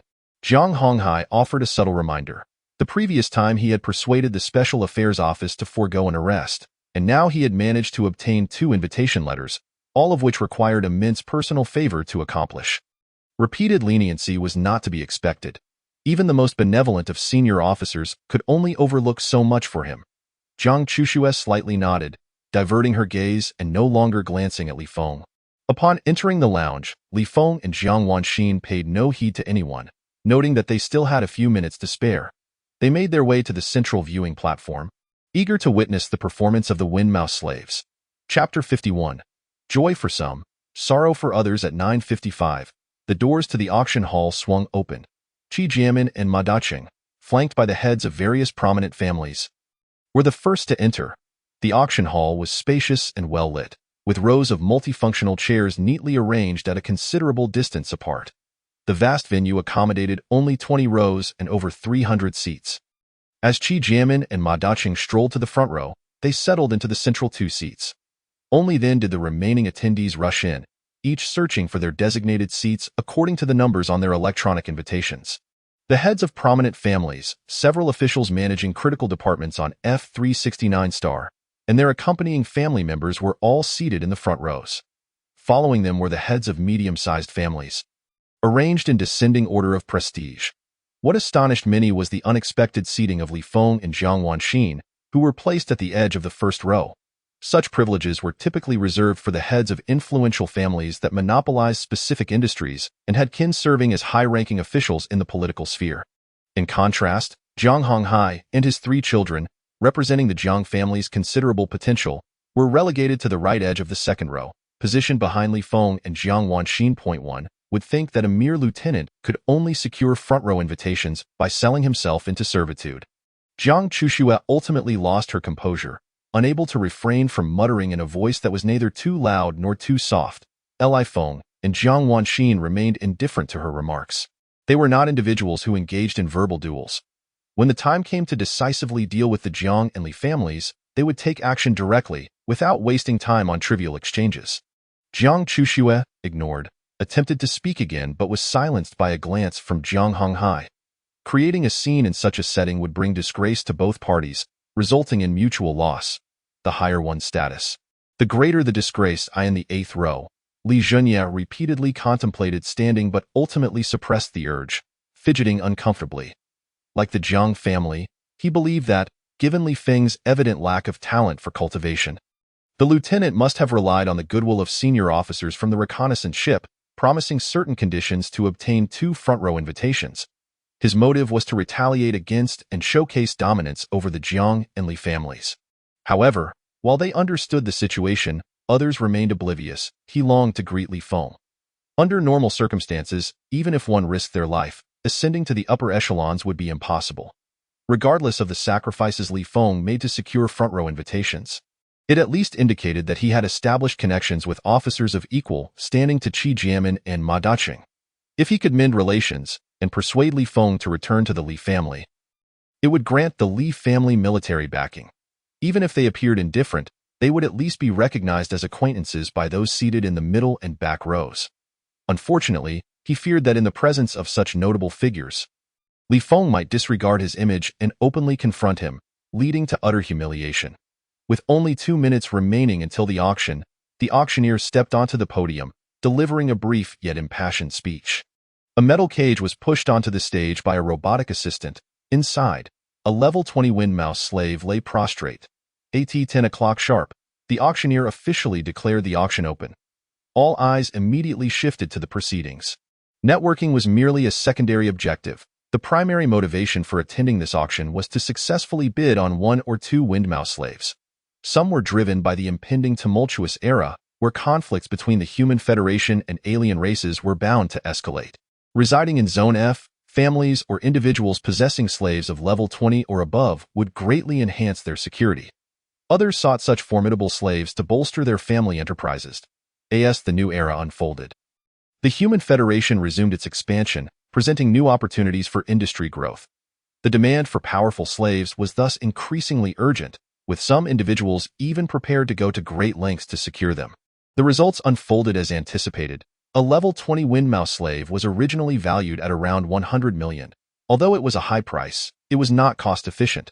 When the need arose, it was often more practical to hire security companies or interstellar mercenaries. With the Human Federation's resurgence, the life planets set to be conquered represented vast, uncharted territories across various industries, making it an opportune time for aggressive expansion. Consequently, the price of the level 20 wind mouse slave surged, with the auction house setting the starting bid at 100 million Federation credits. 110 million, 120 million, 130 million. The bidding price escalated dramatically. When it reached 200 million, the pace slowed slightly. As the bid continued to rise to 250 million, Li Jinye gritted his teeth and directly entered a bid of 300 million into the multifunctional chair's bidding device. 300 million, bidder number 112 bids 300 million. The auctioneer promptly updated the bidding price, plunging the auction hall into a state of silence. This price had already exceeded the budgets of many small to medium-sized families, prompting them to reconsider their psychological limits. The heart rates of Li Jinye and Li Weimao quickened significantly. The Li family's transport industry had seen its share plummet from a peak of 50% to a mere 30%. With no signs of stabilizing, Li Jinye had resolved to take a gamble. Securing 1 or 2 level 20 wind mouse slaves would significantly enhance the safety and credibility of their transport fleet. To this end, he had gathered 500 million in funds to participate in the auction, fully determined to succeed. However, whether he would truly obtain them remained uncertain until the auctioneer's hammer fell. 300 million, first call, 300 million, second call, 310 million. Bidder number 17 bids 310 million. The auctioneer's voice sent Li Jinye and Li Weimao's spirits plummeting. Li Jinye's expression shifted continuously as he wavered. He had not anticipated that the prominent families in the front row would be so eager as to not let the first level 20 wind mouse slave slip away. With one prominent family entering the fray, it was certain that others would follow. Once the tone was set, the front row families were likely to monopolize all the wind mouse slaves available at this auction. He wanted to raise his bid, determined to secure at least 1 level 20 wind mouse slave, yet he feared offending the prominent family that had placed the bid. 310 million, third call, sold. Li Jinye had yet to make up his mind when the auctioneer's hammer fell. The auctioneer promptly announced the commencement of the bidding for the second wind mouse slave, which was still a level 20. As expected, as soon as the bidding began, another prominent family immediately raised the price to 320 million. The small to medium-sized families dared not compete. The prominent families, out of courtesy, refrained from engaging in a bidding war.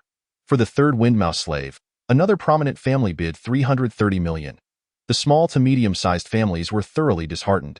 They understood that these prominent families had reached a consensus through the previous 2 rounds of bidding, deciding to monopolize and divide this batch of wind mouse slaves. It was not that the smaller families could not afford higher prices. They simply could not afford to offend these prominent families. 340 million, 340 million, 350 million. the pace of successful transactions accelerated. These prominent families placed their bids one after another, securing each Windmouse slave.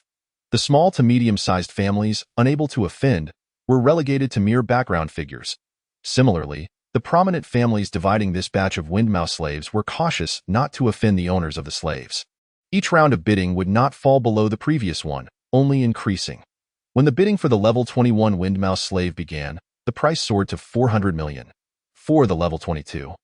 It reached 500 million, but the number of Windmouse slaves, initially 32, continued to dwindle. Throughout the event, only Li Feng and Jiang Wanxin remained as mere spectators, while Qi Jiamin and Ma Daqing remained comfortably aloof. They did not need to participate in the bidding at all. Attending this auction sends a clear signal of their interest in the Windmouse clan. Once the auction concludes, it is inevitable that prominent families will come forward to acquire Windmouse slaves. What remains to be considered is what these families seek and whether they will be willing to negotiate. Li Jinye's countenance darkens, yet he feels utterly powerless to alter the situation. He can only contemplate the possibility of later approaching a prominent family to offer a higher price for a Windmouse slave. The Li family's assets are substantial, despite the catastrophic losses incurred over a decade ago when their transport convoy was ambushed. Their total assets exceed 300 billion, although they can only muster 5 billion in funds currently. This is primarily because their assets are heavily concentrated in transport ships. Coupled with a continuous decline in performance shares, banks are reluctant to extend loans. However, if necessary, discreetly selling off a portion of their properties or transport vessels to raise 10 to 8 billion is not an insurmountable task. Some families rejoice while others lament. I in the front row, Zhang Honghai and his children are all smiles. Thanks to the favor shown by various prominent families, the Jiang family has also made 3 bids, expending 10 billion to secure 2 Windmouse slaves. The price is steep, yet the value far exceeds the cost, as the Jiang family's gambling industry has an immense demand for Windmouse slaves of level 20 and above. Particularly for Zhang Honghai, he has resolved to ride the winds of opportunity and daringly venture into worlds soon to be occupied and colonized by the human Federation. Possessing slaves of level 20 and above will not only safeguard their enterprises in such high-risk zones, but, with the connections and potential of his Major General elder brother, they may even have the chance to compete for licenses in cross-stellar gambling and death matches in these uncharted territories. The auctioneer calls out, 10 billion for the first time, 10 billion for the second time, 10 billion for the third time. Congratulations to bidder number 5 for successfully acquiring a level 26 Windmouse slave. BY just 1130. The auctioneer's hammer falls, finalizing the ownership of the last level 26 Windmouse slave. I in the front row, Li Feng and Jiang Wanxin, who had been observing the excitement, rise and walk towards the alloy cage beside the auction stage. Chapter 52. The 10 billion entrance fee. Esteemed bidders, what brings you here? The auctioneer looks at Li Feng and Jiang Wanxin with confusion. Li Feng smiles, glancing at the 5th bidder, Zhang Yuza, the head of the Zhang family. My wife and I are the former owners of this batch of Windmouse slaves. The room erupts in disbelief as the 4 members of the Jiang family and the 2 generations of the Li family spring to their feet, eyes wide with shock. These slaves belong to him? How is that possible? The rest of the crowd quickly realizes why the 2 unfamiliar faces were able to secure front-row invitations, and why they have suddenly stood up. It turns out they intend to leverage this opportunity to enhance their reputation. What a pleasure to meet you. Zhang Yuza steps forward, ready to exchange pleasantries. This level 26 Windmouse slave has some defects, so I fear it cannot be delivered to you, Mr. Zhang. Yet, Li Feng has no intention of engaging in small talk with Zhang Yuza. What defects? Zhang Yuza is puzzled. If there are indeed defects, would not the auction house's information be fraudulent? Without answering, Li Feng strides to the alloy cage, grips one of the pillars, and with a forceful tug, the alloy pillar, measuring 3 to 4 centimeters in diameter, bends easily in his grasp. In a stunning display, Li Feng seizes the vacant-eyed level 26 Windmouse slave from the cage, and, with another forceful motion, crack, the skull of the level 26 Windmouse slave shatters instantly. You have slain an enemy, earning 72 attribute points. The system notification echoes in Li Feng's mind. This is impossible. Ma Daqing leaps to his feet. The alloy cage might be a facade, but the skull of the level 26 Windmouse slave cannot be, even if it has been tamed. A slave of level 26 would not dare resist unless they possess strength exceeding several tens of thousands of kilograms. It is inconceivable that a youth who appears to be merely in his 20s could exhibit such strength. Li Feng pays no heed to Ma Daqing, casually discarding the dead body of the Wind Mouse slave and turning to Zhang Yuze. I will accept the payment now and in the future. I will compensate Mr. Zhang with 2 level 26 Wind Mouse slaves of equivalent rank, if that is agreeable. Zhang Yuze, a shrewd individual, quickly comprehends Li Feng's intentions. This young man undoubtedly aims to make a strong entry into a certain industry on F369 star. This act of sacrificing a level 26 Wind Mouse slave serves as a bold demonstration, clearing most obstacles for his future endeavors. No problem, of course, no problem. He nods eagerly without a hint of hesitation. Using a Wind Mouse slave worth over 10 billion as an entrance fee, combined with his remarkable youth and strength that even Ma Daqing finds hard to believe, ensures that he will not dare to offend. Li Feng acknowledges him with a nod, then shifts his gaze to Ma Daqing. Major Ma, my wife has recently opened a company specializing in plantations and breeding farms. I have long served in the military, and with the impending war, I fear I will be unable to focus on other matters. Should there be needs for protection or transport, I would appreciate your assistance. The heads of various prominent families breathe a sigh of relief. The competition in the lower-end market for plantations and breeding farms is not fierce, yielding minimal profits, while the high-end market is dominated by interstellar conglomerates, posing no conflict with their own interests. Of course, Ma Daqing replies, though somewhat irked by the previous slight. He refrains from expressing his displeasure. Li Feng, smiling, pulls up his military wristwatch to display his identification. Gasp! Ma Daqing inhales sharply. A 20-year-old, a first lieutenant, captain of a small independent reconnaissance ship in the F District Border Defense Forces. Truly impressive. Having spent half his life in the military, he understands the weight of such credentials. The only thing puzzling him is the lack of infractions beneath the information. Fewer than 20. However, upon reflection, he dismisses his concern. The young man's rapid assent likely explains the absence of numerous infractions that typically plague other captains of small independent reconnaissance vessels. The discomfort of earlier being disregarded evaporates instantly. Those emerging from such backgrounds are often reckless. In major military bases, even a private dares to challenge a superior. The fact that Li Feng, of such caliber, did not slap him in the face when he raised a question is already a sign of goodwill. And of course, as colleagues, we ought to look out for one another. Should there be any issues with your sister-in-law, do not hesitate to reach out. Major Ma beams, relieved that he did not encounter him within a military base, especially since the individual has family operating enterprises on the life planet under his jurisdiction. That would certainly require Major Ma's assistance. Li Feng reciprocates the courtesy. His gaze drifts toward the eager Governor Jiang, who is attempting to approach but refrains from greeting him. He nods, acknowledging him before taking Jiang Wanxin by the hand and turning to leave. What are you still doing here? In the second row, Jiang Honghai is the first to emerge from his stupor, hastily nudging his sister Jiang Chuxue, who stands with her mouth agape, as if large enough to accommodate a bird. Li Feng, wait a moment. Jiang Chuxue snaps back to reality and calls out urgently. A flurry of whispers fills the room as everyone's gaze shifts in surprise toward Jiang Chuxue, puzzled by her familiarity with the young military officer who has clearly earned the respect of even Ma Daqing.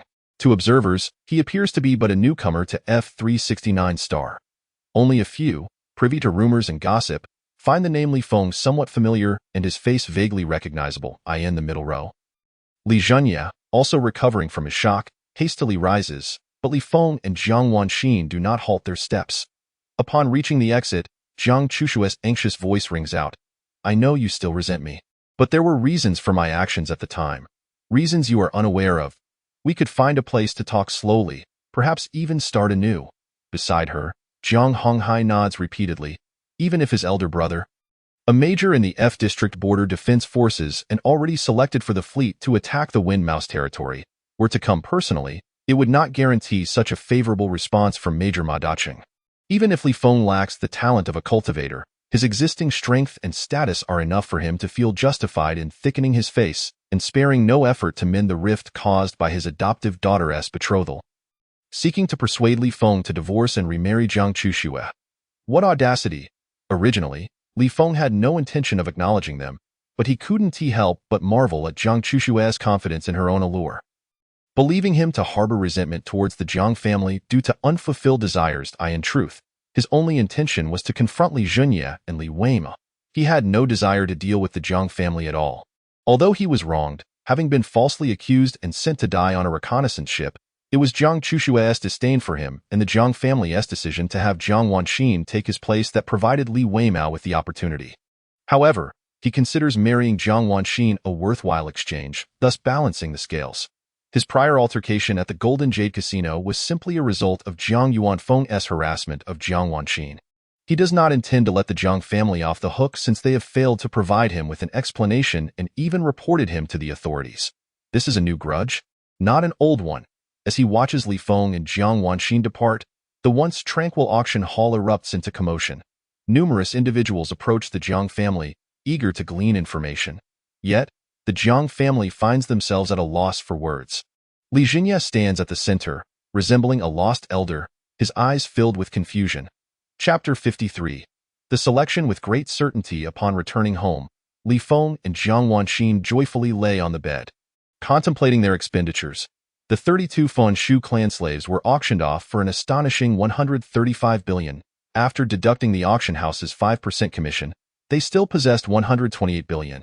In the various life planets of Zone F, this amount equated to the wealth of a modest family, and those families merely had assets exceeding 100 billion. Li Feng and Jiang Wanxin, however, could directly produce over 100 billion in cash in the coming days.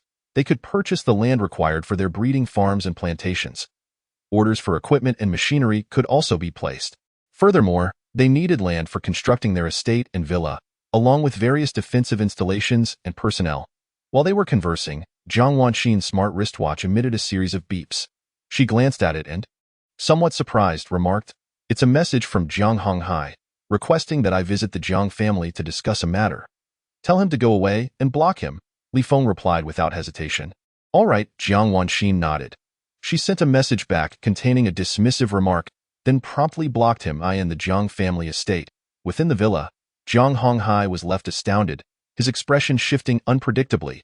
He had not anticipated that the once cautious and meticulous adopted daughter of the Jiang family would dare to address him in such a manner. Beep, beep, beep. Jiang Wanxin's smart wristwatch received another message. After a quick glance, she displayed a peculiar expression. It's from Li Jinya, stating that as long as you are willing to return to the Li family, they will provide a satisfactory resolution regarding Li Weimao's situation. Li Feng slightly raised an eyebrow, forwarded it to Li Weimao, and then blocked them all. "You are quite wicked," Jiang Wanxin laughed as she instructed the smart assistant to find Li Weimao's contact information and forwarded the message. Afterwards, she had the assistant block all communication in the Li family estate. Within a villa, Li Weimao was fretting over how to deal with Li Feng's potential retaliation when suddenly, he received an unfamiliar forwarded message. The content left him stunned and trembling. Although the Jiang family had consistently refused to clarify Li Feng's identity, those present were all prominent figures from F369 Star, and investigating someone's identity was not particularly challenging. This matter did not remain concealed for long. The identities of Li Feng and Jiang Wanxin were swiftly uncovered. The upper echelons of society erupted in a frenzy. The Li and Jiang families jointly ascended to the top of F369 Star's social joke rankings. Causing their clan members to avoid going out, Li Feng and Jiang Wanxin continued to receive various invitations to banquets and events, all of which Jiang Wanxin declined. Following Li Feng's formidable display at the auction, she no longer needed to concern herself with anyone's opinions in F369 Star. There was no necessity for her to attend numerous banquets and events to cultivate connections and foster collaborations. On June 27, Li Feng boarded a transport ship returning to the military base. On the reconnaissance ship NB-4444, all the white crew members had been replaced with new yellow-skinned recruits, which was finally a sight for sore eyes. On July 1, the recruitment for the Special Operations Team officially commenced. The selection process consisted of preliminary and elimination rounds with no age restrictions, taking place within the large-scale virtual online game Galactic Warfare. Live-streamed by 7 interstellar media giants and sponsored by thousands of major corporations, all first-class citizens could freely watch any preliminary or elimination match. Li Feng also applied for the position of captain for a medium-sized warship within the Special Operations Team. However, he was exempt from participating in the preliminary or elimination rounds, as all captains and similar positions could only be applied for by active-duty military officers holding the appropriate rank. Active-duty officers had relevant video materials available for military exercises and competitions. which could be directly referenced for selection. A few officers who had significantly improved in strength could apply for a challenge match against those ranked lower in the same position. With Li Feng's strength and capabilities, his selection as captain of a medium-sized warship in one of the 4 small special operations teams was virtually guaranteed, in an unrestricted age category, if rank were also not a factor. His level 27 strength might not be entirely secure. Each small fleet consisted of around 100 medium-sized ships, 90 of which were warships. Thus, the 4 small fleets had a total of 360 medium-sized warships and an equal number of positions available.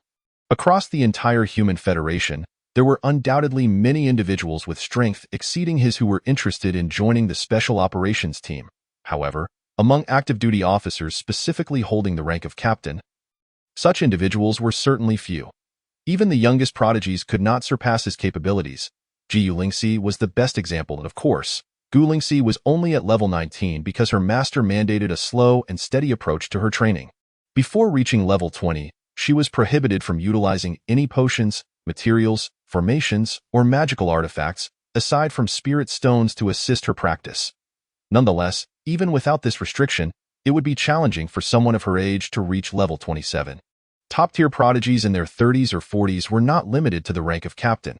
Even if there were those who joined the military later and coincidentally held the rank of captain, they would surely be quite rare. Of the 360 available positions, it would be difficult for him not to rank within the top 10.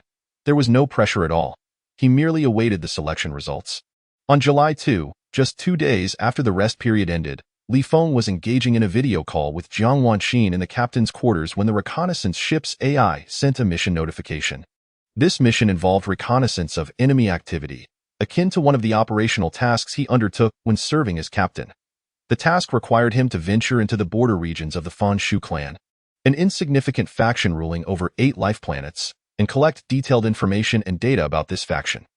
Additionally, he was to deploy a level 35 Fanshu trader near the main planet of this faction, who would infiltrate the planet on their own. Given the potential need to penetrate the life planets controlled by the Fanshu clan, he could obtain a medium-sized simulator. Moreover, the reconnaissance division provided a list of several early deployed Fanshu clan members along with their contact details.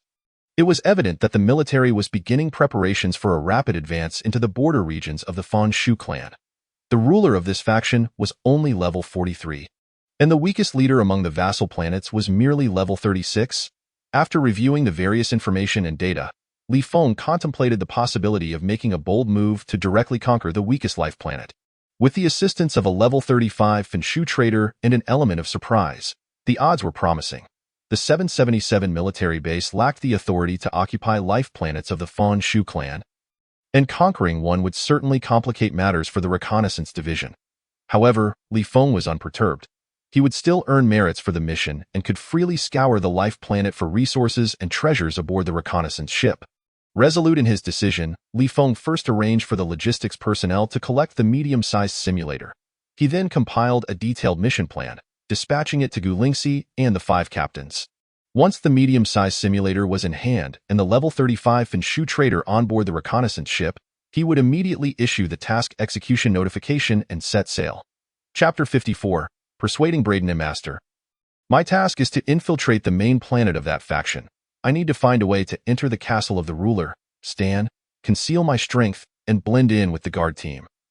Providing real-time updates on Stan's movements when war breaks out. In an independent dormitory, the level 35 Fanshu Braden lay prostrate on the ground, trembling uncontrollably. Even the slave-taming base could train alien beings to the point of obedience, instilling fear of rebellion. The subversion department of the intelligence agency was even more proficient at the indoctrination of alien captives. Upon hearing that Li Feng did not intend to follow the initial instructions and instead wanted him to cooperate in an outright assault on one of the vassal planets, Braden nearly collapsed in fear. He did not dare to defy Li Feng's wishes, but he was even more apprehensive about disobeying the orders given to him by the intelligence department. Li Feng proposed, "Perhaps you should contact your liaison and have the intelligence department communicate with the reconnaissance division." "I cannot." Braden nearly wept. Is he trying to fool a child? Although he spent most of his time confined in the intelligence department's subversion section, after being successfully turned and deciding to act as a traitor, many staff members had briefed him on the military's situation. He knew well that the crew aboard a small independent reconnaissance ship were all maniacs. He was certain that if he dared to report this matter, regardless of the outcome, Captain Li Feng would have him flayed alive. Then there's no choice. Just do as you're told. You have no option but to comply, so why question my orders? Li Feng patiently reasoned with Braden, calmly explaining the situation. After all, Braden was not like the other crew members on the reconnaissance ship, who would execute suicidal orders without hesitation. I will follow your orders, master. Braden evidently found Li Feng's arguments convincing, quickly changing his mind. In that case, for the time being, you may consider yourself one of my subordinates. Wealth and promotion await you. Content. Li Feng exited the independent dormitory. Returning to the captain's quarters, he pulled up various data and interstellar coordinate maps, monitoring the movements of the reconnaissance ship and remaining vigilant for any unexpected occurrences. The target star region lay on the fringes of the Fun Shu clan's territory, close to the direction of the Human Federation. After utilizing a spatial jump, there was a good chance that high-level alien beings would be nearby. A lesser risk than directly jumping into a black hole or through a cosmic storm. In just over 4 hours, they arrived at the predetermined destination, the stellar system of F11258, according to intelligence gathered by the Reconnaissance Division 5 years prior. This was the smallest of the 8 life planets, with a diameter of just over 13,000 kilometers. The density of the Fun Shu clan was nowhere near that of the human race, and the population of Fenshu on this planet was just over 1 billion. The chief, Mario, is also the weakest among the 7 vassal planets, possessing only level 36 strength. After 5 years, whether there have been any changes remains to be verified. This is precisely the reason why the Reconnaissance Department dispatched the NB-4444 reconnaissance ship to update and gather more detailed information. Given the power of the Human Federation, defeating and subjugating the Windmouse tribe is not an insurmountable task. The delay in launching a war has been due to meticulous preparations. This is because the Human Federation has only recently resumed its path of expansion after a lapse of 10,000 years. A decisive sweep of the Windmouse tribe is essential to boost morale and instill confidence among the populace. Furthermore, it would serve to intimidate the 3 dominant races, dissuading them from mobilizing their armies to intervene. If they could successfully persuade 1 or 2 of those dominant races to form an alliance based on displayed strength, it would be even better. Following Li Feng's orders, the reconnaissance ship began its approach towards planet F11258 at light speed. The ship's intelligence brain also communicated the mission details to all members. Despite the presence of numerous new recruits, none expressed any doubts regarding Li Feng's alteration of the mission, unlike the likes of Brayton. This is the remarkable aspect of small independent reconnaissance ships. With a 99 mortality rate, those who still dare to enlist are mostly ambitious fugitives. They were already madmen before arriving, and after being influenced by the ship's atmosphere, they only become more deranged. As they neared within 1,000,000 kilometers, the scanner successfully covered planet F11258, prompting the reconnaissance ship to reduce speed. Li Feng meticulously analyzed the scanning data and 3-dimensional images. Compared to independent life planets, executing reconnaissance tasks on life planets controlled by the Windmouse tribe significantly increases both difficulty and risk. The foremost issue is that such life planets possess spatial rifts that connect to the main planet. If discovered, high-level Windmouse forces, which the reconnaissance ship cannot contend with, could swiftly arrive through these rifts for support. Furthermore, most independent life planets lack the capability to establish large-scale prohibitions, rendering the reconnaissance ship's scanners nearly omniscient. Such planets, interconnected with others, typically have major prohibitions around their main strongholds. Thus, to collect vital data and information, there are only 2 options: infiltrate the main stronghold or launch a direct assault. When Li Feng was still a private, Captain Bu Qianzhang's approach to similar tasks was to conduct a large-scale offensive without hesitation. That battle saw the survival rate of the ship's combat personnel drop to less than 10%. With the reconnaissance ship barely escaping by chance, Li Feng's thoughts were even more audacious than Bu Qianzhang's, yet his methods leaned towards conservatism. While formulating a more detailed plan based on the data and 3-dimensional images, he instructed the ship's intelligence brain to summon Gulingxi and Brayton to the readiness area, while the remaining combat personnel prepared for immediate deployment. Once the 2 arrived at the readiness area, he joined them to share the detailed plan. The content was straightforward: infiltrate the main stronghold, locate the chief's meditation chamber and the spatial rift's position, then assassinate the chief and destroy the large-scale prohibitions and spatial rifts to launch a strong offensive. Gulingxi, possessing an extraordinary intellect, discerned several issues but refrained from asking further questions. Having executed numerous missions together, she understood that Li Feng, despite his seemingly mad demeanor, was just as fearful of death as she was. He would not undertake actions without a semblance of certainty, and why, Lord, given my subordinate's sensory capabilities, it is challenging to detect the chief's precise location through the minor prohibitions, let alone breach layers of guards to launch a surprise attack. Brayton quietly reminded, I will handle the rest. You just need to ensure you appear behind the chief and strike suddenly. Li Feng replied nonchalantly. Understood, Brayton dared not question further. The reconnaissance ship halted approximately 10,000 kilometers from the life planet.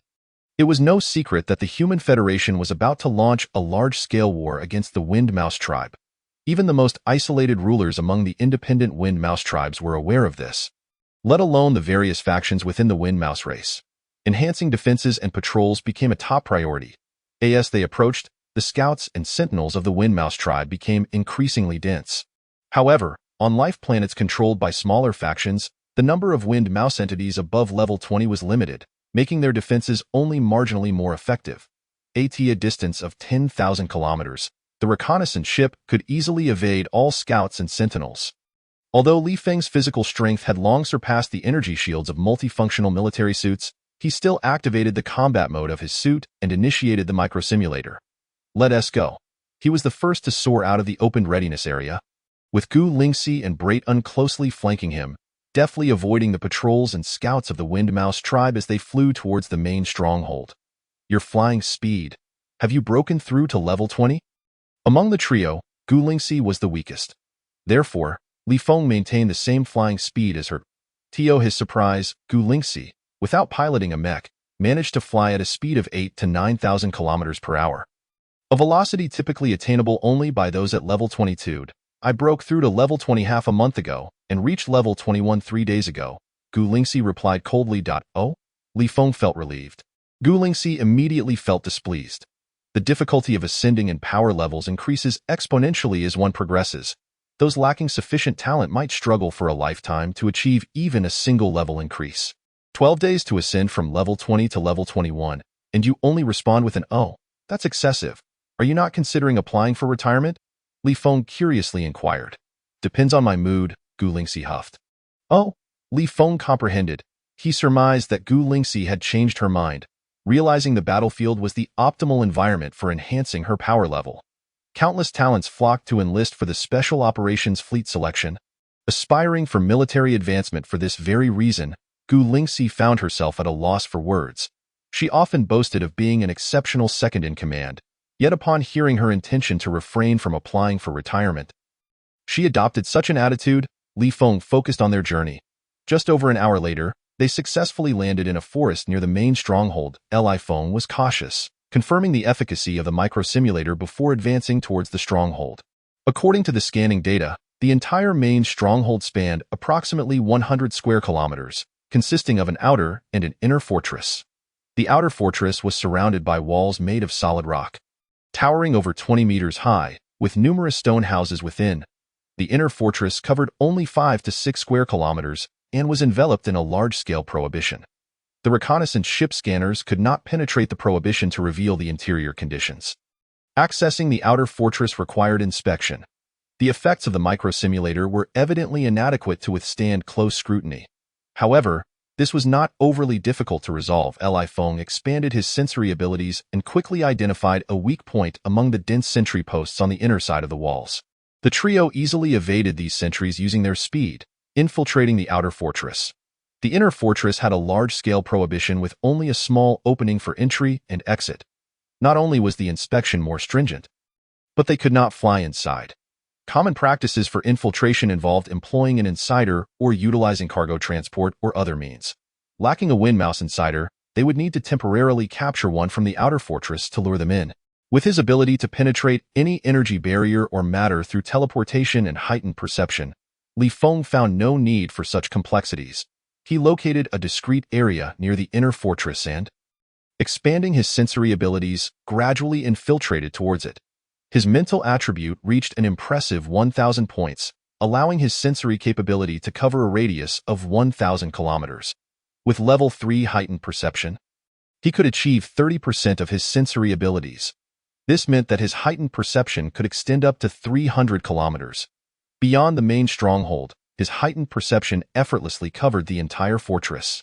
The reason for his meticulous approach, advancing through the outer fortress before employing this ability, was that entities above level 20, whether human or alien, possessed sensory capabilities that transcended the five senses.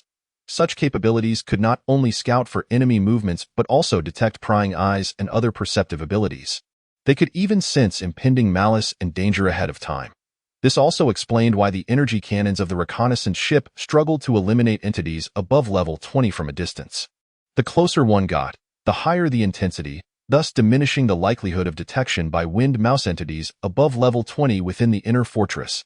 Li Feng made a concerted effort to suppress any murderous intent, allowing his sensory abilities to expand subtly, akin to peripheral vision.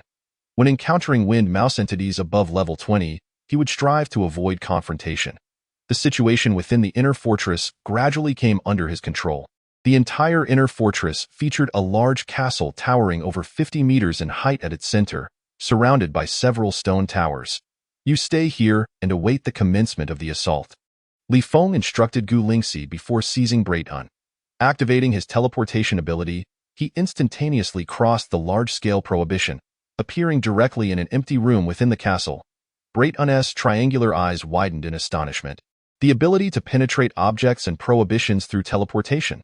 Such a technique was exceedingly rare, not only among those lacking personal strength among humans, but even among the strength-focused Wind Mouse tribe. Moreover, the captain before him must possess the ability to sense and penetrate prohibitions. Otherwise, he could not have identified such an optimal teleportation location. Brayton finally understood why Li Feng possessed the audacity to alter the mission from gathering information to directly conquering this vassal planet. Prepare for a full-force strike. Li Feng instructed him. I will not disappoint you, Brayton replied, aware of the critical importance of a successful surprise attack. Should they fail, not only would Li Feng's plan be thwarted, but they could also find themselves in peril within the secret chamber. With a thought, the tips of his right claw extended into several black blades, each measuring over 10 centimeters in length. Li Feng nodded slightly. He was employing the same strategy once more. He endeavored to expel the murderous intent and malice from his heart, allowing his perceptive abilities to gradually expand outward at close range. He spread his awareness in a manner akin to peripheral vision, such that even the level 30 Wind Rat tribe could not detect the existence of his perceptive prowess. Soon, he discovered a secret passageway at the center of the castle. Within this passage, a number of level 20 Wind Rat tribe members were stationed as guards. Li Feng's perceptive ability deftly circumvented the passage and its guardians, penetrating layers of earth and rock as he descended. Before long, he encountered several chambers enveloped in minor restrictions, all within his heightened sense range. These chambers contained various treasures and resources, and within one of them lay the spatial rift he sought. There was another, presumably the leader governing this planet. Li Feng swiftly withdrew his perceptive ability, and the Wind Rat leader remained utterly oblivious. He promptly summoned a three-dimensional map, marking the exact location of the spatial rift as informed by his perception. Prepared, he resolved that should an opportunity to inflict a fatal injury arise, he would take action. Only then did he draw his alloy sword, grasping Brayton with his left hand. Brayton nodded gravely, raising his right claw. Adorned with black blades, Li Feng took a deep breath and once more directed his perceptive ability toward the chamber where the Wind Rat leader resided, inching closer. Upon vaguely sensing the leader's position, he focused his intent. He and Brayton materialized behind the Wind Rat leader in unison. With a sudden surge, Brayton struck with his claw. The Wind Rat leader, engrossed in his cultivation, had no time to react. By the time he sensed the impending danger, Brayton's lethal claws were already upon him. With a swift motion, the claws tore through his head and back, leaving a gaping wound. The terrifying wind blade plunged deep, nearly cleaving his head and back asunder. Li Feng's reaction time and strike speed were merely 1/8 of Brayton's. By the time he had raised his alloy sword even slightly, the Wind Rat leader's body had already been sent flying, trailing a spray of dazzling blood. Master, target successfully wounded, and the enemy has lost the capacity to resist. With the strike successful, Brayton, adhering to Li Feng's instructions, refrained from pursuing the incapacitated Wind Rat leader for a killing blow. Well done. Protect me. Li Feng felt an overwhelming urge to embrace this capable temporary subordinate. He immediately charged toward the gravely injured Wind Rat leader, with Brighton closely following, vigilant against any desperate attempts from the leader to struggle. With a swift motion, Li Feng brought his sword down along the wound on the leader's head. The alloy sword pierced through, cleaving the Wind Rat leader's head cleanly in two. Ding. You have killed an enemy, gaining 952 attribute points. The system notification resonated in his mind almost instantly. Task accomplished. All that remained was to destroy the spatial rift, and this vassal planet would transform into a paradise for the NB-4444 reconnaissance ship. Chapter 56, Breaking the Stronghold. The small restrictions evidently possessed soundproofing capabilities. The commotion within failed to attract the attention of the passageway guards. Successfully assassinating the Wind Rat leader was the optimal outcome Li Feng had envisioned among various possibilities. With your strength, the energy beams striking the small restrictions and spatial rift should pose no threat to you. Li Feng regarded Brighton, instructing, you shall remain here. Once the spatial rift is breached, strike immediately. Target those Wind Rat members of level 30 and above for extermination or subjugation. I will coordinate fire support from the reconnaissance ship. After eliminating the higher-level Wind Rats, you may choose between freedom and wealth. You may continue to hunt down or subdue those of level 25 and above, or scavenge for resources and treasures. The latter option will require you to remit 50% of your findings to me. The captain, yes, Brighton exclaimed with delight. Though this captain was reckless, he was indeed generous. For a Wind Rat trader who dared not defy him in the slightest, and who could discern high-level resources, he merely demanded half of the spoils. Li Feng hesitated no longer. With a thought, he activated his teleportation ability for the third time, appearing directly in a forest over 100 kilometers away. Subsequently, he issued urgent orders for the combat personnel to assemble and commanded the reconnaissance ship to begin its descent. All the while soaring skyward at full speed. During the journey, he swiftly accessed the system, redistributing the attribute points gained from the previous auction where he had slain a level 26 Wind Rat, and from the recent kill of the Wind Rat leader. Evenly across the 5 main attributes, host, Li Feng attribute points, 0 constitution, 1201 strength, 1201 stamina, 1201 agility, 1201 spirit, 1200 abilities, armor piercing level 3, teleportation level 3, flight level 3, hypersense level 3. With 1201 points in agility, combined with a threefold bonus from flight level 3, his flight speed soared to an astonishing 130,000 km per hour. In a mere 4 to 5 minutes. He rendezvoused with the reconnaissance ship, entering the combat readiness zone. Captain, a throng of combat personnel was already primed for action in the readiness zone. Though slaying Wind Rats did not align with the mission objectives and was unlikely to yield military merit, the greater the number of enemies defeated, the higher the proportion of contribution points they would receive. Rise in rank or amass wealth, you choose, Li Feng bellowed, making his way to the control room.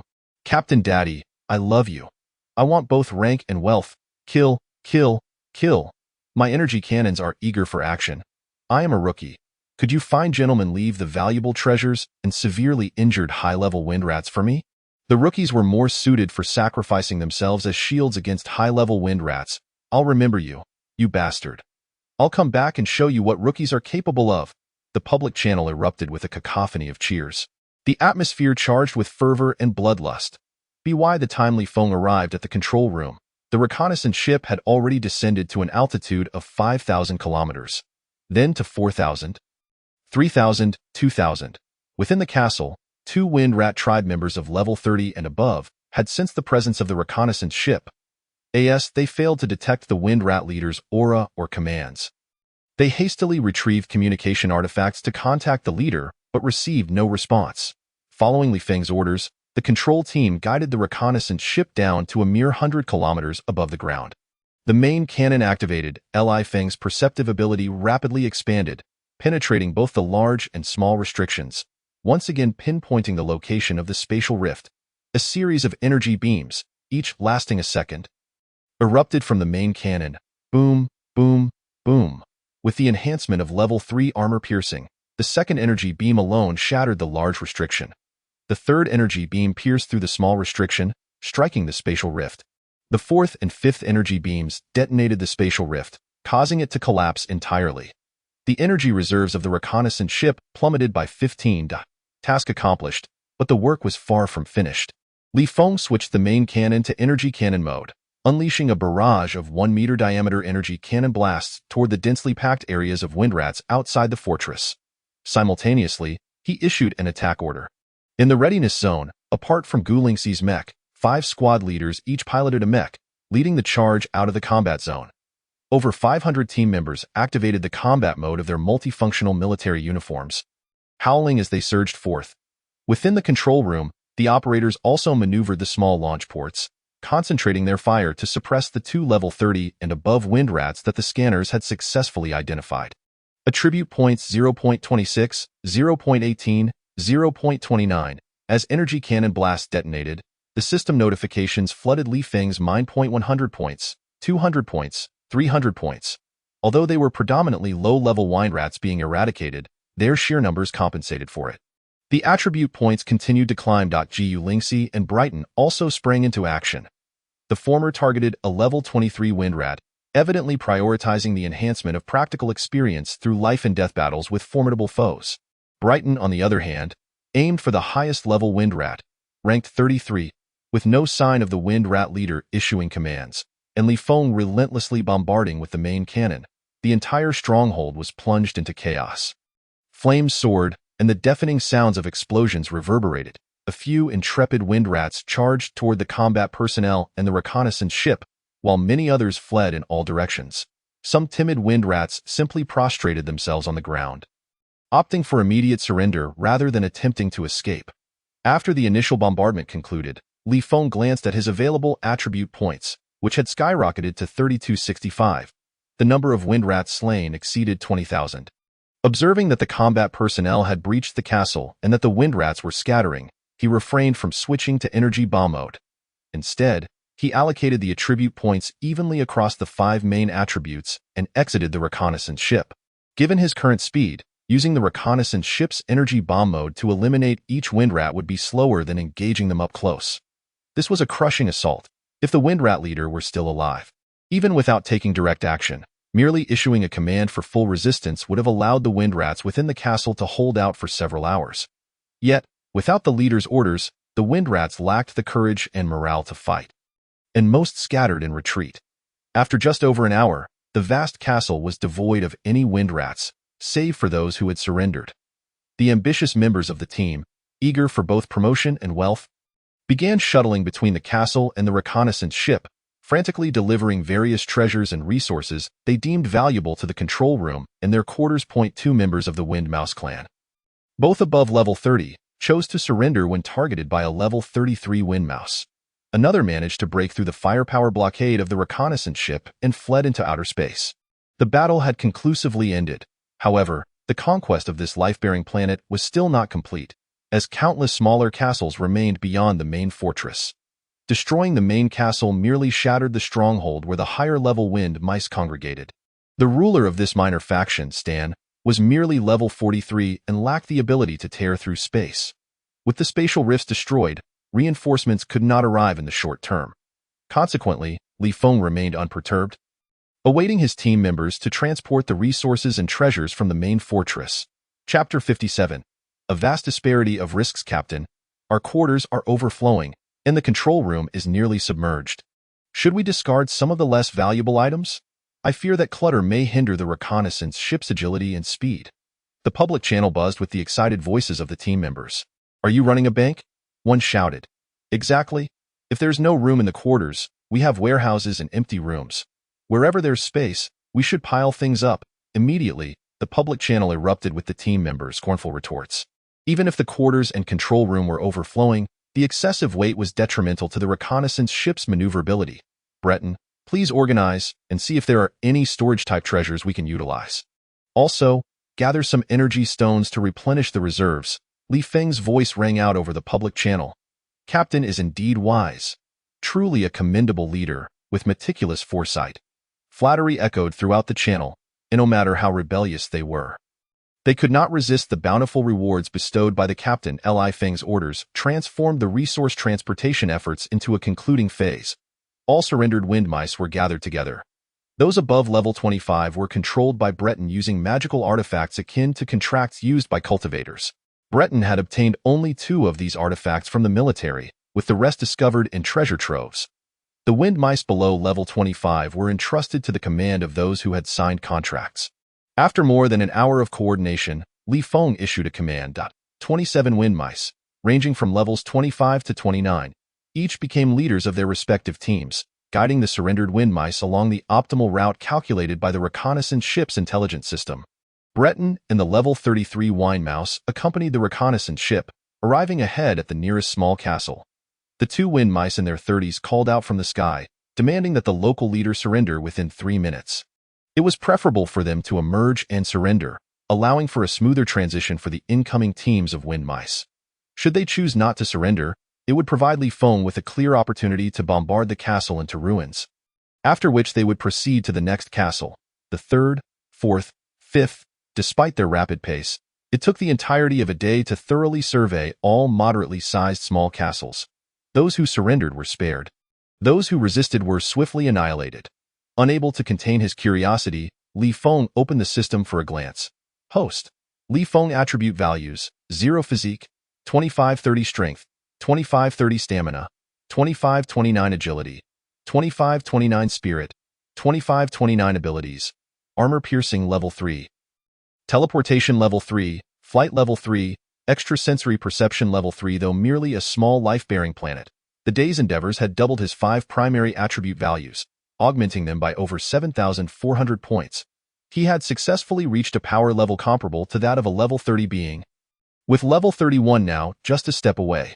Feeling invigorated, Li Feng issued a series of commands until Breton and the level 33 wind mouse boarded the reconnaissance ship.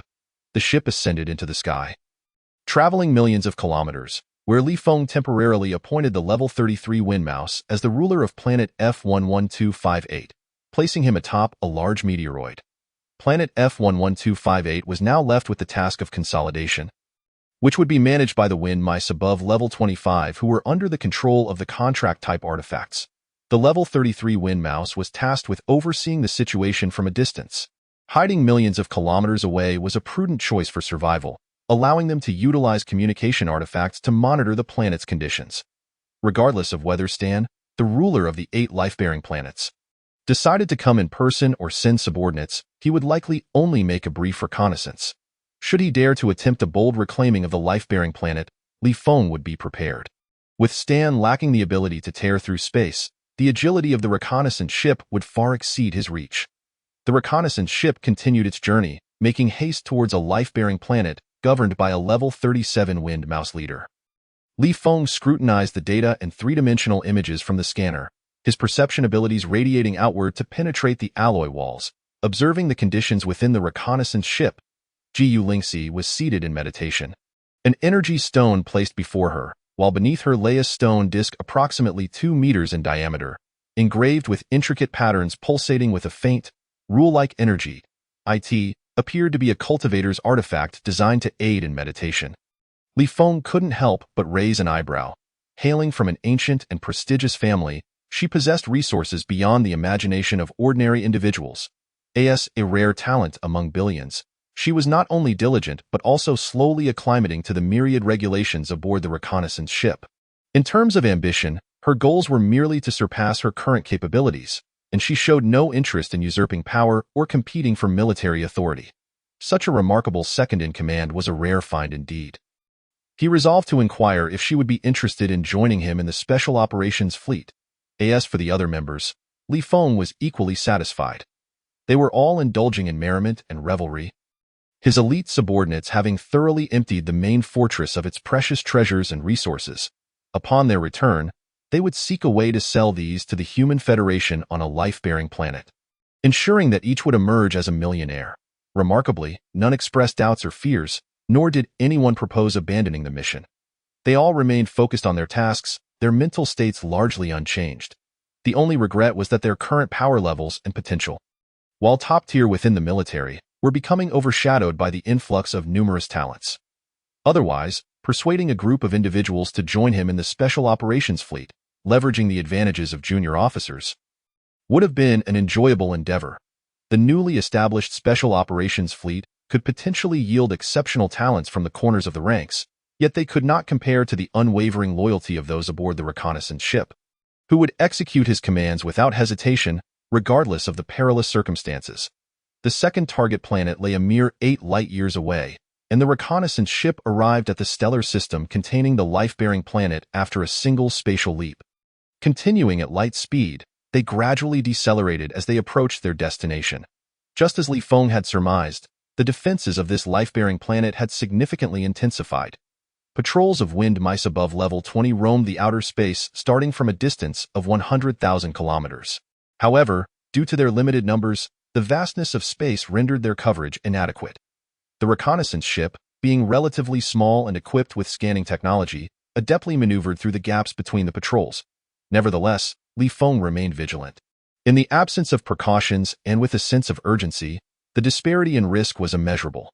With his various abilities, combined with Breton, a single reconnaissance ship could certainly conquer a life-bearing planet ruled by a leader merely at level 36. However, the scenario would differ drastically if the opposing force was prepared and capable of quickly mobilizing reinforcements through spatial rifts. As the life-bearing planets fortified their defenses and patrols, the level 43 ruler stand could deploy wind mice above level 30 from the main planet to ambush in the outer space of various vassal planets. Utilizing cloaking devices, artifacts, and strategic searches, they could lie in wait for the reconnaissance ship's appearance. Stan might even participate in the ambush himself. Should they detect the reconnaissance ship's presence, Stan and the leaders of other life-bearing planets would be alerted immediately. The threat was not merely the presence of numerous wind mice approaching level 40. Even Stan himself posed a considerable danger. Should he silently approach, the reconnaissance ship would surely face dire consequences. Furthermore, if Stan were to enlist the assistance of other powerful factions or wind mice, the risks would escalate dramatically. Thus, with 1,000,000 kilometers still to traverse before reaching the target planet, the reconnaissance ship began to follow Li Feng's orders. Maintaining its speed while preparing for an evasive maneuver. Chapter 58. Exceeding expectations. Do you have any artifacts that can shield against perception abilities on your end? Li Feng inquired of Gu Lingxi. Regardless of whether human or alien, level 20 marked the first significant threshold. Upon breaking through to level 20 and undergoing the first round of evolutionary transformation, individuals experienced numerous remarkable changes. The most notable of these was the acquisition of a perception ability that transcended the 5 senses. With this ability, one could sense higher dimensional forces and, through various artifacts and techniques, manipulate even the slightest traces of rule-like energies. Consequently, while the overall quality of an individual did not change significantly after reaching level 20, their power could far exceed that of a level 19 being, thanks to the aid of artifacts and techniques. A quintessential example lies in the case of Gu Lingxi at level 19, who could solely rely on her innate spiritual strength to fly with a sword. Upon breaking through to level 20, if she were to acquire the corresponding techniques, she could harness the subtle powers of the wind element to soar with her sword, exponentially increasing her speed by several folds. Moreover, she would gain the capability to manipulate flying magical artifacts. Higher-grade flying artifacts, crafted from superior materials and intricate microspiritual arrays, are inherently designed to more readily invoke the forces of wind, thus enhancing speed even further. Some high-level and high-grade flying artifacts from other races can even harness the powers of spatial laws. Indeed, Gu Lingxi affirmed. Upon learning of my intention to remain in the military, my master deemed the life-preserving artifacts previously prepared for me somewhat inadequate, and thus sent several potent artifacts my way. Among them is one that can shield against perception abilities, as long as one is not in close proximity.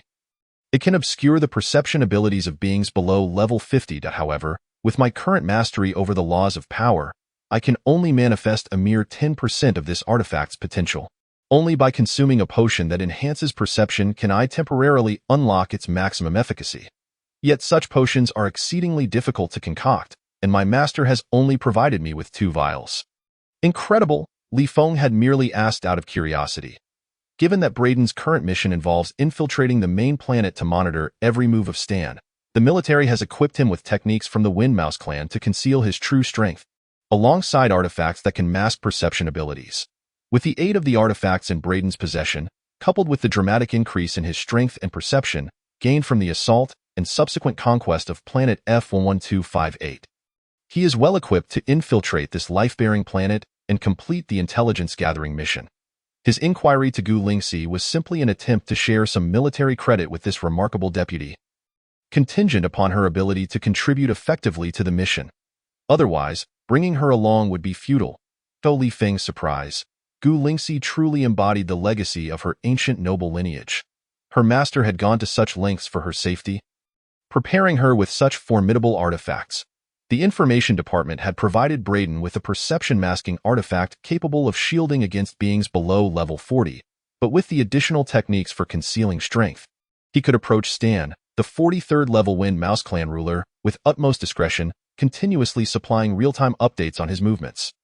The disparity in artifact levels was staggering, with Gu Lingxi's master undoubtedly being among the most exceptional practitioners in existence. Li Feng inquired further, "How fast can your flying artifact travel?" Gu Lingxi explained. "With my current level of strength, I can achieve speeds of around 100,000 kilometers per hour. Another exquisite flying artifact indeed, however, despite its excellence, Gu Lingxi's own strength level is somewhat lacking. With Li Feng's current agility and level 3 flying ability, he could reach a maximum speed of 230,000 kilometers per hour. Braden, at level 35, would exhibit even more astonishing speeds." Assembling in the combat readiness zone, Li Feng made a decisive choice. Utilizing your flying artifact, infiltrate this life-bearing planet. Without hesitation, he recognized that the longer he waited, the more opportunities he had to exploit any vulnerabilities in Stan's deployment for gathering attributes. He entrusted the contributions related to transportation to Gu Lingxi. The trio swiftly convened in the combat readiness zone, where Gu Lingxi waved her hand, summoning from her storage ring an ancient wooden cottage model. Upon infusing it with spiritual energy, the cottage expanded until it reached a height of 5 meters, with a length and width of 7 to 8 meters, before halting its growth. Stepping inside, they found an array of amenities: auxiliary robots, sofas, coffee tables, various audio and visual devices, aromatic elements, food, beverages, and small-scale defensive monitoring equipment. Li Feng made himself comfortable on the sofa, requesting the auxiliary robot to procure some drinks and snacks. Yet, his perception abilities were maximized. Braden cautiously nestled in a corner. Gu Lingxi then retrieved a red jade pendant from her storage ring, adorning her waist. Infusing the pendant with spiritual energy, a soft crimson glow began to radiate, enveloping the entire cottage before she entered within and commanded the flying artifact to exit the readiness zone. Accelerating towards the target planet, with data from the reconnaissance ship's scanning system and three-dimensional mapping at their disposal, they deftly evaded the patrolling wind mice in outer space. Li Feng's perception extended over 2,100 kilometers, while the range of his level 3 super perception was around 6 to 700 kilometers. Even in the face of misfortune, should they encounter lurking high-level wind mice, Gu Lingxi's artifact would grant them the advantage of detecting the presence of their foes beforehand, allowing for a timely retreat.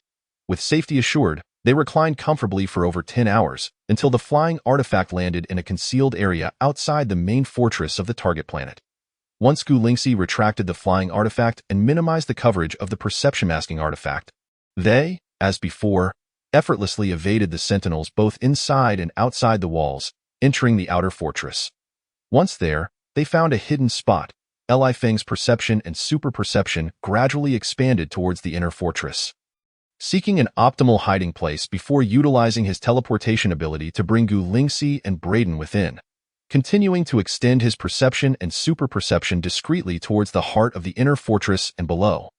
He soon discovered, after a cautious half-hour of exploration, Li Feng's super perception penetrated a hidden chamber, revealing a spatial rift and the presence of the leader of this life-bearing planet. As anticipated, he learned from the fleeing wind mice that the leader of the wind mice on planet F11258 had been mysteriously assassinated within a small-scale confinement. Stan would never be foolish enough to allow the leaders of the vassal planets to remain unguarded. According to his super perception, not only had the leader activated a defensive artifact while cultivating, forming an energy shield around himself, but there were also 2 other wind mice above level 30 engaged in cultivation nearby. Furthermore, the hidden chamber housing the spatial rift was also fortified with defensive artifacts.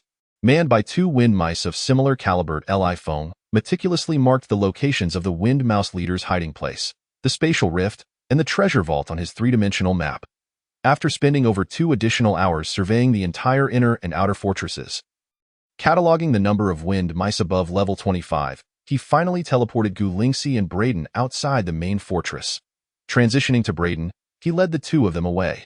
The mission of gathering intelligence on this life-bearing planet had been exceedingly successful. Such missions are typically divided into 3 tiers. The first tier involves gathering the coordinates of the spatial rift and the wind mouse leader. The second tier entails collecting data on the number and levels of high-level wind mice. And the third tier concerns the population count and level distribution of the wind mice. Generally, completing the third tier suffices to conclude the mission. However, most independent reconnaissance ships, from the captain to the crew, are all of a madcap caliber, tending to prioritize the completion of the second-tier task before departing. Li Feng, while not excessively reckless, had nonetheless managed to accomplish all 3 tiers through his capabilities and methods. Moreover, despite exceeding the mission's requirements, Li Feng had no intention of withdrawing just yet. The opportunity to harvest attribute values was too valuable to overlook. The patrolling sentinels in outer space presented an excellent target for such endeavors.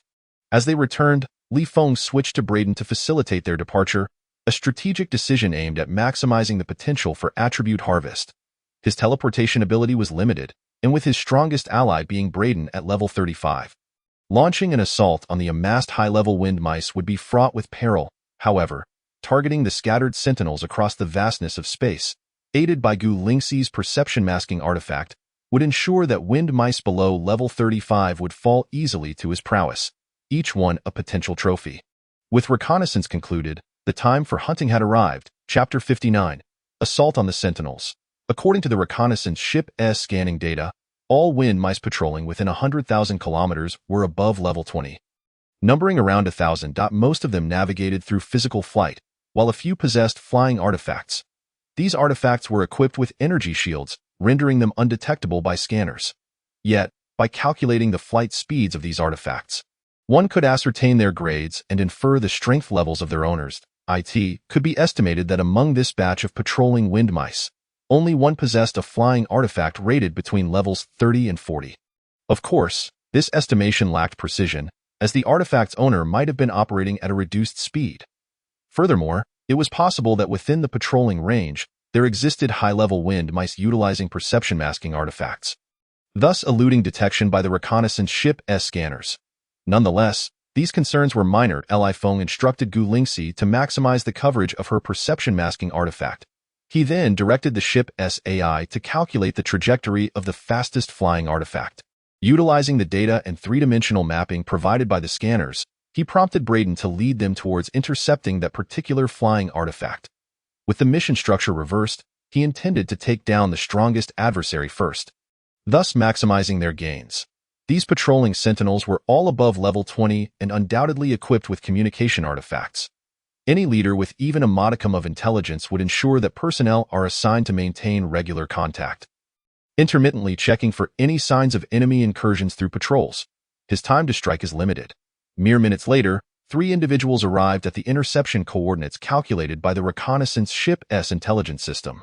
The speed of the flying artifact is astonishing, reaching over 300,000 kilometers per hour, or 70 to 80 kilometers per second. Li Feng's perceptual abilities and reaction speed are commendable as well.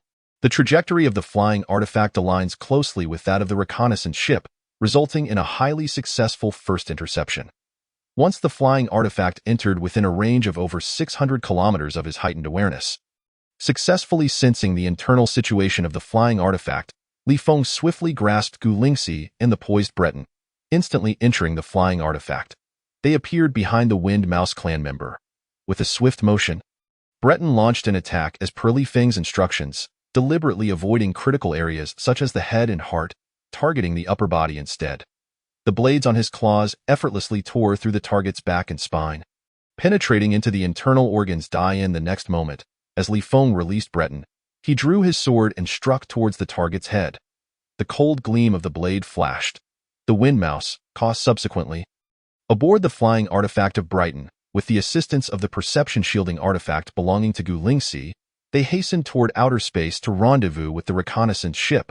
Upon returning to the vessel, Li Feng patted Brighton on the shoulder and said, "We part ways here. You shall continue with the tasks assigned to you by the reconnaissance department, remaining here to monitor the movements of Stan." In the mission report, I will ensure that the ship's AI grants you the highest commendation. Thank you, my lord, Brighton replied hurriedly, expressing his gratitude. If anyone from the investigation department questions your possession of spoils, do not hesitate to speak the truth. Should you be asked to surrender them, comply without reservation and inform me afterward. I will retrieve them for you, Li Feng added with further instructions.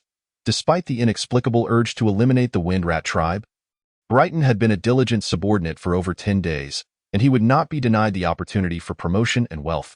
Brighton, overwhelmed with gratitude, found himself at a loss for words, recalling the titles frequently mentioned by the combat personnel aboard the warship. He suddenly felt inspired and knelt on the ground, resolutely declaring, I humbly greet my adoptive father. Although I have signed a life-and-death contract with the Subversion Department, should you have any commands in the future, I shall prioritize their execution. Should I break this oath, may heaven impose its stern punishment. You certainly know how to take advantage of the situation.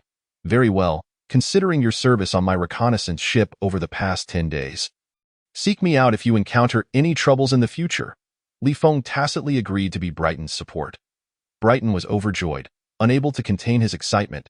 He never imagined that executing a single mission would lead him to find such a powerful ally. One whose military rank may not be high at present, yet whose potential in strength, means, and intellect was limitless. Once Brighton departed, showering Li Feng with thanks, Li Feng issued orders to set sail back to the military base. En route, he instructed the crew to temporarily disembark from the reconnaissance ship, feigning the disposal of their spoils. Although the pretense was somewhat absurd since they would only be gone for a short while, it was necessary. The investigation and military law departments also required a facade of propriety, needing a reason to turn a blind eye. On the morning of July 12th, the NB-4444 reconnaissance ship returned to the large military base 777. Li Feng first contacted Jiang Wanxin to report his safety, then instructed the ship's AI to delete the relevant videos and forward the rest to the statistics department. After securing his return ticket home, he contacted the Interstellar freight company to ship back all the valuable materials. With nothing pressing to attend to, he lay on his bed, scrolling through various news articles to pass the time.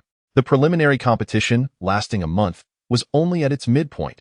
He glanced at some of the more popular competition videos. The objectives of the federal parliament and military were evidently being achieved, as a multitude of talents had already emerged by the midpoint of the preliminaries. Competitors with any notable reputation were all above level 20, fostering a sense that all the world's talents were flocking to the military. How splendid! Li Feng, for once, found himself genuinely applauding the higher-ups of the parliament and military.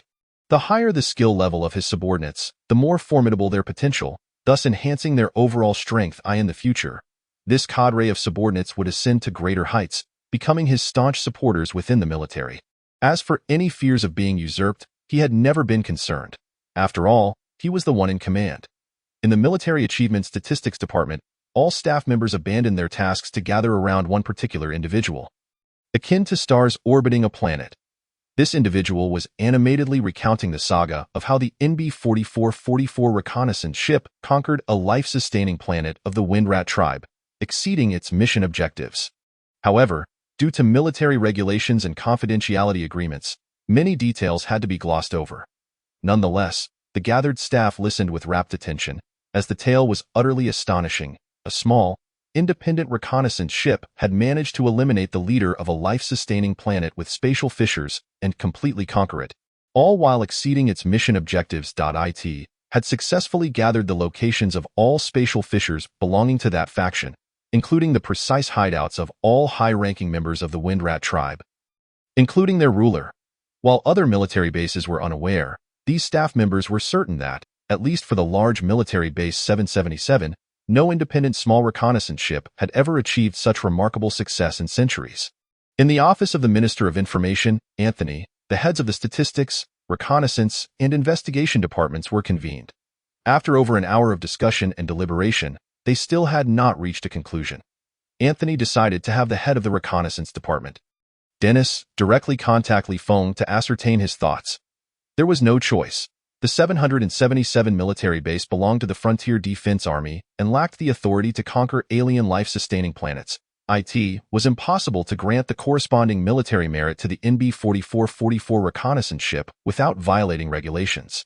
However, they feared Li Feng might cause a scene if they did not reward him, given that conquering a life-sustaining planet with just one reconnaissance ship was an absurdly significant achievement. To their surprise, Li Feng did not seem to care. He had anticipated that there would be no military merit for conquering an alien life-sustaining planet. After all, he had amassed a wealth of attribute points and gathered plenty of valuable resources. As long as the mission merit was maximized, he was satisfied. Moreover, it was merely the conquest of a single life-sustaining planet. For others, it might represent the pinnacle of glory and achievement, but to him, it was inconsequential. Having conquered just 1 out of 8 life-sustaining planets felt somewhat embarrassing to boast about. Chapter 61. The surprise prepared by Jiang Wanxin shortly after concluding the call with Dennis. The head of the reconnaissance department, Li Feng's military smartwatch, received the military merit statistics. Leading the report were a series of disciplinary actions: unauthorized alteration of mission objectives, illicitly mobilizing Windrat sympathizers to participate in the battle, and suspected concealment of spoils. Li Feng glanced over the report and promptly dismissed it. He calculated his mission merit based on the maximum possible points: 200,000 for the vassal planet and 600,000 for the main planet, totaling 2 million. As the captain who played a crucial role in the mission, he earned a total of 520,000 military merit points. Jiu Lingxi, as the captain of the team, and Brighton also made substantial contributions, receiving 200,000 and 280,000 points respectively. The remaining 1 million points were distributed among 5 squad leaders and numerous combat personnel and operators. Li Feng's total military merit rose to 631,000, qualifying him for promotion to 6-star lieutenant. On the public channel, the excitement and exuberant praises of the members erupted. Promotions and wealth were abundant. Even the new recruits could rise to the rank of 2nd lieutenant due to this mission. Remarkably, the casualty rate was exceptionally low. Only 3 combat members had perished. At first glance, such accomplishments did not seem characteristic of a small independent reconnaissance ship, but rather resembled a gilded mission executed by a group of military offspring. Seizing the opportunity while time allowed, Li Feng sought out Gu Lingxi to inquire if this exceptional second-in-command wished to join him in the Special Operations Fleet. Unsurprisingly, Gu Lingxi chose to remain in the military for 2 main reasons: the opportunity for easier advancement in strength through military experience and her desire to strengthen her relationship with Li Feng. She viewed him as a target to surpass, and forging a stronger bond with him would benefit her ambitions, whether in vying for the position of family head or leading the Gu family to new heights after achieving that status. Li Feng's invitation to join the Special Operations Fleet, which offered greater potential for development, was difficult for her to refuse, especially considering her own safety. Li Feng's teleportation and heightened sensory abilities, coupled with her artifact that shields perception, formed not only the ultimate combination for intelligence gathering and assassinating enemy leaders, but also a top-tier life-saving combination in the event of a strong enemy pursuit. Once Li Feng secured Gu Lingxi's agreement, he sought out Lin Zhengtai, the head of the welfare faction and the janitor of the 777 military base, to build rapport. After this, he timed his departure to board the transport ship. Upon returning to F-369, thanks to Jiang Wanxin, Li Feng easily set aside his previous hostility, embracing a peaceful mindset as he reintegrated into his tranquil life without any discomfort.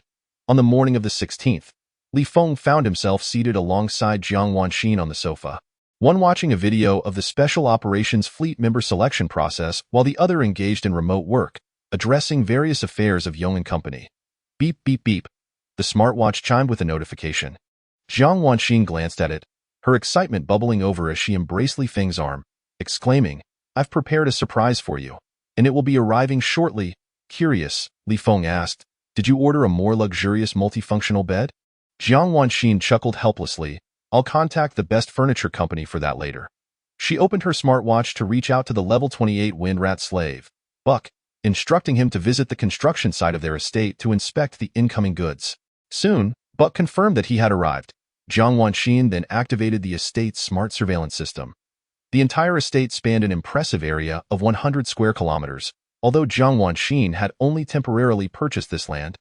Currently, the construction area was limited to approximately 1 square kilometer. Despite only having commenced construction for about 5 or 6 days, a luxurious villa had already been completed, fully furnished with various decor and multifunctional furniture. The most labor-intensive aspect was the installation of various security systems. According to Jiang Wanxin's plans, a subterranean fortress reaching several hundred meters deep would even be constructed beneath the villa. Beep, beep, beep. Soon, the surveillance equipment detected a small transport ship, measuring 150 meters in length, descending from the sky. Following that, the ship submitted a landing request. After approving the request, Jiang Wanxin sent Buck's coordinates to the small transport vessel. It was no wonder they could land directly on the planet. It turned out to be a transport ship from Tianyu Group. Seeing the Tianyu Group insignia on the ship, Li Feng felt a sense of relief. To ensure safety, spacecraft typically dock only at space stations, and securing permission to land on a life-sustaining planet involves a cumbersome application process. However, exceptions do exist. Numerous interstellar conglomerates possess privileges in this regard, among which the Tianyu Group, primarily engaged in military-industrial products, stands out. Have you placed an order for high-grade treasures? Li Feng inquired with astonishment. It was unimaginable that the Tianyu Group's headquarters would dispatch a small transport vessel for delivery without a business worth several billions. Jiang Wanxin nodded affirmatively. All of it is exceptional. Unable to contain his curiosity, Li Feng asked, "How much did it cost?" Jiang Wanxin candidly replied, "The space stone you previously shipped back, combined with 110 billion. So expensive?" Li Feng gasped. "Doesn't that deplete Yong'an Company's liquidity? No amount of money is more valuable than your safe return." Jiang Wanxin remarked nonchalantly. "The instruments and equipment for the plantation and breeding ground have already been procured, and the funds on hand are sufficient for operations. Although the treasures you brought back are still under evaluation, their total value starts at a minimum of 100 billion, she added, somewhat dejected. "Upon receiving this batch of treasures, I felt that with your ability to generate income, my ambitions in various industries might be excessive. I could simply indulge in extravagance," Li Feng chuckled. "Once the various industries reach a certain scale, the treasures I've acquired will be insignificant." As they conversed, the video displayed the small transport vessel gradually landing. The side hatch opened, and a group clad in multifunctional combat suits emerged, escorting an alloy cage. Within the cage was a being of approximately 1 meter in height, its entire form engulfed in flames. The leader of the group, holding a metal case, contacted Jiang Wanxin to confirm the identity of Buck before approaching him for a rendezvous and subsequently requesting a password from headquarters. Upon opening the metal case, a pitch-black ring was revealed. Li Feng was immediately filled with delight. Without needing to ask, he instinctively knew that this ring was undoubtedly a storage ring. He had desired it ever since witnessing it with Gu Lingxi. Such an item was truly a premium treasure for those venturing into the unknown. Buck received the ring, and as Li Feng had anticipated, it was indeed a storage ring. One by one, he retrieved various items from within. An assortment of peculiar devices, bracelets, necklaces, pendants, belts. He even produced a combat mech and a clearly modified airship. Li Feng stared in astonishment. Regardless of the quality of these devices, he felt that the value of the storage ring alone justified the expenditure of a space stone and 110 billion. For in future missions, should there be an opportunity to invade a treasure trove, he could easily recoup this investment. After over half an hour of meticulous inspection, Buck confirmed the accuracy of the shipment. Jiang Wanxin remotely verified the receipt, completing the acceptance and handover as the small transport vessel set sail once more. Buck first ensured the comfort of the alien slave within the alloy cage before delivering the storage ring. By harnessing a minute amount of rule power through his perception abilities, he could utilize the storage ring and the various treasures within. Jiang Wanxin closed the surveillance video and, while awaiting Buck's delivery of the storage ring, began explaining its usage to Li Feng. Each race's treasures were custom-made, requiring specific energies for activation, be it the mental energy of psychics, the spiritual energy of cultivators, or the various energies harnessed by alien practitioners. Li Feng had not cultivated any energy techniques, rendering him incapable of utilizing the treasures of psychics or cultivators. However, having broken through to level 20 and completed his first life evolution, he possessed perception abilities. These abilities allowed him to sense rule powers of higher dimensions and even manipulate faint rule energies. To use the various treasures, he must convert their activation energies into rule powers. Interestingly, the storage ring had cost him nothing. The space stone he had previously brought back was a high-quality 30 to 40 level, or, Jiang Wanxin lamented, "We lack any negotiating leverage." Tianyu Group demanded an outrageous fee, taking 90% of the materials as forging costs.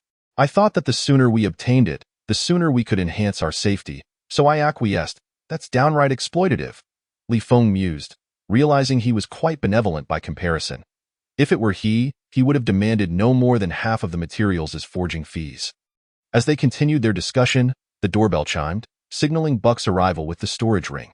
Upon receiving the ring, Li Feng eagerly activated his perception abilities, attempting to guide the faint rule powers into the storage ring. In an instant, his perception flooded into the ring, revealing a space of 100 meters in length, width, and height, with a volume of 1 million cubic meters. Jiang Wanxin activated her wristwatch, retrieving the list of items and their descriptions to forward to Li Feng. After a thorough examination, he noted the presence of both treasures and advanced technology, various defensive treasures, spirit swords crafted from spiritual ores, communication devices. The high-tech items were plentiful, including food and water synthesizers, signal devices, and surveillance equipment. While most items were commendable, he found the abundance of defensive treasures somewhat excessive. Given my current strength level, my physical resilience far surpasses that of these defensive treasures, Li Feng stated candidly. The high-tech products boast formidable capabilities, should we encounter formidable foes, and if our reconnaissance vessel is destroyed, these items could prove invaluable for survival or calling for assistance. However, most of those treasures are of level 20 to 30. Aside from the spirit sword, the rest hold little significance for me. Any utility they offer is welcome, Jiang Wanxin elaborated. High-level treasures are predominantly monopolized by military-industrial giants like Tianyu Group. Moreover, transforming them to be activated by perception abilities incurs exorbitant costs. Rare high-level, high-quality treasures are even harder to procure, as these military giants reserve them for significant clients, requiring ample status and connections. However, we can modify them ourselves. Modify ourselves? Li Feng questioned, puzzled by her implication. Jiang Wanxin nodded. The alien slave engulfed in flames is a level 20 fire spirit. The fire spirits are a mid-tier race known for their exceptional talent in forging treasures. They are one of the vassal races of the blood-sucking clan, surviving by crafting treasures for them. This level 20 fire spirit possesses the ability to transform various level 20 to 30 treasures into those activated by perception powers. I plan to establish a laboratory dedicated to modifying alien treasures based on this fire spirit. That's a brilliant idea, Li Feng praised. When I undertake missions, I can acquire numerous alien treasures and various spiritual or materials. With such a laboratory, and by recruiting a group of cultivators or second-tier aliens skilled in fire magic to modify the treasures, we would effectively step into the military-industrial sector. That is not entirely out of the question, Jiang Wanxin smiled. My initial plan was to wait until we had more funds to see if we could purchase 1 or 2 level 30 or higher alien slaves skilled in fire magic who could learn treasure forging. At that point, they could specifically modify various level 30 to 40 treasures for you, upgrading them progressively with your strength. That seems rather extravagant. It's more practical to simply enter the military-industrial sector. Li Feng chuckled, bemused. He mused that even the heads of ancient aristocratic families likely did not enjoy such privileges. Jiang Wanxin felt that this shift in focus would not detract from their original intentions. Rather, expanding the scale could prove beneficial, and she nodded in agreement. Since they were to proceed, they might as well amplify their ambitions slightly. With a sudden burst of inspiration, Li Feng proposed, why not gather personnel to abduct a batch of fire spirits from the crime-ridden planets? Absolutely not, Jiang Wanxin interjected, shaking her head firmly. I have meticulously studied the military's regulations and various cases from the high military courts. As a member of an independent reconnaissance vessel, you might evade some military regulations for now, even using them as a shield in the future, which is more advantageous than detrimental. However, the condition is that we must not overstep our bounds. Plundering our own race's life planets, akin to interstellar pirates, is a grave taboo. Even if these life planets are chaotic and lawless, they would still pose a significant blemish on our record. Such actions, no matter how discreet, could never be concealed entirely, no worries. As long as I grow strong enough, such blemishes won't matter. In the future, with your wealth and influence, even my stains will hold no significance. Li Feng dismissed her concerns. This is an era dominated by families and conglomerates that monopolize both political and economic spheres. With sufficient financial power, almost any issue can be resolved. Not to mention, I have an inkling that the era of financial monopolies may very well transition into one where strength reigns supreme. As long as I can expedite my growth or enhance safety, bearing a few blemishes in the early stages would be worth the risk, provided I avoid any mistakes that could jeopardize my military career. Very well. Seeing Li Feng's determination, Jiang Wanxin ceased her attempts to dissuade him. Without further hesitation, Li Feng sent a voice communication request to Captain Liang Qingyong of the 3rd Squadron. "Captain, didn't you say you were headed home?" Li Feng remarked with an odd expression. "You are my former captain. Please refrain from calling me that, to each their own. Anyone who can help me rise in status and wealth is a father figure." Liang Qingyong dismissed it nonchalantly. Li Feng chose not to engage further and inquired, "Do you frequently take your team to the crime-ridden planets for leisure? Do you have any connections to acquire a small transport vessel without a positioning system? I've only recently begun to prosper under your leadership these past 2 months. Previously, my time on the crime-ridden planets was spent enjoying free food and entertainment, so I had no connections," Liang Qingyong chuckled. "However, in places like the crime-ridden planets, as long as you have money and the means to protect yourself, there's nothing you can't acquire. Don't underestimate it. If the price is right, you could even procure a large warship. Then see if you can arrange to purchase one. I will transfer the funds to you shortly," Li Feng replied without a moment's hesitation. "No need. A small transport ship only costs around 300 to 400 million. I have sufficient funds at hand." Liang Qingyong waved dismissively. As the squadron leader, during the relocation of the treasure vault, his mecha's capacity was several dozen to 100 times that of a multifunctional military suit. Li Feng inquired, "Given your understanding of the sinister planet, do you believe we have a chance if we attempt to seize a batch of fire spirit ray slaves? Gathering data, assessing risks, and formulating plans are all responsibilities that fall upon you." "The captain of the ship," Liang Qingyong replied nonchalantly, "after all, there's only one life to live. Even if you aim to rob the Federal Military Department, I shall accompany you without hesitation. If I perish, it would simply be my misfortune. Should I survive, the benefits you owe me cannot be lessened. Considering you have already allowed me to profit twice, I wouldn't mind selling my life to you for free just this once." "All right, you first find a way to purchase a small transport ship, preferably accompanied by a few knowledgeable operators," Li Feng instructed succinctly, swiftly concluding the call. This time, it was a personal matter for him. He did not have Liang Qingyong contact other team members. Instead, he sent a message to all members, including Gu Lingxi, briefly outlining the situation. Those willing to participate could do so, while those unwilling were not pressed. Once he had notified everyone, Jiang Wanxin had already made contact with a fairly reputable information consulting company, negotiating the acquisition of information and data regarding the sinister planet that could not be found online. Chapter 63. Sinister Planet. To avoid drawing attention, Jiang Wanxin did not specifically request a certain type of information. She sought everything available. Once the organized information was at hand, Li Feng primarily focused on understanding the sinister planet, subsequently researching and identifying factions that primarily dealt in the sale and modification of various artifacts. The sinister planet was predominantly concentrated in the border region of Area F. This border area, with its asteroid belt, meteor clusters, and cosmic storm zones, harbored numerous interstellar pirates from various races. They were relentless and virtually impossible to eradicate. Whenever these interstellar pirate groups were cornered, they could swiftly escape into the territories of other races, compelling their pursuers to abandon the chase. This also explained why the borders of the other regions of the Human Federation lacked a sinister planet. Only Area F bordered the territories of other races. The borders of the remaining regions were situated at the fringes of the galaxy, leaving no means of escape into other racial territories to evade pursuit. Likewise, due to the ease of escaping into the territories of other races, these peripheral planets attracted countless criminals and adventurers. The underground forces developed rapidly, with the governor and high-ranking officials serving merely as puppets. Federal laws here were utterly ineffective. Most absurdly, even the interstellar pirates had been restrained. A splendid locale. After meticulously examining the information, Li Feng found himself increasingly enamored with these sinister planets. They were truly paradises for adventurers and criminals alike. As long as one possessed sufficient strength and ruthless methods, one could carve out a niche here. Even the prominent families and corporations seeking to profit on these sinister planets needed to partner with a faction to serve as their representatives. It was entirely akin to the alien races. Strength reigned supreme in Li Feng's eyes. These sinister planets were akin to his own personal ATM. Whether it was attribute values, treasures, or slaves, whatever he lacked could simply be obtained. Time was limited. It was time to seize the largest opportunity. Li Feng swiftly selected his target.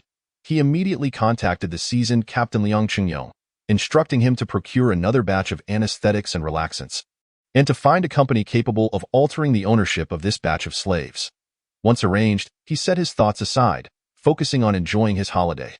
Each day, he either observed the selection competition for the Special Operations team, witnessing the capabilities of top talents, or played games at home with Jiang Wanxin, honing his skills. In contrast, Jiang Wanxin was busier.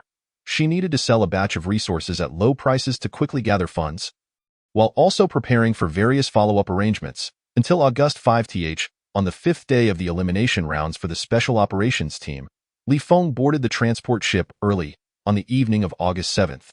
He arrived at a sinister planet on the border. Upon exiting the space station, Li Feng activated his flying ability, soaring through space towards the coordinates provided by Liang Qingyong at full speed.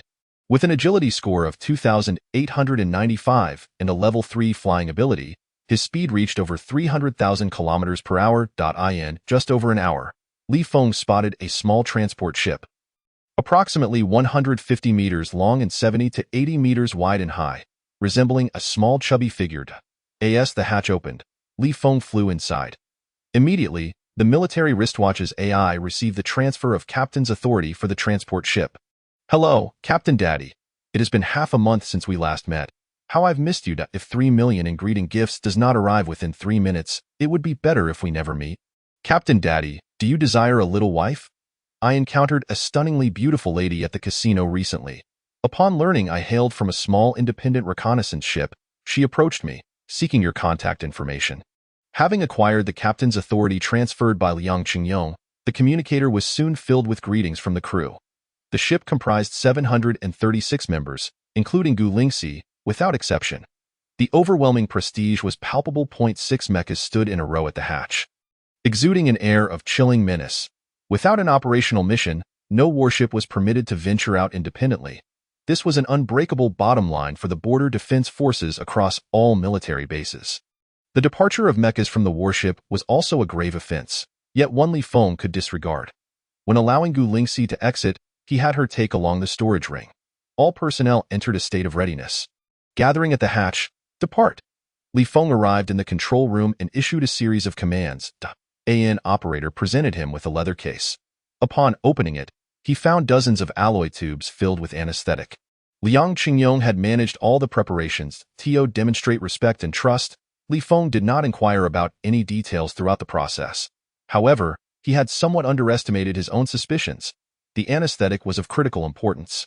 While transferring the anesthetic into the storage ring, he ultimately could not resist using his supersensory ability to probe the strength of the substances within. Only after confirming their extraordinary efficacy did he truly feel at ease. Mere minutes later, the transport ship engaged in a spatial jump, appearing near a sinister planet named F9527, situated over 20 light-years away. They continued their approach towards this sinister planet. With transport documentation in hand, they faced no obstacles, receiving no inquiries from the station military base's monitoring department. 1 million kilometers, 900,000 kilometers, 800,000 kilometers. The sinister planet was unlike ordinary life planets. Only those with privileges could land directly on its surface, while other transport vessels were restricted to docking at space stations. Moreover, in pursuit of excitement, the majority of sinister planets had abolished traffic regulations through public voting. There were no no-fly zones. Any type of flying equipment, be it aircraft, flying vehicles, or airships, could operate without the need to apply for flight routes. The transport ship descended to a height of 100 kilometers before coming to a halt. Li Feng's perception expanded rapidly downwards. With a mental acuity of 2895, his perception covered nearly 2,900 kilometers. The range of his level 3 supersensory ability extended to approximately 840 kilometers. The F9527 planet's population was significantly below the average of various life planets. Totaling only over 300 billion inhabitants, IT2 was dominated by an enormous city. The difference lay in Li Feng's perception. His initial impression was one of chaos, filth, and an indescribable dark aura. The entire city lacked any semblance of planning. Hundreds of towering skyscrapers, 2- to 3-story villas, and large factories that should have been situated in the suburbs were all haphazardly intertwined. Even more chaotic were the countless flying vehicles and airships, all of which were evidently operated manually. In the blink of an eye, over 10 traffic accidents occurred. The only orderly aspect was that Li Feng could sense a faint energy shield enveloping each towering building. Villa and factory. Numerous energy emission points surrounded these structures. Such a scene, replete with defensive installations and offensive systems, would be utterly unseen on other life planets. Li Feng's perception quickly pinpointed a factory named Explosive Military Industry. His supersensory ability gradually permeated through the energy shield and the building. The factory stood over 200 meters tall, yet only had 5 floors, with 3 levels below. The upper 5 floors comprised office areas and exhibition halls, while the lower 3 levels included a defense zone on the first basement level, a storage area on the second, and an underground factory on the third. Both above and below teamed with numerous members of underground forces clad in combat suits, battle mechas, and modified combat robots, alongside high-level alien slaves. In an opulent office spanning 200 to 300 square meters on the first floor, Li Feng identified his primary target, the leader of this faction. Bill. According to the high-priced data purchased by Jiang Wanxin, Bill was in his 60s, possessing formidable strength at level 26, and was a fire-type ability user skilled in crafting various artifacts for ability users. At this moment, Bill sat at his desk, reviewing various reports. Beneath the desk knelt a striking blonde woman, her curvaceous figure intent on licking a lollipop. Nearby stood a bodyguard, a member of the octopus race. If the information was accurate, Bill commanded 4 alien slaves, all between levels 30 and 32. Among them were 2 bodyguard enforcers, and 2 from the fire spirit race responsible for artifact crafting. This octopus race slave was likely at level 31. Chapter 64, Destruction of the Control Room. Li Feng did not rush to take action. Instead, he continued to expand his supersense, searching for the location of the control room and high-ranking slaves within the factory. For instances of teleportation were evidently insufficient, he needed to quickly elevate his capabilities to the next level. After expending several more minutes thoroughly assessing the situation of the entire military factory, Li Feng swiftly formulated a detailed battle plan. He immediately transmitted this plan to all team members. The multifunctional military uniform S combat mode was activated. He then retrieved the spirit sword from his storage ring. With a mere thought, his teleportation ability was triggered. In the next moment, he passed through the energy shields surrounding the military factory, the office area, and the office itself, appearing directly behind the Octopus Clan. With a flash of cold light, the Octopus Clan, towering at 2 meters with 8 tentacles, was most proficient in close combat. Being of the same level 31, a direct confrontation would have allowed them to exchange blows evenly. However, the sudden ambush left him utterly unprepared. He sensed the impending danger upon detecting Li Feng's presence from behind. The spirit sword was already descending with the force of thunder. Thud! The head flew off, and dark green blood gushed forth. Ding! You have slain an enemy, gaining 255 attribute points. Bang! Bill, possessing considerable strength and rapid reflexes, was seasoned in combat. The moment the Octopus Clan was killed, he flipped the office desk aside and sprang to his feet. An energy shield enveloped him. With a swift motion of his arm, a fiery blast surged towards Li Feng. Simultaneously, within the office, the attack system was activated, and countless energy launch ports opened in the adjacent lounge. Another level 30 berserker slave received a notification from the intelligence brain and hurriedly rushed to the scene. The series of actions unfolded seamlessly. However, Li Feng's reaction and speed were even swifter. He executed a sharp turn, effortlessly dodging the flames while closing in on Bill's side. Bang! A single slash was unleashed. With a 5-level disparity, the comprehensive attributes presented a gap of 3 to 4 times. The advantage was glaringly apparent. Bill had no time to evade. His energy shield was cleaved asunder. The powerful, muscular chest was sliced open by the spirit sword, which boasted sharpness exceeding that of alloy blades. Blood, it seemed, was sluggish to flow from the gash. Bill let out a muffled groan but advanced instead of retreating. A ruthless glint ignited in his eyes. Gritting his teeth against the excruciating pain, he launched a punch towards Li Feng. Flames reaching thousands of degrees swirled around his right fist. Thud! Yet, Li Feng executed a swift turn, thrusting his sword from behind, skillfully avoiding vital areas and piercing through his body.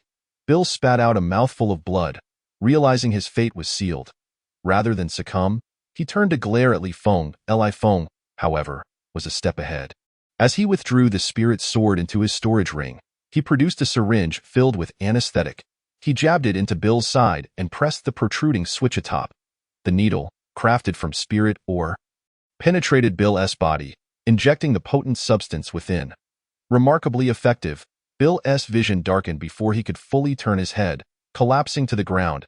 Li Feng seized him in one swift motion, with a thought. He teleported back to the control room of the transport ship, bringing the unconscious and severely injured Bill along. His perception and supersense expanded. The level 30 Berserker slave had only just arrived outside the office when the energy shield surrounding the office thwarted his entry. Inside lay the lifeless body of the level 31 Octopus Clan slave. Also present was a blonde woman, kneeling on the floor, her figure alluring, eyes wide, mouth agape in a silent scream. Upon witnessing Li Feng emerge with the unconscious Bill, operators swiftly approached to take charge. Li Feng wasted no time. He withdrew his spirit sword again, activating teleportation to appear in the lounge area, in the expansive hall, numerous slaves and combatants clad in battle suits and mechs.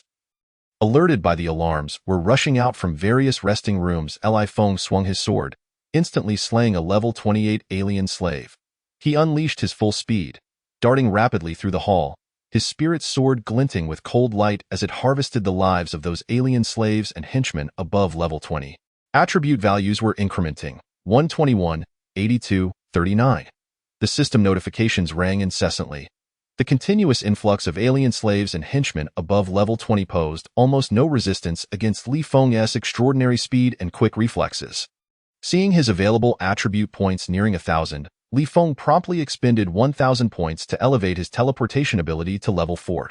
His daily teleportation count increased from 4 to 8. Ignoring the still emerging alien slaves and henchmen from the rest areas, he activated his teleportation again. In the blink of an eye, he appeared in the main control room on the negative first floor. This entire level was designated as a defense zone, largely occupied by 2 control rooms. The main control room managed the external defense and attack systems of the military factory, while the auxiliary control room oversaw the internal systems. Within the vast main control room, a plethora of large instruments and equipment dazzled the EYT. This moment, thousands of operators floundered like headless flies, utterly clueless about how the invading enemy had breached the energy shields to infiltrate the factory. No orders had been issued, and even the head of the main control room was at a loss, as the enemy's whereabouts remained a mystery. The sudden appearance of Li Feng failed to capture the attention of the alien slaves, henchmen, and operators. Only the combat robots detected him as an intruder, raising their energy launch ports in unison. Though these robots were all illicitly modified, they were merely at levels 5 or 6. Li Feng did not spare them a glance. Swiftly navigating through the energy projectiles, thud, thud, thud. Within the main control room, over a dozen alien slaves above level 20 were swiftly eliminated. No threats remained. He quickly concentrated his perception, retrieving the battle mech ordered by Jiang Wanxin from his storage ring. He entered it and switched directly to the third-gear energy cannon mode. Streams of energy cannons began to indiscriminately sweep across the surroundings. Boom, boom, boom. Countless instruments and devices were obliterated under the cannon fire. Attribute values increment, 0.12, 0.15, 0.27. The operators, low-level henchmen, and alien slaves within the dense coverage of the energy cannon could not escape. The air was filled with their cries of anguish. As these devices were destroyed, the energy shields and launch ports surrounding the military factory began to shut down. Attack! Li Feng finally issued the command to attack. Above, the transport ship, suspended at an altitude of 100 kilometers, began its rapid descent, halting at a distance of 2 to 3 kilometers. The hatch opened. Jiu Lingxi, accompanied by 4 squad leaders, piloted the mechs to be the first to charge into the military factory. Now devoid of its external defense system, the captain of the 5th Squad led his team to swiftly spread around the transport ship, ensuring vigilance and keeping the evacuation route clear. In the main control room. With a power attribute of 2,896 points, Li Feng's maximum strength reached 2 to 300 tons, allowing him to effortlessly teleport the mech, which weighed only a few dozen tons, to the auxiliary control room. The energy shield surrounding the auxiliary control room was utterly ineffectual. Boom, boom, boom.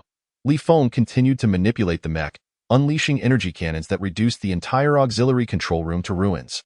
Consequently, the internal defense and attack systems of the military factory collapsed. Timing was impeccably executed.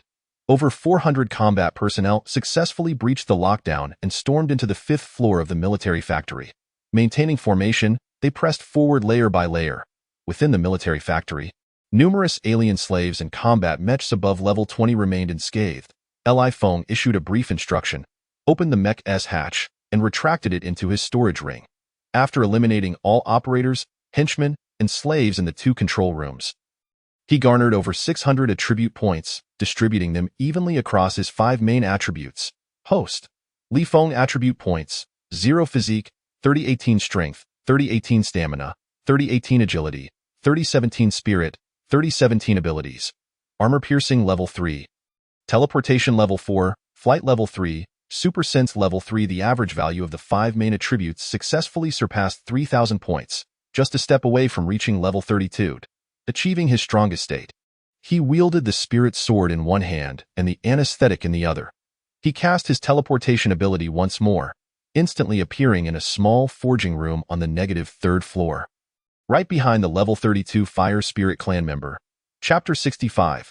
Ascending to level 32. Though a small forging room, it spanned an impressive 50,000 square meters. On either side, there were 2 forging platforms crafted from high-grade, high-quality ores, surrounded by advanced equipment. The alarms blared incessantly. A group of human assistants was frantically using communication devices to contact familiar friends, inquiring about the unfolding events. The remaining alien Fire Spirit slaves huddled around 2 Fire Spirit members above level 30, trembling with fear. The 2 level 30 Fire Spirits were disinterested in forging treasures, anxiously awaiting news of a return to calm. Yet, their emotions remained relatively stable, regardless of how this sudden upheaval played out.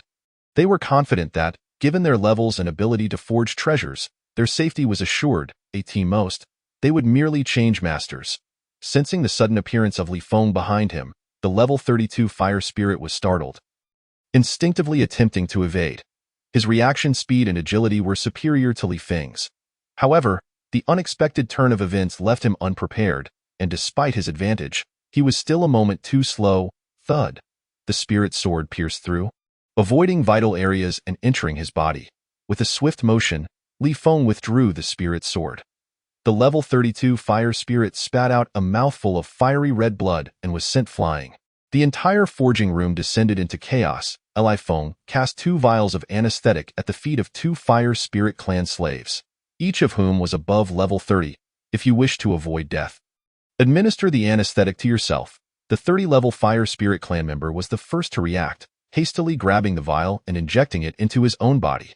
The 32-level Fire Spirit clan member followed suit, suppressing the wound on his chest while picking up the anesthetic. Li Feng refrained from targeting the remaining alien and Fire Spirit clan slaves. Among these slaves, there were many skilled in forging and above level 20. They were indeed treasures. However, at this moment, the 2 Fire Spirit clan members above level 30 held greater value. Through his heightened senses, he confirmed that the anesthetic had been successfully injected into the 2 Fire Spirit clan members. Once they succumbed to unconsciousness, Li Feng sprang into action, grasping each of them despite the flames engulfing their bodies, teleporting them back to the control room for processing by the operators.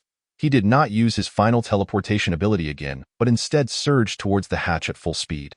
As he descended into the military factory, Guilingxi and her team had already forcefully advanced to the 3rd floor and continued to push downward. However, if Li Feng did not arrive promptly, they would undoubtedly face resistance on the 1st floor and potentially suffer significant losses. The 1st floor office area still housed a 30-level berserker slave, numerous battle mechs, and over 20-level fighters and slaves. Although Bill had been captured, the explosive military factory had not collapsed. Under the command of the second-in-command, this group lay in ambush at the entrance of the 1st floor. Guilingxi, you are responsible for collecting valuables. Everyone, act swiftly. Assign personnel to keep watch outside, and anyone who dares to intrude shall be dealt with mercilessly. Li Feng took the lead, positioning himself at the forefront of the team. He issued commands one after another. His heightened senses enveloped the area for hundreds of kilometers. The sinful planet lived up to its name. The external defense systems of the explosive military factory had collapsed, clearly indicating an attack. On other life planets, the surrounding populace would likely scatter as far as possible, fearing stray bullets. Yet here, a multitude of onlookers flocked from all directions to witness the spectacle. Some even attempted to breach the military factory or approach the transport ships hovering above, hoping to take advantage of the chaos. Boom, boom, boom. Different arrows yield different effects, sometimes differing by hundreds or thousands of times. Replacing Gu Lingxi as the spearhead of the group, Li Feng surged forward with overwhelming force. Wherever he went, none could halt his momentum. Even for a moment. 4 mechs and over 400 combat members merely needed to follow in his wake, swiftly clearing out lower-level combat robots and fighters. As they neared the first floor, Li Feng concentrated, activating his 8th and final teleportation for the day. In the next second, he appeared behind the 30-level berserker. With a swift thrust of his sword, he severed its head. Ding. You have slain an enemy, gaining 221 attribute points. The system notification chimed immediately.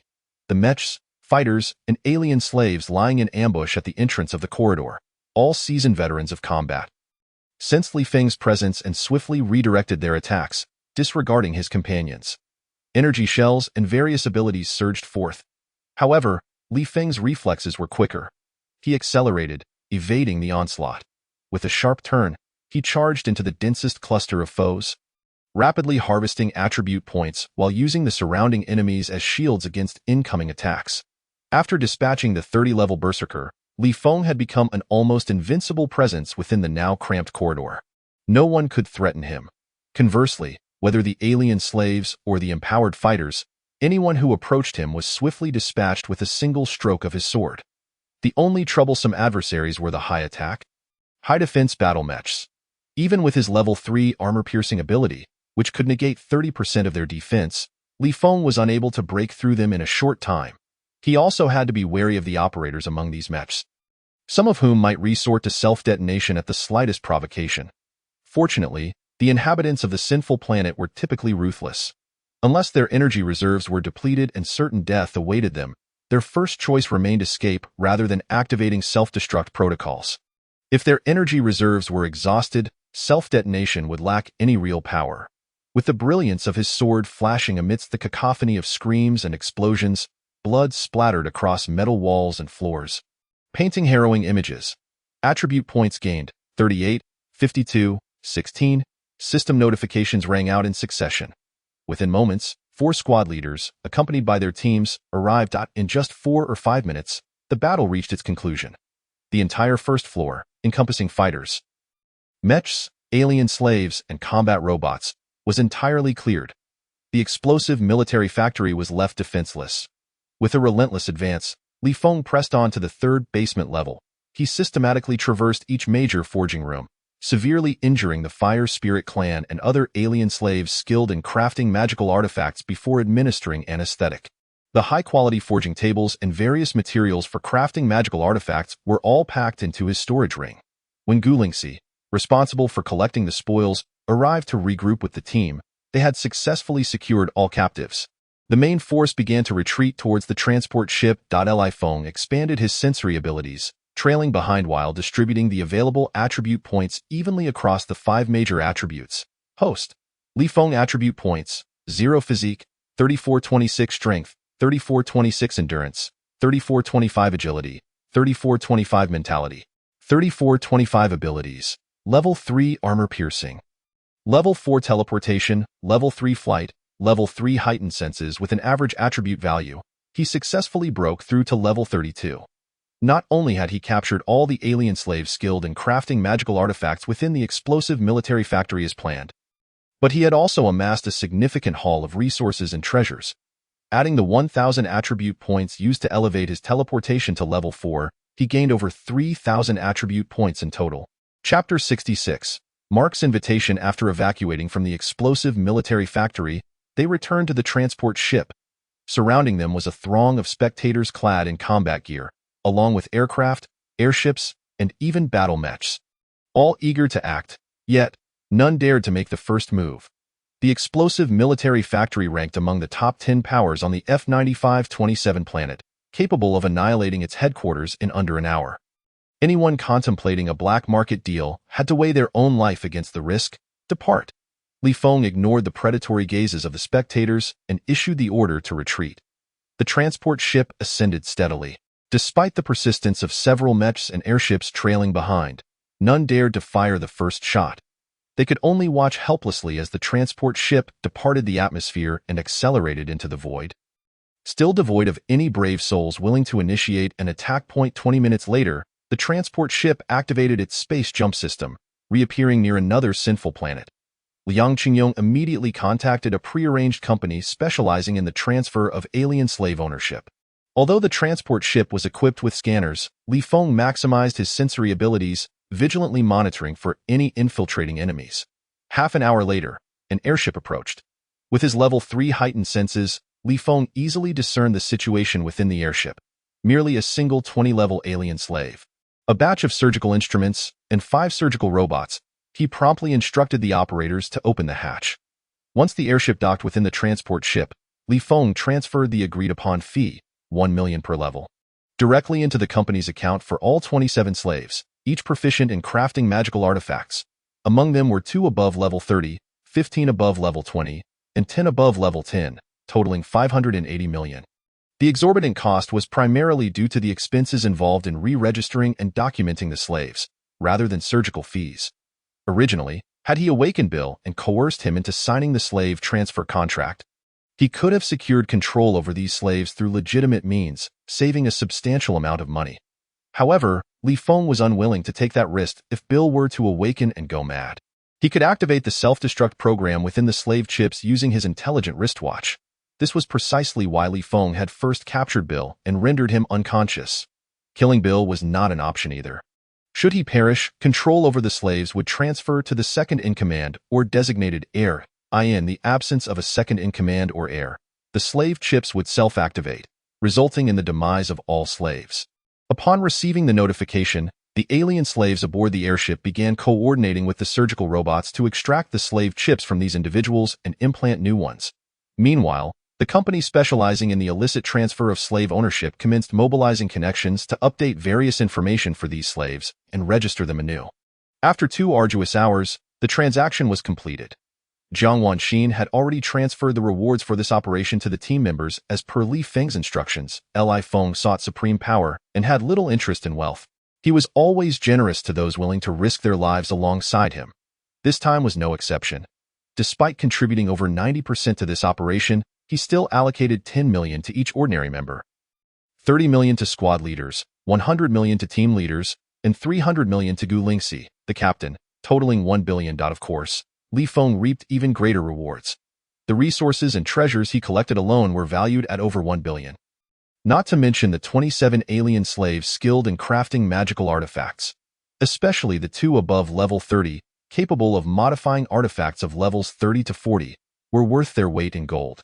No amount of money could procure them. There exist 2 slaves, among whom Jiang Wanxin possesses not only the ability to enhance various sensory capabilities for Li Feng, but also the potential to penetrate the high-grade, high-quality artifact market. Once the airship departs, Li Feng makes his way to the control room and, with a swift motion of his sword, slays the level 26 Bill. Attribute value increases by 75 points. The transport ship sets sail. A day later, he rendezvoused with the transport ship arranged by Jiang Wanxin, transferring the batch of alien slaves and valuable resources onto this vessel.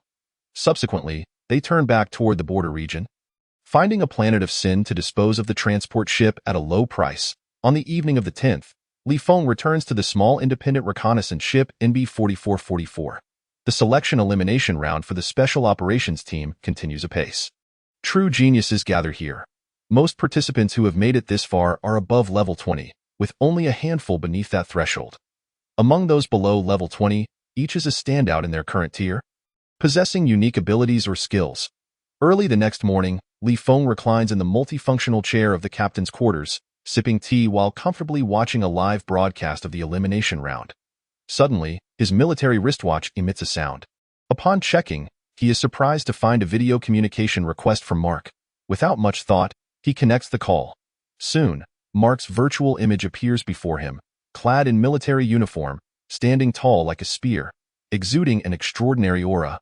Care for a drink? Mark expresses his displeasure at Li Feng's languid demeanor but refrains from showing it. If it's good news, speak. If not, be gone. Li Feng offers no concessions. Their intertwined grievances, compounded by racial differences, render them unlikely allies. Have you watched the elimination round? Mark inquires. Li Feng frowns slightly. I am here to propose a collaboration. Sensing Li Feng's impatience, fearing he might sever ties at a moment's notice, Mark quickly clarifies, the caliber of geniuses registering for the Special Operations Team exceeds my expectations. I wish to invite you to join my fleet. Assist me in stabilizing the fleet situation, and I will endeavor to assign you tasks that yield military merit. Li Feng feels a sense of relief, understanding the reason behind Mark's sudden outreach. He is evidently intimidated by the competition. Mark reached level 27 at the age of 31, and he might have even ascended to level 28. Such talent and strength are undoubtedly formidable among mid to low-ranking officers. Even the competition for the 4 available spots in the Special Operations Team would be well within his grasp. However, within the Special Operations Team, this might not suffice, especially since membership is not age-restricted. Practitioners and psychics above level 40 are the pinnacle of human potential, and it is unlikely they would show interest in joining the Special Operations Team. A mere offer of a junior rank might not even warrant their attention. Yet, given the atmosphere of the elimination round, it is certain that many seasoned talents above level 30 are vying for selection. Even among peers, levels 27 and 28 might not be considered the apex. The term collaboration is a euphemism. What Mark truly desires is to invite Li Feng as his right-hand man in the Special Operations Team, to help suppress other ambitious subordinates and prevent any insubordination. Should Mark's authority falter and his commands go unheeded, Li Feng would be expected to enforce his directives. Military orders aboard the independent reconnaissance ship are ironclad and must be obeyed. However, aboard other warships, compliance with orders is not guaranteed.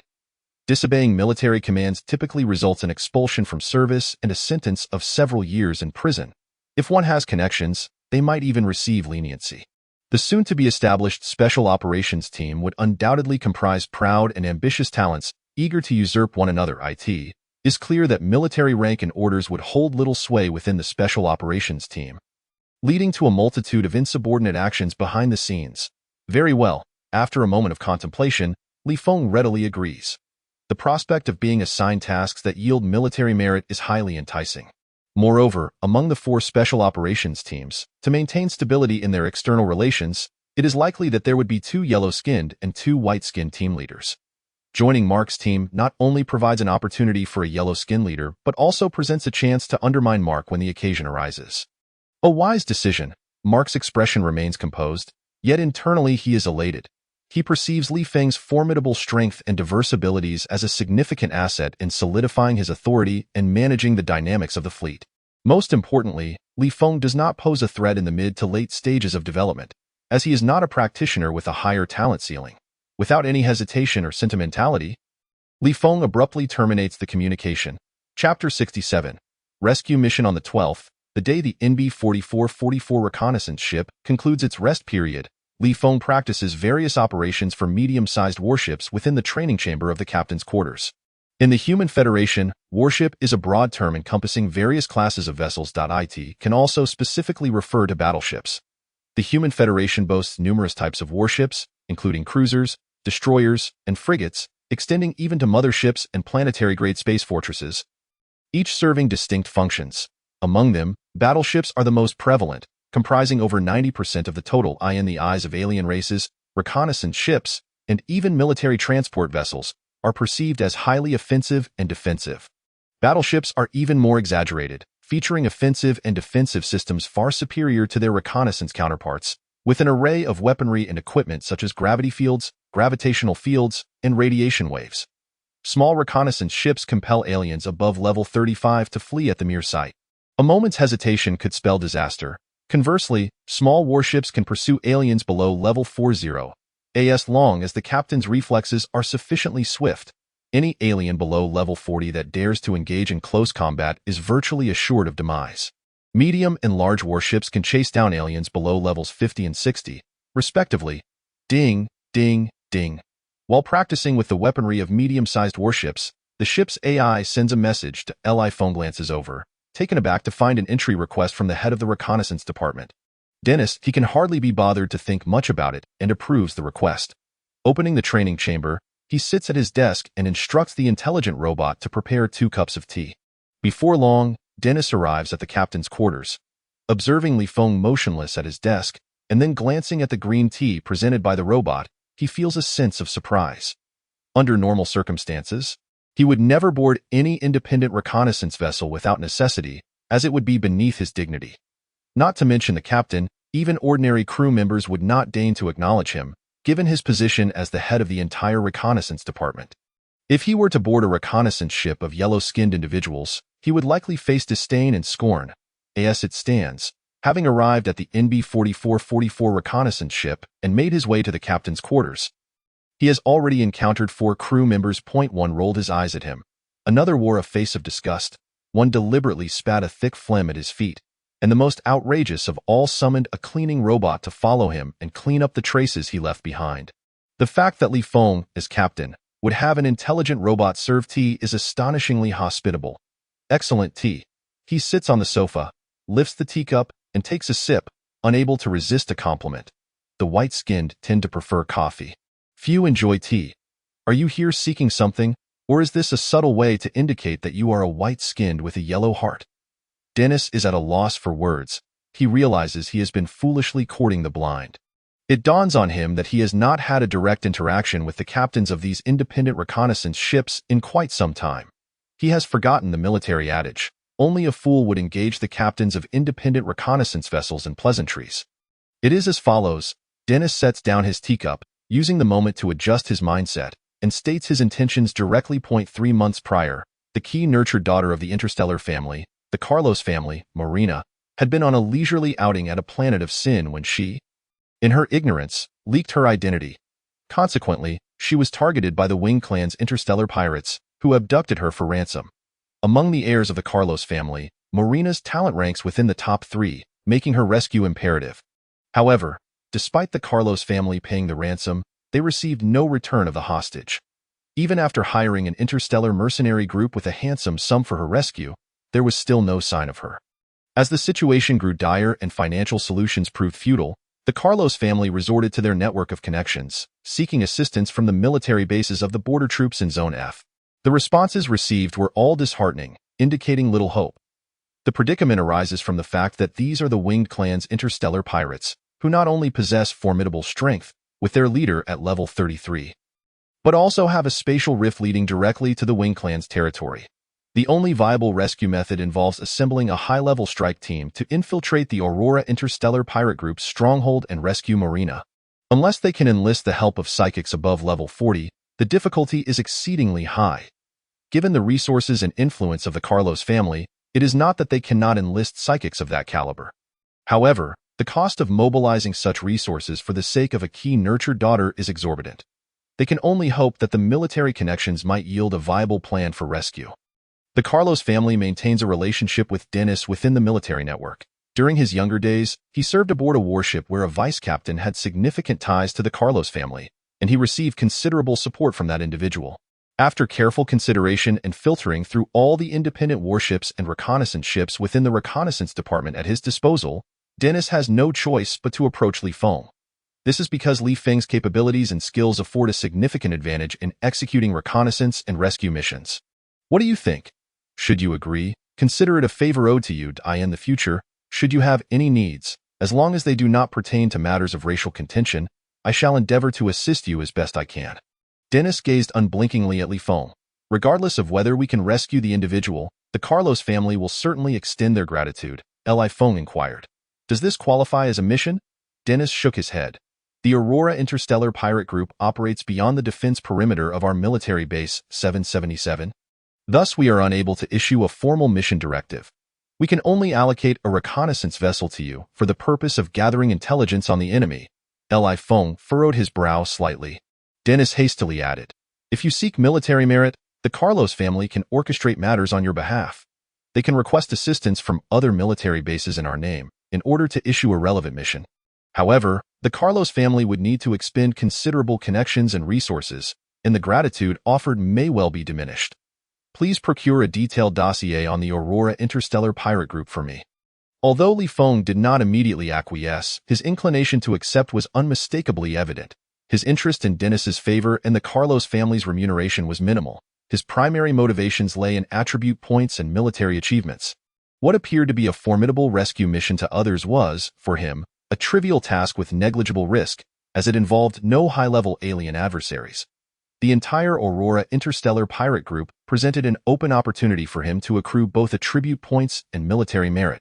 Very well, Dennis could easily discern Li Feng's readiness to accept the task. He promptly took his leave. An hour later, Li Feng's military wristwatch received information from Dennis, sent under his private designation.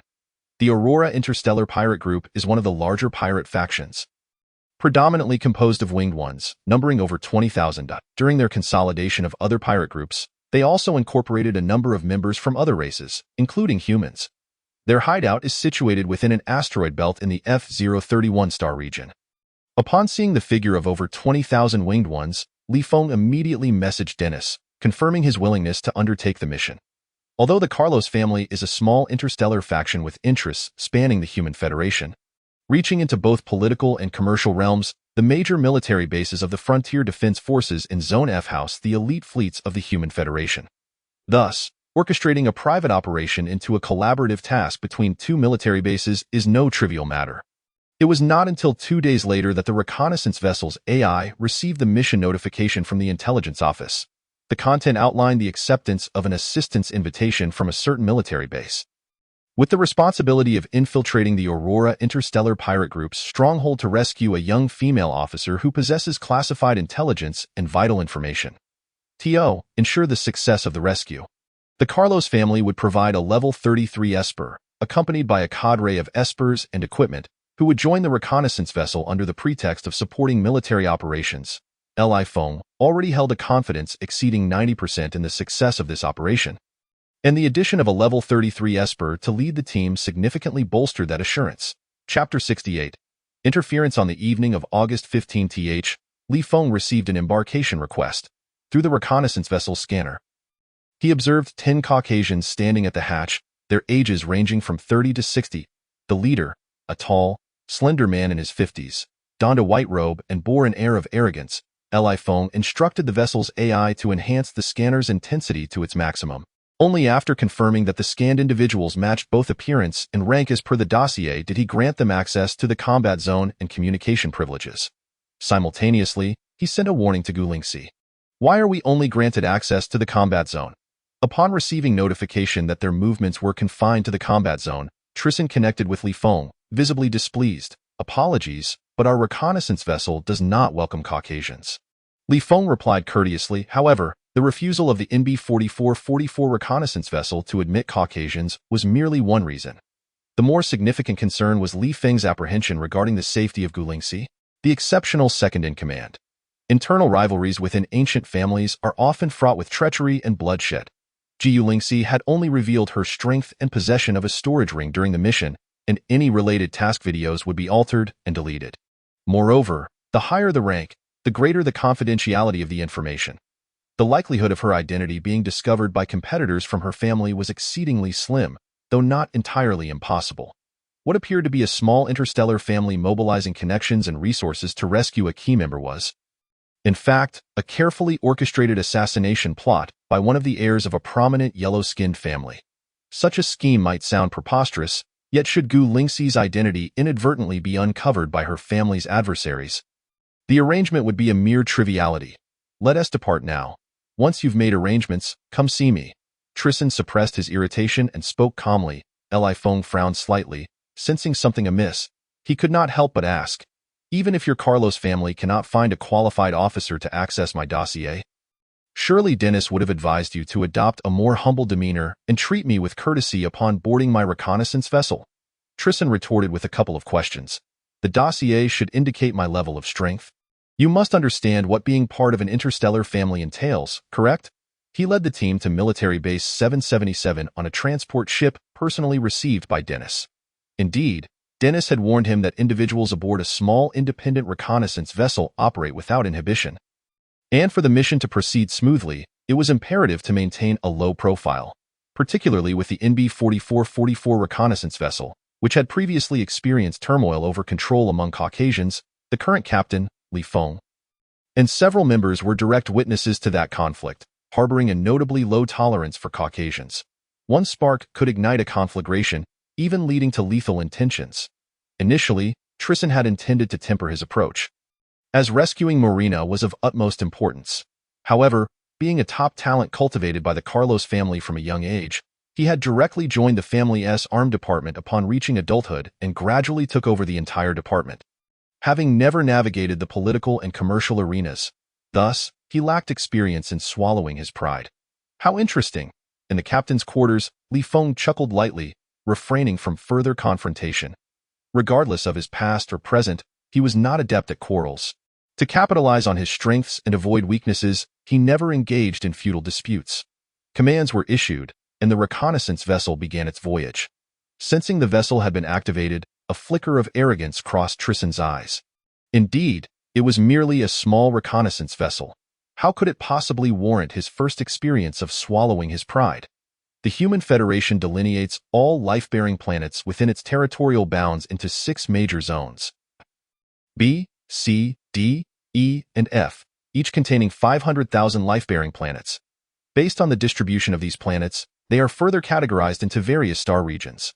The sole exception is Zone F, where the Human Federation has only conquered and controlled a little over 9,000 life-bearing planets, and their expansion abruptly halted following a significant defeat. From the interstellar map, the Milky Way resembles a colossal, flattened disk composed of countless stars. Zone F, being in close proximity to the disk's central region, features an extensive border, abutting numerous races. The largest neighboring factions are the Winged Ones and the Blood-Sucking Tribe, both of which are dominant races, followed by the Wind Mouse Tribe, categorized as one of the major races. The coverage area of Military Base 777 is situated on the Wind Mouse Tribe side, hence the majority of mission tasks relate to them. This time, the destination is an area adjacent to the Winged One's territory. Despite being near the border, it is still farther from the core of the Wind Mouse Tribe's influence. It took 3 days for the reconnaissance vessel to reach the edge of the F031 star region's asteroid belt. This asteroid belt is the largest among the hundreds of star systems surrounding it, consisting of nearly 10 million asteroids, billions of meteoroids, and small celestial bodies. The collisions between numerous asteroids and meteoroids create various localized cosmic storms and radiation zones, resulting in a complex internal environment. The interstellar pirate groups that hide within are nearly impossible to locate, even for large fleets.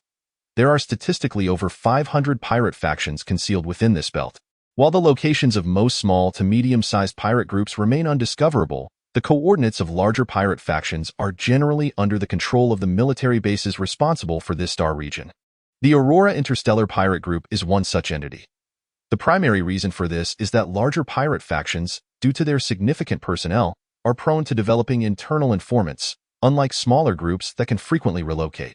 The NB-4444 small reconnaissance vessel, following the course devised by Li Feng, navigated along the outskirts of the asteroid belt. Several hours later, the vessel's energy shield was activated to its maximum capacity, officially altering its course to enter the asteroid belt. The asteroids within orbit around the star vary in their speeds, and the deeper one ventures, the more chaotic it becomes. There are meteors zipping by like lightning and massive meteoroids drifting slowly. Bang, bang, bang.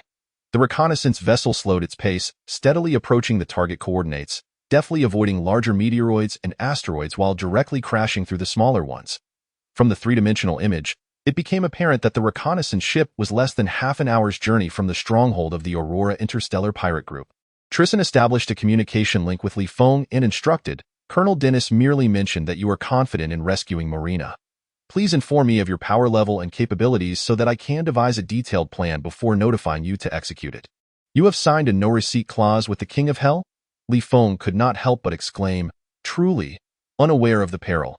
A white turtle dares to dictate terms on a small independent reconnaissance ship filled with yellow-skinned lunatics. Especially during a mission. Who gave him such audacity? What? Tristan did not comprehend Li Feng's words. Li Feng promptly contacted Gu Lingxi, instructing her to head to the vicinity of the combat readiness zone and prepare for an ambush. Initially, he had intended to gather a wave of attribute points after the mission concluded, but now, to avoid unnecessary complications, he decided to collect the attribute points first. Chapter 69. Slaying Tristan. Li Feng offered no clarification to Tristan. Instead, he notified the ship's AI to open the doors to the combat readiness zone. All members within the zone immediately mobilized, seeking ambush locations among the surrounding asteroids. His voice resonated throughout the readiness zone. "What on earth are you doing? Tristan was left bewildered by Li Feng's inexplicable remarks. A smirk played at the corners of Li Feng's mouth as his perceptive abilities swiftly expanded, enveloping the entire reconnaissance ship. Confirming that Gu Lingxi had arrived outside the readiness zone, poised with her spiritual sword, he retrieved the sword and several low-level defensive artifacts from his storage ring, activating their combat status alongside his military uniform. He instructed the AI to open the passage to the readiness zone. As the metallic door to the passage swung open, Tristan and the 9 superhumans accompanying him were drawn to the spectacle. Astonished as they beheld Gu Lingxi at the entrance. Simultaneously, Li Feng activated his teleportation ability, instantly appearing behind Tristan. He raised his spiritual sword high and struck down mercilessly. Tristan sensed the murderous intent almost immediately. His reflexes and agility outpaced Li Feng's. However, the sudden turn of events caught him off guard. As a high-ranking member of a small interstellar family, he rarely engaged in physical confrontations, possessing a level 33 strength. He lacked substantial experience in crisis situations, never contemplating the activation of defensive artifacts. Instinctively, he attempted to evade. Just as the sword was about to connect with his head, an energy shield materialized out of thin air.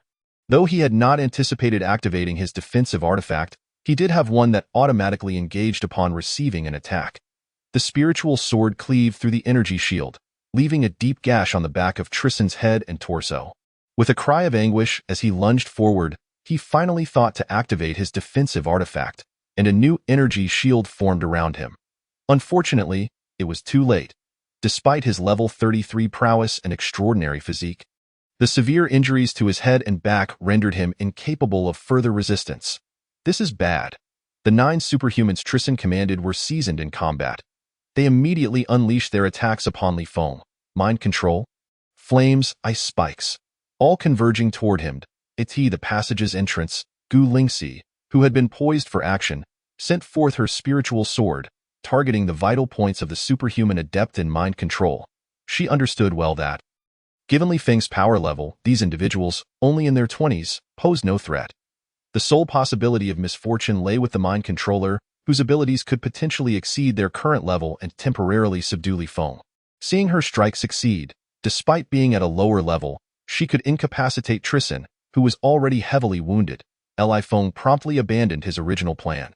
Instead of pursuing victory, he executed a sharp turn, breaking free from the mind control while dodging various abilities, and charged towards the 9 superhumans. Puff! The highest ranked among the 9 superhumans was merely level 27. As Li Feng approached, he effortlessly severed both the energy shield and the head of his opponent. Attribute points gained. 95. Puff, puff, puff. The glimmer of the sword flashed, and cries of agony erupted. Streams of blood splattered as each superhuman fell, in the blink of an eye. All 9 lay lifeless. Are you insane? I am a high-ranking member of the Carlos family, the younger brother of the current patriarch. You dare to ambush and injure me, even kill my subordinates. As he witnessed all 9 superhumans fall, Tristan was torn between excruciating pain and seething rage. Bang! Li Feng suddenly appeared before him, swinging his sword. The moment the spiritual sword met the energy shield, a powerful backlash surged through the blade, causing the energy shield to tremble violently. What a remarkable item! Li Feng felt a surge of delight.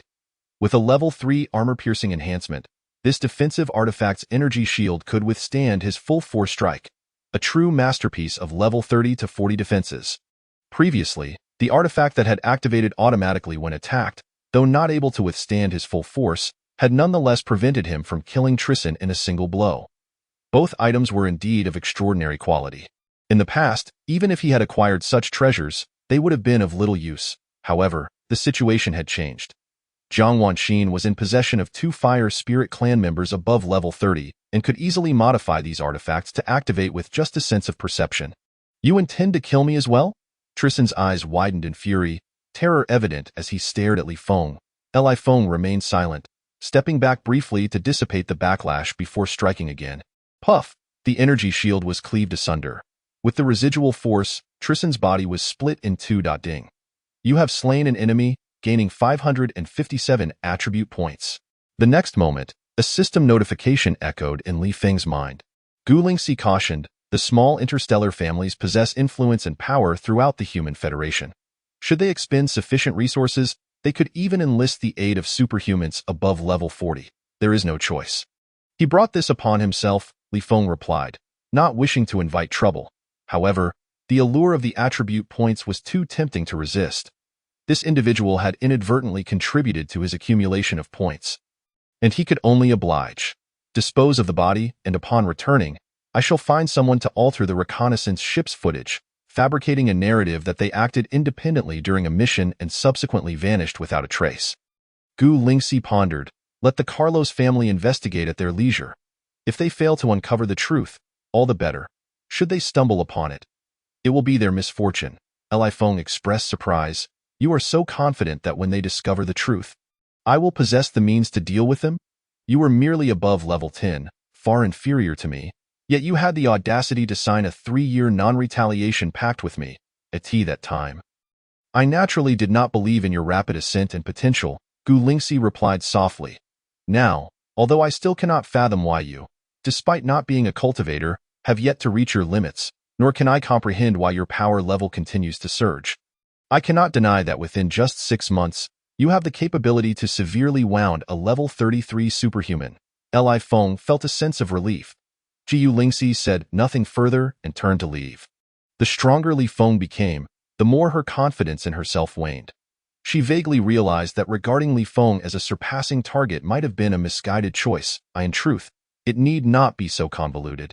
I plan to retain their insubordination footage while erasing the killing process. Li Feng's voice resounded behind her. Gu Lingxi turned in astonishment. You intend to seize the Carlos family's mineral resources across major resource planets? When did you become so familiar with my intentions? Li Feng replied, incredulously. He had never expressed such an objective. Although his true aim was to harvest attribute points, his target indeed aligned with the Carlos family's mining interests. You merely appear more deranged than a lunatic, yet fundamentally, you are more fearful than any member aboard the reconnaissance ship, Gu Lingxi observed dismissively. Do not speak of your inability to contend with the Carlos family. Even without sufficient benefits, you would follow my instructions, delaying as much as possible. Your deliberate retention of their defiance while omitting the killing process clearly indicates some enticing interest driving you, and you are intentionally luring the Carlos family to trouble you. Given that the Carlos family primarily deals in mining, it is not difficult to deduce your intentions. Impressive. Li Feng could not help but admire her insight. Gu Lingxi's deep understanding of him allowed her to deduce his motives effortlessly. The true brilliance lay in her ability to discern his intent the moment she spoke. With your perceptive ability that can penetrate matter and energy shields, coupled with your teleportation, even against an assault from superhumans above level 40, you could easily safeguard yourself. Gu Lingxi inquired curiously. What about your wife? Li Feng explained. She has constructed a fortress that combines offense and defense at home, and beneath the villa, she is building an underground stronghold. Furthermore, through the slave auction, we have established a connection with the commander of a small military base in the region. Upon my return, I intend to acquire some alien slaves, arranging for a few captains to be dispatched. Ensuring our safety. Gu Lingxi's expression turned peculiar. You are only a mere lieutenant, and she is already preparing for contingencies. Building an underground fortress? Is she anticipating becoming your Achilles heel in the future? Li Feng nodded. Gu Lingxi was rendered speechless. This couple was indeed a match made in heaven. Chapter 70. Infiltration of the asteroid. Once Gu Lingxi departed, Li Feng proceeded to dismantle the various instruments and the treasures on Tristan and the others, packing them neatly into his storage ring. He then summoned the cleaning robot to dispose of all the corpses and bloodstains. As he made his way back to the captain's chamber, he activated the system. Host. Li Feng attribute value, 1052 physique, 3426 strength, 3426 endurance, 3425 agility, 3425 spirit, 3425 abilities. Armor piercing level 3, teleportation level 4, flight level 3, super sensitivity level 3, although he lacked the assistance of a level 33 Esper. The increase of over 1,000 usable attribute points was not a loss. After a moment's hesitation, he ultimately decided against upgrading armor piercing to level 4 instead. He allocated all of the additional attribute points into agility. Elevating armor piercing to level 4, or investing all attribute points into strength, would significantly enhance his chances of severely injuring or instantaneously killing the leader of the Aurora Star Pirates if they failed to activate their energy shield in time. However, what he truly lacked was the rapid response and physical agility necessary to prevent the leader of the Aurora Star Pirates from activating their energy shield, by concentrating all over 1,000 attribute points into agility. He would elevate his agility attribute to 4,477 points. His overall attribute value remained at level 32, yet in terms of agility, he was already on par with a level 33. The element of surprise would grant him a higher probability of landing a decisive strike. Li Feng reflected inwardly, lamenting his insufficient strength. If only his strength were formidable enough, he would not need to meticulously strategize the allocation of attribute points. He could simply bulldoze through any obstacle. Similarly, if his strength were sufficient, there would be no need to deliberately provoke the Carlos family into seeking trouble with him, thus providing an excuse and rationale for retaliating against their escort team and slaves mining on resource planets. If he found someone displeasing, he could simply annihilate them and convert them into attribute points without the need for justification. Upon returning to the captain's chamber, with approximately 1.5 million kilometers remaining to the location of the Aurora Star Pirates as provided by the intelligence, Li Feng instructed the reconnaissance ship to reduce speed to around 70,000 kilometers per hour. Continuing at this speed would likely bring them within the reconnaissance range of the Aurora Star Pirates. According to the information from the insider, the base of the Aurora Star Pirates was constructed within an asteroid with a diameter of merely 500 kilometers. Surrounding it were numerous asteroids and meteoroids, all orbiting at the same speed, forming a vast reconnaissance network composed of patrols, scanners, and various magical artifacts, covering an area of up to 1 million kilometers. Should the reconnaissance network detect them, the reconnaissance ship would not face significant danger. But the mission could become exceedingly difficult to accomplish. Maintaining a speed of around 70,000 kilometers per hour was crucial, as the asteroid housing the Aurora Star Pirates orbited at a similar velocity, allowing them to maintain a distance of approximately 1.5 million kilometers. Li Feng issued orders for all combat personnel to assemble in the combat readiness area. Once all personnel were gathered, he exited the captain's chamber and made his way to the combat readiness zone. Guilingxi, you will accompany me to assassinate the leader of the Aurora Star Pirates and rescue the hostages. The rest will remain on standby in the combat readiness area, prepared for any unforeseen circumstances. A series of commands were issued, and Li Feng also delegated some command authority of the reconnaissance ship to the 5 squad leaders. Hey, Captain, weren't we promised the assistance of a level 33 Esper? Where are they? One member could not contain their curiosity and asked. Aside from the 5 squad leaders, the others had only just received detailed task instructions and plans, many of whom were eager to experience the sensation of being spat upon by a level 33 Esper. Yet, there was not a single white person in the combat readiness area. It seemed this group had become a bit arrogant and had been dealt with by Captain Li Feng. Impressive. A level 33 Esper can be eliminated? Are you doubting Captain Li Feng's strength? If he has already dealt with this group, why bother rescuing the hostages? Since they've already offended us, we might as well make it worse and eliminate the hostages as well. You fool! Rescuing the hostages earns military merit. As the absence of any white personnel in the combat readiness area became apparent, the communication channels erupted with chatter.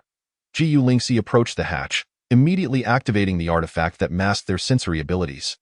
Along with various defensive artifacts without the need for Li Feng's notification, Li Feng followed suit, activating several defensive artifacts of levels 10 to 20, forming multiple energy shields around himself.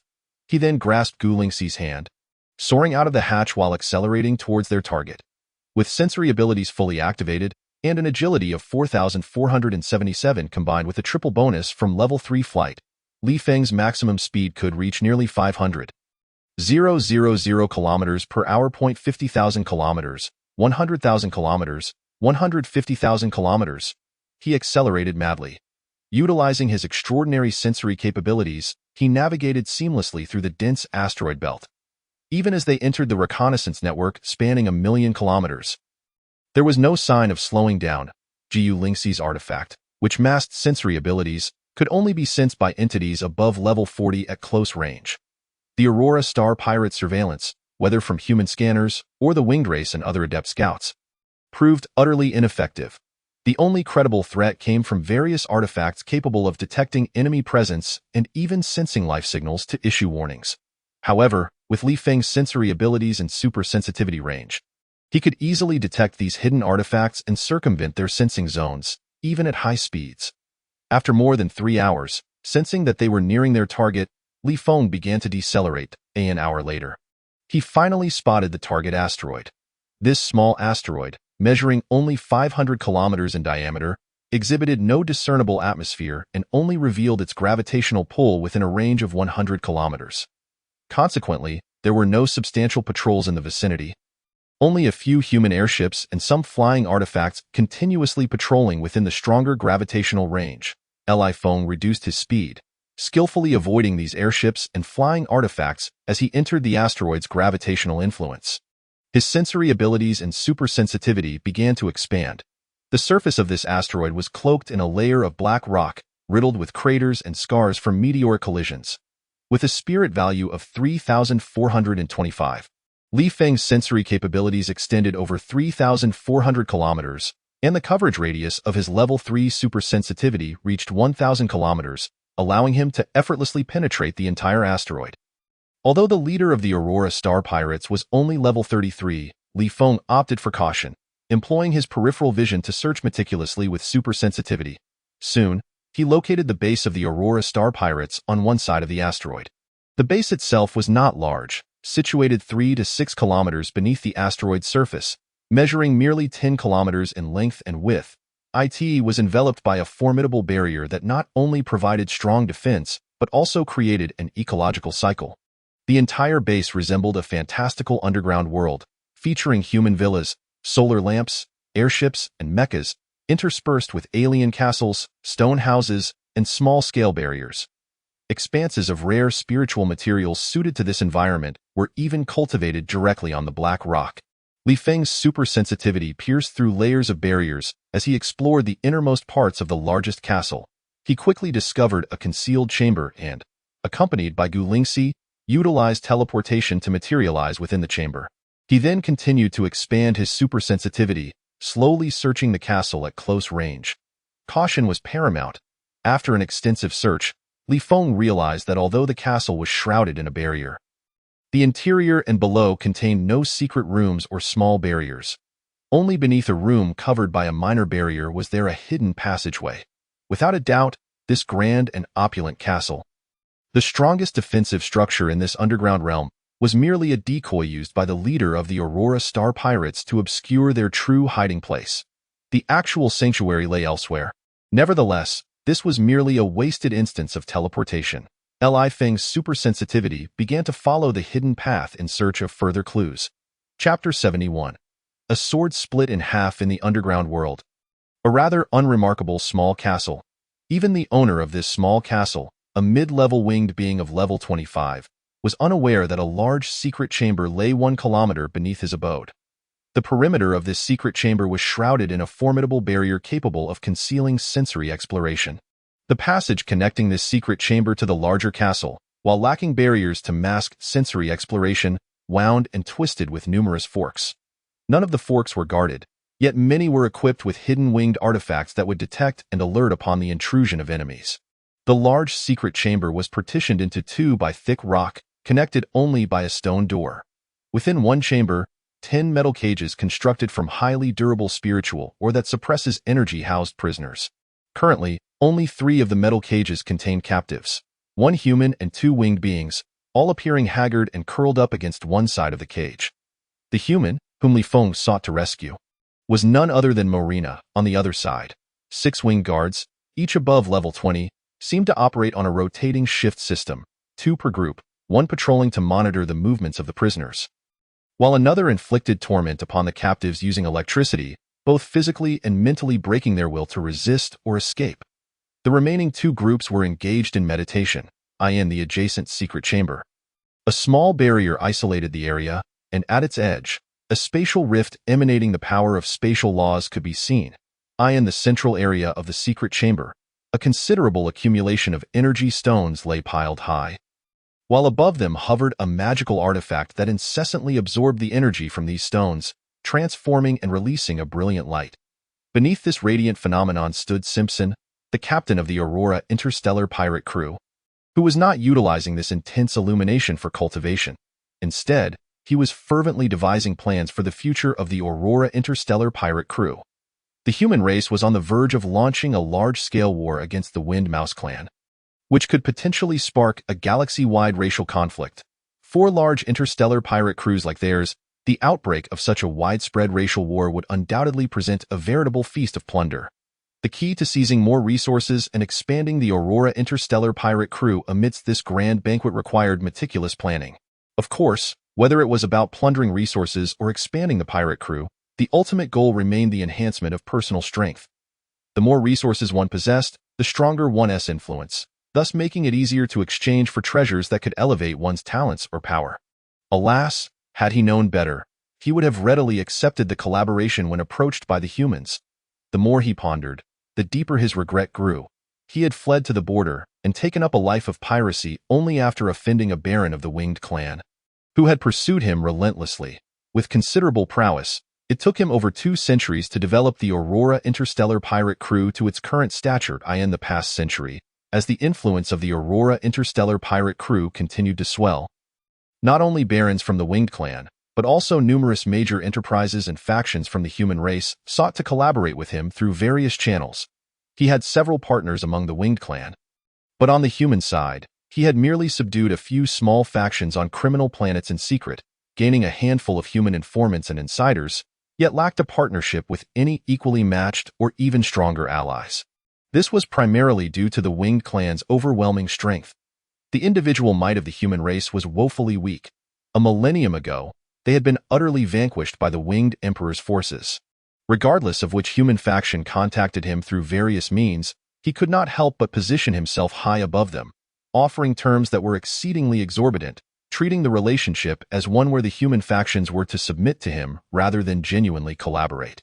Consequently, all negotiations collapsed, and not a single covert alliance was formed with any human faction.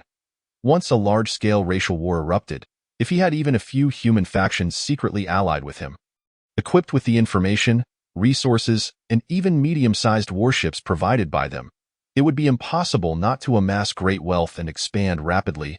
Damn it, what the hell is that bastard thinking instead of focusing on his cultivation? In a room of a small castle, Li Feng couldn't help but curse. The closer he got, the stronger his sensory perception became, and the lower the likelihood of being detected. Thus, after slowly tracing the location of the secret chamber through hidden passages, he activated his teleportation ability once more, bringing Gu Lingxi to the small castle above the secret chamber. He then kept a watchful eye on Simpson's movements out of the corner of his vision, searching for an opportunity to strike.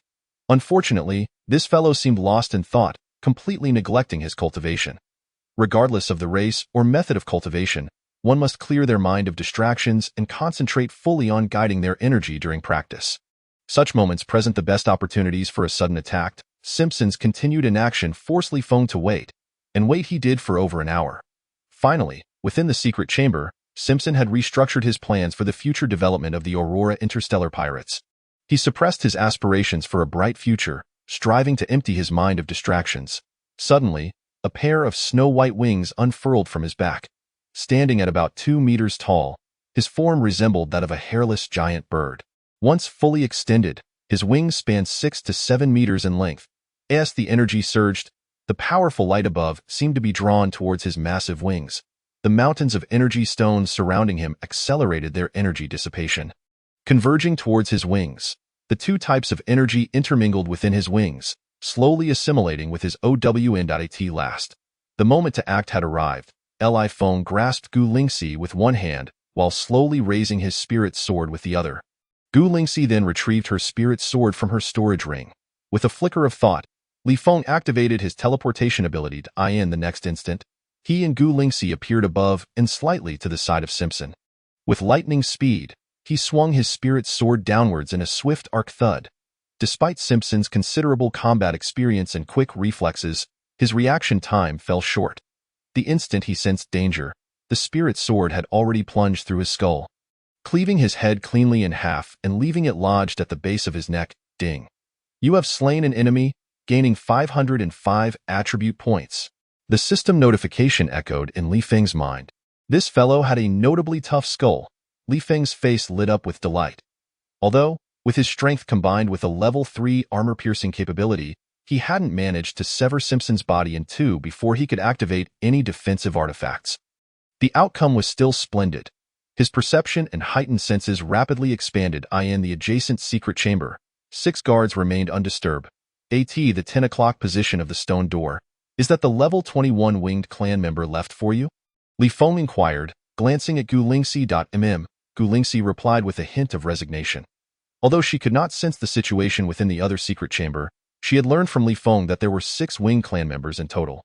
Judging by the dissipating energy, the weakest among them was level 21, while the strongest reached level 27 half a year ago, when she and Li Feng had ambushed a Wind Mouse clan team in their territory with the aid of miniature surveillance devices.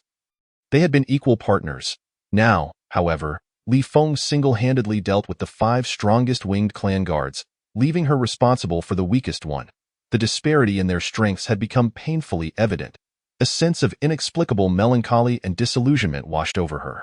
Li Feng noticed Gu Lingxi's emotions but chose not to dwell on them. This girl was inexplicably moody at times, oscillating between the aloof, rational demeanor of a noble heir and the impulsive recklessness of a madman aboard a reconnaissance ship.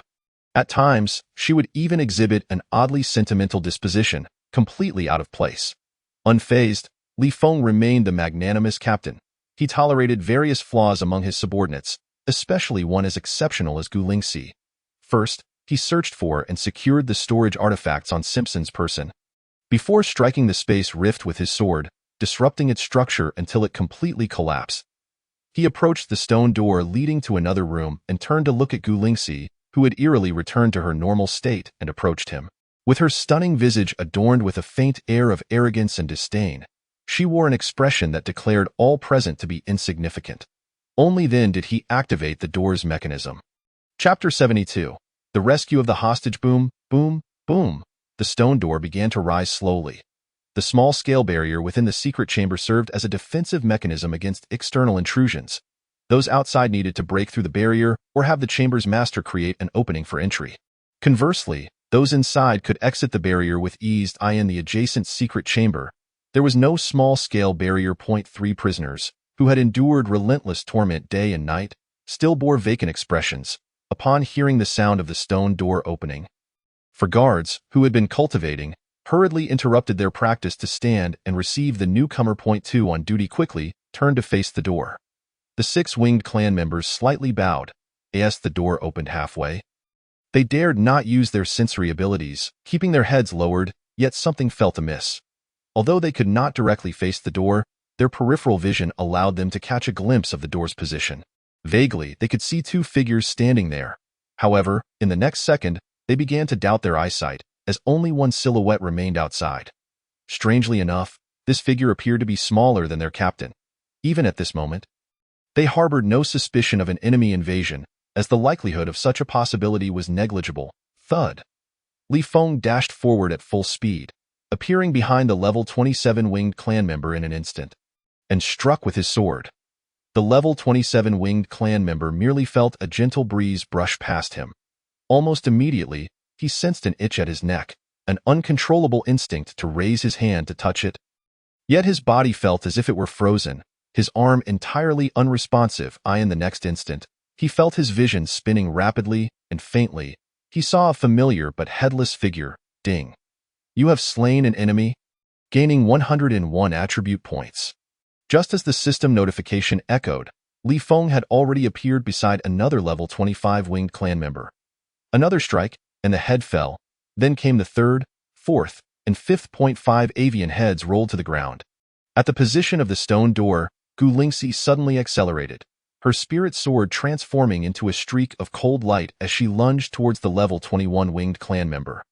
The sound of bird heads hitting the floor, the bodies of the 5 fallen winged clan guards, and the bubbling blood gushing from their necks finally elicited some response from the 3 prisoners. Their gazes remained hollow, yet they began to focus on Li Feng and the 5 winged clan guards, as well as the scene not far away where Gu Lingxi was engaged in combat with the level 21 winged clan member. Though Gu Lingxi had reached level 22 and was an exceptional talent among the human race, her initial advantage over the lower-level winged clan guards took a minute or 2 to establish. Are you sent by my father to rescue me? Marina finally reacted, her voice faint yet filled with intense hope. The other two winged clan prisoners also exhibited a glimmer of life in their eyes. The intruders, though two were of the human race, clearly did not come with the intention of rescuing them. However, they might inadvertently facilitate their escape. Beside the corpse of a winged guardian, Li Feng paid no heed to the hopeful expression on Marina's face. He quietly observed Gu Lingxi wielding her flying sword, relentlessly inflicting wounds upon the last winged guardian. Since Simpson had already been slain, and according to his heightened perception, only 2 level 30 pirate leaders remained in the entire outpost, there was no need for haste. He patiently awaited Gu Lingxi to practice on this winged foe. After 5 minutes, with a gentle flick of her wrist, Gu Lingxi maneuvered the sword to swiftly pierce the heart of the level 21 winged guardian. She stowed the spiritual sword and turned to look at Li Feng, who met her gaze without flinching. After a tense silence of several seconds, seeing her resolute and unwavering expression, Li Feng resignedly stated, "I am the captain, and you are the squad leader. We must adhere to protocol." Gu Lingxi snorted disdainfully and, albeit reluctantly, began rummaging through the corpse for the key to the metal cage. Approaching Marina's cage, she attempted to unlock it. "Hurry, be a bit quicker." Though no direct response was given, the intentions of both were unmistakable, and a glimmer of urgency flickered in Marina's eyes. She anxiously glanced around, fearful that the pirate captain might suddenly appear and shatter their hopes. Click! On the 5th key attempt, the metal cage swung open. As Marina staggered out, she finally grasped the reality of her rescue, having escaped the torment that had felt like an eternity. Overwhelmed with joy, she wept bitterly. However, upon seeing a winged corpse, her expression quickly shifted to one of seething hatred. It was only then that she truly emerged from 3 months of numbness, recalling her identity. "Give me a sword. I will tear them to shreds." She surveyed the 6 winged corpses nearby and lunged for the spiritual sword in Gu Lingxi's hand. Gu Lingxi swiftly pivoted, avoiding the filthy and foul-smelling Marina with ease while maintaining her distance. Marina's mind was consumed with thoughts of annihilating the 6 winged beings who had tormented her for 3 long months. Noticing Gu Lingxi's retreat, she instinctively charged towards the spiritual sword held by Li Feng. Smack! What awaited her was Li Feng, who was less concerned about cleanliness than Gu Lingxi, delivering a sharp slap. The force was well measured, sending her flying while leaving a distinct imprint on her face. Yet not enough to be fatal. He wiped the grime from his hand and produced a syringe of tranquilizer from his storage ring, tossing it to the struggling Marina. "If you wish to live, inject this into your body." Marina stared at Li Feng in terror, then glanced at Gu Lingxi, finally sensing something amiss. These two were evidently here to rescue her, but why were they of the yellow race? And why did they exhibit such indifference? 10, 9, 8. Despite having ample time, Li Feng was unwilling to squander it on this white girl. Memories of her torturous confinement in the metal cage resurfaced in Marina's mind. Having finally recalled her identity, it all collapsed in an instant. She offered no resistance, not daring to meet Li Feng's gaze. Trembling, she picked up the tranquilizer and injected its contents into her arm. Her body gradually succumbed to the ground. Li Feng turned to Gu Lingxi, his meaning clear. "I am the supreme captain, and this filthy, odorous girl is your responsibility. I shall remain here." Gu Lingxi was still reluctant to engage with Marina. "Very well," Li Feng acquiesced. The secret chamber was evidently unbeknownst to other pirate leaders and was buried deep within several kilometers of subterranean rock. As long as energy beams were not utilized, it was impenetrable and secure. "Help, please!" A voice suddenly emerged from within a metal cage, a winged being pleading in broken human language. Another responded, claiming to be a descendant of a certain winged viscount, willing to pay any price for her rescue.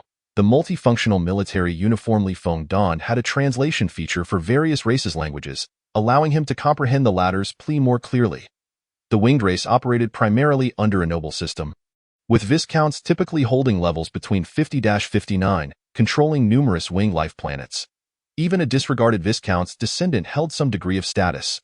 This could prove useful in the future. Li Feng contemplated briefly, retrieving 2 syringes of tranquilizer from his storage ring and handing them to Gu Lingxi. "Inquire about their identities. If they are willing to become slaves, we may rescue them. If not, they shall be dealt with." Gu Lingxi nodded slightly. Chapter 73. Bombardment of the underground world. Li Feng's perception and heightened senses rapidly expanded. pinpointing the locations of the other two level 30 pirate leaders and confirming that no spatial rifts existed in the entire outpost. He promptly issued a command to the reconnaissance ship's AI to hasten its approach. Following this, he activated his teleportation ability, reappearing behind one of the level 30 winged pirate leaders. Swish! The flash of his sword severed the head from its body. Next, he teleported behind another level 30 winged pirate leader, swiftly slaying him as well. His available attribute points surged to 1155. He immediately distributed these points evenly across the four main attributes, excluding agility. Host. Li Feng attribute points: 0 constitution, 3715 strength, 3715 endurance, 3714 agility, 4477 spirit, 3713 abilities. Armor piercing level 3. Teleportation level 4, flight level 3, heightened senses level 3. Li Feng did not linger and began to carve a path out of the chamber occupied by the winged leaders, effortlessly dispatching any winged guardians in his way. Upon bursting forth from the castle, he directed his assault towards the congregation of human mechs. Although these high-damage, high-defense mechs could reach around level 25 at their peak, they posed negligible threat to him. However, they represented a significant danger to the combat personnel, even surpassing that of the 25 to 29 level alien beings. For the 25 to 29 level aliens could only destroy the multifunctional military uniform's energy shield after at least 2 attacks. Only a select few exceptionally powerful alien beings could potentially deliver a single fatal blow. High damage, high defense combat mechs. Once they unleashed their Tier 3 energy cannons upon the multifunctional military uniform, could not only deplete its reserve energy but also, with residual force, kill personnel who had lost their uniform shock absorption capabilities. AS Captain. While his subordinates were willing to risk their lives to obey orders, he also bore the responsibility of minimizing their casualties. Bang, bang, bang. Although the several mechs were not grouped together, they were all situated in the area where the human pirates congregated. With Li Feng's speed, he easily reached the location where these mechs were stored. With their energy shields inactive, his spiritual sword, combined with his immense strength and level 3 armor-piercing ability, could easily breach the alloy materials of the mechs. In just 2 or 3 strikes, he could incapacitate their vital components, rendering them combat ineffective. Beep, beep, beep, alarms blared incessantly. Both the monitoring equipment set up by the human pirates in the underground world and the surveillance artifacts of the winged and other alien pirates began to detect Li Feng's presence. The entire underground world descended into chaos. For Li Feng, however, this was fortuitous, as waves of pirates above level 25 began to emerge from their respective castle chambers to investigate the situation. After Li Feng dismantled those battle mechs, his target shifted to the pirate leaders of level 25 and above, conveniently avoiding the need to engage each castle individually. Attribute points 72, attribute points 5, attribute points 105. The system notifications rang out one after another. Even the level 25 and above winged pirates could only sense that a formidable enemy had infiltrated, but could not detect the intruder's figure. Li Feng's speed was too swift. His inherent velocity rivaled that of level 33 beings, augmented by a 3-fold speed boost from his level 3 flight ability. Even the perception capabilities of level 29 winged beings struggled to capture his flight trajectory. Beep, beep, beep.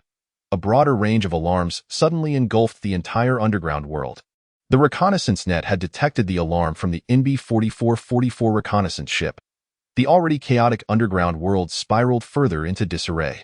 With powerful enemies invading from both inside and out, even Simpson, the captain, and the 2 level 30 winged leaders failed to emerge to command and intercept the intruders.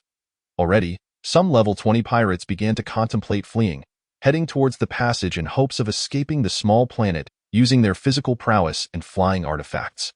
Unfortunately, while their thoughts were astute, they encountered the stingy Li Feng, who sought to claim as many attribute points as possible, prioritizing those wishing to escape as his targets for elimination point. 3 minutes later, Li Feng received notification that the reconnaissance ship had entered within 10,000 kilometers and was under attack by a group of winged beings above level 20. With a thought, he activated his teleportation ability, reappearing 3,000 kilometers away from the small planet. His perception capabilities were stretched to their limits. The NB-4444 reconnaissance ship was now within his sensory range, with those level 20 and above sentinels rushing towards it. However, given the energy shield strength of the reconnaissance ship, Allowing these sentinels to attack recklessly would easily withstand their assault for several hours. Li Feng accelerated his movement. Swish, swish, swish, he rapidly counterattacked those level 20 and above sentinels.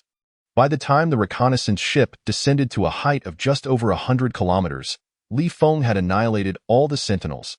At his command, the doors of the reconnaissance ship opened, and a breach in the energy shield at the door's location was created. Li Feng swiftly entered the reconnaissance ship and made his way to the control room. The main cannon below powered up. As the reconnaissance vessel descended gradually under his meticulous control, a 1-meter diameter energy beam incessantly struck several entrances leading from the subterranean realm to the surface. Boom, boom, boom. Not only were these entrances thoroughly breached by the energy beam, but the vast barrier enveloping the entire underground world also collapsed abruptly. Li Feng swiftly adjusted the main cannon to its highest energy cannon mode. Waves of energy cannons pierced through each passage, penetrating into the underworld. Boom, boom, boom. Attribute value 0.52, attribute value 0.78, attribute value 0.39. The Aurora Interstellar Pirate Group stronghold, along with the lower-tier pirates, faced annihilation. Whether it was the luxurious villas constructed by human pirates, the castles built by the Wing tribe, or various abodes erected by other races, all were reduced to ruins under the relentless bombardment of the energy cannons. The lowly pirates hiding within let out continuous wails as rubble and severed limbs floated upwards, cascading toward the surface. All combat personnel engage freely. As per our usual protocol, those wishing for promotion must first slay enemies, and those seeking wealth should prioritize looting. For those desiring both, it's time to both kill and gather spoils. There is no time limit for this mission. Revel to your heart's content. After a relentless barrage lasting 4 to 5 minutes, as the reconnaissance vessel's energy reserves dwindled to 10, Li Feng finally ceased fire. Long live Captain Daddy. Captain Daddy, whenever you need assistance, do not hesitate to call on me. Kill, kill, kill. All is mine. 5 mechs and over 500 combat members surged forth from their readiness zones, charging towards the entrances where debris and limbs continuously emerged. Li Feng maximized his perception abilities, confirming the absence of pirates above level 25 before refraining from venturing further into the underworld. Although numerous interstellar pirates still survived within, he remained generous towards his own comrades. As a captain capable of determining the outcome single-handedly, he consumed every last morsel without hesitation. Yet, he would not forget to share a bowl of soup with his team members. Broadcasting a message of mercy, he declared surrender would lead to survival. He dispatched intelligent robots to assist the squad leader, while the scanners maintained peak intensity, vigilantly monitoring the surroundings. A flurry of commands followed from Li Feng. Finally, he had a moment to glance at the system. The onslaught had claimed over 10,000 interstellar pirates, causing his attribute points to surge beyond 6,000. This indicated that the slain pirates averaged over level 8. Without much hesitation, he allocated all attribute points across the 5 essential attributes. Host. Li Feng attribute points: 0 Constitution, 50-76 Strength, 50-76 Stamina, 50-75 Agility, 50-75 Spirit, 50-75 Abilities. Armor Breaking Level 3.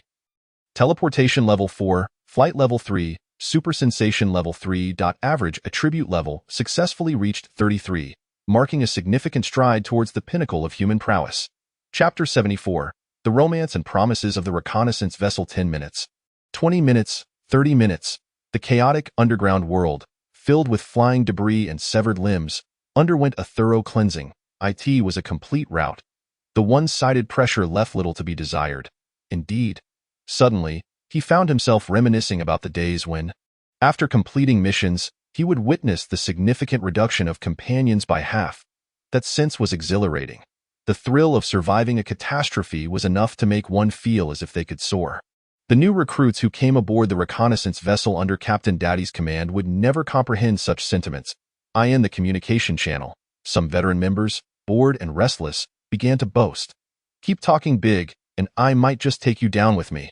Finding excitement is not that difficult.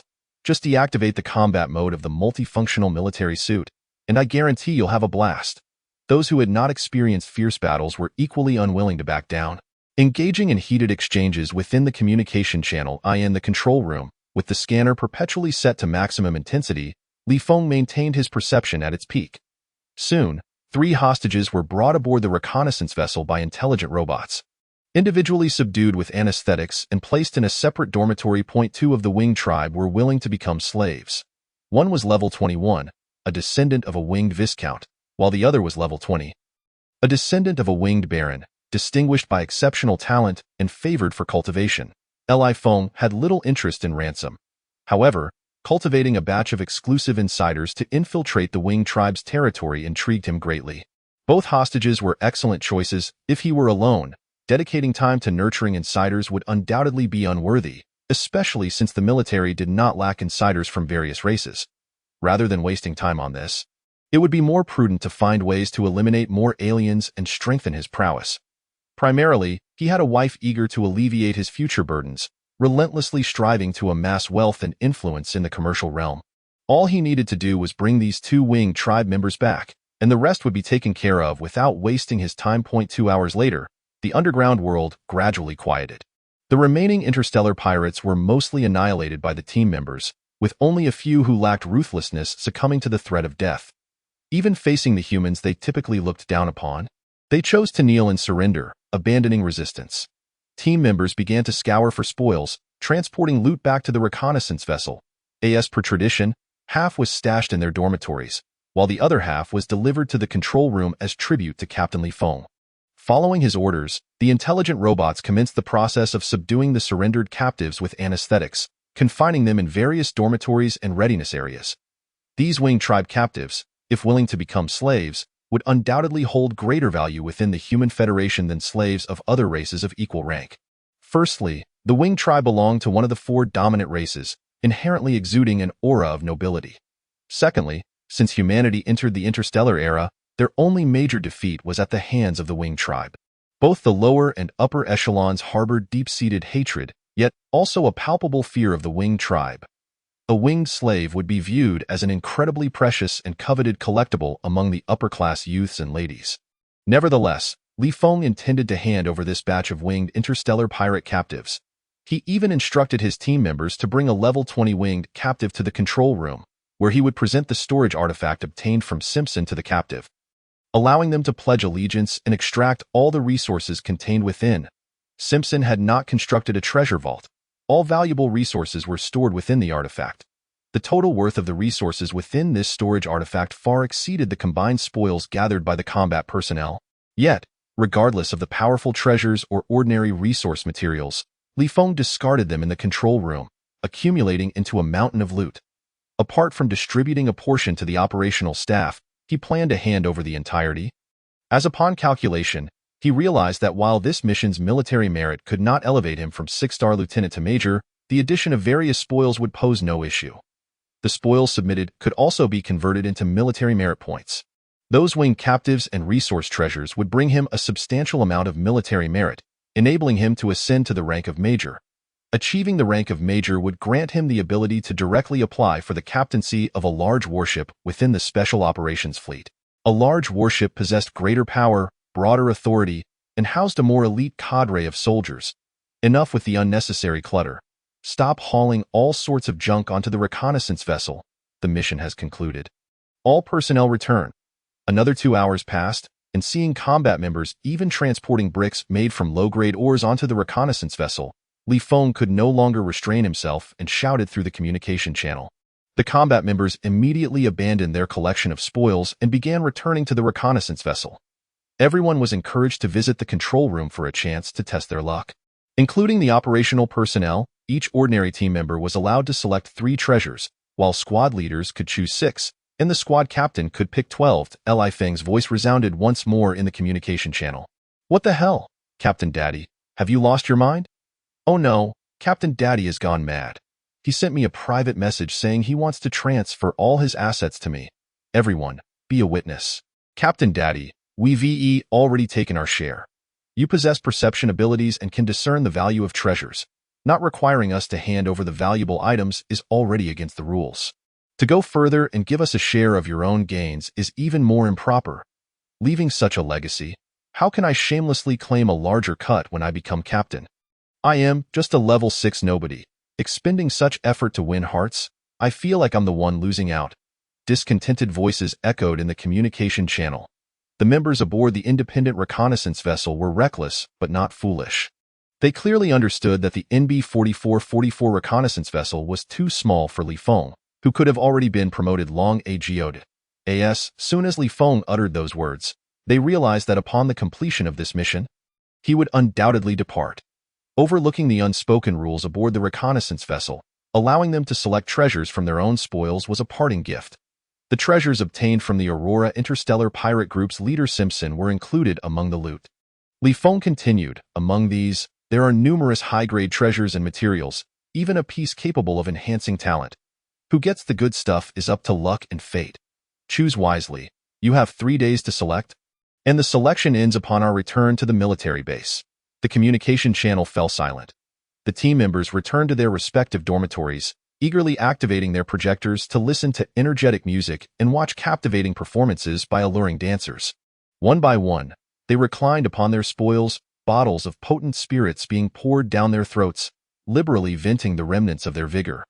The NB-4444 reconnaissance vessel appeared to operate as per usual.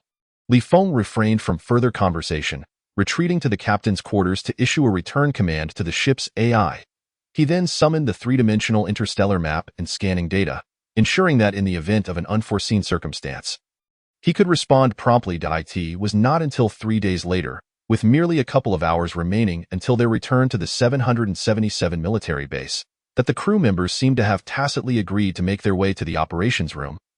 Rummaging through and selecting the farewell gifts Li Feng had bestowed upon them, their 3-day wait was a testament to their utmost respect for Li Feng. Accepting this chance was their way of taking responsibility for themselves. Before departing, they once again cut their palms, leaving a trail of blood beside the towering heap of spoils, with some splattered upon the treasures. This was their form of romance, their farewell to Li Feng. When called upon, their allegiance was unwavering, irrespective of personal gain. With ample benefits bestowed, one remained as a father figure. Chapter 75. Yong'an No. 1 On the evening of August 22, the NB-4444 small independent reconnaissance vessel made a successful return to the military base's docking station. The crew, as ever, carried their respective treasures, eagerly inviting one another to indulge in merriment on the sin-laden planets. Soon, the vessel was left with only the reclusive Gu Lingxi, who immersed herself in rigorous training, and Li Feng, who was preoccupied with numerous affairs. He first retrieved his communication device to inform Jiang Wanxin of his safe return. Then, he instructed the ship's AI to delete the necessary videos. While organizing the remainder for submission to the statistical department, he also arranged for automated robots to transport hostages, spoils, and captives to the relevant receiving departments. Within just over half an hour, the military achievements were tallied. As usual, it began with a series of recorded demerits, as Li Feng had anticipated. His contributions as captain during this mission were substantial. He alone claimed 200,000 contribution points out of a total of 300,000. The value garnered from enemy kills amounted to 50,000. Additionally, the spoils submitted and the hundreds of captured Wing tribe members contributed further, elevating his total military contribution points to over 300,000. Altogether, his cumulative score reached an impressive 1.19 million points, enabling him to ascend from a 6-star lieutenant to a 1-star major. However, until his rank was officially elevated, he could not amend his application for the position of captain of a medium-sized special operations fleet to that of a large warship captain. Beep, beep, beep. As he scrutinized the military achievement report, his military wristwatch emitted a communication request alert. A glance revealed it was a video call from Director Dennis of the Reconnaissance Department. He promptly accepted the call. Dennis's holographic image soon materialized before him, his expression one of frustration. Do you understand that Tristan is the most powerful member of the Carlos family, his significance far surpassing that of the rescued Marina?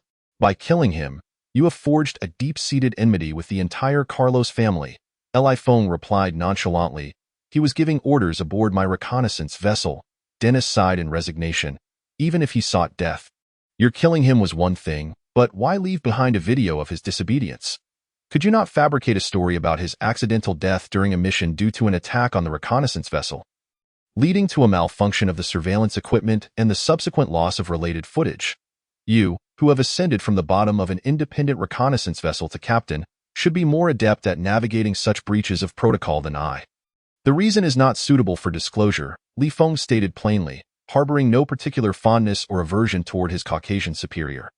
After all, from Tristan's demeanor and actions, it was evident that Dennis adhered strictly to regulations, not divulging his own power level or various capabilities. At the very least, he was worthy of his position as director of the reconnaissance department, aware of which secrets could be leaked and which must remain concealed. "You make it exceedingly difficult for me," Dennis lamented, caught between the considerable financial and political influence of a small interstellar family and the formidable reputation of an independent reconnaissance captain like Li Feng. Despite their different skin colors, he found it challenging to fully appreciate or embrace even the most outstanding of subordinates. However, the accomplishments Li Feng had achieved were undeniably linked to Dennis's own merit, from which he had benefited greatly. Whether for the sake of self-justification, prestige, or self-preservation, he could not afford to stab Li Feng in the back. It is not difficult at all. When benefits are involved, one simply opens their pocket. What can be disclosed, one discloses.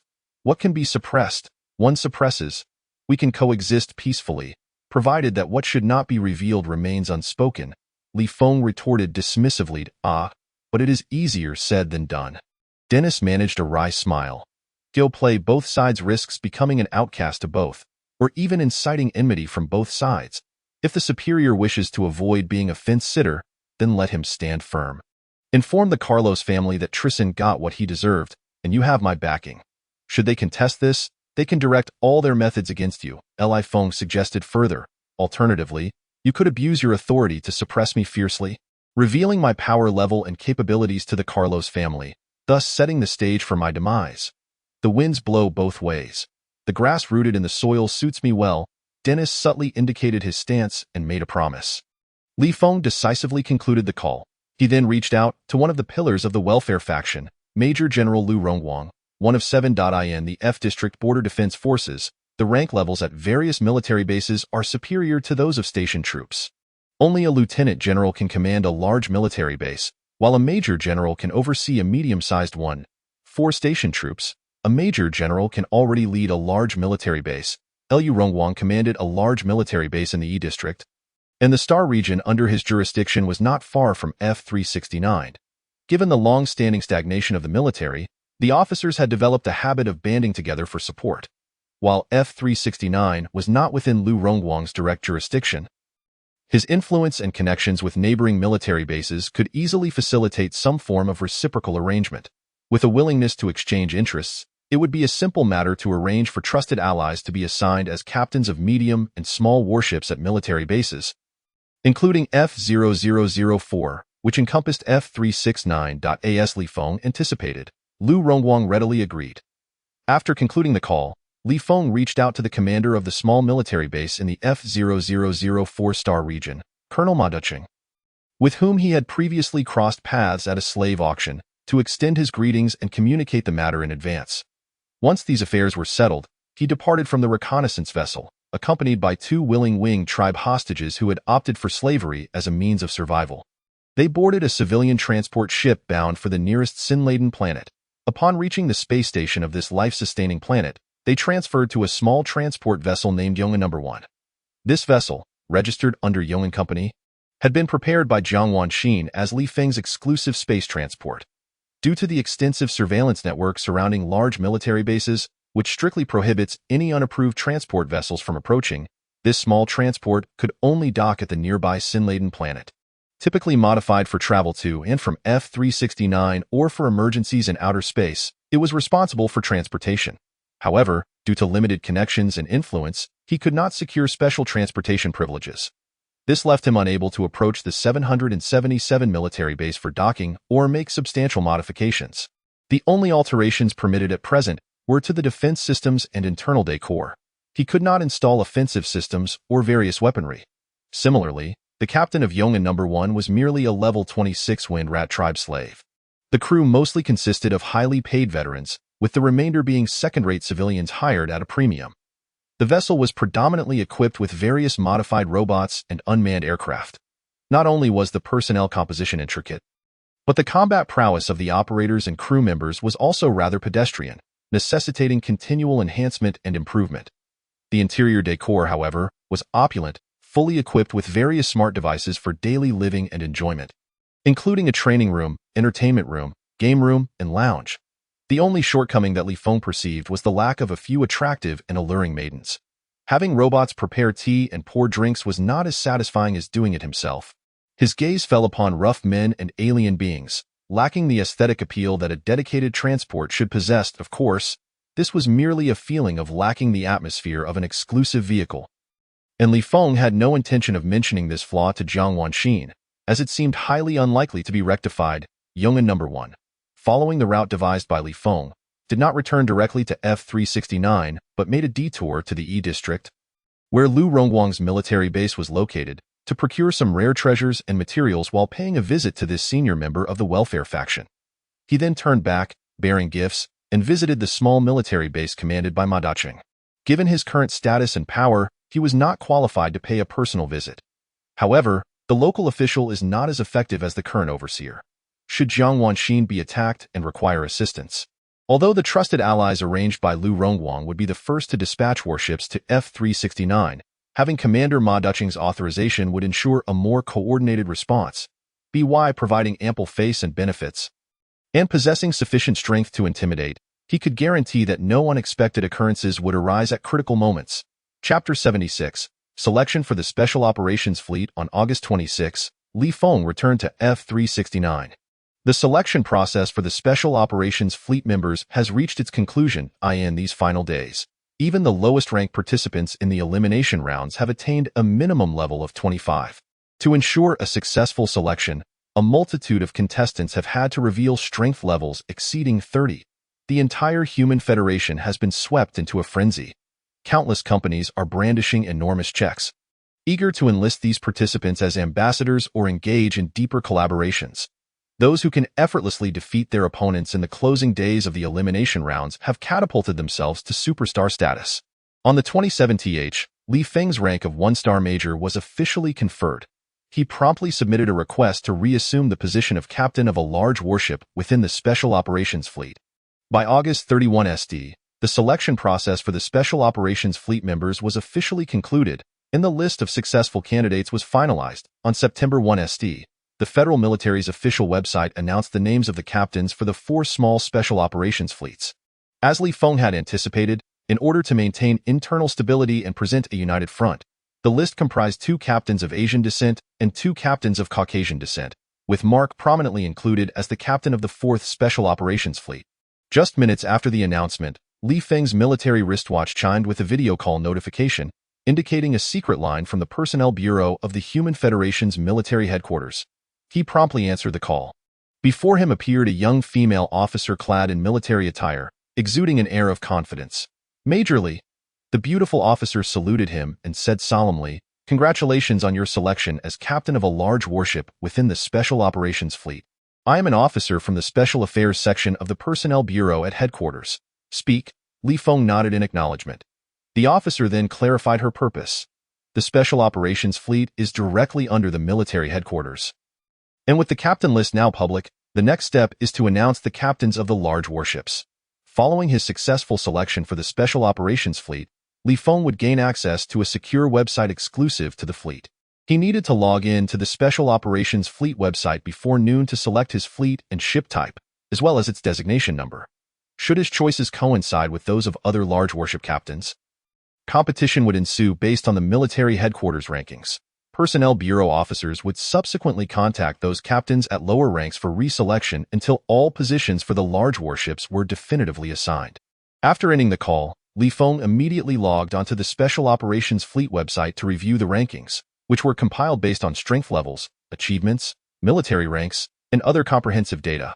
Although his rank had only just reached 1-star major, significantly hindering his standing, he still managed to secure the 3rd position among the 40 large warship captains. Remarkably impressive. The 2 majors ahead of him, while their strength levels and capabilities were classified information beyond his access, he could still ascertain their basic identities, one in his 40s and the other in his 50s. Clearly, they were of comparable strength levels, relying on their substantial advantages in rank and achievements to surpass him. Of course, this was primarily due to Li Feng's relative restraint in showcasing his true strength during the last 2 missions. The military's assessment placed him not at level 33, but rather around levels 27 or 28. Otherwise, no one could have claimed his first place, for in terms of strength and capabilities, he possessed a crushing advantage over other serving officers at the major rank. Although the weight of achievements and ranks was considerable, it was insufficient to position him at third place. Without hesitation, he selected the 4th Fleet, as agreed upon with Mark, choosing one of the 9 battleships as his vessel type, AS for the designation number. He contemplated briefly before settling on the 4th battleship, familiar and endearing. An hour later, without any unusual occurrences, he received notification of his application approval, with his 3rd overall ranking among the large ship captains. He would only need to reselect if the first 2 ranked captains made identical choices. On the morning of September 2 ND, the military's official website formally announced the list of captains for the 4 fleets. Comprising a total of 40 large warship captains. It still failed to generate significant buzz. The attention of the populace within the human Federation remained fixated on those who had successfully passed the fleet selection process.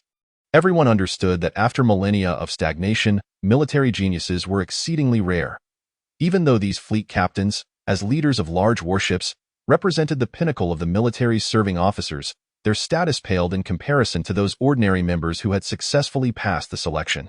These fleet captains and various ranks were positions obtained through initial advantages, merely serving to impart military etiquette to those top-tier talents, even extraordinary geniuses, who were temporarily relegated to the status of ordinary members and would eventually be replaced. Naturally, this impression was a deliberate maneuver by the Federal Assembly and the military to subtly guide public sentiment. Otherwise, the level of interest wouldn't have fallen to the point where the majority of the populace hardly glanced at the information about these officers. After all, many of the selected officers were also top-tier talents, and with their early advantages, their futures and potential were unlikely to be inferior to those extraordinary geniuses. According to Jiang Wanxin's deductions, this guidance stemmed from an underlying uncertainty as they prepared justifications for the impending 4-clan combat confrontation. Should the outcome be unfavorable, it was evident that the Federal Assembly and military would steer public opinion to find reasonable explanations and suitable scapegoats, asserting that it was not the individual prowess of the human race, combined with the warships, that was lacking, but rather the dominance of the other 3 paramount races. The military had languished in mediocrity for millennia, and the mid to lower-ranking officers were largely ineffective. Even within the Special Operations Fleet, they could only select the best among the mediocre. Only when those extraordinary prodigies and top talents emerged, rapidly advancing in strength and status, could the true combat effectiveness of the Special Operations Fleet be realized. For now, the public was led to perceive that the officers in the Special Operations Fleet were inadequate. If they were to lose in the combat confrontation, the populace would merely feel a sense of injustice and resentment, maintaining their high spirits and fighting spirit. If executed properly, it could even attract more talents to join the military. Similarly, even if the defeat were overwhelming, such reasoning would deter the 3 paramount races from underestimating humanity. Furthermore, there were numerous strategic maneuvers in place. For instance, the Federal Assembly and military took over 6 months to announce this combat confrontation, then leisurely organized a selection process lasting 2 months, not only to ensure that talents were absorbed into the military, but also to provide a reason for the Special Operations Fleet's lack of synchronization and experience in real combat. Additionally, the Special Operations Fleet's motherships and warships, custom-built and tailored for the fleet, were temporarily unavailable for deployment. In summary, if they were to lose, it would be stated that there remained ample room for improvement. And no one should underestimate them. If they were to lose without suffering too much, or even manage to win a round or 2 by sheer luck, that would be remarkable. There would still be significant room for advancement. And the question would be whether others were intimidated. Even before the combat confrontation commenced, humanity had already secured an unbeatable position in the realm of cunning strategies and strength-based supremacy. The combined influence of all high-ranking members of the 3 paramount races couldn't equate to the smallest finger of the members of the Federal Assembly. On planet B250, amidst the boundless azure sea and layers of drifting clouds, an island emerged, seemingly a celestial paradise lost to the world. Upon this island, a veil of mist enveloped the land, where clouds could be plucked at will, and the gossamer-like fog carried a fragrant essence. Rare and exotic flora flourished in abundance, while colorful butterflies danced among the blossoms. Every structure and every plant seemed to occupy its perfect position, creating an exquisite visual, auditory, and olfactory spectacle. Atop the island stood a magnificent ancient castle, exuding an air of grandeur and timelessness, as if it had existed for eons, instilling a sense of reverence in those who beheld it. Within the castle's grand hall, the elven folk swayed gracefully, their delicate forms adorned with translucent wings, each detail a testament to the creator's meticulous craftsmanship. Above the hall, a seat crafted from soft jade awaited. Albert, the contemporary head of the Carlos family, sat quietly in the chair, his eyes gently closed. Though he appeared to be in his prime, he had surpassed 60 years of age. Several members of the ethereal Meizu, lacking physical forms akin to the Soul Clan, stood around him. Some nurtured rare fruits with their bodies, while others conjured hands to gently knead his shoulders and thighs. Still others slipped beneath his garments, striving to employ their unique abilities. Along the sides of the hall, virtual three-dimensional images began to materialize, representing the high-ranking members of the Carlos family. You all know the reason for this meeting. Let's hear your thoughts. Albert remained with his eyes shut. Yet he could sense the presence of the family members' virtual images. Point one pondered aloud. The officer at Military Base 777 refuses to cooperate, and we cannot ascertain Li Feng's strength level or capabilities. Now that he has joined the Special Operations Fleet, not only is the level of confidentiality surrounding his information heightened, but his files have also been transferred to the military headquarters, making it even more challenging to uncover. I believe it is prudent to exercise caution. If we cannot uncover it, then there is no need to pursue it further. He dared to kill Terry's son. He must pay the most excruciating price. Otherwise, our Carlos family will lose face. The high-ranking member who succeeded Terry's son in commanding the Carlos family's military organization radiated a chilling aura. With Terry's son dead, he stood as the primary beneficiary. However, regardless of his inner thoughts, he had to outwardly demonstrate an unwavering resolve to avenge Terry's son. The audacity to kill Terry's son, even going so far as to retain video evidence to flaunt and provoke us, stemmed from an extended period of executing independent reconnaissance missions, leading to a character that had become radicalized and deranged. His ability to eliminate Terry's son was merely a result of a surprise attack, leveraging the power of the reconnaissance vessel. Even with any background or support, given his credentials and potential, he is confined to Military Base 777, which poses no significant concerns. Eliminating him would not be a daunting task. However, at present, he has indeed joined the Special Operations Fleet. This unit is a collaborative endeavor between the Council and the military, serving as a cradle for the finest combat capabilities and the cultivation of high-ranking military leaders among the human race. Taking his life, no matter how meticulously executed, would undoubtedly provoke discontent among the upper echelons of both the Council and the military. As the senior officials expressed their diverse opinions and thoughts, Albert remained with his eyes gently closed, relishing the multifaceted sensations provided by several members of the Meizu. He paid no heed to the discussions around him. To him, Li Feng was merely a slightly distinguished individual. A small fry that could easily be crushed at will, entirely unworthy of consideration. In the blink of an eye, he could summon several, even dozens, of ways to dispose of such insignificant creatures, often leaving them oblivious to the manner of their demise. He had no need for the insights or thoughts of these high-ranking officials. The convening of this video conference was merely a reflection of the grand epoch that had dawned. The Carlos family sought to ride the winds of fortune, yet first, they needed to ensure a unified voice within. He aimed to eliminate all those high-ranking individuals who disagreed with his ideology or harbored ambitions for the position of family head. Thus, during this period, he had been diligently seeking various justifications to hold high-level meetings. Within the Grand Hall, hidden advanced scanners meticulously documented every action and word of these officials. The disingenuous and those who engaged in obfuscation could easily be discerned through video and data analysis. Coupled with the intelligence provided by the insiders placed among these high-ranking officials, the more frequent the meetings, the more detailed the collected videos and data became. This made it increasingly easier to identify those who opposed him and those who covertly coveted the position of family head. Chapter 77. Underground Fortress. On the night of the 3RD, in a villa, on a large multifunctional bed measuring 6 meters in length and width, Jiang Wanxin lay in Li Feng's embrace. Upon hearing the notification tone from her wristwatch, she willed a soft mechanical tentacle to extend from the edge of the bed and retrieve her watch. After activating the virtual display screen, a flicker of understanding crossed her exquisite face. She had just received the news. Li Weimao had died. The cause of death was a confrontation with the higher-ups of a major mercenary group, leading to his brutal murder, and the perpetrator had already fled to the sinful planet. Remarkable, it truly aligns with your deductions, Li Feng, who had been gently kneading her hands, couldn't help but exclaim. The couple spent their days intertwined, sharing not only serious matters but also indulging in peculiar gossip. Among these was the reaction of the Li family, Jiang family, and even the Carlos family following the announcement of Li Feng's position as the captain of the Special Operations Fleet. Based on Jiang Wanxin's reasoning, given Li Jianye's ruthlessness and decisiveness, it was clear that Li Weimao would not survive the night. This was, after all, to give Li Feng a satisfactory explanation. Such an exaggerated tone, the flattery is rather lacking. Jiang Wanxin huffed softly to Li Feng chuckled. There's no choice. Among the billions of people, only you deserve my praise.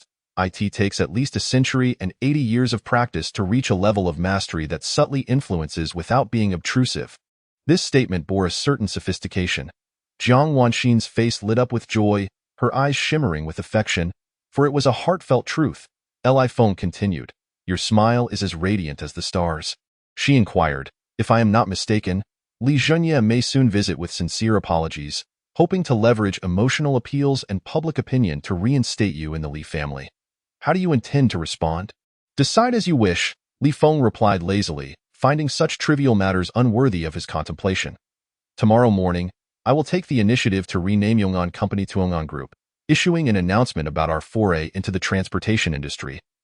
Adding a prefix from the Li family, Jiang Wanxin pondered, and then, you will publish the genealogy of the Li family, declaring yourself the first head of the Li family. He orchestrated Li Weimao's demise, deliberately engaging high-ranking members of a major mercenary group to incite conflict. Clearly, he is warning us of his long-standing connections with mercenary groups that dare to undertake any task. Perhaps we should invest 10 to 20 billion to sign transportation escort contracts with several major mercenary groups. With wealth comes audacity. Li Jianye may very well find himself driven to madness by your moves. Li Feng clicked his tongue in admiration. His grandfather, known for his ruthless nature and deep scheming, had dedicated his life to the ambition of founding a grand family. With Jiang Wanxin's series of oppressive strategies, Li Jianye would either be driven to despair or madness. Certain matters could indeed be anticipated and arranged in advance rather than waiting for circumstances to dictate a response. Yet, Jiang Wanxin felt she still had much to improve upon. It was exhausting and troublesome to consider every little matter from her own perspective and prepare for the worst. Li Feng gently shook his head. With the rapid enhancement of my strength, it won't be long before I can trample over any obstacles. You too should not overthink trivialities, live freely. Whoever stands in your way can be easily pushed aside by your prowess. Strategic planning is a privilege reserved for opponents of equal or greater strength. Indeed, Jiang Wanxin nodded lightly. Li Feng turned away from such minor concerns and focused on his primary objectives.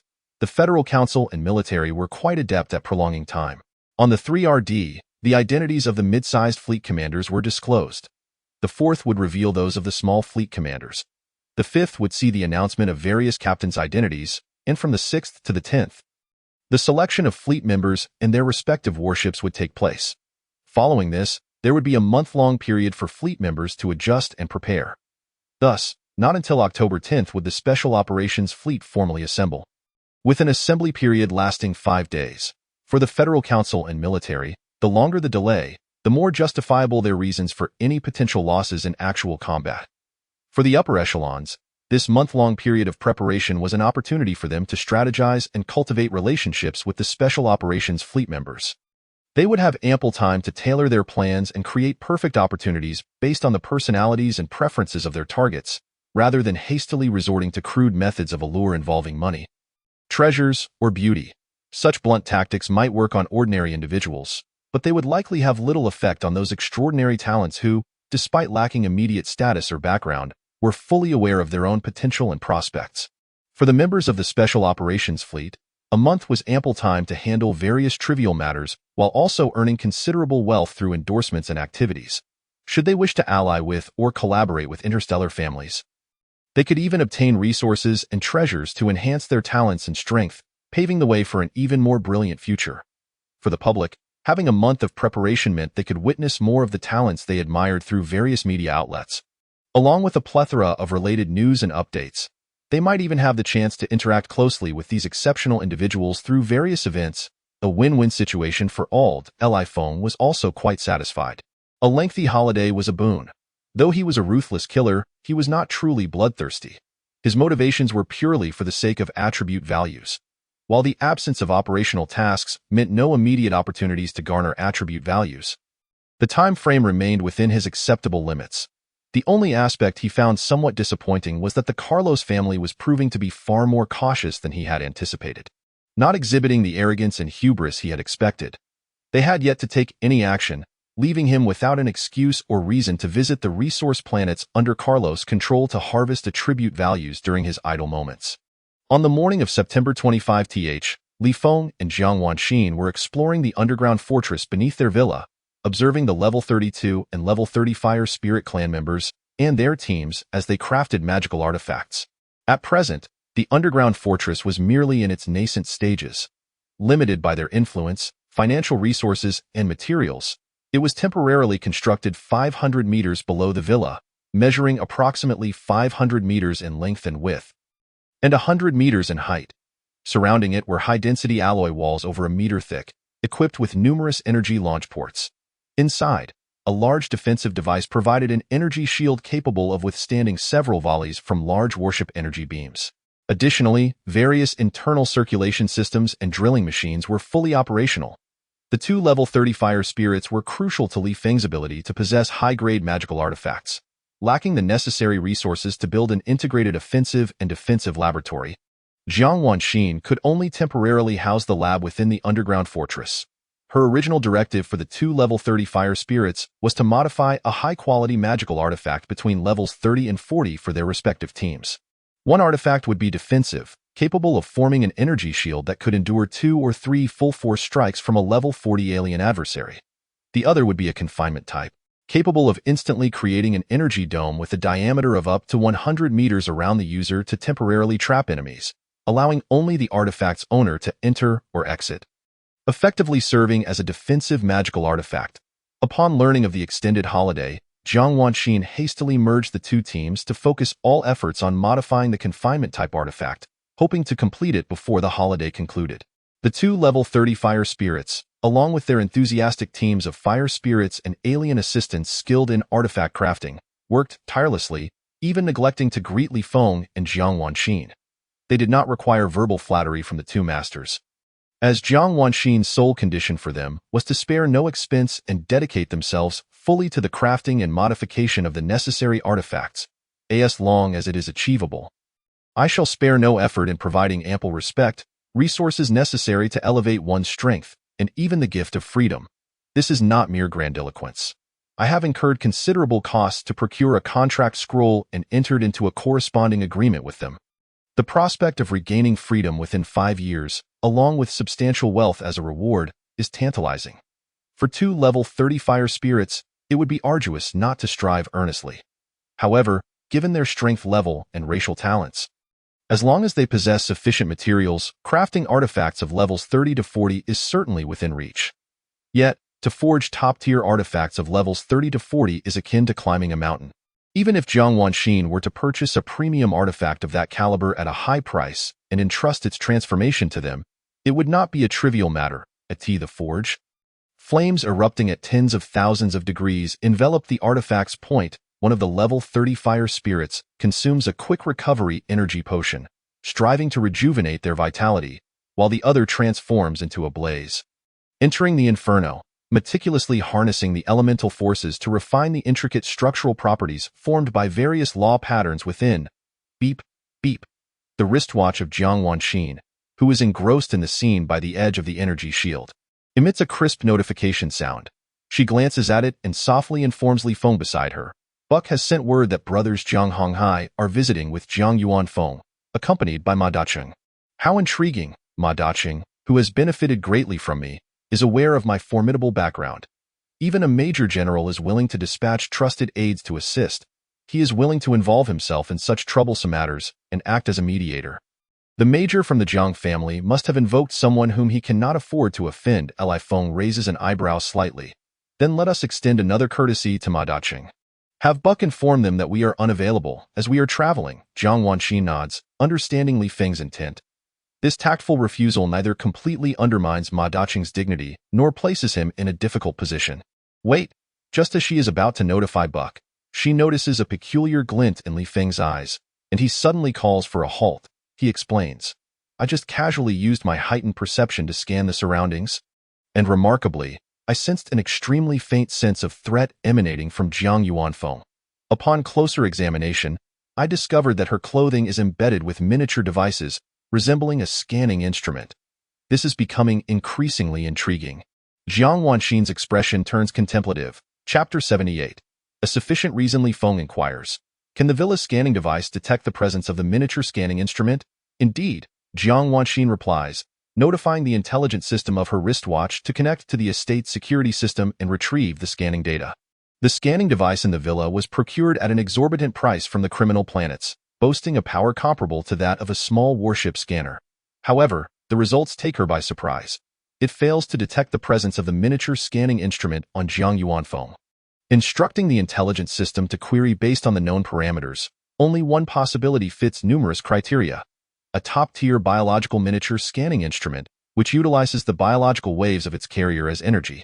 Given the insufficient strength of the scanning instrument and the perception abilities, it becomes exceedingly difficult to detect anomalies based on energy fluctuations. Only Li Feng, with his ability to disregard all barriers, could perceive the unusual features at level 3.3.it. Is highly likely that this is linked to the Carlos family. Li Feng grows increasingly confident in his assessment. Such a pinnacle of technology is undoubtedly of equal value to premium artifacts of levels 30 to 40. And money alone cannot acquire it. Sufficient status and identity are required to obtain such a device. A family like the Jiang, which has yet to fully establish itself among the prominent families in F369, could not possibly procure such a high-level scanning instrument, even if they were to sell everything they own. His rapid ascent in strength has left him unable to provoke formidable enemies. For regardless of whom he offends, they all transform into mere small fry upon a sudden glance back. The Li and Jiang families serve as prime examples, the only ones with the qualification to obtain such devices, and who are eager to probe his strength level, are the Carlos family. Of course, the Gu family might also be a contender, targeting Gu Lingxi, viewing him as an obstacle to eliminate in order to gather information regarding his strength level. Regardless of who it is, he has firmly attributed the matter to the Carlos family. Only those in power can afford to disregard reason, acting purely on their whims. His strength and status have yet to reach a level where he can ignore the rules and indiscriminately assault a small interstellar family. A reasonable excuse is necessary to avoid attracting the attention and suppression of certain powerful figures, even if a certain upper echelon, having nothing better to do, intervenes in this private matter purely out of personal dislike. There will also be opposing forces or favorable upper figures deliberately acting against him.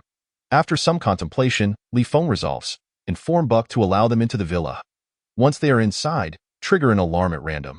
Let us directly retrieve the miniature scanning device from Jiang Wanfeng. Jiang Wanxin nods and promptly informs Buck. She then activates the estate's surveillance equipment. A three-dimensional virtual screen materializes before her, the intelligent system continuously adjusting the angle to focus on the three members of the Jiang family and Ma Daqing. At the entrance of the estate, Ma Daqing stands with brothers Jiang Hongxing and Jiang Honghai in front of the airship, observing with keen attention. Jiang Wanfeng, seething with anger, dares not show the slightest hint of dissatisfaction. Having grown up spoiled and willful, she has always been sharp-tongued, even towards her two elder brothers. However, they are still her kin.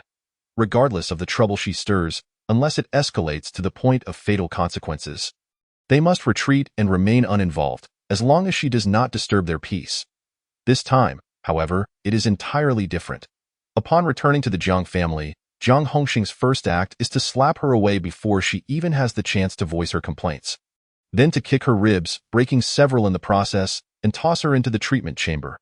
After her release, upon witnessing her wailing, he administers another slap and kick with equal force. But it takes half an hour before she is sent back to the treatment chamber for a second time.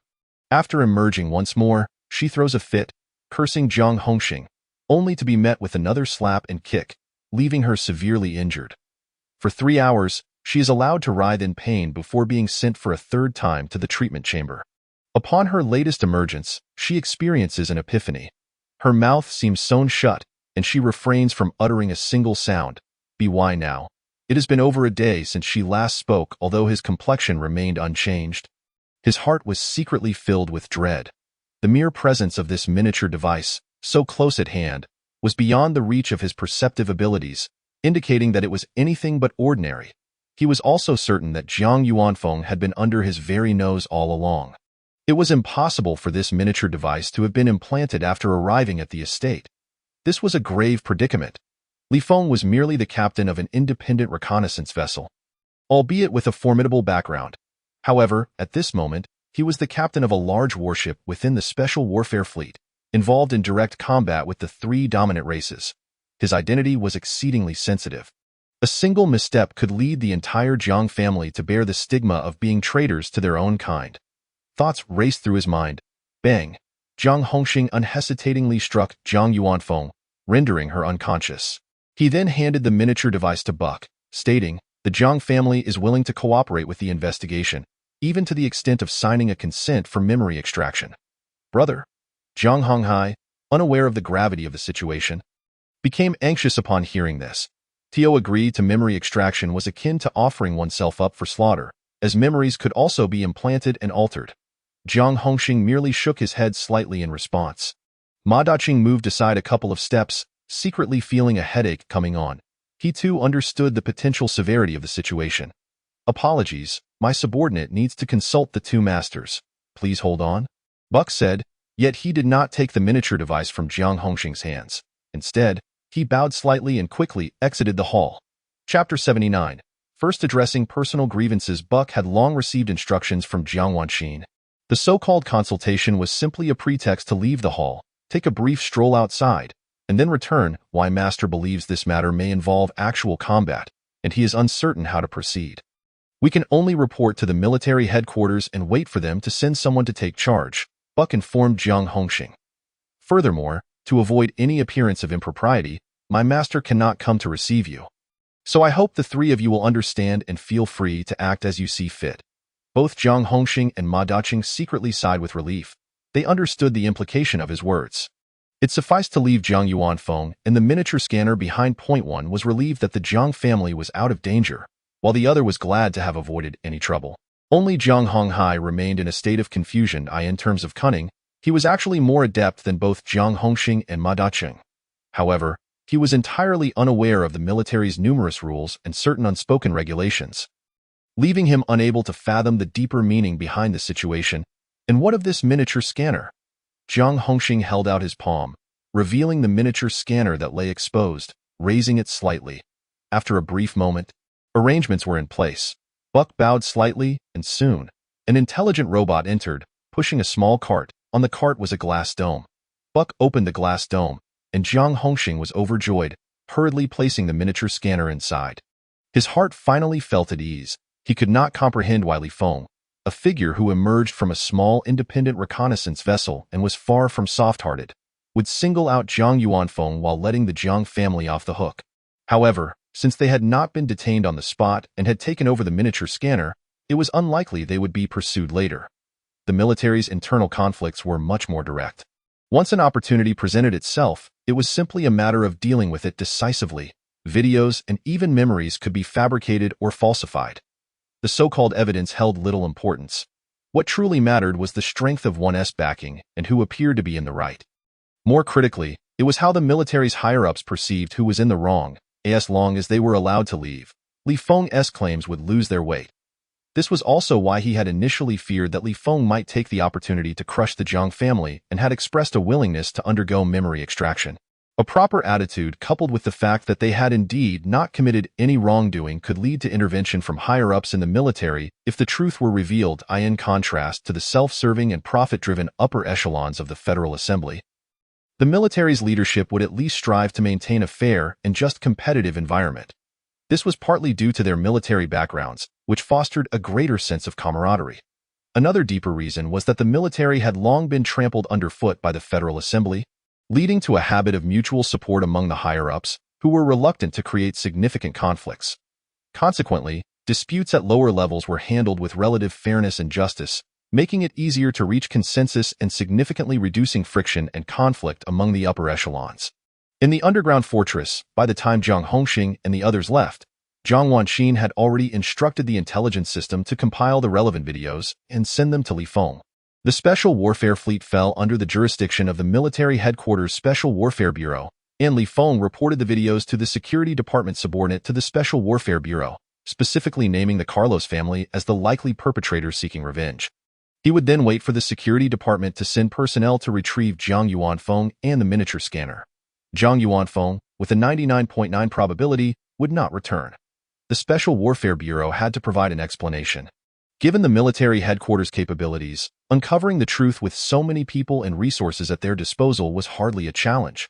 However, that explanation could not possibly involve the Carlos family. It would either be delayed without resolution or the blame would be placed on an alien faction. Jiang Wanfeng was destined to be lost to them. Leaving both her and the miniature scanner behind was tantamount to signaling the Special Warfare Bureau his intention to eliminate this woman. If she had no significant transgressions, perhaps some righteous high-ranking officials in the Special Warfare Bureau would grant her a chance at life. Yet, Jiang Wanfeng's record was far from clean.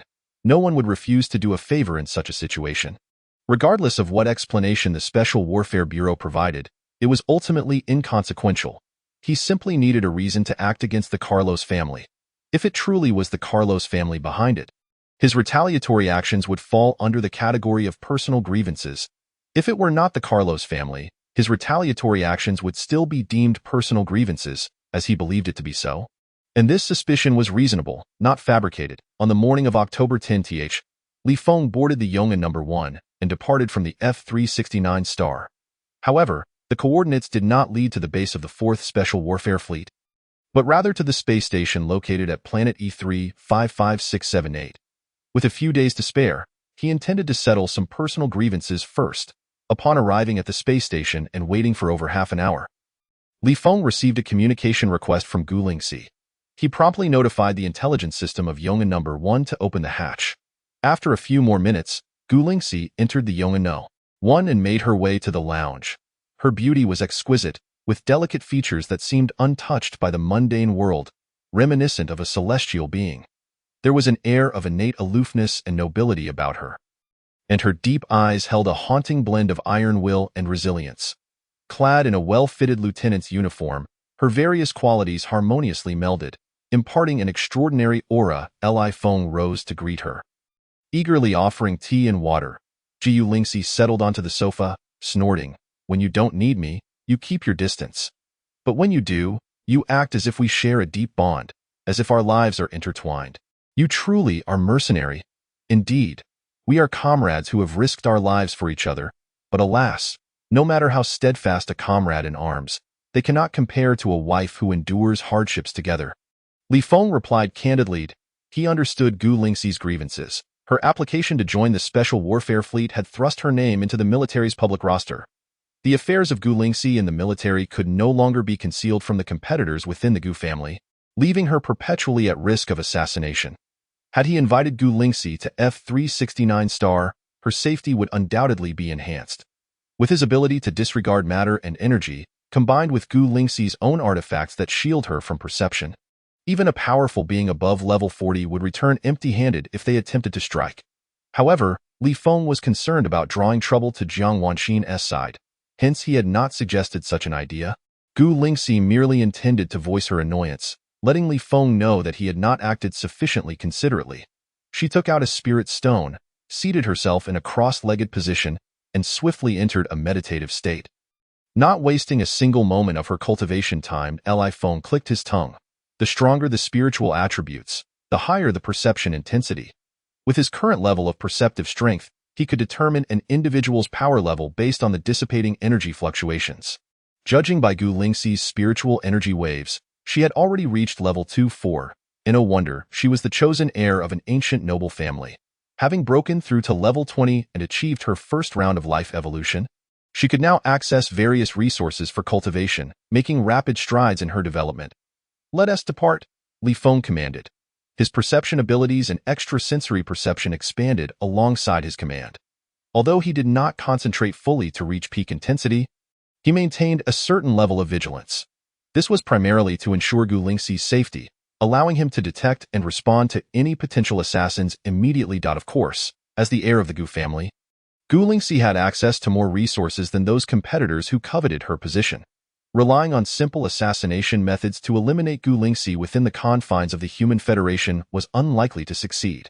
Li Feng's actions were merely an additional layer of insurance. Yong'an Number 1 departed from the space station, gradually accelerating.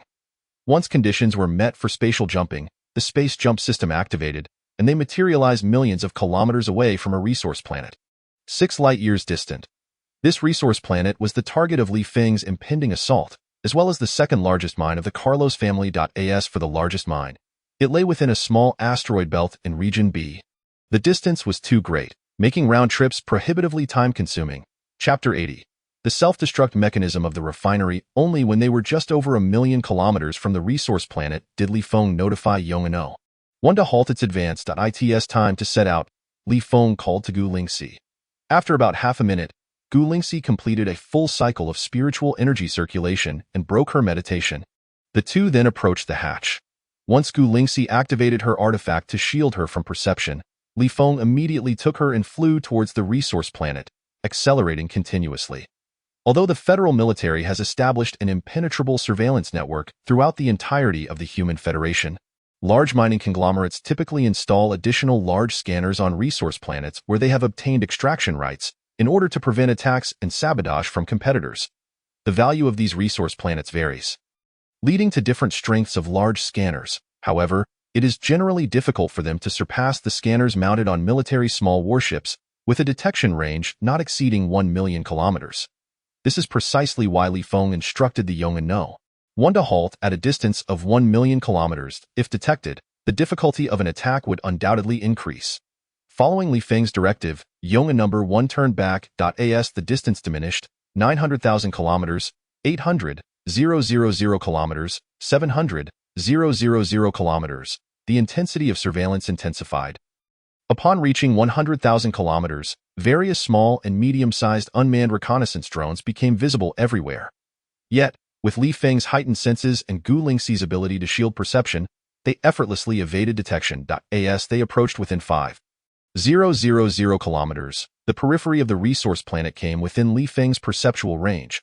According to the data, this resource planet is classified as a gas giant, with a diameter reaching 150,000 kilometers. Its atmosphere and surface are rife with various forms of radiation and toxic, corrosive gases. The core layer, on the other hand, is characterized by extreme temperatures and pressures, nearing the threshold for nuclear fusion, teetering on the brink of evolving into a star. Extracting resources from such a planet poses significant challenges. However, paradoxically, its core often harbors extremely precious ores. This particular resource planet exemplifies such a case, where even the gases at the surface can yield high-grade spiritual minerals through extraction and smelting. Deeper within the core, there is the potential to refine high-quality spiritual minerals imbued with formidable rule-based powers. Upon nearing 1,000 kilometers, Gu Lingxi found it increasingly difficult to withstand the bizarre radiations with her defensive techniques and had to activate a supreme defensive artifact. At a distance of 500 kilometers, even Li Feng, whose formidable physique is impervious to ordinary energy projectiles, began to feel a slight burning sensation on his skin. He had no choice but to activate his multifunctional military uniform and employ a defensive artifact of levels 20 to 30 to mitigate the corrosive effects of the various radiations and toxic gases. Upon descending to 200 kilometers, Li Feng came to a halt. His heightened senses could reach over 1,500 kilometers, covering a height of 1,300 kilometers beneath the surface. This was sufficient. He began to guide Gu Lingxi in a continuous orbit around the resource planet. It took them 5 hours to complete their reconnaissance, yielding pleasantly surprising results. The mining conglomerate under the Carlos family had constructed over 1,000 massive drilling platforms on the surface of this resource planet. To save costs, these platforms only possess the capability for initial refinement. All materials subjected to preliminary processing would be transported via cargo ships to the sole refinery established on the resource planet for further refinement. The refinery housed over 80 of the planet's defense capabilities and 90 of its materials. Capturing this refinery would yield both personnel and resources for Li Feng. He began to carefully sense and survey the massive refinery. The results were promising. The entire facility spanned tens of thousands of square kilometers, enveloped in a colossal energy shield. In addition to offensive and defensive apparatus, it was equipped with over 50 mechs and more than 2,000 guards. These guards comprised alien slaves, second-class alien citizens, as well as human espers and gene warriors, with the highest-ranking individuals reaching level 30. Furthermore, there were nearly 10,000 combat robots, and the staff numbered between 40,000 to 50,000, predominantly low-level second-class alien citizens and slaves, with only a small number of humans. Given Li Feng's strength and capabilities, the refinery itself posed little threat. The greatest danger stemmed from the Carlos family. Should they learn of an attack here, they would undoubtedly dispatch cargo ships outfitted with offensive and defensive systems for immediate support. With Gu Lingxi's artifact capable of shielding perception, these modified cargo ships might not pose a significant risk to his safety. However, they would severely disrupt his ability to harvest attribute values.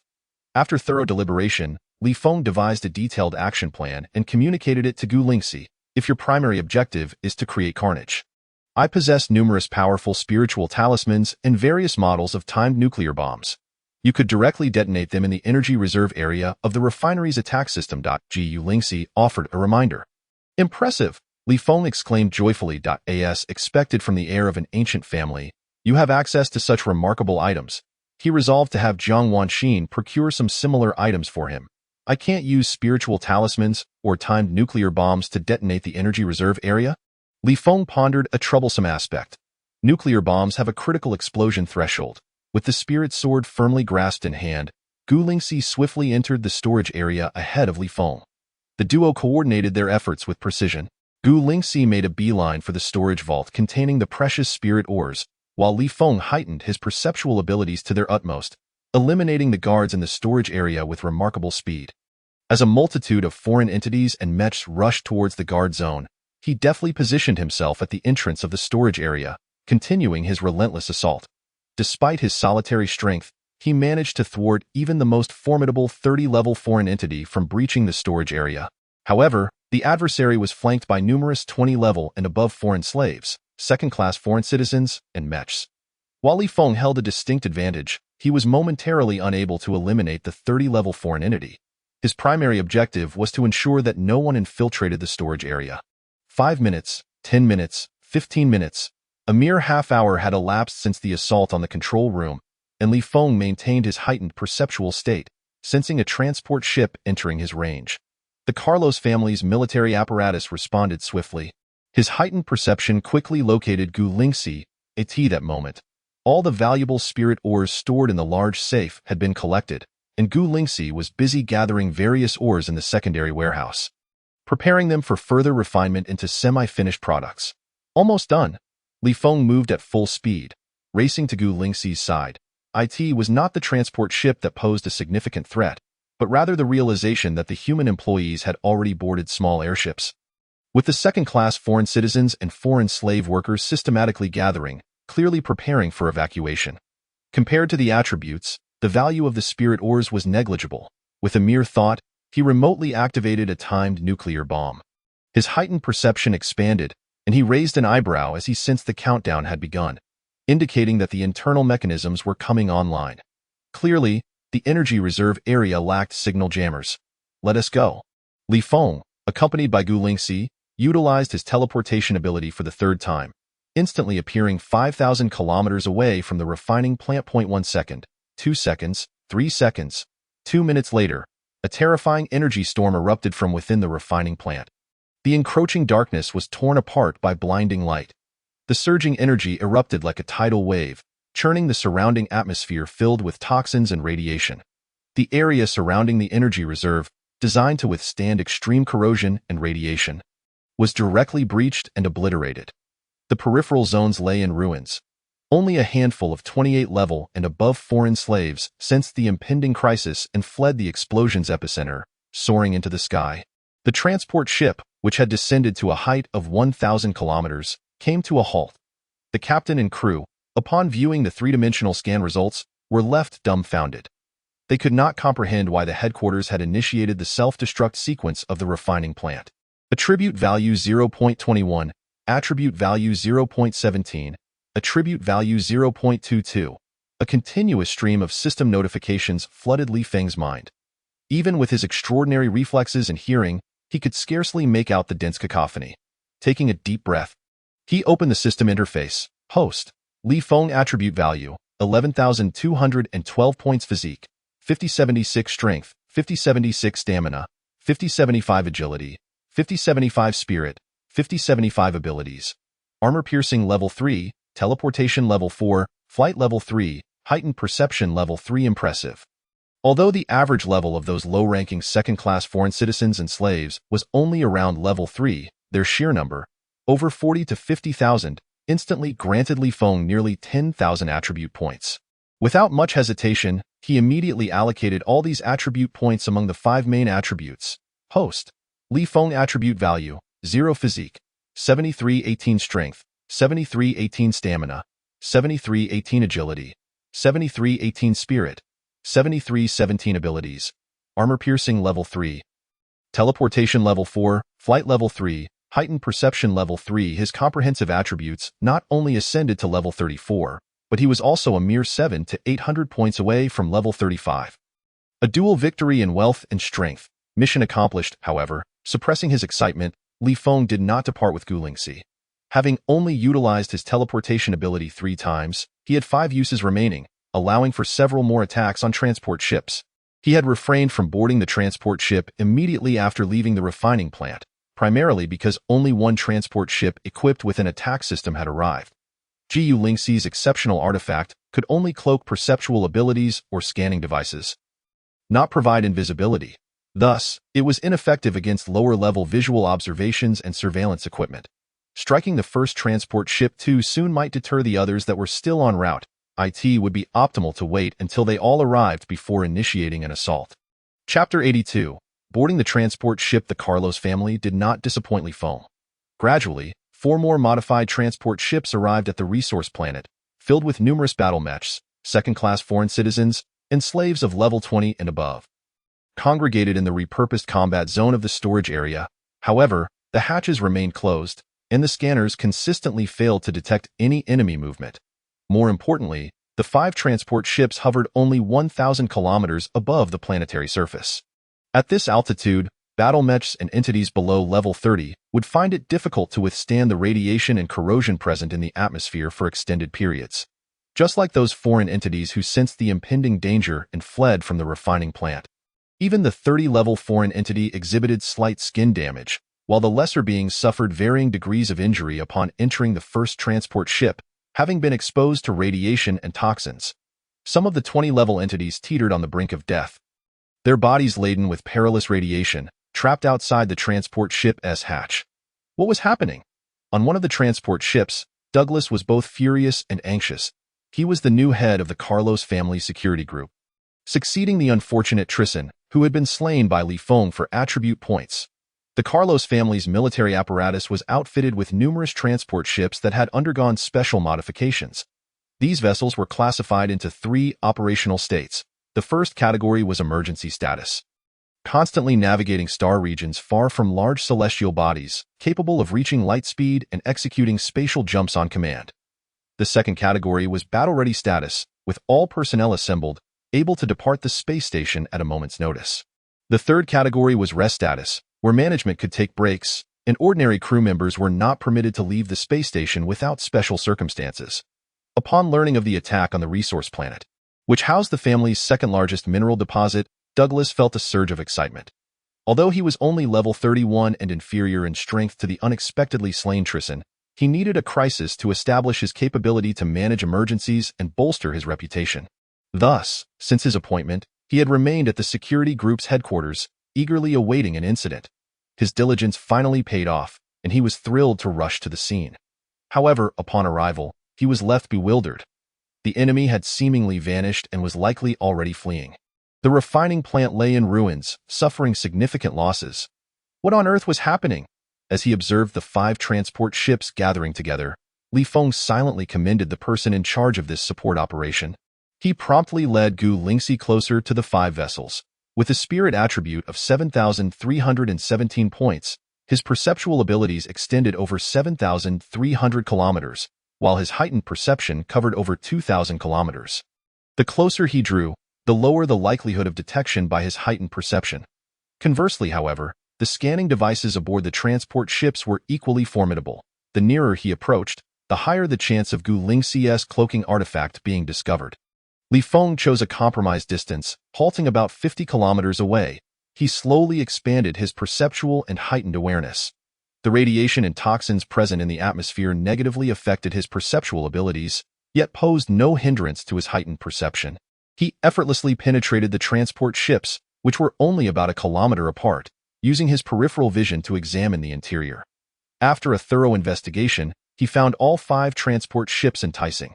Each vessel was equipped with over 1,000 combat personnel, 20 battle mechs, and 10 second-class foreign citizens or slaves above level 25.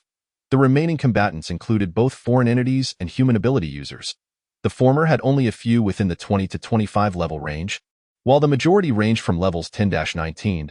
The latter mostly exceeded level 10, with the majority between levels 2-9, yet all donned top-tier multifunctional combat suits capable of exhibiting strength around level 15. This configuration surpassed that of military-grade small warships significantly. What further endeared Li Feng to the person in charge was the fact that all combat personnel aboard the 5 transport ships were concentrated in the combat zone. Not only were the main courses served, but they were also laid out before him, with bowls and chopsticks prepared, and even a glass of fine wine poured. Let us begin. Ensure your safety while also managing the collection of spoils. Li Feng advised Gu Lingxi. The next instant, the spirit sword manifested in his hand as he executed his 4th teleportation, appearing in the combat zone of the central transport ship, right behind Douglas. As the head of the Carlos family's security group, Douglas stands as a pivotal figure within the upper echelons of the family. There was no necessity for him to place himself in jeopardy during this support operation, especially under circumstances where the enemy remained unidentified. Even if he were to participate, he ought to have remained within the control room, directing operations based on scanning data.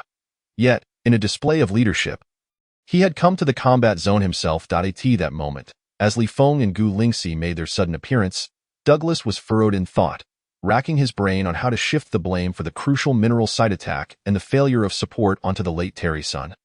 Under the pretext of inadequate security measures, it seemed he sensed something, or perhaps he sensed nothing at all. Out of the corner of his eye, he caught a fleeting glint of cold light to his right. Following that, all his worries vanished. As the most formidable of the 5 transport ships, encompassing all second-class alien citizens and slaves, he managed to earn Li Feng's respect, securing his place at the top of Li Feng's kill list. Ding! You have slain an enemy, gaining 289 attribute points. The moment Douglas's head soared into the air, the system notification echoed in Li Feng's mind. Before Douglas's head could even touch the ground, Li Feng had already charged towards the nearest alien, above level 25. Attribute points 67, 95. 112. Gu Lingxi swung her sword, severing Douglas's right hand, which bore a storage ring, and collected the severed hand along with the ring into her own storage. In that brief moment, Li Feng had already traversed the somewhat cramped combat zone of 50 meters by 40 meters with his ghostly speed, eliminating all aliens above level 25 that posed a threat to Gu Lingxi's safety. As Gu Lingxi contemplated which alien to use as a target for her sword practice, Li Feng had already begun to clear the area of those high-attack, high-defense battle mechs. With his current power level, coupled with a level 3 armor-piercing enhancement and a remarkably sharp high-grade spiritual sword, he could pierce through energy shields and slay the operators within the cockpits. The battle mechs remained intact, aside from their cockpits, and were thus taken as spoils. Noticing Gu Lingxi directing her flying sword towards a level 23 alien, Li Feng couldn't help but offer a reminder. Gu Lingxi felt a surge of annoyance. Did this rascal take her for a garbage collector? As the heir of an ancient family and a prodigious talent in cultivation, was she to follow in his wake, picking up scraps worth merely a couple of million each? What type of sparring partner did he find lacking? I'll keep a couple of level 25 or 26 aliens as captives to serve as your sparring partners, Li Feng added. Gu Lingxi had no retort, abandoning her attack on the level 23 alien and lunging towards the nearest battle mech. The only redeeming quality of this rascal was his unwavering commitment to ensuring his subordinates benefited during the grand feast. Chapter 83, Trouble Ahead. Beep beep beep. The alarm blared throughout every corner of the central transport ship. The 4 surrounding transport vessels quickly received the distress signal. However, the four captains found themselves powerless to assist. The wisest course of action would have been to swiftly distance themselves and call for aid from the security group. Alas, Douglas, the head of the security group, was aboard the assaulted transport vessel. They dared not issue a retreat order, frantic instead to contact the headquarters of the security group, urging them to dispatch high-level alien second-class citizens and slaves as swiftly as possible, in just 5 minutes. The thousands of combat personnel crammed into the combat zone had been nearly annihilated by Li Feng. Without a moment's pause, he took Gu Lingxi and utilized his teleportation ability for the 5th time. In the next instant, they materialized in the combat zone of the neighboring transport ship, the first to arrive. Whoosh! A level 30 alien that had escaped from the extraction factory was instantaneously slain. Attribute points 226, Li Feng surged forth, ghost-like as he navigated the combat zone, agile and lethal. Just as before, he prioritized hunting down those alien powerhouses above level 25, subsequently eliminating the operators of all battle mechs one by one. In this chaos and bloodshed, he became the supreme ruler. Retreat, retreat, retreat. The captains of the other 3 transport ships, upon learning that yet another vessel had been invaded and attacked, wasted no time in issuing evacuation orders. Lacking any sense of hospitality, just as Li Feng was reveling in his slaughter, he sensed the retreat of 3 significant targets and immediately abandoned the remaining 300 low-level combat personnel. He took Gu Lingxi and executed his 6th teleportation, appearing in the combat zone of the 3rd transport ship. The carnage and bloodshed swiftly transitioned to this ship's combat zone. The acrid scent of blood spread relentlessly, and chilling screams echoed. Attribute points 56, 73, 66. The delightful system notifications continued unabated. In just over 5 minutes, from thousands of combat personnel, only 2 remained, an injured and unconscious alien, having been sedated, one at level 25 and the other at level 26. The other 3 transport ships had seized the opportunity to flee far away. Li Feng, disinterested in wasting time, proceeded to breach the layers of dense, alloy-crafted metal doors, making his way to the control room to dismantle the transport ship's offensive and defensive systems. The operators in the control room were merely low-level individuals. Grasping one captive in one hand and another captive held by Gu Lingxi in the other, he executed his 7th teleportation ability. He passed through the thick alloy walls and energy shields, appearing 7,000 kilometers away. Then, while swiftly distancing himself from the resource planet, he glanced at his system. Available attribute points had increased to 5360. After a brief consideration, he expended 3,000 attribute points to elevate his armor-piercing, teleportation, and flight abilities to level 4. The remaining points were evenly distributed among the 5 primary attributes. Host, Li Feng. Attribute points, 0. Constitution, 7790. Strength, 7790. Stamina, 7790. Agility, 7790. Spirit, 7789. Abilities. Armor-piercing level 4, teleportation level 4, flight level 4, enhanced senses level 4. This attack not only saw his power level rise from 33 to 35, but also enhanced his 3 significant abilities by 1 level each, yielding bountiful rewards. Moreover, this was without even counting the spoils. An hour later, a modified large transport ship swiftly arrived at the resource planet. However, after circling the resource planet, even at maximum scanning intensity, it still failed to detect any trace of the enemy planet B-250. On a lavishly constructed private vacation island, Albert, the head of the Carlos family, sat in the castle hall, his brow furrowed as he perused the incessant flow of information and videos. The elven dancers and charming maids had already been dismissed by him. His mood for a holiday had evaporated. The destruction of a large extraction factory and the loss of personnel could merely be rectified by reconstruction and payment of compensation. With the Carlos family's accumulated wealth, while it was not insignificant, it was far from unbearable. The most significant loss, however, lay in the family's reputation and face. These losses were secondary. What truly dampened Albert's holiday spirit was the elusive nature of the invaders, who vanished without a trace. Based on the footage transmitted from the extraction factory and transport ship, the invaders were identified as 2 human beings. One of them not only possessed a power level exceeding 30, but could silently traverse energy shields and layers of fortifications to infiltrate the energy reserve area of the extraction factory, triggering the detonation device. They could also seamlessly breach energy shields to launch assaults in the combat zone of the transport ship. This was outrageous. This meant that the adversaries could not only attack one of the Carlos family's mineral sites but could also assault the second, third, and fourth sites. They could even directly target key members of the Carlos family. As long as their location was disclosed, there would be no safe haven. Such an enemy was terrifying.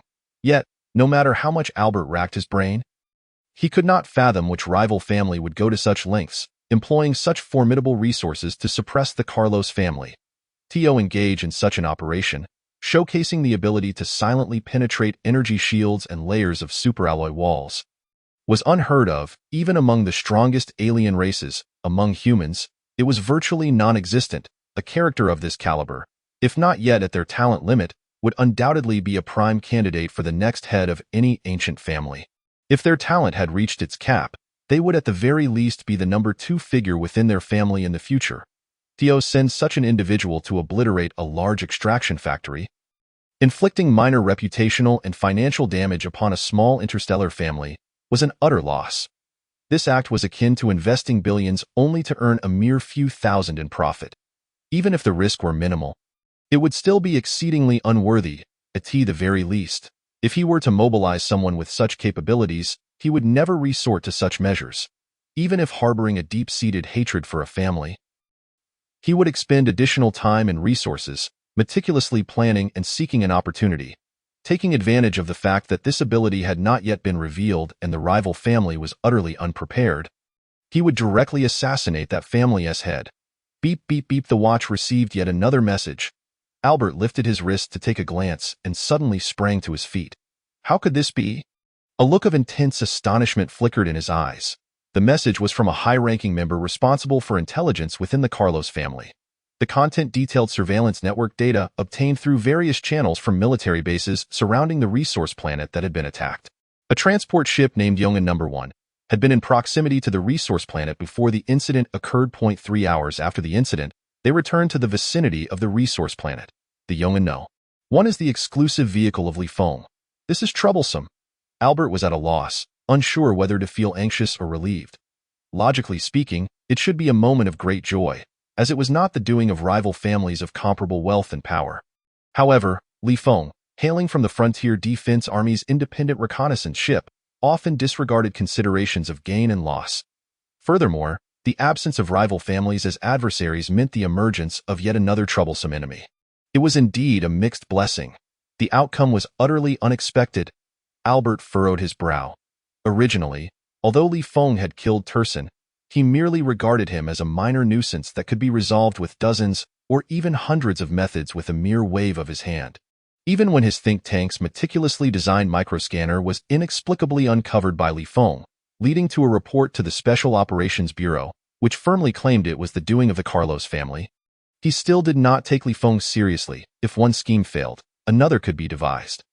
Given the Carlos family's influence and financial resources, the cost of trial and error at this level was unfathomably high for an ordinary person. They could easily devise a new plan every day, each one distinct from the last. They could afford to take their time. However, Li Feng, having surpassed level 30 and possessing such enigmatic and extraordinary abilities, was an entirely different matter. This indicated that Li Feng was fully capable of retaliating against the Carlos family. With such power and capabilities, he could easily garner the favor and support of a high-ranking official in the military.